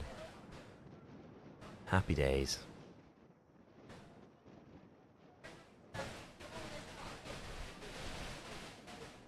So this is race 185 today, is that correct? I believe so. Again, the order has been a bit jumbled, but yeah, there's been a lot of races today, and I kind of lose track a little bit because after a while you're like, another one. Do you think any have been particularly memorable for you today? Well, obviously earlier the collision into the wall for me was very memorable. I wasn't even commentating, but I was over there trying to sort out some technical issues, and yeah, I've never seen anything quite like it. Gosh, Collingwood is all very Collingwood, once again, very strong. Away they go. Sheffield correcting their line, trying to catch up. Literally half a boat length. Let's see if they can make it. They can beat Collingwood College, one of the largest, if not the largest, I believe, college in Durham. Over 600 new students in Collingwood every year. Big old college, it's like its own little mini uni. They've got a lot of nice stuff, a lot of nice boats, nice boathouse, lovely grounds. What is the famous stat about their football club? It's like the largest amateur football club in Europe. But they've got like so many teams. I think they've got down to K. Yeah, I barely know my alphabet that way. I know, it's a struggle. I mean, how are we expected to keep up with that compared to most other colleges where you've got an A, a B, and occasionally a C? But back to the rowing. A lot of boats, a lot of rowers, a lot of ex-DU actually. And a lot of DU do come from Collingwood, obviously a sporty reputation. I know less to say about Sheffield, bar that one of our amazing producers, Sam, is from Sheffield. That's all I know. I'm afraid I've never personally been. Oh, Collingwood looking a little bit unsettled there. Let's keep that set. If we can keep that rate up. I do believe Sheffield may be inching a little bit further forward. We'll see in a second. Yeah, Sheffield has inched forward, half a boat length ahead. Will Collingwood be able to catch up, or are they going to fall behind? It's an interesting one.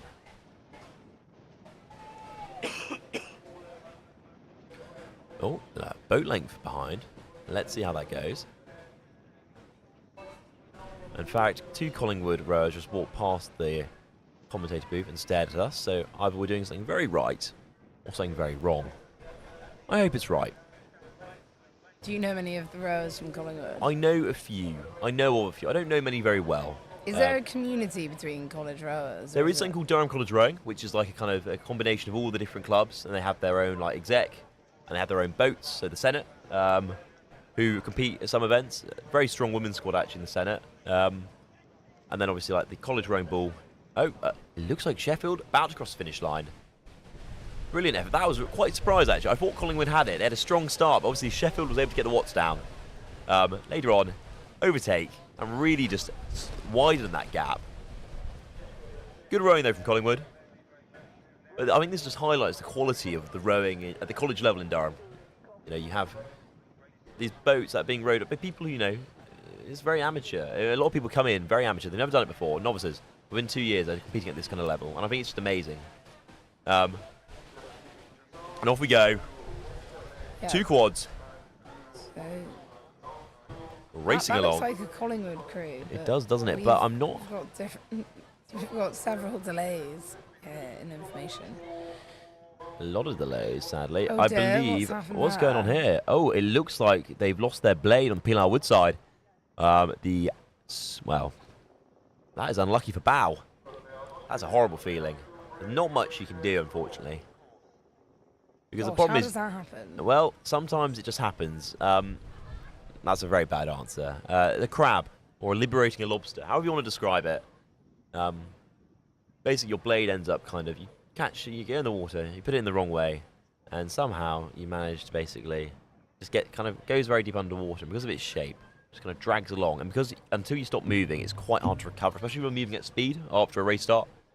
I don't know, I find it's an interesting one to try to describe the crab, because for most of us, it just happens. You feel like a massive sense of embarrassment, and then you think, nah, oh well, it won't happen again. And then occasionally it does.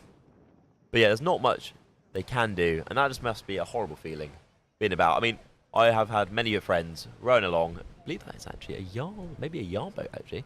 I've had many of friends rowing along with their, and they've just like ended up not being able to row for various reasons, like a rigger's snapped, or this has happened with their blade. In fact, what has exactly happened? I'm just trying to figure that out. I'm trying to see from my lovely drone footage.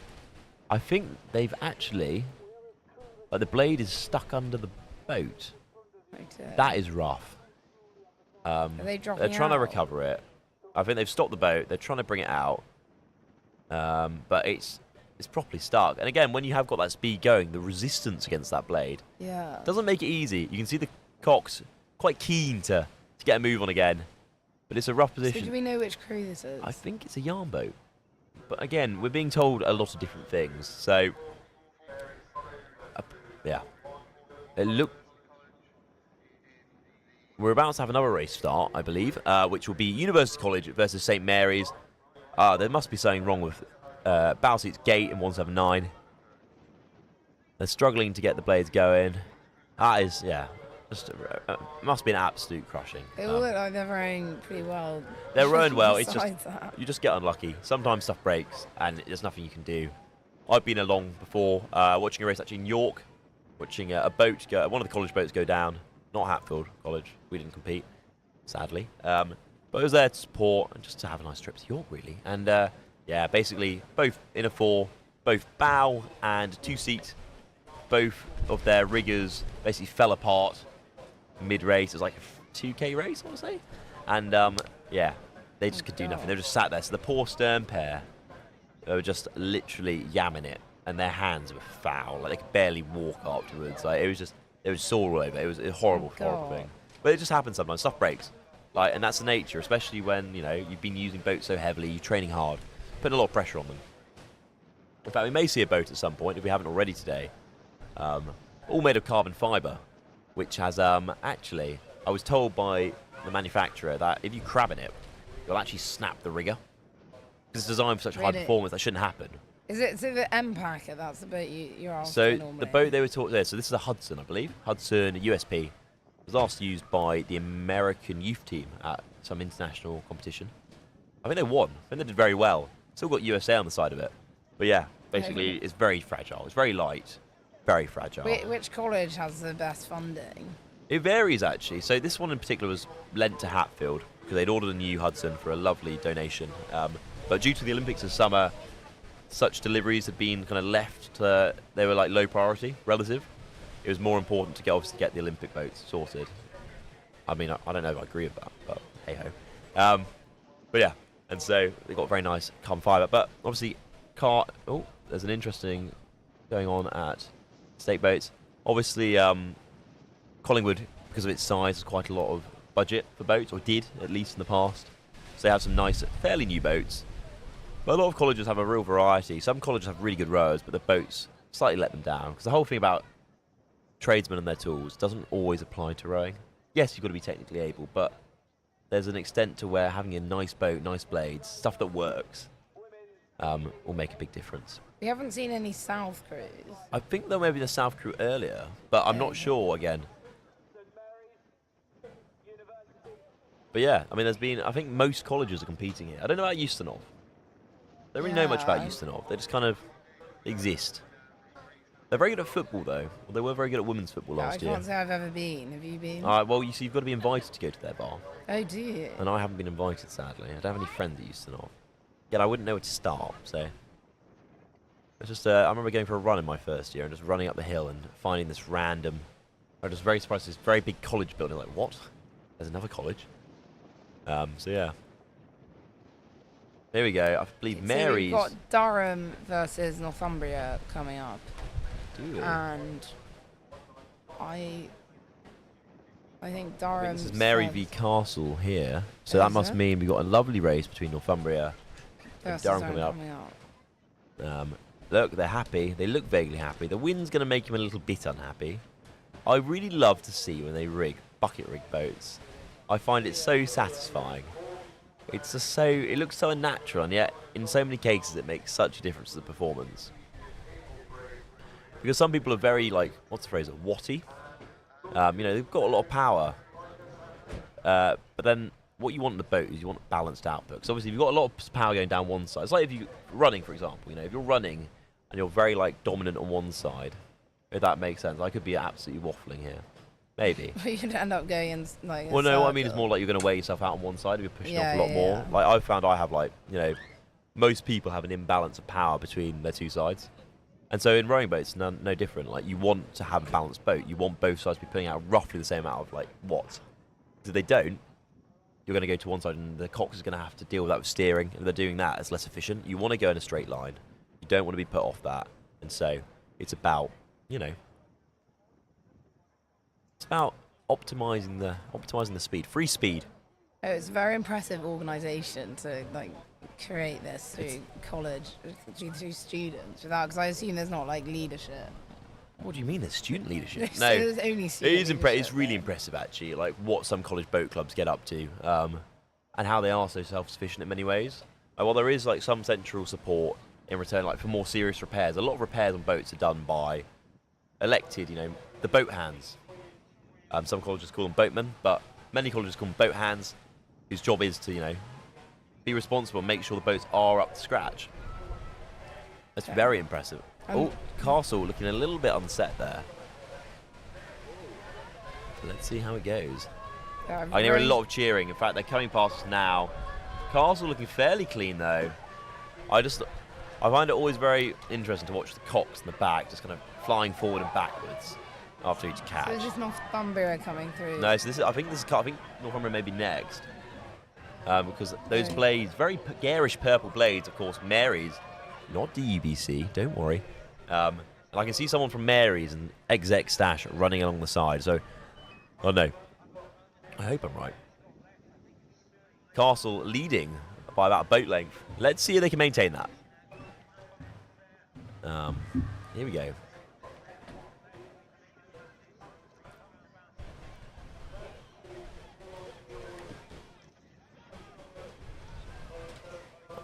I guess the bucket rig didn't pay off as much as one would hope. But it's still good fun. It's quite a fun thing to say you did. I can't remember. I think it was Collingwood actually last year did the most monstrous bucket rig any of us had ever seen, and it caused quite a stir when it was posted online. I think it ended up quite far afield actually. Obviously, some of you watching may know the account Uni Rowing. There's been a lot of. I feel like Durham features almost disproportionately on Uni Rowing, just because of our very well. I think very high density of rowing in this lovely city. And now I believe we are. Who is on that? Who is in those boats? So, Gray versus Trevs. The order's being jigged all over the place, folks. It's part of the wonder of Durham Regatta. A lot of boats, not a lot of time, and difficult decisions for the race officials. Poor Kitty, reading off the list, and all she's getting is constantly different things. Yeah, well, that looks like they've got the same kit on as Castle, who just went through it. Didn't hear that, Gray, don't worry, it didn't happen. But yeah, as we said earlier, there are only so many colours. And actually going down the race course now, we can't see it because we have cut to our race line cam. But you can see, of course, we've got Dart going down, Rapido. Trying to figure out who they're racing against. I think it may be a Rofer, actually. Who do you think they're up against? I don't know. I think they may just be rowing through. Again, we are only seeing what you see on the screens. So I saw a very brief glimpse of a dark boat go past. And I've seen nothing else. Oh, very close blades there. Passing. Interesting one there from Dark. Up at the start.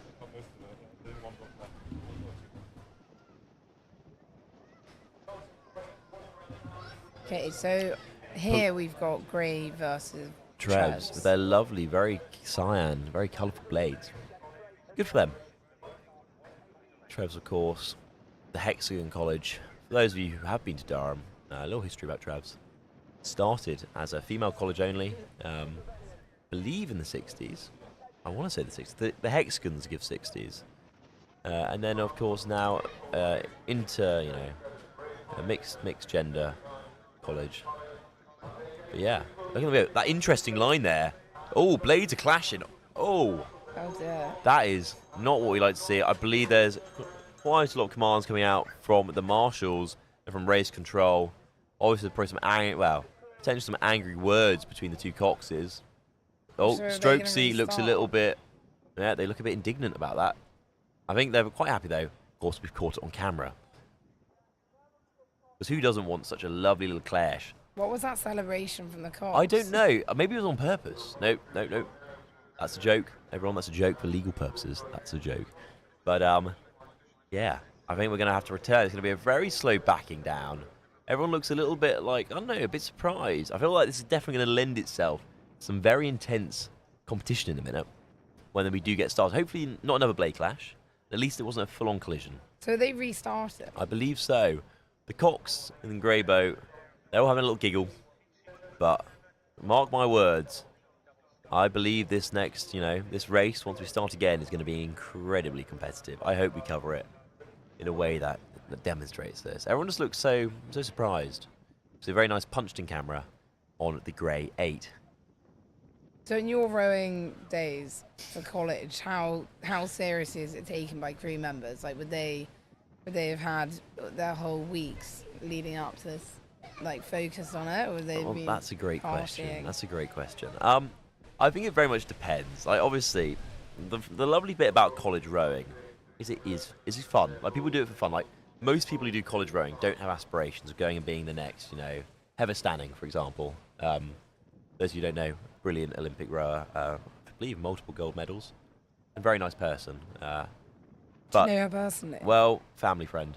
Oh, pretty cool. Very nice. I know. I didn't. I want to say she inspired me to row. I had no interest in rowing when I first met her, but I do now. It is good fun. But of course, like most people at college level, do it for fun.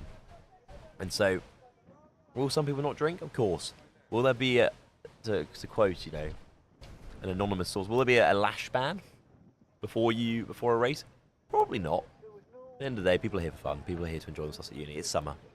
Are people going to go absolutely stupid the night before? Probably not. People have a bit of fun, but yeah, it's about enjoying. It's about the nice thing about college rowing is it gives you that balance. Yeah, there's probably quite a mix within. But exactly crews within the as well. squads, like you've got your your first boats, your second boats, third boats. Like further you go down, obviously people take it a little less seriously, or people are at different standards, and like it doesn't matter as much unless you're like throwing up over the other boat. I think you're fine. So yeah. Oh, it looks like we're ready to go again. Let's see how this line goes. I have high hopes. Coxers look very serious. Definitely giving each other some side eye there on the start. Attention. Go.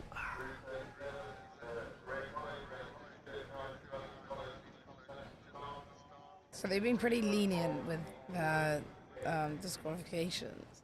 I think so. I think at the end of the day, like It's inclusive. as someone who sails, like, and I've been quite involved in like sail racing here and there, on like the kind of support side. I think rowing on this, at least at Durham Regatta so far, has been very chill on penalties and disqualifications. Sailing, on the other hand, horrific. I've seen that some of the most horrific protests, even in like fun races. I've been shocked. So yeah. Do you go up to Darwin? I don't do sailing here. I like the warm water too much. I don't want to sail in the northeast. It's so cold. That's why I do rowing, because if you do it right, you shouldn't go in the water.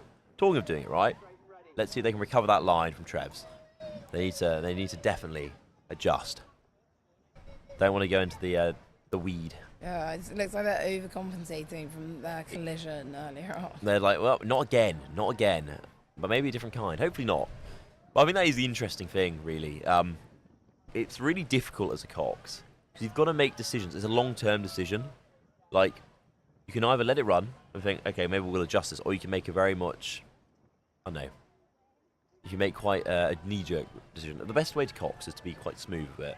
And if you know the crew and you know the boat, you know what it's capable of, and you know what they're capable of, you can afford to be that. But if you're like a scratch crew, you've never really rowed, and this happens quite a lot of regattas, suddenly someone drops out, you've got to cram people in.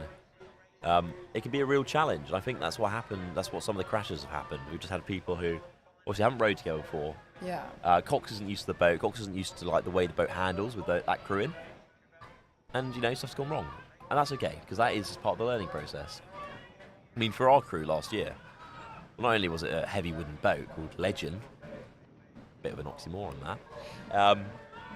It was also, we'd never rowed together as a crew in those positions. I'd never stroked. Gosh, your first time in the race. Yeah, it was just like everyone's kind of looking at each other like, is this a good idea? Maybe. But have you met the boys in your boat? I knew them, but we never raced in those positions, and I think that makes a big difference. And that's something that you see a lot in college rowing. You see a lot of like moving around in positions, people's unavailability, because it isn't as serious as DU. People aren't quite as driven in such the same way. Like obviously, it gives you more balance. Interesting there from Gray. Making sure they're squaring and burying those blades as we go in. Getting that power down, not having any washout. But yeah, Trevs, good job from them. I really thought, that line was going to, put them in a bad place. But they've done a really good effort. Good recovery there. Yeah. With about, I'd say, 3 boat lengths between the two. And again, if you cross the line. If you want the official boat lengths, you can go online. Durham Regatta website. There should be live results up there. Or Oars Online, which great resources, free to look at. Sorry, Kitty. No, I was just saying if did they cross? Did they cross? They did. Yeah, no, I didn't see them get It's quite over the hard line. actually to tell because it's so sunny Yeah, now. it's the screen's nearly fully black from where I was. We're kind of like looking at the silhouettes and the shadows on the water. I'm like, yeah, that looks about right. As long as the boats stay on their respective sides, it's fairly easy to guess. It's when they start going zigzag, evasive manoeuvres where you're struggling a little bit more. Hopefully the live stream, you've got some better quality. Yeah. Well, they should. Everyone should be able to see, obviously, a lot more in the way of lovely, beautiful 1080p, 60 frames a second. Just the way it should be enjoyed. And as you can hear the wind really going out for us here in our little tent, not a tent. I'm surrounded by sandbags, cables, and I'm not sure what those are. Some sort of suite. Next is Durham versus St Paul's. Brilliant. And we're yet to identify which St We should Paul's. figure this out. Should we have a little, little research so everyone's informed. So they've already started. They look like there could be another collision. Hopefully not. I hope not. Away they go. Interesting colours. Again, I feel like, as you said earlier, there is really much a danger of when you have a collision of like trying to veer away quite a lot and overcompensating. I thought that was what was going to happen on Pilar Woodside just there. Those of you watching can obviously see they had quite an aggressive turn there. Oh, what a crab! What a crab! That blade went flying. Let's hope they're okay in there. But they're still going. Brilliant work.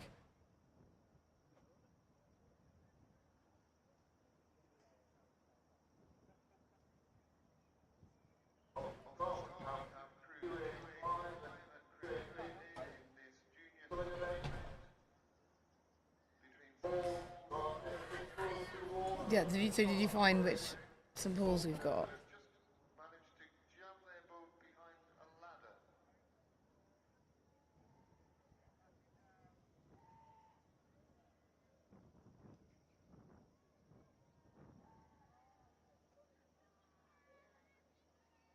Oh dear, well... There's a lot of cheering going off the banks. There has been a crash. Where? Oh, yes, we can see it in the background of the shot.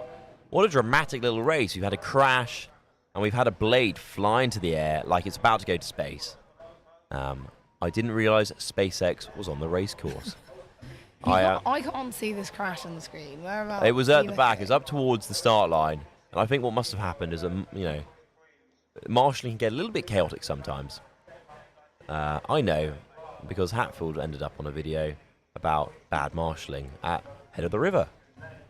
I thought it was quite cool, marshalling. It's kind of like, it's like a Tokyo Drift. That's not copyright. So were you involved in a crash last year? No. Never.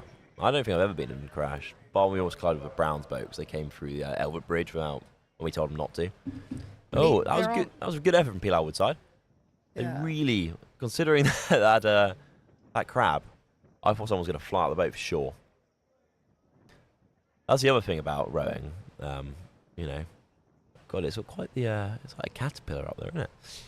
That's the other thing about rowing. Obviously, there's a lot of there can be some pretty epic fails. But the other thing is you're strapped into your feet. So like if you get kicked out the boat, one, it's a hell of a lot of force to absorb. But two, if your feet don't give, you're just kind of like hanging out there a little bit. It's like being waterboard, isn't it? Not exactly what you want to do on a nice sunny day. So you don't think it's a non-contact sport most of the time? We should, unless you're doing Oxford bumps. Yeah. Or, the other crew really dislikes you. That is a joke, guys. That is a joke. But yeah. At least there's no danger of, small, as we said, there are no speedboats, really. Other than no, but the safety boat, which we can see going up now, actually, up towards the start line. I do wonder what they're up to. It's a question. I'm sure that will be answered quick enough. But yeah, it's still getting a little bit busy up by the race start. Everyone's so keen to finish their races before 6:30. Now, for those of you who don't want to look at their watch or can't look at the clock in the top left corner, that's about half an hour, which in theory is when this will end. We will see. Durham Council normally have quite strict time schedules. Like, all the clubs have to shut at 2. Is it the same with this? Well, I feel like comparing a club to the regatta is comparing chalk to cheese. I don't know. I feel like this is obviously has a very long heritage here. And I think the council are very proud to promote it because it brings a lot of people in. Not just competitors, but families, friends, people who just want to see a bit of a spectacle. And watching rowing is very satisfying. I personally think, I'm of course very biased on the matter, but I don't know, there's something quite aesthetic about seeing. Yeah, it's very beautiful sport. Well, it looks very elegant. The reality is when you're sat in the boat, you feel like death at most points when you're doing a race. But in the meanwhile, for those of us watching the bank, if you've got a nice glass of Pimm's in your hand or a pint, it's lovely. They're like, oh wow, how elegant, how graceful, especially when you're watching some of the top level boats race. Do you think this could turn into a proper Henley style event? I think it has to an extent on its own. I feel like if there was a will, there would be a way. Because it's a lovely little venue, and there is a lot going on here. There's some lovely food vans, and there's some lovely, refreshments. But obviously, I feel like the whole point, the reason Henley is, one, it's been going for obviously less time than Durham has. but also it's so close to London, and I think that's a big pull, and that's why you also get international crews on occasion.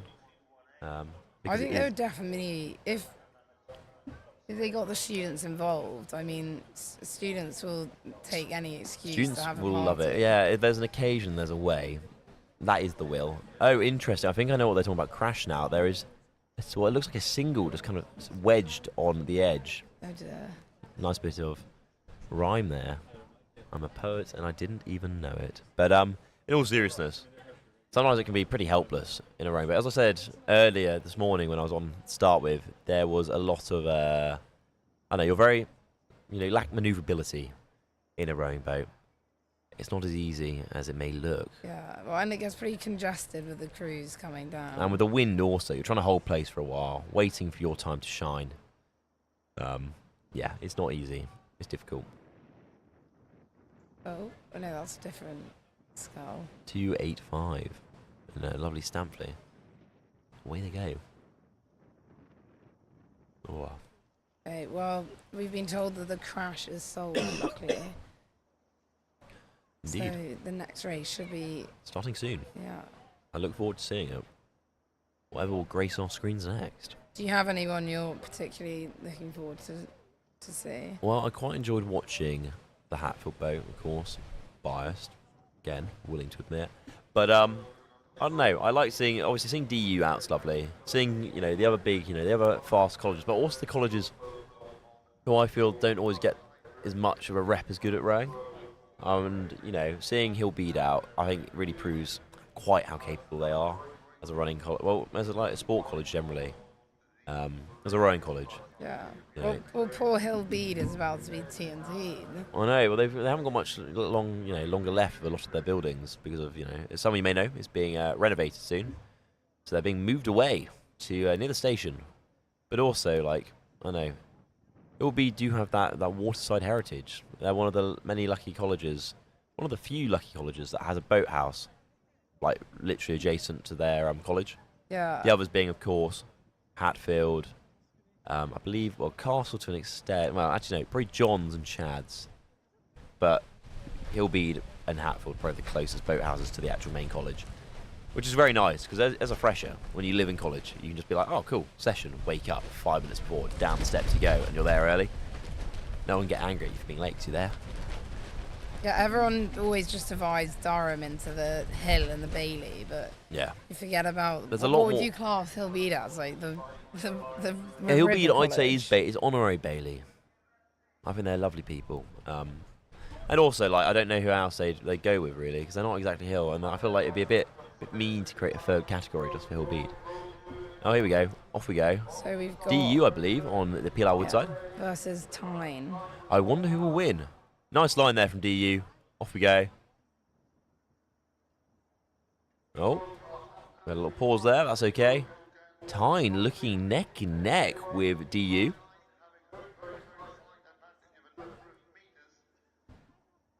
Well, we've got your favourite boat coming up next. We've got Hatfield College. Oh, brilliant. I can't wait. I will try to learn. I'll double check who's in that boat. And I'll make sure you all know their names. I'm sure they'll be happy to. It will incentivise them to row the best they can. I have hope. Though St. John's, to their credit, very good college for rowing. I think there are a lot of very good rowers in Durham. Was that a pull for you to come to uni here? Not particularly. I think the pull was, the lovely city. I don't like massive places. I quite like, and I love, I guess with most people, love the idea of colleges. But to be honest, also rowing, that's part of why I tried to learn it a bit before I came to uni, because I thought it would be quite a nice one to learn, sport-wise. Fairly low risk of injury.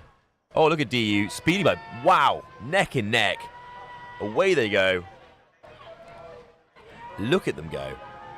Oh, my. I can't even tell who's in front. Oh, wow. That is really close. DU working hard there. Stroke putting in an absolute shift. But will it be enough?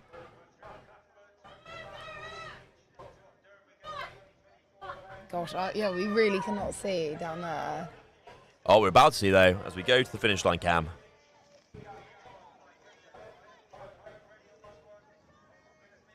Oh, my. To the finish line. Oh, here we go. Regatta commentators as excited as us.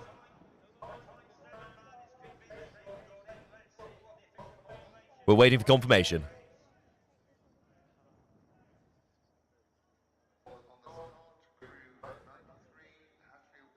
Oh, we haven't got confirmation. I think it's to be decided by the race officials. We'll let you know if we hear anything.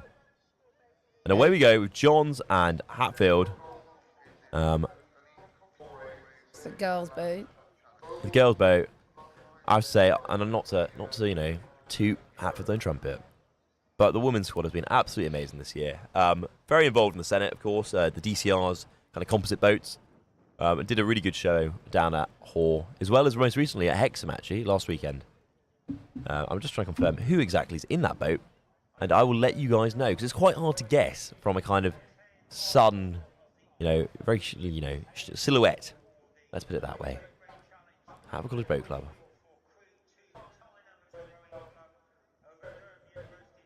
I believe... No, it can't be them. Very late otherwise. Actually, no. Apologies. I believe that may be the women's first four.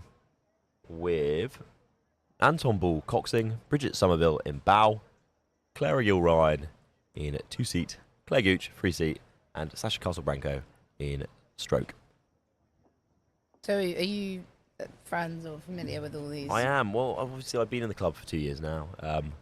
I've known them for a while. They're good. They're very good rowers, really driven, and they love it. Would they have all started rowing before uni? So I think most of them, if not all of them in that boat, have started before they came to university.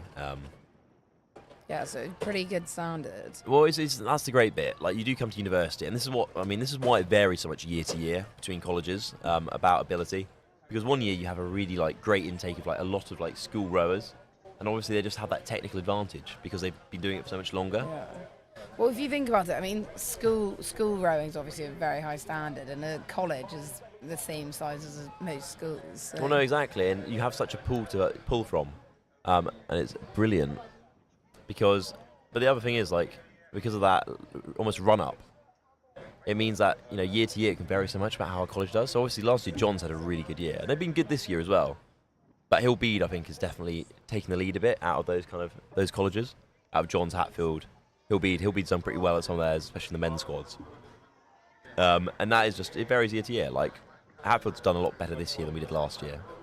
And this is because it's so changeable. It's not just Durham as well. Having spoken to a coach from, I cannot recall his, basically one of the Cambridge colleges. I will try to remember which college in particular, but I don't want to get it wrong and offend anyone. And he's just saying, it's very changeable because you just do get different people in every year, and people either lose interest or leave, and it's such a cycle. Well, I would say, as someone that hasn't rowed for college, I wouldn't really be aware of reputations for which. No, I mean, Collingwood obviously famously a very sporty college, but I wouldn't know which boat club is famously strong. No, I feel like it's very much inside knowledge. So obviously, for yourself, having family who are already here, you could ask around, but it's not something you see particularly advertised online unless you chase it. Obviously, Durham's known quite well for its collegiate rowing. There's a lot of it, and I think that's what's so appealing. It gives people the opportunity to do a sport with less commitment and lower bar to entry than university level sport. But it looks like Hatfield's pulling ahead. Sorry, my bad. Different boat.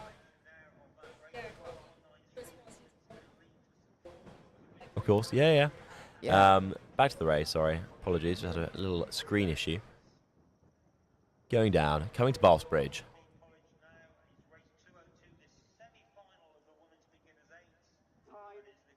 And making it a nice line. Looks like racecourse side much further ahead. Well, about a boat length, but I feel like Pilar Woodside definitely catching up. Let's see if they can do it. I believe it is Tyne on the... Oh, hello, I'm just getting some information in. South on the racecourse side and Tyne on the Pilar Wood side. Interesting line there. If Tyne catches up, high chance of a collision with the blades. I see people running down the side of the race course, very keen to support. It does look like the racecourse side definitely slowing down a little bit. The question is, can they keep that composure? Can they keep that power going in that 8?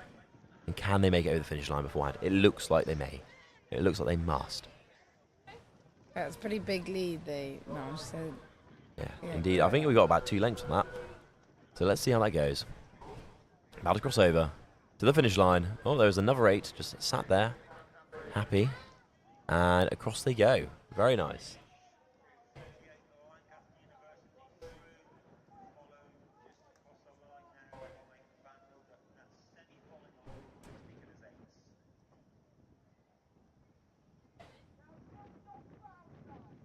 And So brilliant effort from both crews there. Up next, we've got South.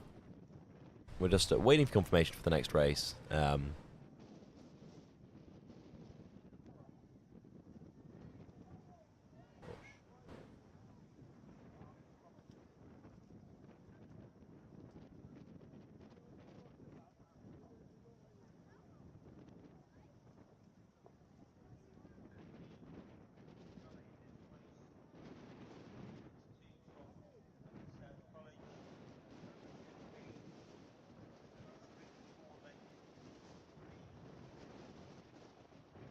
And of course, we are on the start line.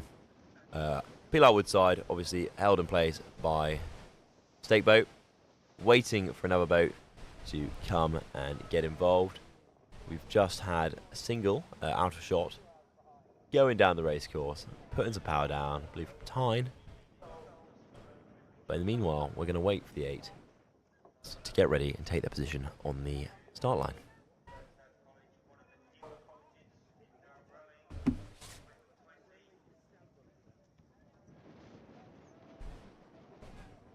So do you know how many races are we? So we're on race 225 at the moment. We are. I'm not quite sure the number they're planning for today. I suspect it's a fair bit higher. Just because they're very keen, obviously, to get as much short course done today as possible. Yeah, it's a very It's a tight schedule. Well, it's about that every few minutes they're sending a boat down, if not less. Like, it's amazing. It really is rapid. Okay, we've got an interesting move here on the start line.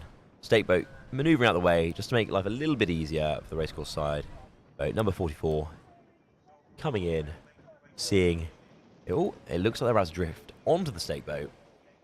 Again, there's been a lot of that today. No shame in it. Let's just hope they don't collide with anyone else.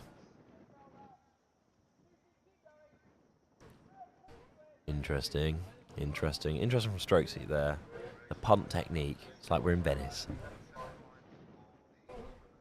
We're just waiting on confirmation of the current boats in position, and we will let you know.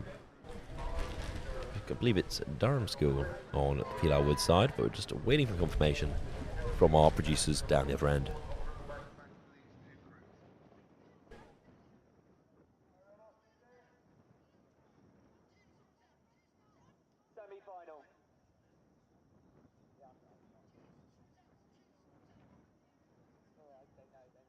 Okay, our front stops. When they're just trying to sort their lines out. I've just heard a lovely little command from race control.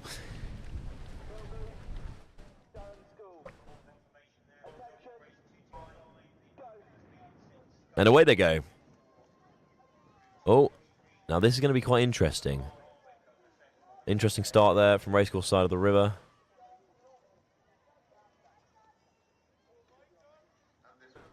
Durham School, of course, on the Pilar Wood side. Hillbead on the racecourse side. Really trying to make up for the start. And again, this start is so decisive. I feel he'll be maybe able to get the power down. Just to catch up. And hopefully win. Obviously the Cox looks locked in. Looks keen. Yeah, so Durham School's leading, aren't they? Durham School is leading, I'd say by about half a boat length. Whether they retain that, another thing. We're coming up, getting closer. Is there a fishing line in the water? Ignore me. Going to the Hillbead landing stage. Obviously, a lot of Hillbead supporters will be there, and you can see them in the back of our frame. Will Hillbead be able to put on a show and overtake? Let's hope so. But Durham School, very commanding position there. And again, fairly good timing. And I feel like that is what may let the Hillbead boat down a little bit. Just seems a bit, they need to sit the boat, get that control, and get some power down. Because I know they have it in them. Are you familiar with the Hillbead crew? Not particularly. I know a few of the great rowers of Hillbead. I'll name a few, I'll give them a little shout out. Emily Mould, Gabriel Woolmer on occasion, Harry Botterill, Quadzilla himself. Just name a few. And on the whole, some very strong rowers. A lot of ex-DU actually, or have a long time rowing, both at uni, but also at home at school. And okay, here we go. Durham School going forward. Whole boat length. Oh, more than a boat length. I want to say 2 boat lengths. Let's see if they can recover. Let's see if they can close that gap.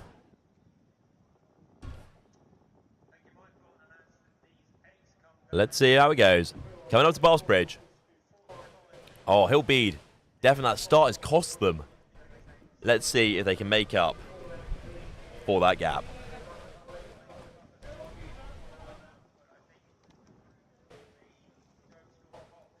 Really, I do think that start cost them a lot. And again, as I've been saying throughout this, like, if you haven't got that boat sat, you haven't got that power down at the start, and you haven't found that rhythm, you're not getting the power down. You're not going to, especially on such a short course, which is a real shame, because I think, well, I know they have it in them. But we all have our off days. And hopefully, if they're racing again tomorrow on the long course, they'll be able to prove that it indeed was an off day.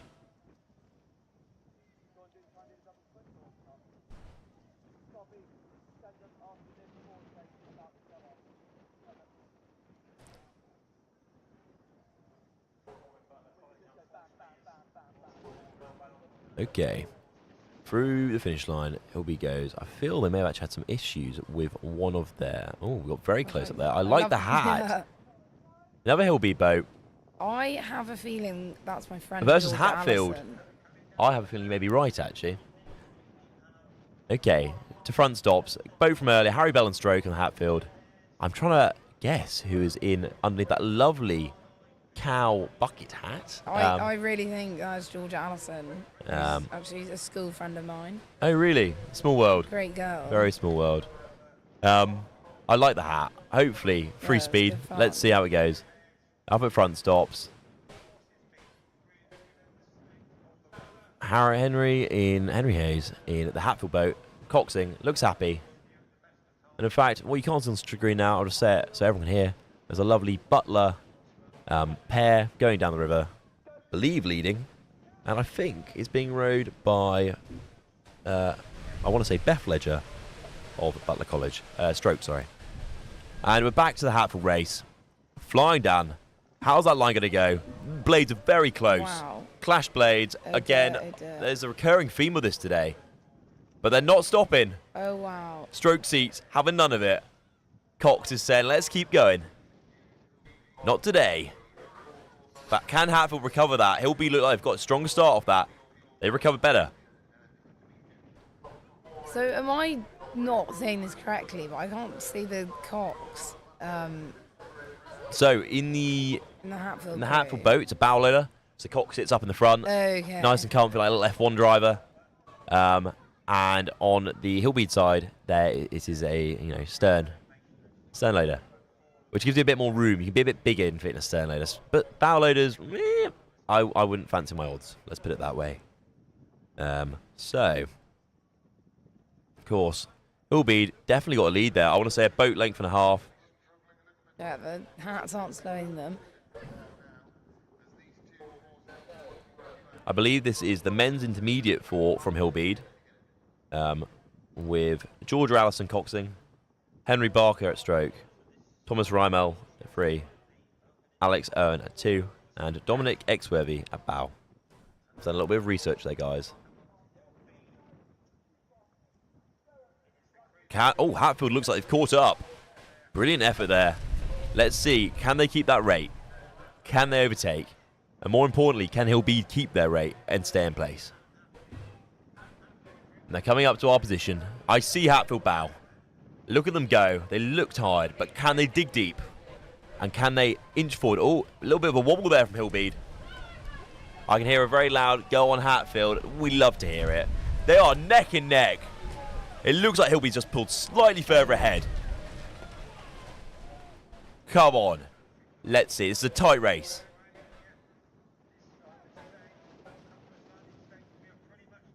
Neck and neck. I couldn't agree more with the regatta commentator I hear over the PA. They are very close. Hatfield slightly further ahead. Literally third of a boat or less. Cox looks locked in. He's ready to go. Oh, this is going to be close. We're about to cut to the camera. Finish line cam. Let's see how it goes. Hatfield leading very slightly. Brilliant effort. But also Hillbead have done an amazing thing here. That was tight. I'm just really impressed that the marshals and the race control decided not to cancel. Oh, a little collision there. No. They're going to have a little embrace after that. Yeah. Let's hope neither of them capsize each other. That wouldn't be very nice. Wouldn't be very sporting. But I don't think that will happen. Are the crews friendly with each other? I think so. I think Hillbead crews are very nice. To be honest, I'd say most crews are very nice. Anyway, back to the start line. Cam, I believe we have T's on the racecourse side. Versus Lambton. Versus, do you want to say, is it Lambton? Lambton. Is it Lambton? Is that what we're going for? I believe so. So, let's see how this one goes. They're ready. They're out front. Front stops. Oh, I think there's a little bit of coordination going on at between the state boats. Let's see if they get that sorted nicely. So, yep, Lambton on PLR Woodside versus T's on the racecourse side. I think this should be an interesting one.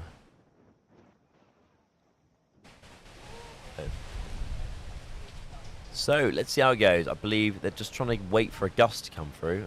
It's been a very windy day today. It really has added to the challenge for everyone. From the broadcasters, the actual racers and the competitors. Because, my God, wind does not like a rowing boat. Or any of our equipment for that matter. But alas.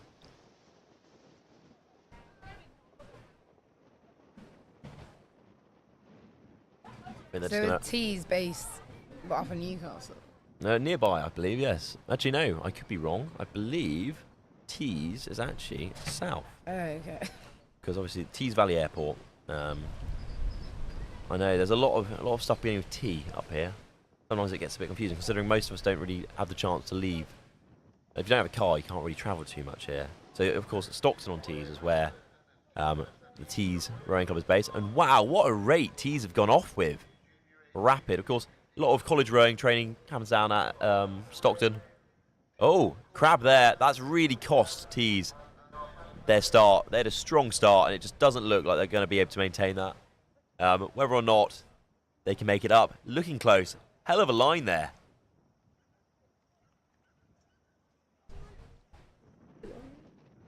So let's see if they can make it up. Got a boat length in it. I think they may be able to. They've got the power.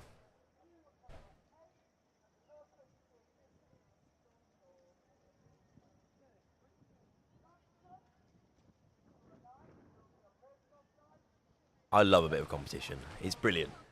The closer the better. And I have to say, credit to Tees where credit's due. That was a good recovery.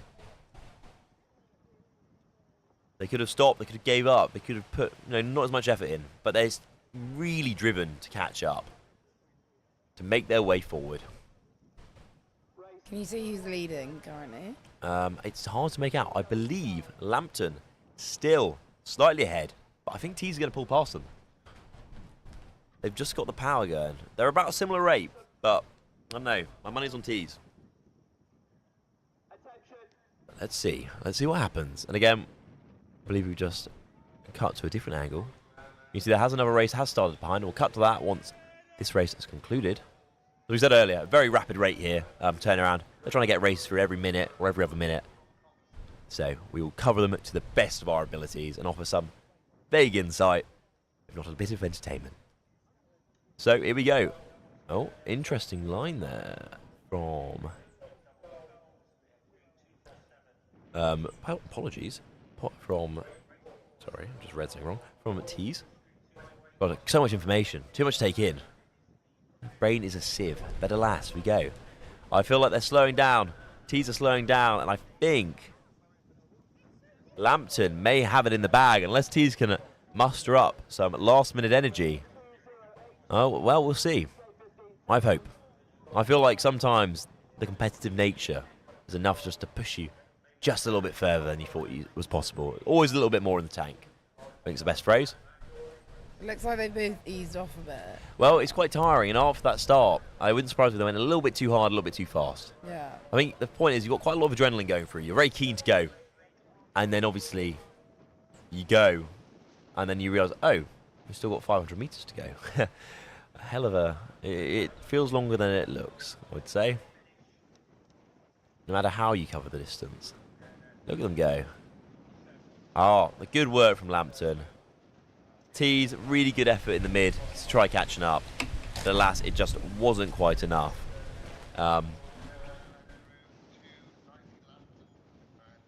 And there we go.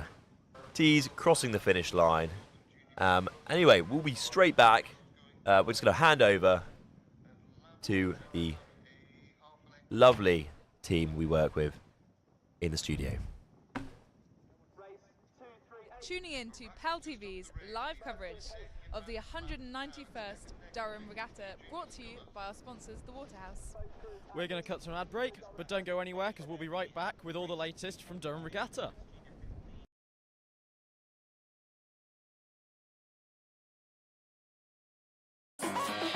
Looking for a new local this summer? This is the Waterhouse. With pints from only £2.50 and student doubles from only £3.95. Free dartboards every day of the week. And for only £10 you can book a karaoke room for as long as you like. Whether it's a social or a pint or two, the Waterhouse is your student pub in the heart of Durham.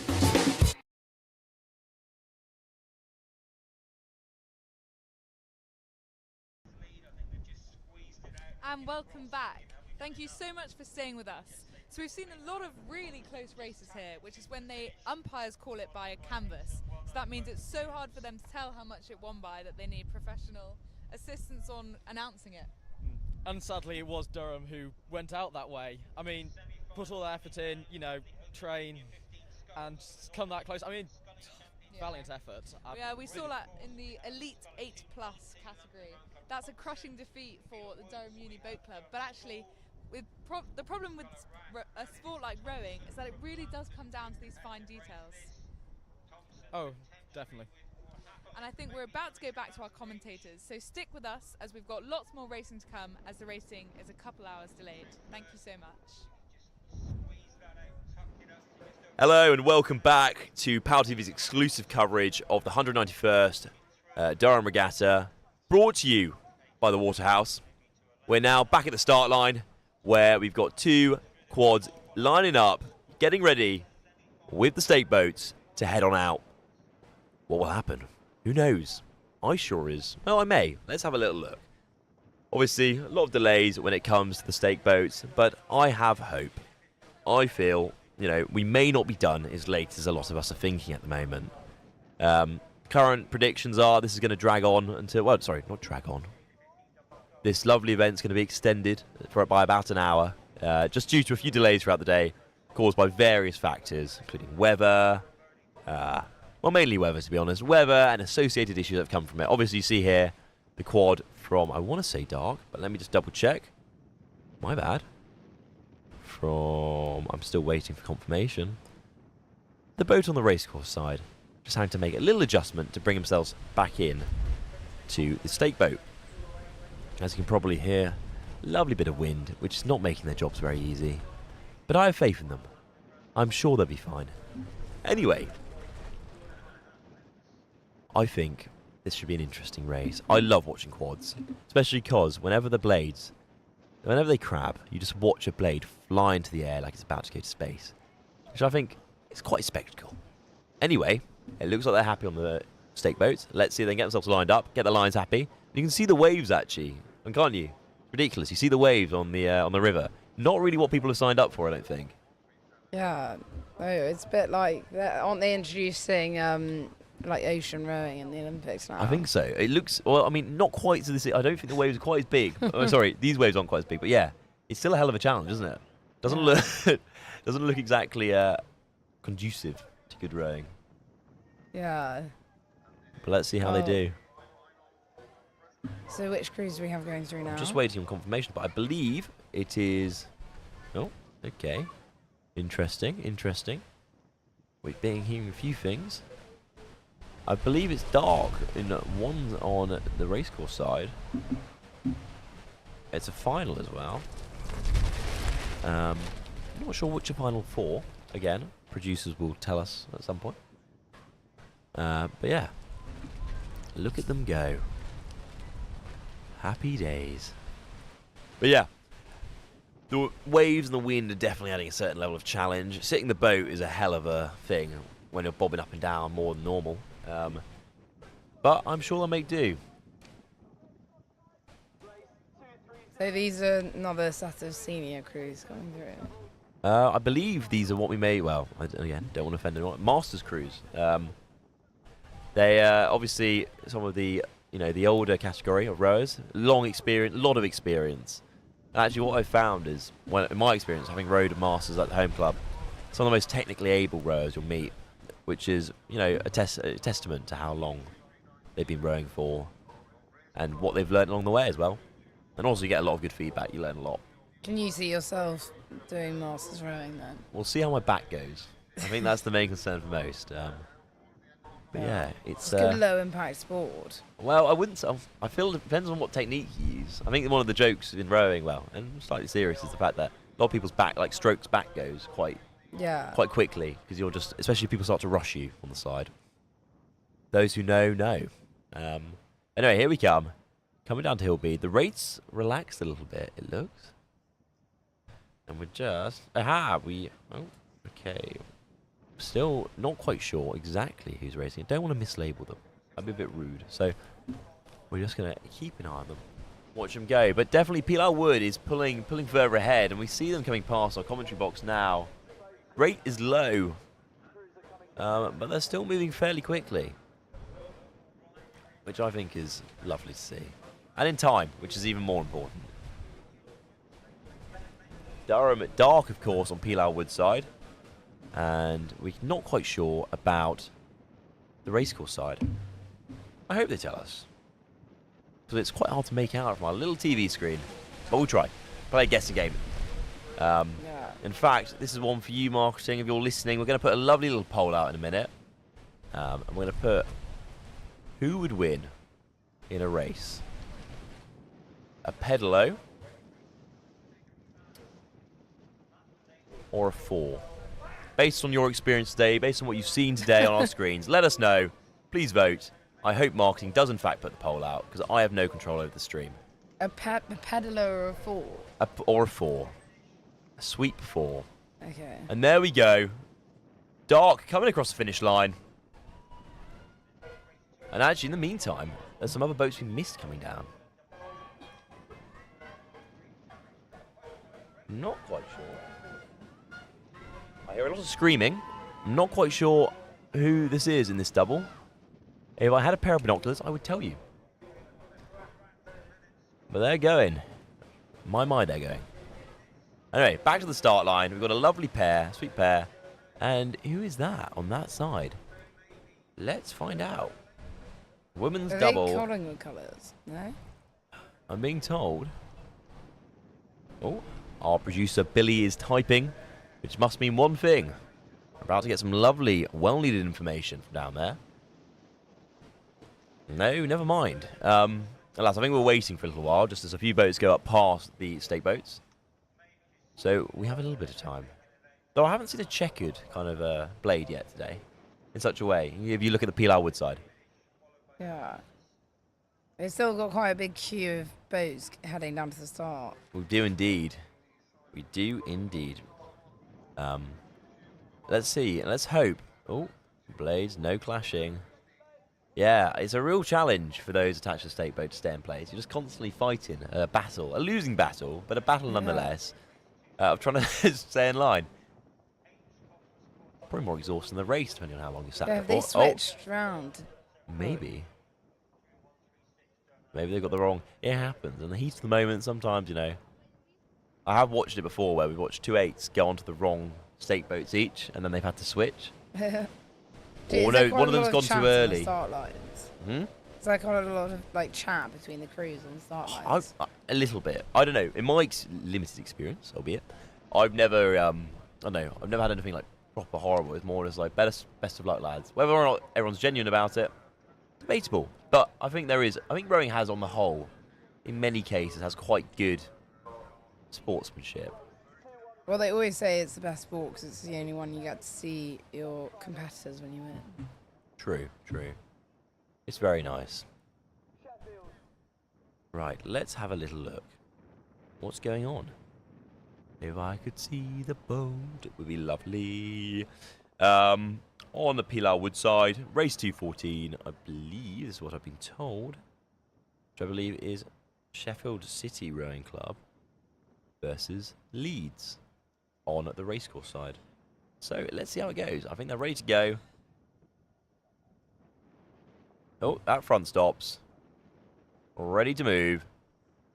What's really disturbing is I can hear my own voice. Not only through the headphones, but also just in the ambient air around me. And away they go. Let's see how this start goes. They're just trying to get that rate up. And now they're going to try and get that power down. Lengthening. And lengthen. Here we go. Oh, interesting cat. Ooh. Let's see how it goes. Close. Very close. Let's see if they can open up a gap between the two of them.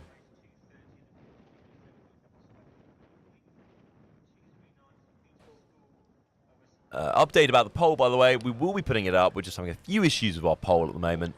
But don't worry. Whose idea is this poll? Maybe mine. I feel polls are an essential part of any live broadcast. But anyway, back to the racing. Interesting line there being taken from Sheffield City Rowing Club. I don't know quite. I think they've recovered it. It is really difficult. To be honest, I'd never seen this style of sweep boat before I came to Durham. And then I just used to see the Butler one out quite a lot from the PalTV offices located on the river by Kingsgate Bridge. But yeah.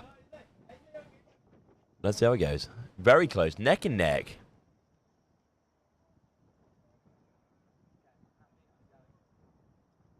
Here they go. Oh, it's going to be a close one. We're getting towards... Well, we're getting towards us, actually, which is our favourite bit. When you look at the camera and you realize, oh, wait, we're going to be able to see them in a minute for our fairly limited field of view. Yeah, most of you's blocked by the very massive large TV. Yeah. Hey-ho. Here we go. I believe Sheffield is leading. Well, it's still a pretty strong crowd, so... I know. It's nice to have the support, I think. Like... Especially those who made the travel from Sheffield, from Lambton, even from, you know, Newcastle, Northumbria. Because I think Durham students are slowly starting to leave now. Yeah, well, they're obviously busy evening plans. And maybe the wind's just not what they were hoping for. Maybe also leave for their summer holidays. I think most uni students are running out of money at this point in the term. That's true. And also, yeah, it is starting to feel quieter and quieter, which I must start feeling for Sheffield Rowing Club, City Rowing Club, as they inch further and further forwards, away from Leeds. Must feel satisfying. Look at them go. Can they maintain that lead? It looks like they're starting to reach kind of parity point.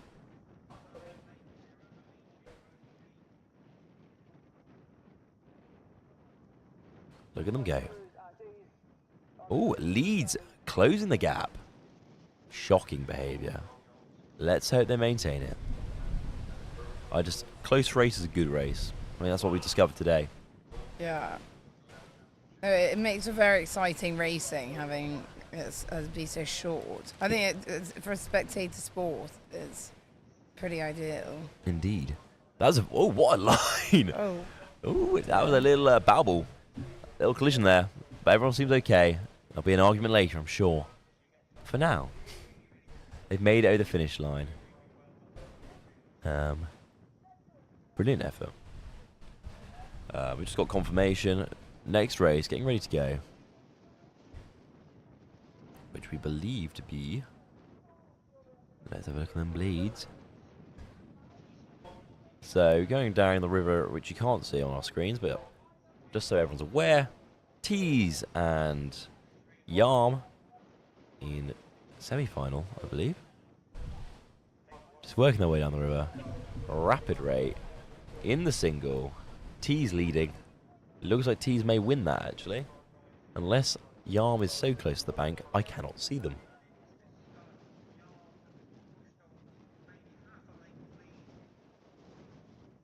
Anyway, back to the start line. The double is waiting. The doubles are waiting, ready to go. Leads on PLR Woodside.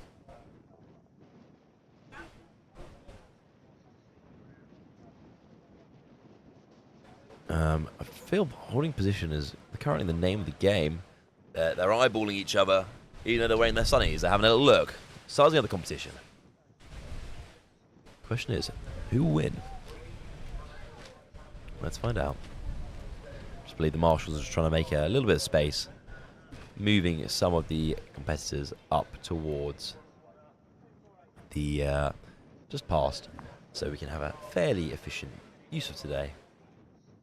One would hope. These pairs look pretty pro. Yeah, they are good. They look serious. They've got the hats. They've got the sunnies. Yeah, no. Free speed is the phrase. The name of the game. And very nice, well, and fairly nice boat. Quite low in the water, but I feel it's still quite nice. Oh, they're in the start. They're getting ready. They're at front stops. They are locked in. Heads in the boat. Let's see if that makes a difference. Oh, they're just waiting. I think they're still waiting. I think race controls has given them a little bit more time. So what are they waiting for now? So, I believe leads on PLR Wood and, of course, Durham Infinity on the racecourse side. I believe they're just waiting for people to squeeze through. Yeah. Obviously, if they have the opportunity. Wow, look at the rate on that. Wow. Oh, a little messy there on the lead side.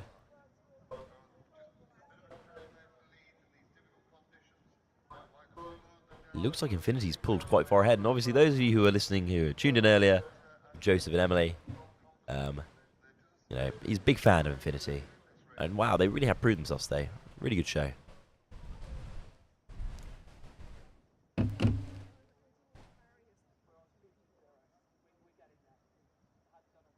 Gosh, pretty big lead. Yeah, that was surprising. But as the race earlier with Hill Beach showed, I mean, they can get caught. It can change. It can change in a blink of an eye. But that's what's so lovely about it. I think that adds to the certain level of, you know, spectator thrill. Yeah, the crowd seems to be calm now. It does. The crowd goes mild, I think, is the best way to describe it. Definitely emptied out. Sun's going away. Wind's still here. Yeah, it's more the colleges. When the colleges come through, the screams normally louder. They bring numbers and loud voices. So yeah, you're definitely right there. It does look very much, sounds and looks a fair bit more peaceful now. Oh, we've got a lovely new version on the screen. We've got Leeds trying to close that gap. Can they close that gap? They may be able to, actually. Here they go, coming past. I'm watching a lot of people, some of them in GB gear, running past the commentating stand, having a look, cheering some support. I think that's something that's really quite unique to rowing in the way that it's structured. The fact that you see so many people just sprinting along the banks, screaming out like support for their club, which is lovely. There's normally like a line of bikes rushing past. Well, it's a nice change, isn't it? Going to hurt less if one of them goes into you. Yeah, that is a lovely. That's a little problem with Durham. Oh, here we go. Finish line. Oh, Leeds. They've done it. Only just. But wow, I really thought Infinity had a good lead there. The hats, I guess, were no match for the speed sunnies.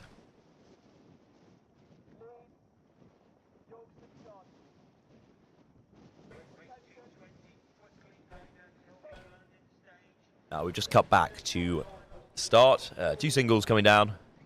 Yeah, so we've got York, I believe, on PLR Woodside, and Leeds, uni. on the racecourse side. Oh, interesting line there from York. Are they going to go into the wall? Let's hope not.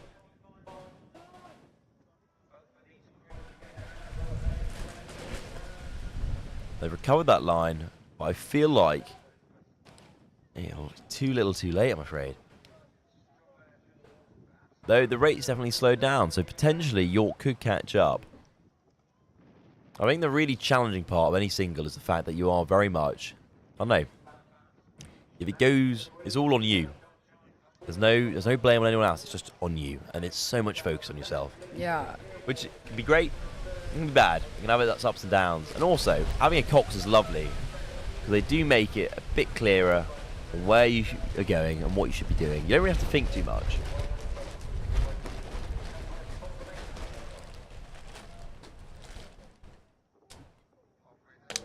Do you find it more technical, sweeping or sculling? I'd say you can get away. Well, I'd say sculling, at least in my case, because I'm just not used to it. Like, I haven't done tons of it. I've done a fair bit. I quite like sculling because I feel it's a bit more of a full body workout. I do feel like a bit of an imbalance when I've been sweeping quite a bit. I don't know. I recommend sculling. A lot more control. Yeah, when you can tell a rower if like one arm's a little bigger than the other.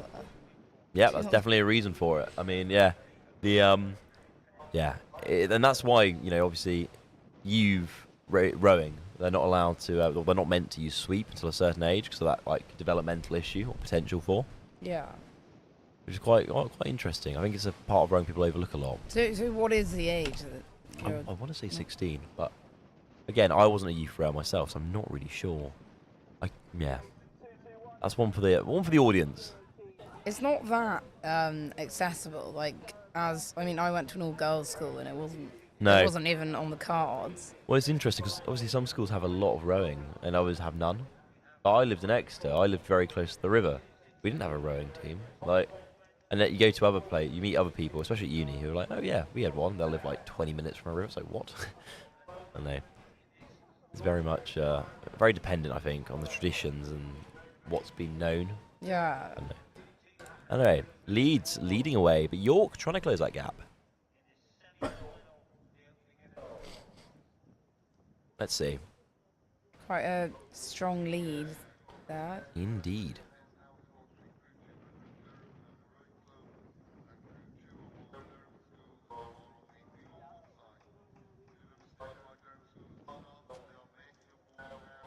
York getting a bit into more of a rhythm now. Settling.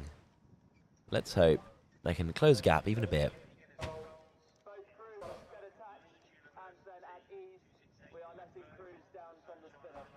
Good effort.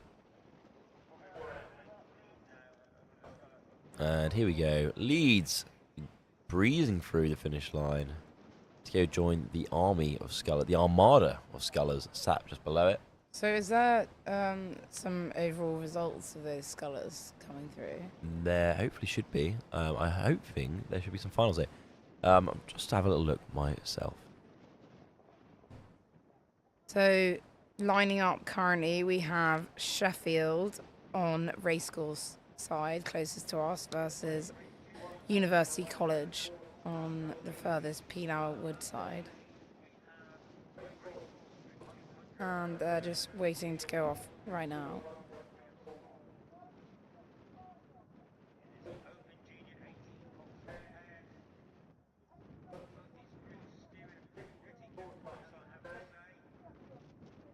Oh, that is a lovely shot. Very, very aesthetic. And once again, a testament to why it's so great to have a drone on the racecourse. Even if it does mean a very long day for our trusty drone operator, James Tillotson. Anyways, let's watch. I like the, I like the odds of this one.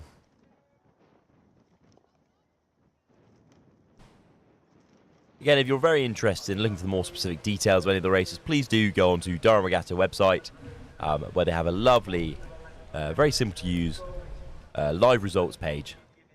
To go, scratch that itch if you're curious. So, of course, Sheffield on the racecourse side. And University College on Peel Wood. Happy days. Oh, Cox is looking for something. I hope he's not lost his Cox box over the side. Either that or he forgot a hat. But I'm sure the rest of the crew can lend him one.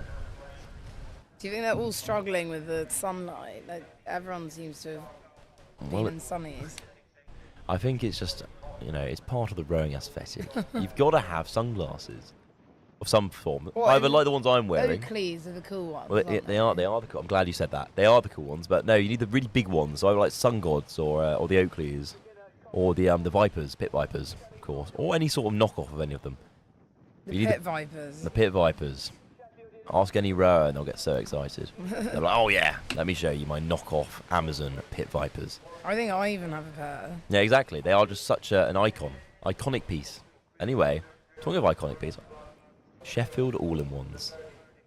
Wow. Now, here we go. I think they're just getting the line sorted. Obviously, 2 in Sheffield, tapping themselves around a little bit. Trying to make sure they have a nice, clean line. Boat's nice and set. So they get the blades squared and buried. God, I feel like a Cox again. Have you coxed yourself? Not that much, but it's just funny. You just find yourself picking up the same things. Anyway, away they go. Strong start from both boats. Question is, can they settle that rate and get that power down? Get that boat flying. It looks like University College pulling away slightly further ahead. A lot of splash. I would not want to be the Cox in either of those boats. You will be. It's going to be like being in the splash zone at Waterworld. Just gone. University College still leading. Question is, what will happen once they get past Collingwood Landing? Will they be able to maintain that? Or will Sheffield catch up? Will they tire? Have they gone off too strong or not? Let's find out.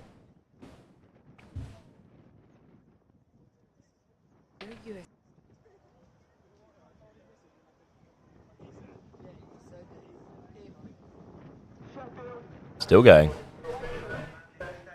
You can see just quite how shallow parts of the river are at the moment. Yeah. They're all congested with a lot going on. That is the curse of summertime, sadly. Anyway, Sheffield taking an interesting line there. Let's see how that plays out. The Cox and the University College boat doesn't seem to be too worried. He's loving it. Well, they're loving it, sorry. Hexham, I'm not sure if this crew use the physio in Hexham, but I go to the physio there. So the most elite physio you can attend. Do you think it'll give them free speed? Yeah. I'm sure they hope so. Anyway, University College still ahead. I feel like if they maintain it this far, they maintain it a fair bit longer.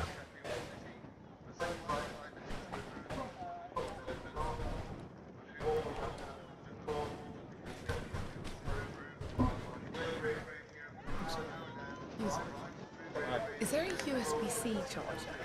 A USB-C. Here we go, under Bath Bridge. Neck and neck. University College still slightly ahead. Will they maintain that lead? Let's see. Come on, let's see. Sheffield trying hard to close that gap, but I think... Oh.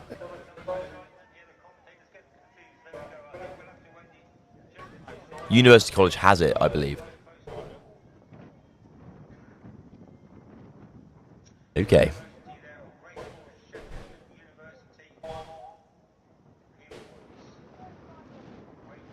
Brilliant.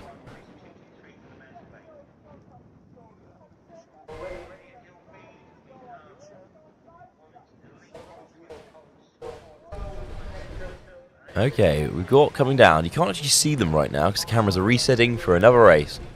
But I can see them. I believe we have Canberra and Durham going down, speeding away. Look at them go. Actually, I may... Yeah. As well as Hexham and Sheffield City flying down. I know, you've got a lovely shot on the screen right now of the various boats making their way back up for the semi-finals and finals this time of the day. Let's see how that goes.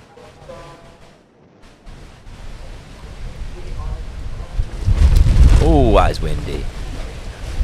I live in constant fear of the remains of our commentary booth falling upon us. But that's alright, that's a worthy sacrifice to commentate such amazing rowing. So, pedalo woodside. And the ones cutting through, taking an interesting line. The most interesting unisuit I've seen all day.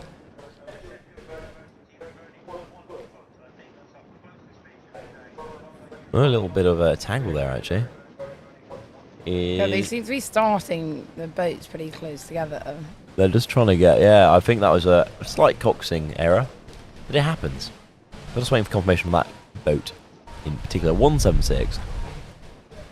Let's see how it goes. I feel like this is going to be a bit of a challenge for them to tap around.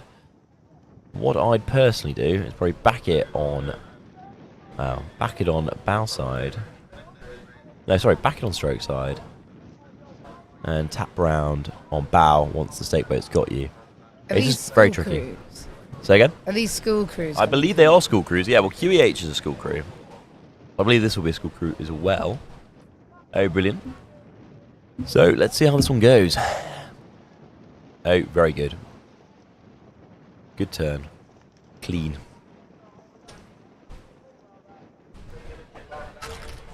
And I just believe the race officials just standing by, waiting for them to be ready in a happy position. And then away we will go.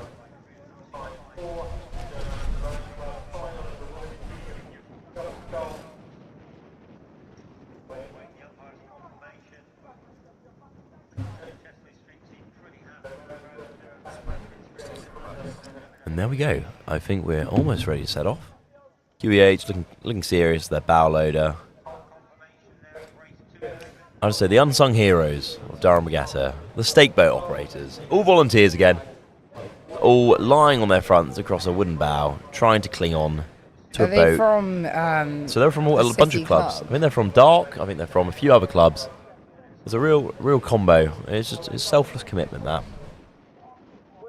Yeah, it looks like it would make your back pretty sore. Yeah, it does, doesn't it? Okay, wait, okay, front stops. Let's see how this goes. And away they go.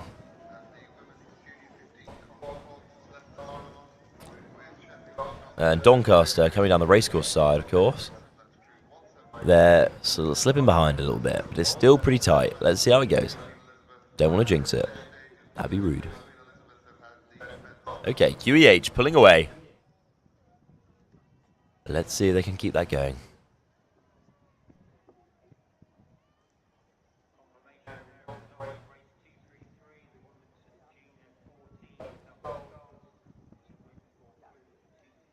QEH is still pulling away on our screen. Whether that will stay the same, as we're yet to see, but in the meantime, it seems okay. Anyways, it's too early to call. Oh, and we're back. So QEH still taking a lead. Whether or not they will maintain that lead is to be seen.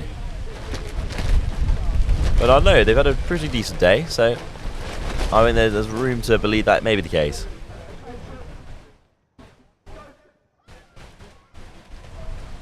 A lot of these crews repeat racing. Well, exactly. So obviously now we're getting to the semi-finals and we're narrowing it down. Yeah. We're seeing the best of the best. Tired. The competition's there, but not only the competition, but the tiredness as well. Think about it. You've been here all day. You've travelled here, and now you're racing again. Probably like after having cooled down for about an hour, and then going back out again. Like it's I don't know, pretty intense sport. Well, the school crews are probably a lot of them are mid GCSE or A levels. Yeah, exactly. It's a hell of a commitment, or they've only just finished. So like, how much time have they had for training? Like what Again, it's a challenge, isn't it? When I see you are both straight and ready, this will be a quick start. Nonetheless, I believe coming past us now. Here we go. QEH commanding lead there. But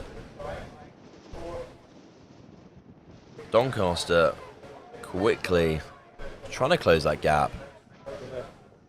We'll see how that goes. Oh. Yeah. The wind's nearly blowing our TV screen over. I hope it doesn't. I don't think we can afford to buy a new one. Anyway, QEH, good 4 boat lengths behind. Sorry, not QEH, my bad. Doncaster, good 4 boat lengths behind QE. Let's hope they can at least close that gap a little bit.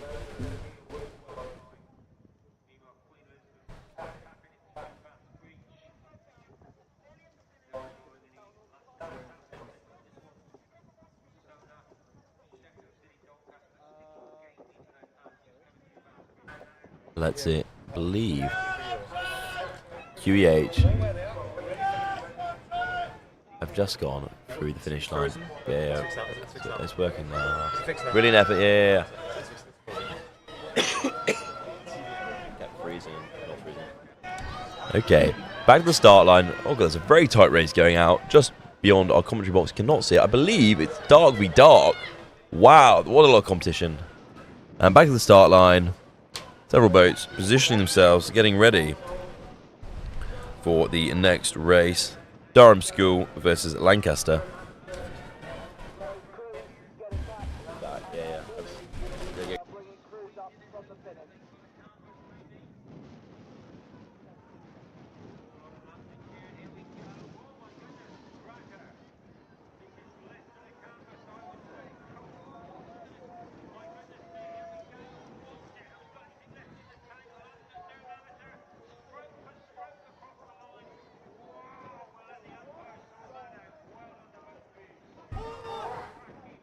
Okay.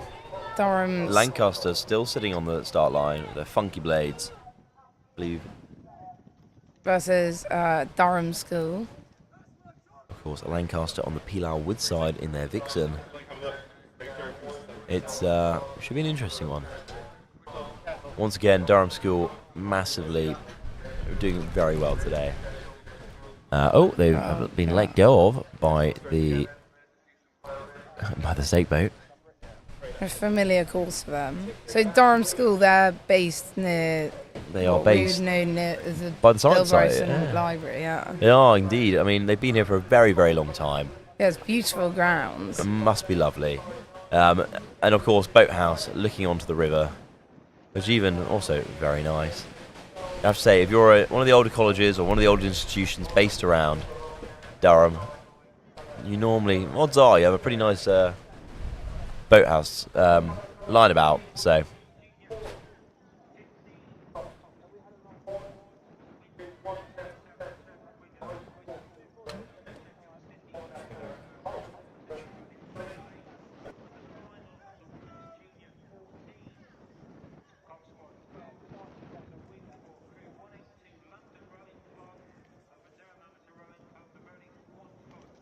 Let's see how this race goes.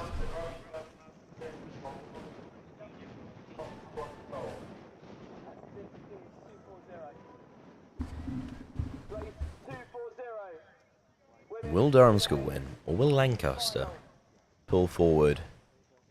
That's to be seen. That is to be seen indeed. We'll keep you informed best we can. And yeah, still there. Still happy as Larry, just sat there. Oh, trying to keep a line. Whether or not they'll be able to, with the wind being as it is to be seen.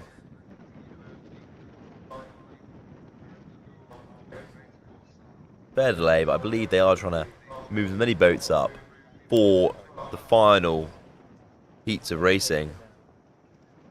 In the interest of a timely finish. So what you got to remember, this is a very early start again tomorrow morning, where they start racing, and I believe 8 AM, not earlier. And so obviously everyone, especially those key race officials, and also yours truly, very keen to finish on, well, as close to on time as we can. And away they go, Durham School pulling ahead.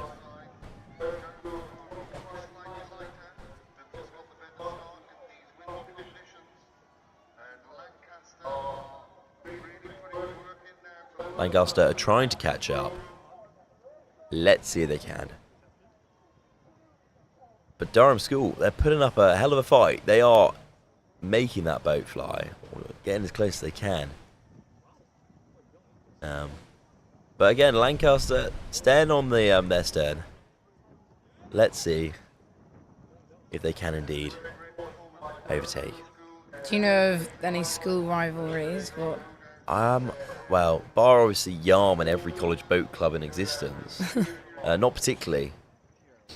But again, I don't have the background of having I assume been here long enough. Durham School and St Leonard's are pretty competitive. I'd assume so, wouldn't you? I mean, as like the natural opposition. Oh, interesting what happened there. I think there may have been a slight collision down the course between other boats, but not with our race. Don't you fear? As you can see on the screen there, still rowing along, but it does seem that Lancaster is gaining some space on them. Can they keep it going? $1 million question. Let's find out.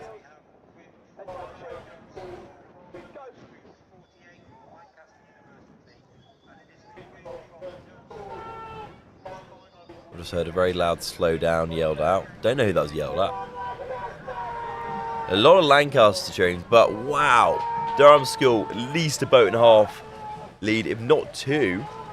2 boat lengths ahead. They look like they're crossing quite an angle. But there. it's an interesting line now being taken by Durham School. What does that mean for Lancaster? And what will the cocks of Lancaster do? God, there's a very vocal man in the audience. Well, on the embankment somewhere. Don't know where he is, but I can hear him. Yeah, And I'm sure most of the river can as well. Yeah, but it's nice to see. Pretty beautiful evening to be competing. Aesthetic. Oh, and Durham School crossing the finish line. 3 boat lengths between them and Lancaster. Oh, I misspoke. 2 boat lengths between them and Lancaster. Brilliant effort from both crews, but Durham School, once they got started, you just weren't stopping them.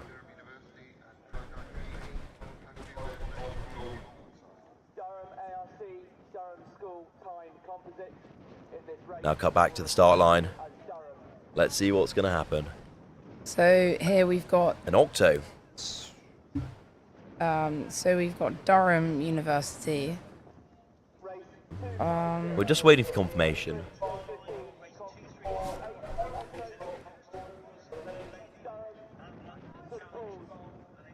When I see you are both straight and ready, this will be a quick start. Maybe a length and a half lead here over Hatfield College.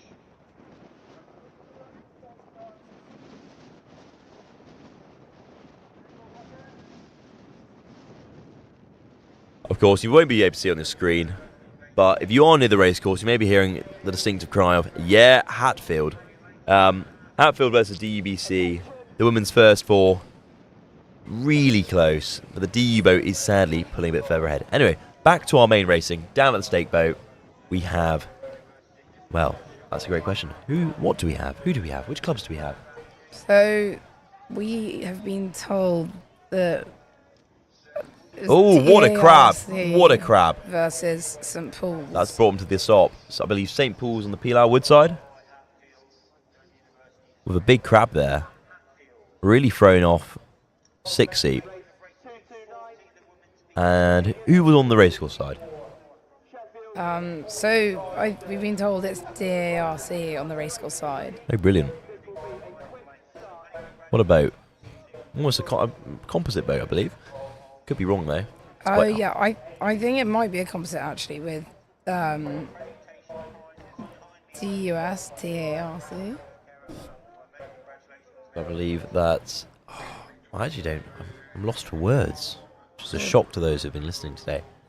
But yeah, DUS. I do know what that means. I'm scanning my mind. Either way, composite boat going down the race course. Of course, pulling ahead due to that pretty bad crab earlier in 6 seat, which cost St Paul's a bit of time, but they have recovered. They are moving. They're moving as a crew, which is nice to see. Pretty good timing, Pretty actually. huge lead they've got there. Yeah, it's going to be hard to make that up, I think. That's probably the biggest we've seen so far. One of them, yeah. I mean, it's just very much, you muck up at the start, you have any sort of error at the start, and it's going to cost you. Yeah, and I guess you get pretty demoralised. Well, that's why normally your cocks will just lie to you and say, no, don't worry, No. They're only a boat length ahead, and actually, in reality, there's another issue, I believe, on St. Paul's boat. They're just coming past. Looks like Bowseat's also out of action. What does that mean? What's going on?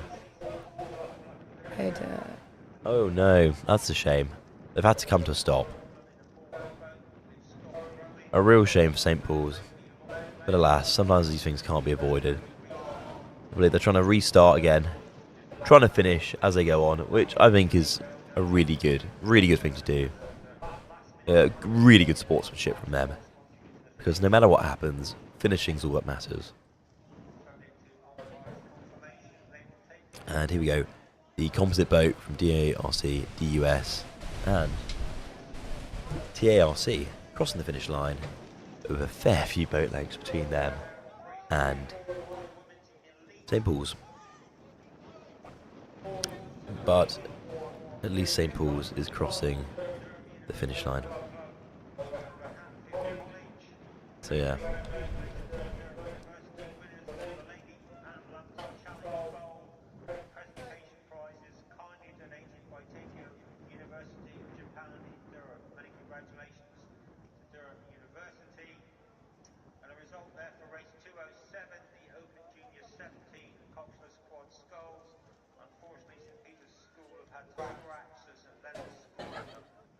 Here we are at the start line. Singles sat there. Happy days. So now we've got, it should be Doncaster School on Pilau Woods. Indeed. Versus Sheffield City on the racecourse side. Doncaster Woods with their very, very funky all-in-one.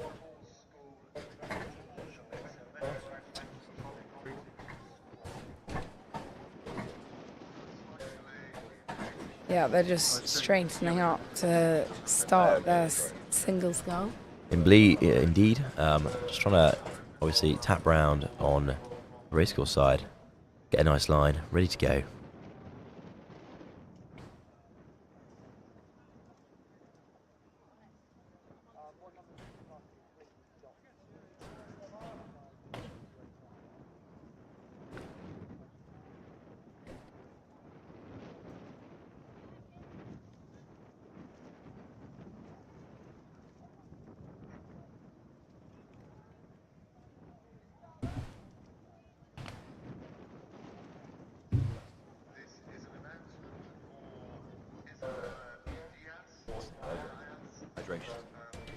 And here we are, just waiting for a start between Doncaster School and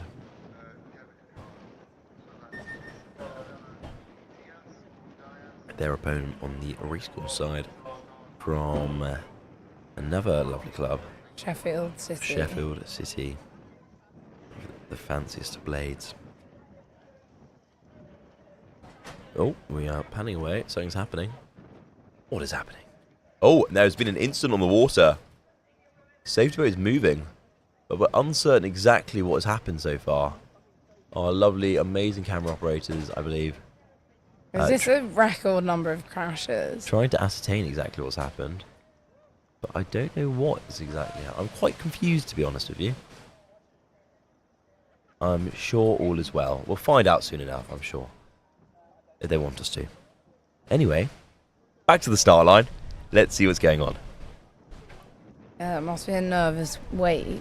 It must be. You must think, oh, well, why are we sat here still? Oh no, something's happened. And then, yeah. Whether something has happened or not, to be seen. Oh, and it looks like Doncaster is getting themselves up to front stops. Sheffield City seeming very chill there. Not a care in the world. It's going to be a little while, I think.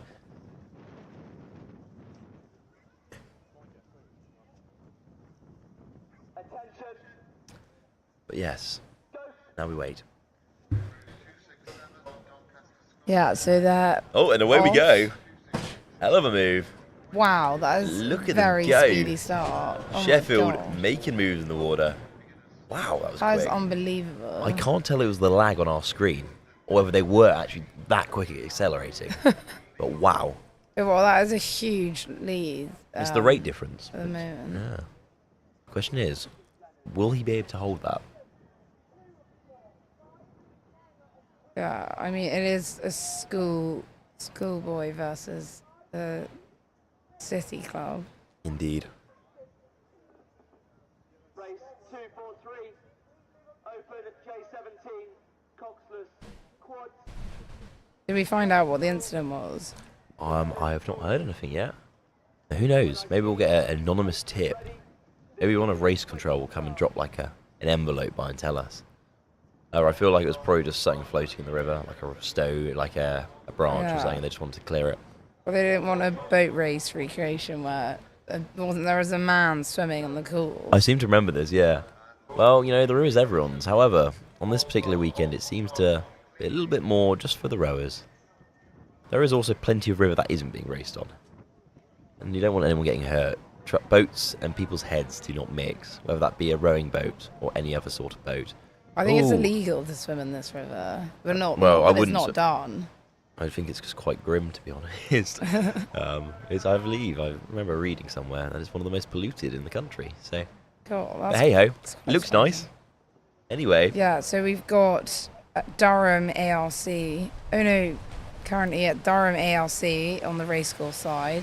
Good old ARC. Versus. Oh, interesting line there. Yeah, so T's seem to have gone close to or into the bank.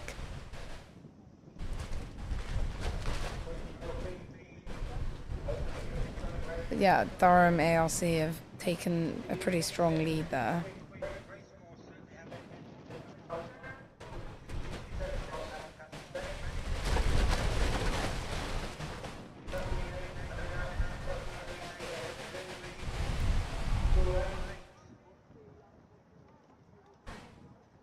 Yeah, so we're still seeing the St. Leonard's skull come through, passing us right now. Indeed. We're just hearing now that there may have been a crash earlier up ahead. Unsure of the details at the moment, but that sure would explain why the safety boat was out. Now back to the start line. Durham Amateur Rowing Club versus Tees. Here they go. It looks keen. Titans to the northeast. Tees and DARC, or Dark, as most of us say, are ready to go.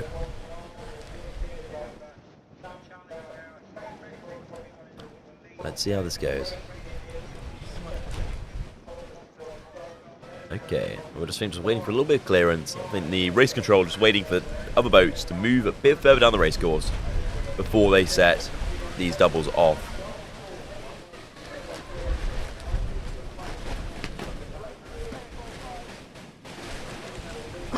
We're going to give a big shout out to DSBC. Are we now? Yeah. Interesting. I'm slightly unsure what that stands for. DSBC, that is, let me have a little look. We get fed all this lovely information by our amazing marketing coordinator, as well as production, Estelle. So shout out to DSBC, whoever you may be. So we've got I've definitely two more senior crews just starting. Oh, the senior crew going away. But, timing's a little bit out. This could be a bit of an issue. Of course, Durham School Boat Club.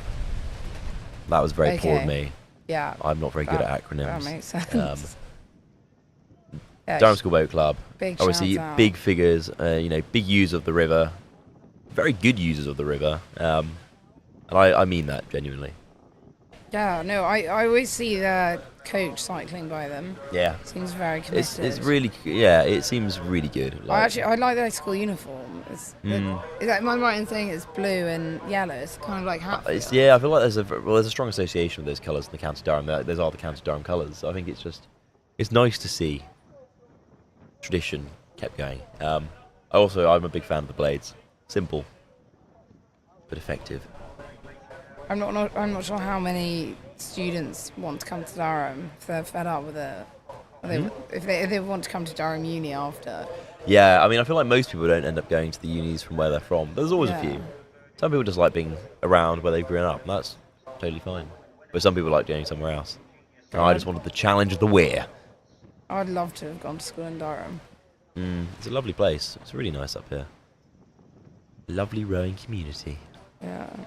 So, currently coming through. Tees on the Pilar Wood side and dark on the racecourse side. Tees with a slight lead. Let's see, can they maintain that lead?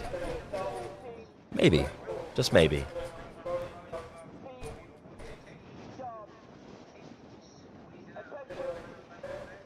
And I believe we're about to have another race soon involving another Tees boat. But stay tuned.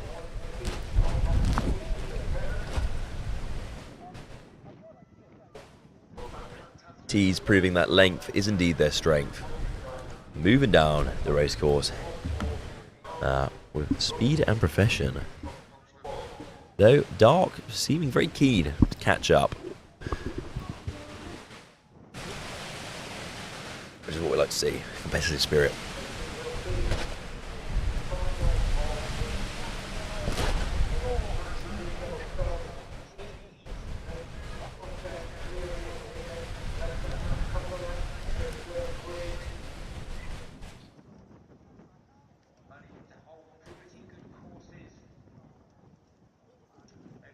Yeah, so currently we've got Tarn ARC on the racecourse side and Sunderland City on Pilar Woods. Very cool.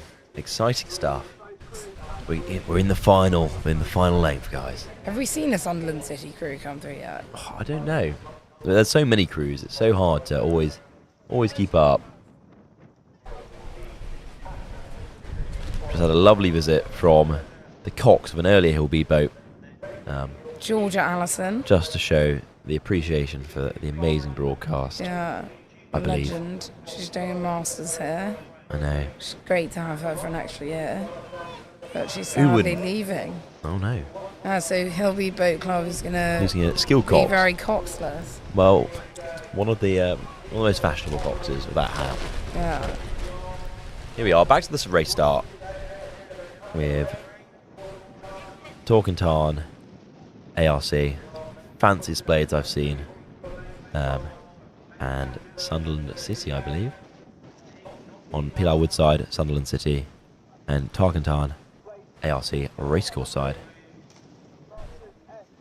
I think we're just waiting a little bit of clearance, and then away we will go.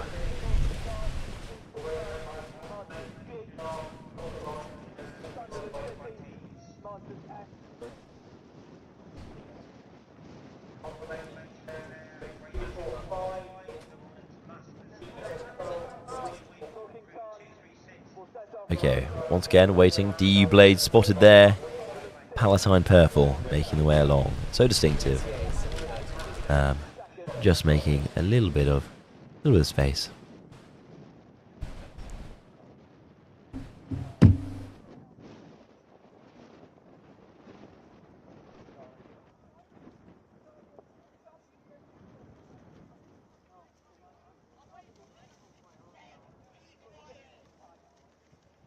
Okay, we've got a lovely zoom in there. Very, very zoomed in. Camera operator clearly having a great old time down at the start line. There, Janasek.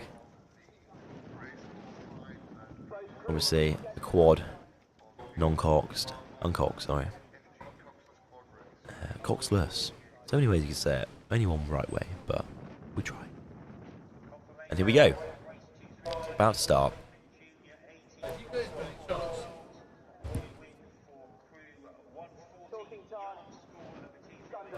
And still standing by. I believe we've still got more boats going through.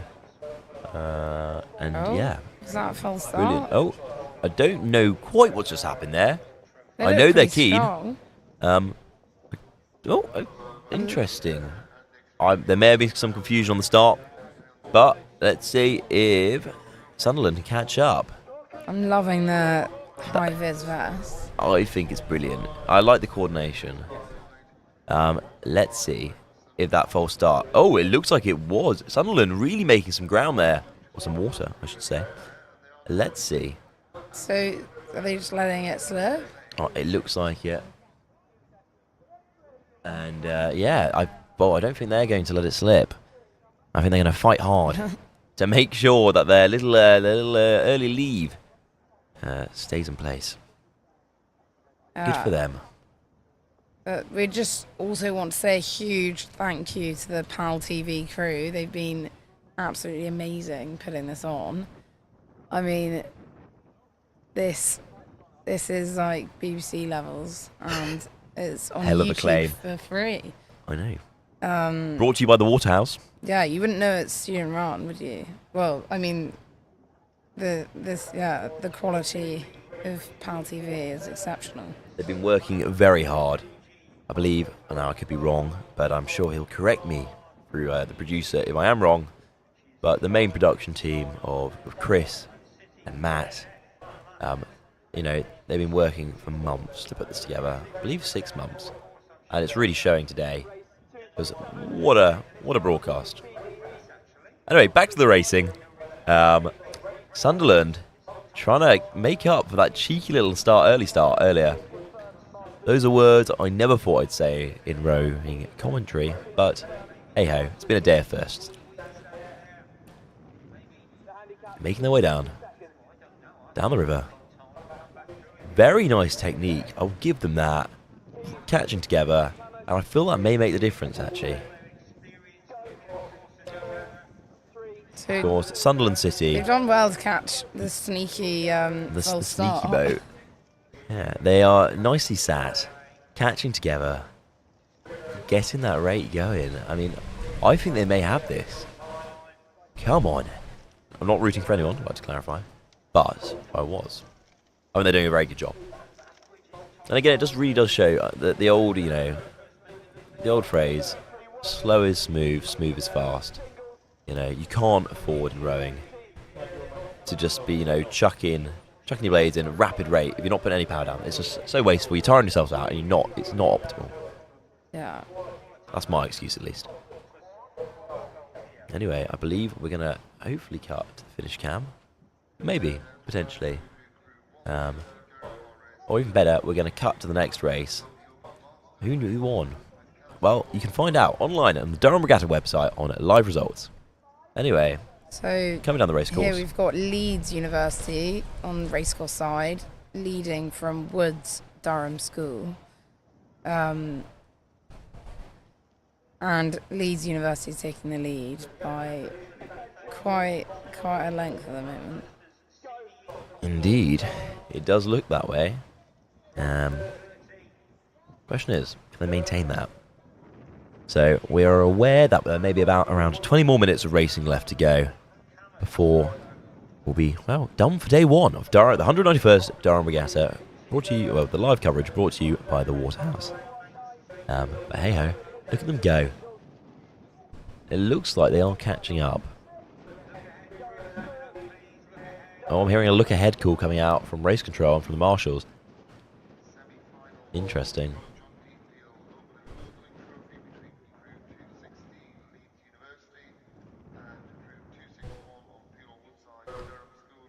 Rapido.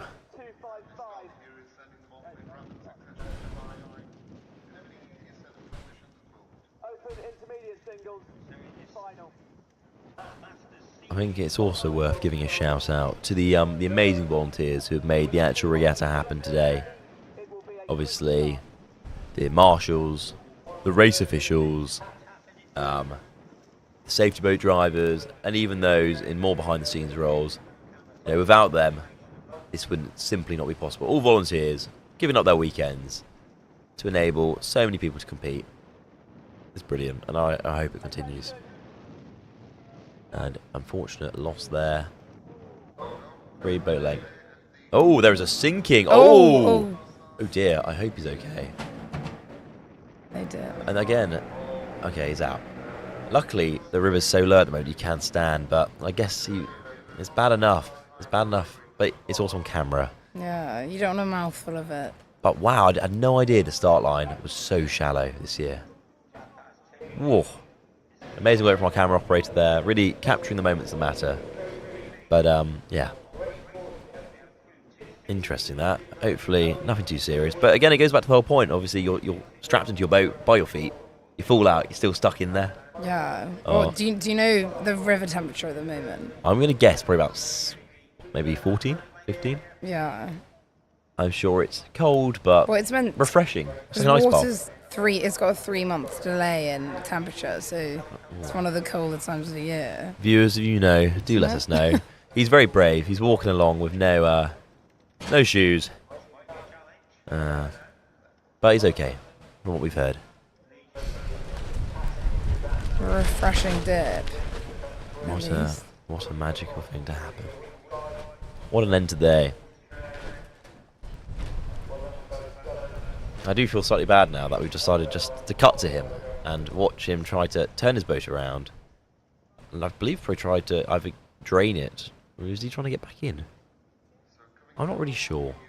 I think he's trying to drain it. Yeah, anyway, we look away now to the start line and to a lovely boat coming through, which I assume is probably high likelihood Collingwood. No, Grey. Never mind, I should have waited for a second. It's all Greek to me. But here we are, obviously. 2-8, getting ready to take their positions on the stake boat now that the obstruction's been removed. Ready to race away. And I want to say that's Tyne on the racecourse side, Grey College on Pilar Wood. Let's see how that goes. Let's see if they have a nice smooth connection with the stake boats. Grey coming in at an interesting angle. Tyne seem happy. How long they'll stay happy, that's to be seen, because obviously you're going to be moved around quite a bit by the wind and by the flow of the river.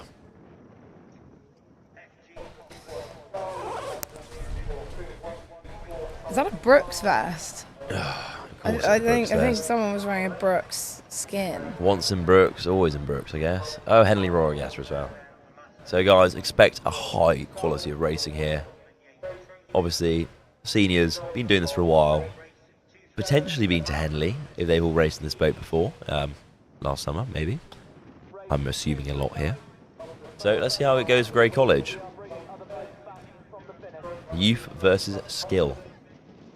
Well, actually, I think that's a massive oversimplification. But you get what I'm going for. Oh, safety boat coming down. Interesting. What's going on here?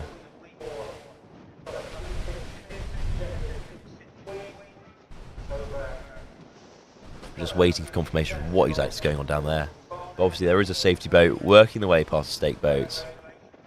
And I will ask my producer in a moment.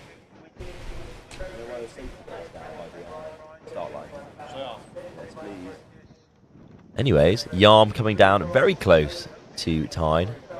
A little nod there from one of the Tyne crew. And it wouldn't surprise me, there's a lot of people who have obviously rode at Yarm and ended up at Tyne, now in adult life. Oh, we've got two safety boats.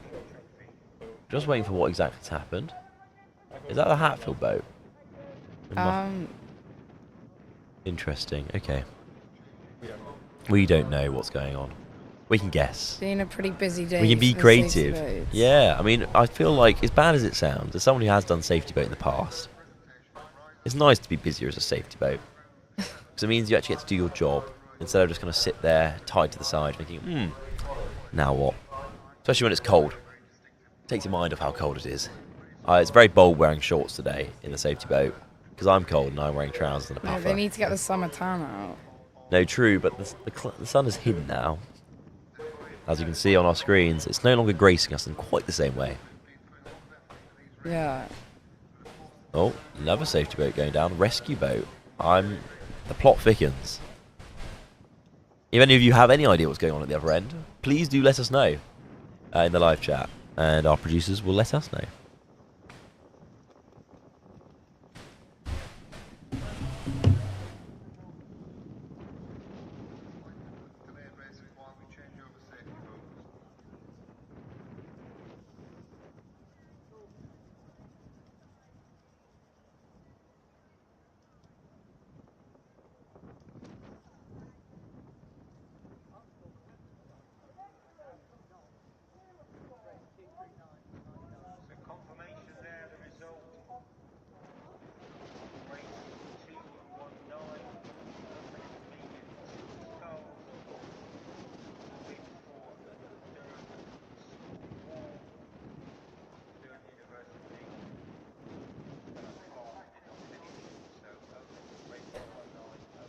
A little bit of delay at the start line. Unsure why, but I'm sure we'll find out sooner rather than later. Let's see how it's going.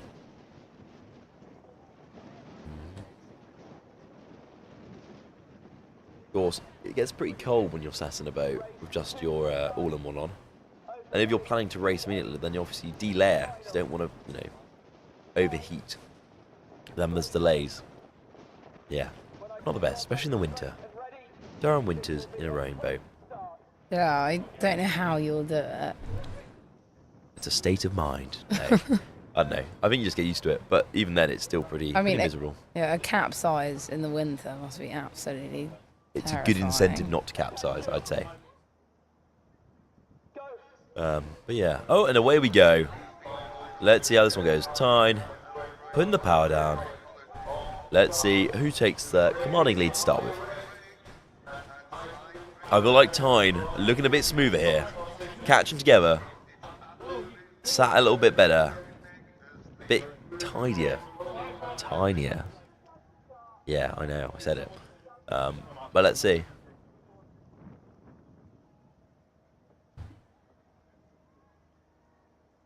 Okay, here we go. Neck and neck. Obviously, we're currently viewing from the start line. Our trusty start line camera operator doing a brilliant job. Interesting lines here from the two crews. Not quite sure what's going on. But here we go. Better perspective. Let's see how it goes. They've picked their lines. They're going for it. Rapido.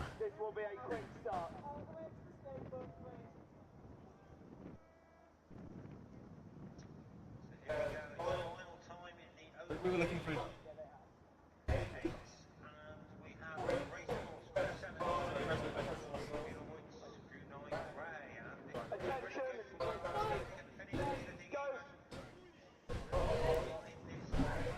So, Grey College, of course, I believe, I'm just waiting for confirmation. It's pulled ahead. Yeah, they look pretty smooth coming Of past. Tyne College. They have regained their composure. They're in time. They've found their rate. Tyne has lost that early advantage. And I feel like it's only going to get worse.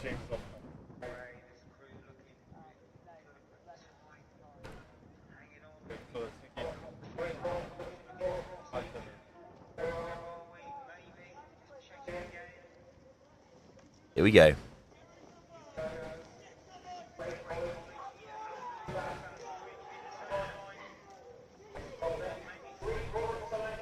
Oh, here we go. Grey College is close. Bow balls, boat length in it. But it is a Grey win. Crossing the finish line. Of course, you can maybe be able to hear in the background of our mics. A lot of emotion around that one. Obviously, it's a final. So. And now we're up. We've got Hatfield coming back down again. They've had a very good afternoon. The third, Hatfield 4. They are loving life. Look at them go. Must be exhausted though. Going up against, of course, QE, Queen Elizabeth High School.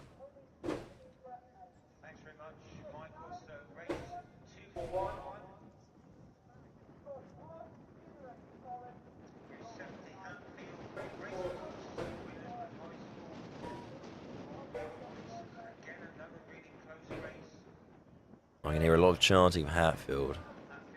May not be the most voices, but probably the loudest voices from personal experience. But it looks like Queen Elizabeth just a little bit further ahead.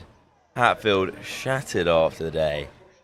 The question is, can they get a last little boost of energy and take back that initiative? I hope so. Yeah. So Queen Elizabeth, they're based in Hexham. How are they? They're... Got a lovely stretch of route to train on. Yeah. And of course, the best physiotherapist in the North East. Exactly. Shout out to him.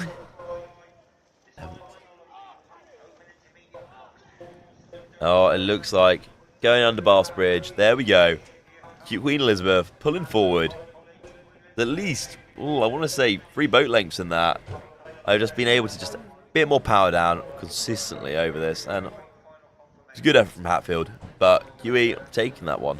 Brilliant effort from them. But we'll see. I know, there's still more to go tomorrow. Make sure you do join us tomorrow, where we'll see even more high-quality racing, including the long course. But we're not done yet. Just want to give you a little taster of what's to come. Do you think anyone's been watching the full live stream? I don't know. Is there anyone out there who has been watching us from 9 a.m. till 7:39? That would be Please let us know. Very impressive. I'd be very impressed if you committed to that, yeah. I'd be a bit worried as well.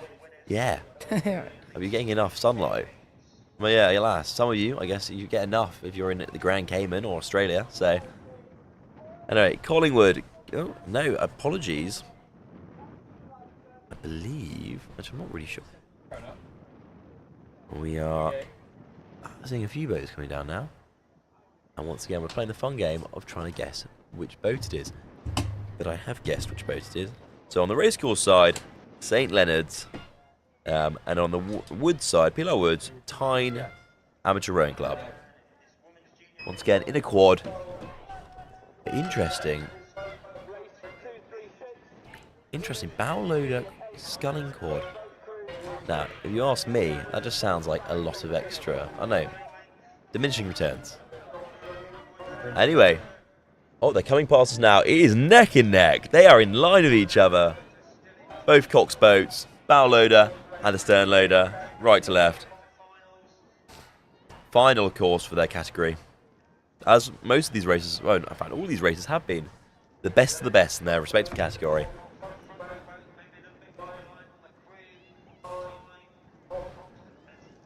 Interesting, but it does look like St. Leonard's pulling forward just a little bit more, at least half a boat length. But can they maintain it when they go under the Bass Bridge? That's a question, really. So they're coming up to the final few races now. Indeed, they are. Well, we are in the final, I believe, for most of them. I could be wrong. But, yeah. Look at them go. Half a boat length. Away we go. We're close. And then, oh, and there we go. St. Leonard's. Just half boat length in that. Brilliant effort from both crews. And back to the start line. University College on Pilar Woodside.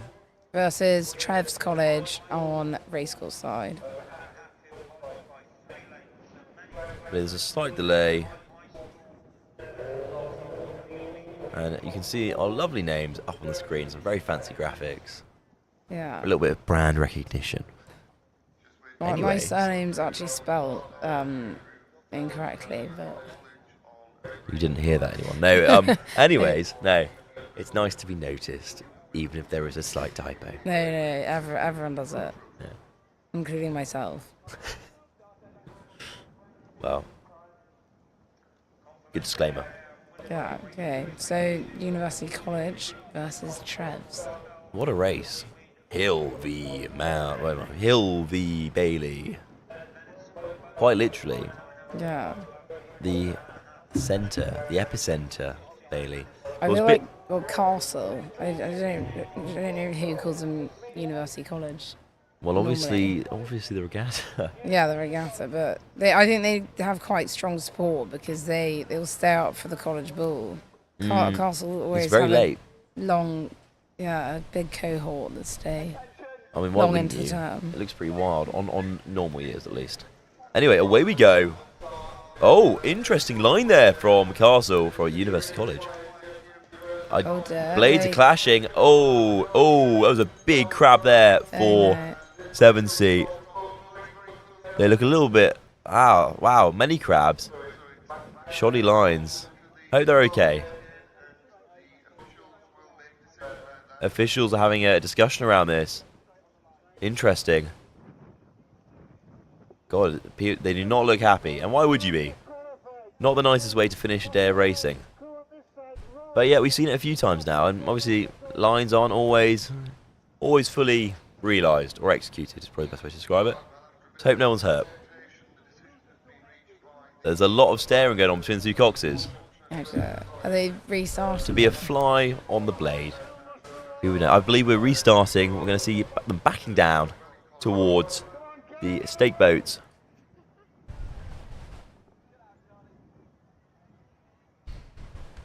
Oh, okay. I'm not quite sure what's happening. What is going on here? This is an interesting trick. Just going off. Once again, another interesting Self-starter. Self-starter. Well, you know, that is the Durham. Oh, you know, interesting. I can't wait to see the aftermath. Was the University College trying to close that gap?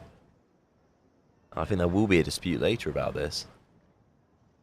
But for the meantime, Trev's trying to hold on to the front and hold on to the lead. There seems to be some flexible rules. Well, yeah. All for the entertainment value of those spectating, both here and via our broadcast.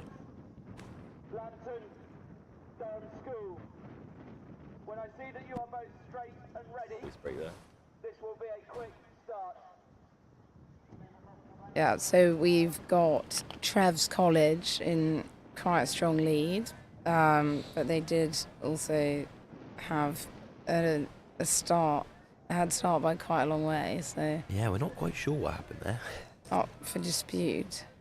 Well, there will be a dispute, I'm sure of it. But University College look very keen to make up that ground.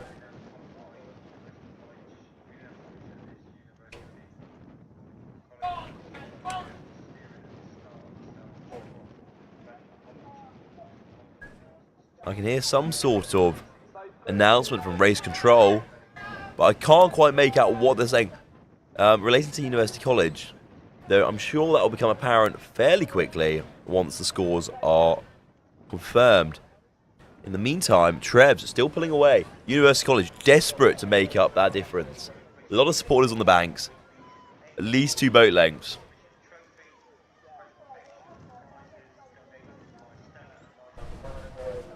There's a lot of talk going on over the PA.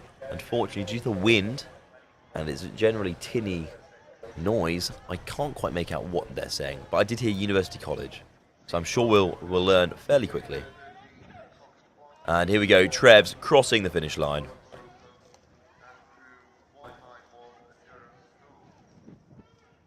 Hell of a race. Yeah, it will probably be quite tense between the Well, crews. if you watch both of them capsize, we'll know why.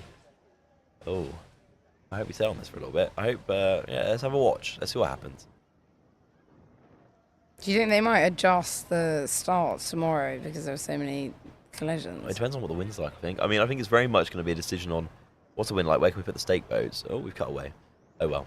On to another race. Here we go. Just realised I can now take my sunglasses off because the sun has properly gone away. What a shame. Yeah, well, I think the sun might set before we are finished here. But that's the commitment we take to our role. Oh, yeah, I mean, it would be a pretty beautiful sunset. It's a positive. Well, if the cloud stays, perhaps not, but we'll see. I hope so.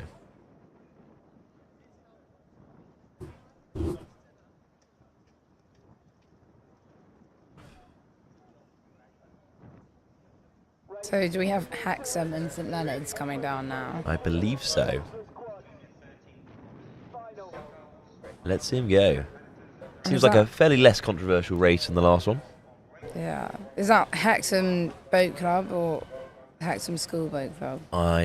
That's a great point. I believe that may be Hexham School Boat Club, and I'm just making that decision based on the sculling. But again, that's a question for our wonderful producers down at the start line.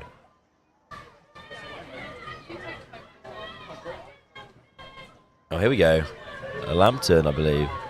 Yeah, some enthusiastic crowd supporting them. Indeed. Look at them go. Oh, is that Durham School on the... Maybe Durham School on Pelau Wood. And Lambton on the racecourse side. Once again, we are receiving all sorts of information, which we can only really ascertain once they've come out past the commentary box.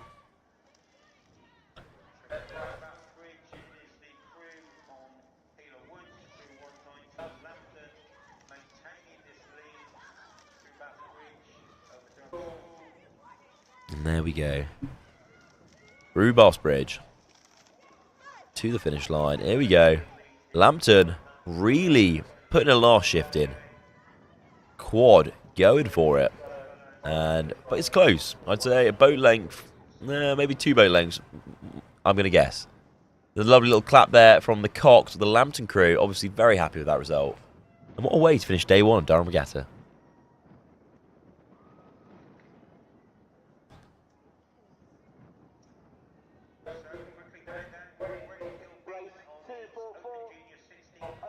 Oh, and here we go. Hillbead coming down the racecourse. You cannot see them right now, but we are watching them from our spot.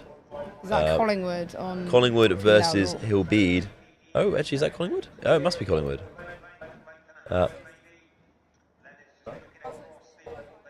Oh, we've just had word from our producers and from race control that Castle has been disqualified for what happened earlier. Interesting turn of events. But I'm glad to have confirmation for that, if any of you are wondering. Tricky day, tricky event, tricky race. Alas, rules are rules. Anyway, at the start line, tied, I believe, in Lambton.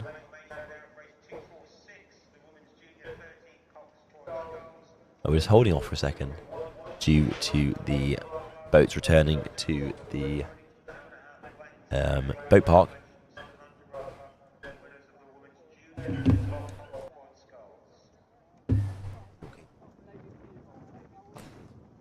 Yeah, so we've got a composite on the far side, and that's made up of DARC, Hexham, and TARC. Anyway, so that composite is on the racecourse side. Sorry, update. And then they are versing Tyne ARC. And yeah, race 244 of the day, so pretty hefty racing going on today. And yeah, they're just waiting to start. I'm just going to check what DARC Boat Club is. Attention. Go. 4, 3, 2, 1. Sorry, Durham Amateur Rowing Club. Okay, that was very silly of me. Yeah. So Tyne are pulling ahead above DARC, Durham Amateur Rowing Club, Hexham and TARC, Tyne Amateur Rowing Club. So it looked like Tyne got ahead at the start, but I actually think the composite are catching them.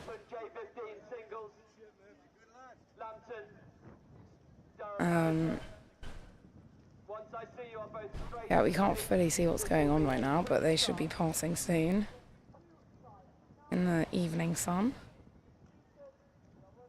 Yeah, so they look like they're pretty close. And luckily no collisions in this race, all full starts.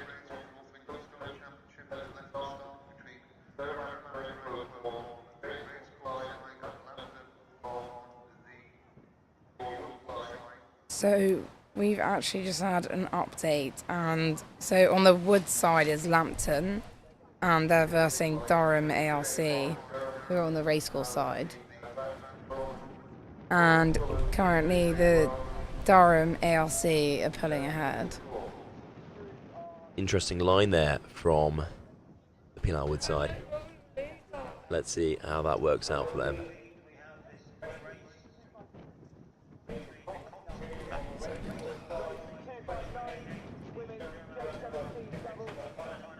Yeah, so Durham ARC have got a strong lead there, ahead of Lambton.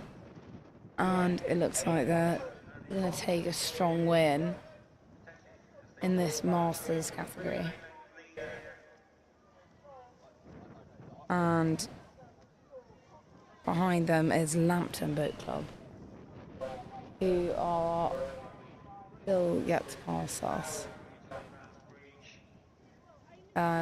Yeah, so coming across the finish now is Durham ARC. Good old dog.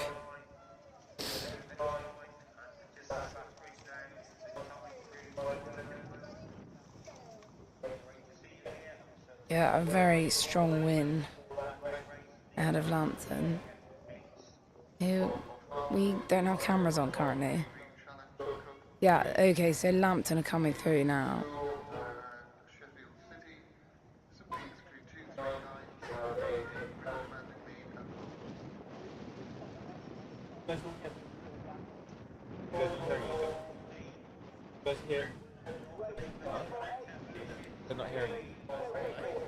We are still here, do not worry. Well, there are some lulls here and there. We're just, it's been a very long day. And we don't want to sound like a broken record, do we? Trying to give you new, insightful commentary wherever we can. So yeah, don't fear, we're still here. And we'll be here tomorrow. Yeah, on race 248. Yes. I know, I think we're actually further on. I think only lining up, yeah, we're race 248 currently. Yeah, so currently we've been told by race control that we may have about 15, I want to say 15 races or less to go. I hope it's less. Because as much as I do love rowing, interesting there, interesting sculling technique. Yeah, it's starting to get a bit cold, a bit windy. Well, it's still windy. It's been windy all day, but the will is lacking at times. But I promise you this, we'll be here until we're finished.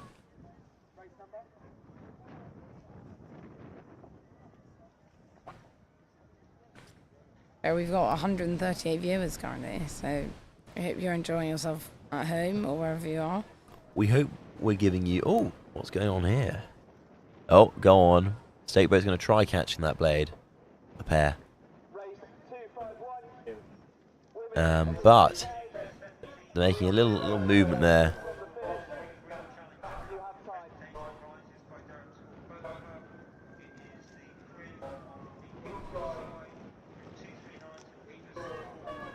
Okay, in fact, there we go again. I just want to confirm which college that is. It is not the college. It's not a college, in fact. I can hear a lot of yelling actually in support of it, and I want to say, I don't think that's right actually. So Tyne, of course, on the racecourse side, and I want to say Sunderland. Again, sorry, my bad. Sheffield on the Pilarwood side.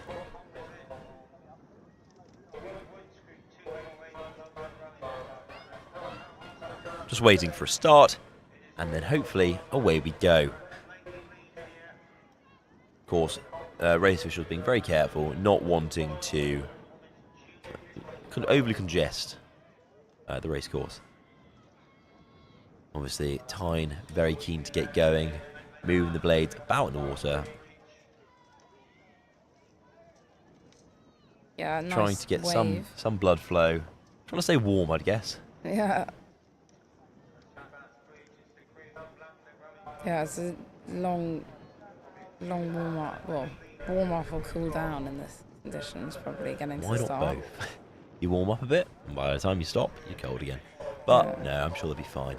They're just trying to hold position. I mean, the wind has died down a little bit, but the gusts are still there, still offering a bit of a challenge here and there.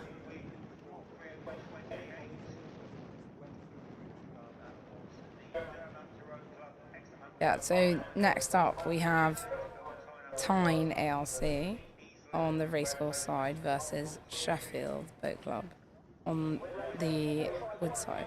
Indeed. They look keen, they look ready to go. I don't know when they're going to go. Race control, a very long talk about structure for the next few races.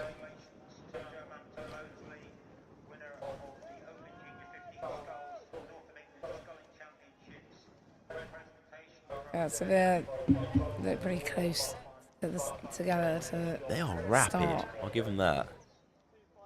They are, yeah, really moving. Driving away, flying.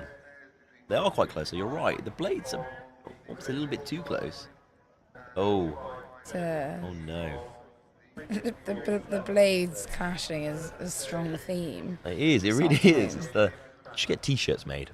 I survived the blade clash of Durham Regatta 24. 191. Hopefully no one's put off. That's an interesting line there they've had to take to avoid. In fact, we just had an update from our production team. I hope their information is correct, that we may have only 3 races to go, which, based on the feed we're currently seeing here, seems about right. Which is good to hear, because, yeah, it's going to get dark soon, or at least darker.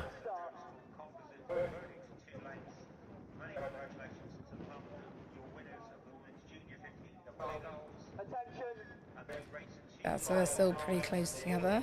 Doesn't look like either's taking a strong lead. But that's what's going to make it a good finish. Indeed. I think that's where it's really going to be. It's really going to be decided in the final leg. And whether or not they can, in fact, I don't know, dig deep. Yeah.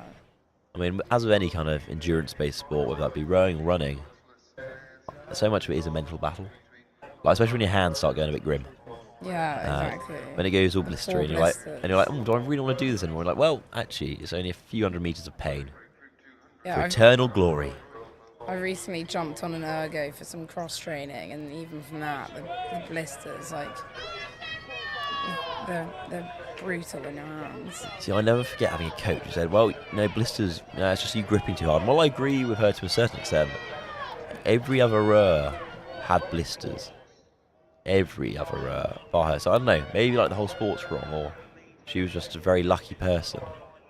Do they invest in like oars that have like anti-blister technology? Is that a thing? It's an interesting startup idea. I don't know. I mean, to be honest, to do some very important. Just keep your oars clean.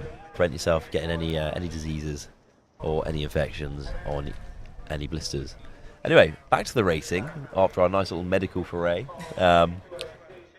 You know, Sheffield trying to catch up, but really just, I'm afraid, very much Tyne's game there. Tyne's race, shooting down, almost through the finish line. 4 boat lengths. Tyne has finished there. Brilliant. Oh, I see a marshal with a microphone in front of me. What does that mean? Love to see it. Looks like there's a beanie being worn. It does indeed. Oh, there's some anger on the... Just saw, I don't know, 199. Obviously not too happy with what just happened there.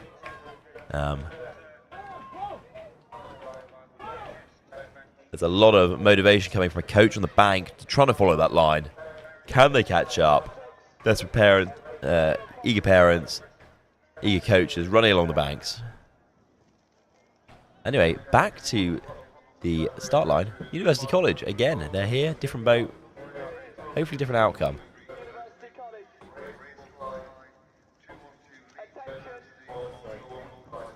So we've currently got Northumbria. Oh no, we don't. So Queen Elizabeth High School versus University College Durham.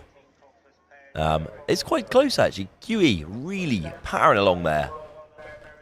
But can they keep it up? But no blade clash so far, so I'm happy.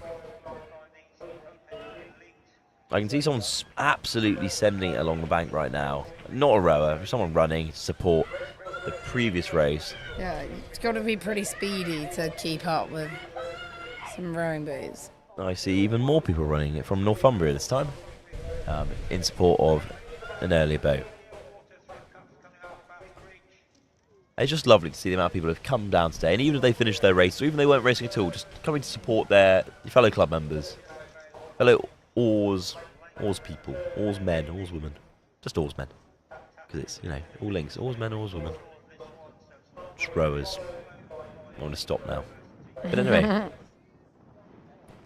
QE is definitely slowed down a fair bit. University College Durham seems fairly in line. The question is, can they dig deeper? And can they make that last little bit different, you know, make a difference? The other question is, how many of these boats that are working their way back down to the start line are going to race again? Yeah, so where are they getting out currently? So Motor, I believe, is the rugby club actually, or one of the rugby fields just next to Dark is hosting most of the boats. The boat park, a lot of boats. Yeah. Absolute chaos at times. I've got my car parked down there, so Bad if idea. it's not hit by some... You're never going to see it again. Anyway, back to the racing, guys. University College pulling away, but they seem to be slowing down a little bit. The question is, can they slow down and can they translate that into power? So we may actually have one more race to go, apparently, according to our lovely producers. Again, to be seen. You'll see it pretty quick, whether or not we do. But in the meantime, QE leading University College under Bass Bridge. The question is, can University College dig deeper in this final stretch? Well, we'll find out, hopefully. Oh, here we go. Oh, very close. Literally quarter of the boat. Quarter of boat length. Oh, very congested start line. But QE through the line first.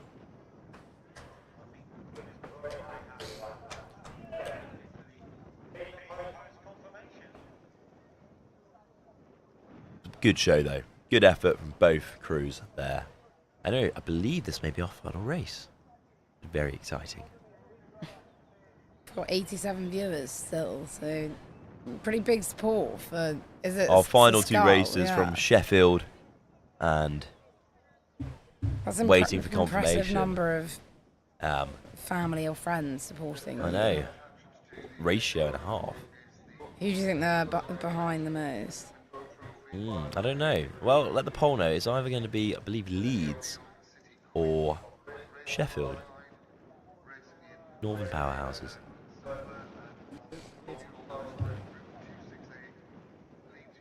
Anyways, we're just waiting for them to link up with the stake boat. But it does seem most of the boats are now heading down to dark and hoping to, well, put the boats away for the night. Tuck them up, leave them safe, and retire for the evening. Ready to start again, fresh tomorrow.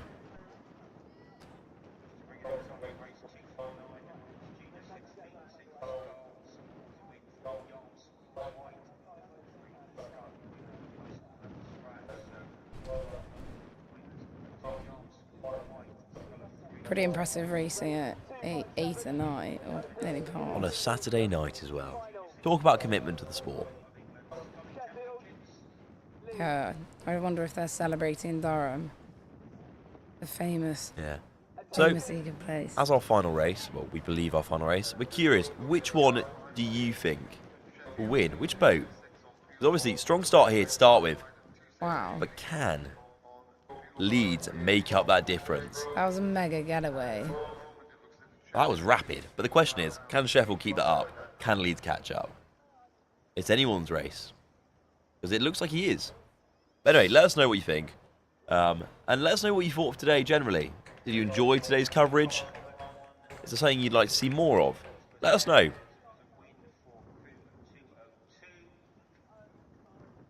And like and subscribe to PalTV. And yeah, please do. It helps keep the channel going. And it's nice. The more viewers, the merrier.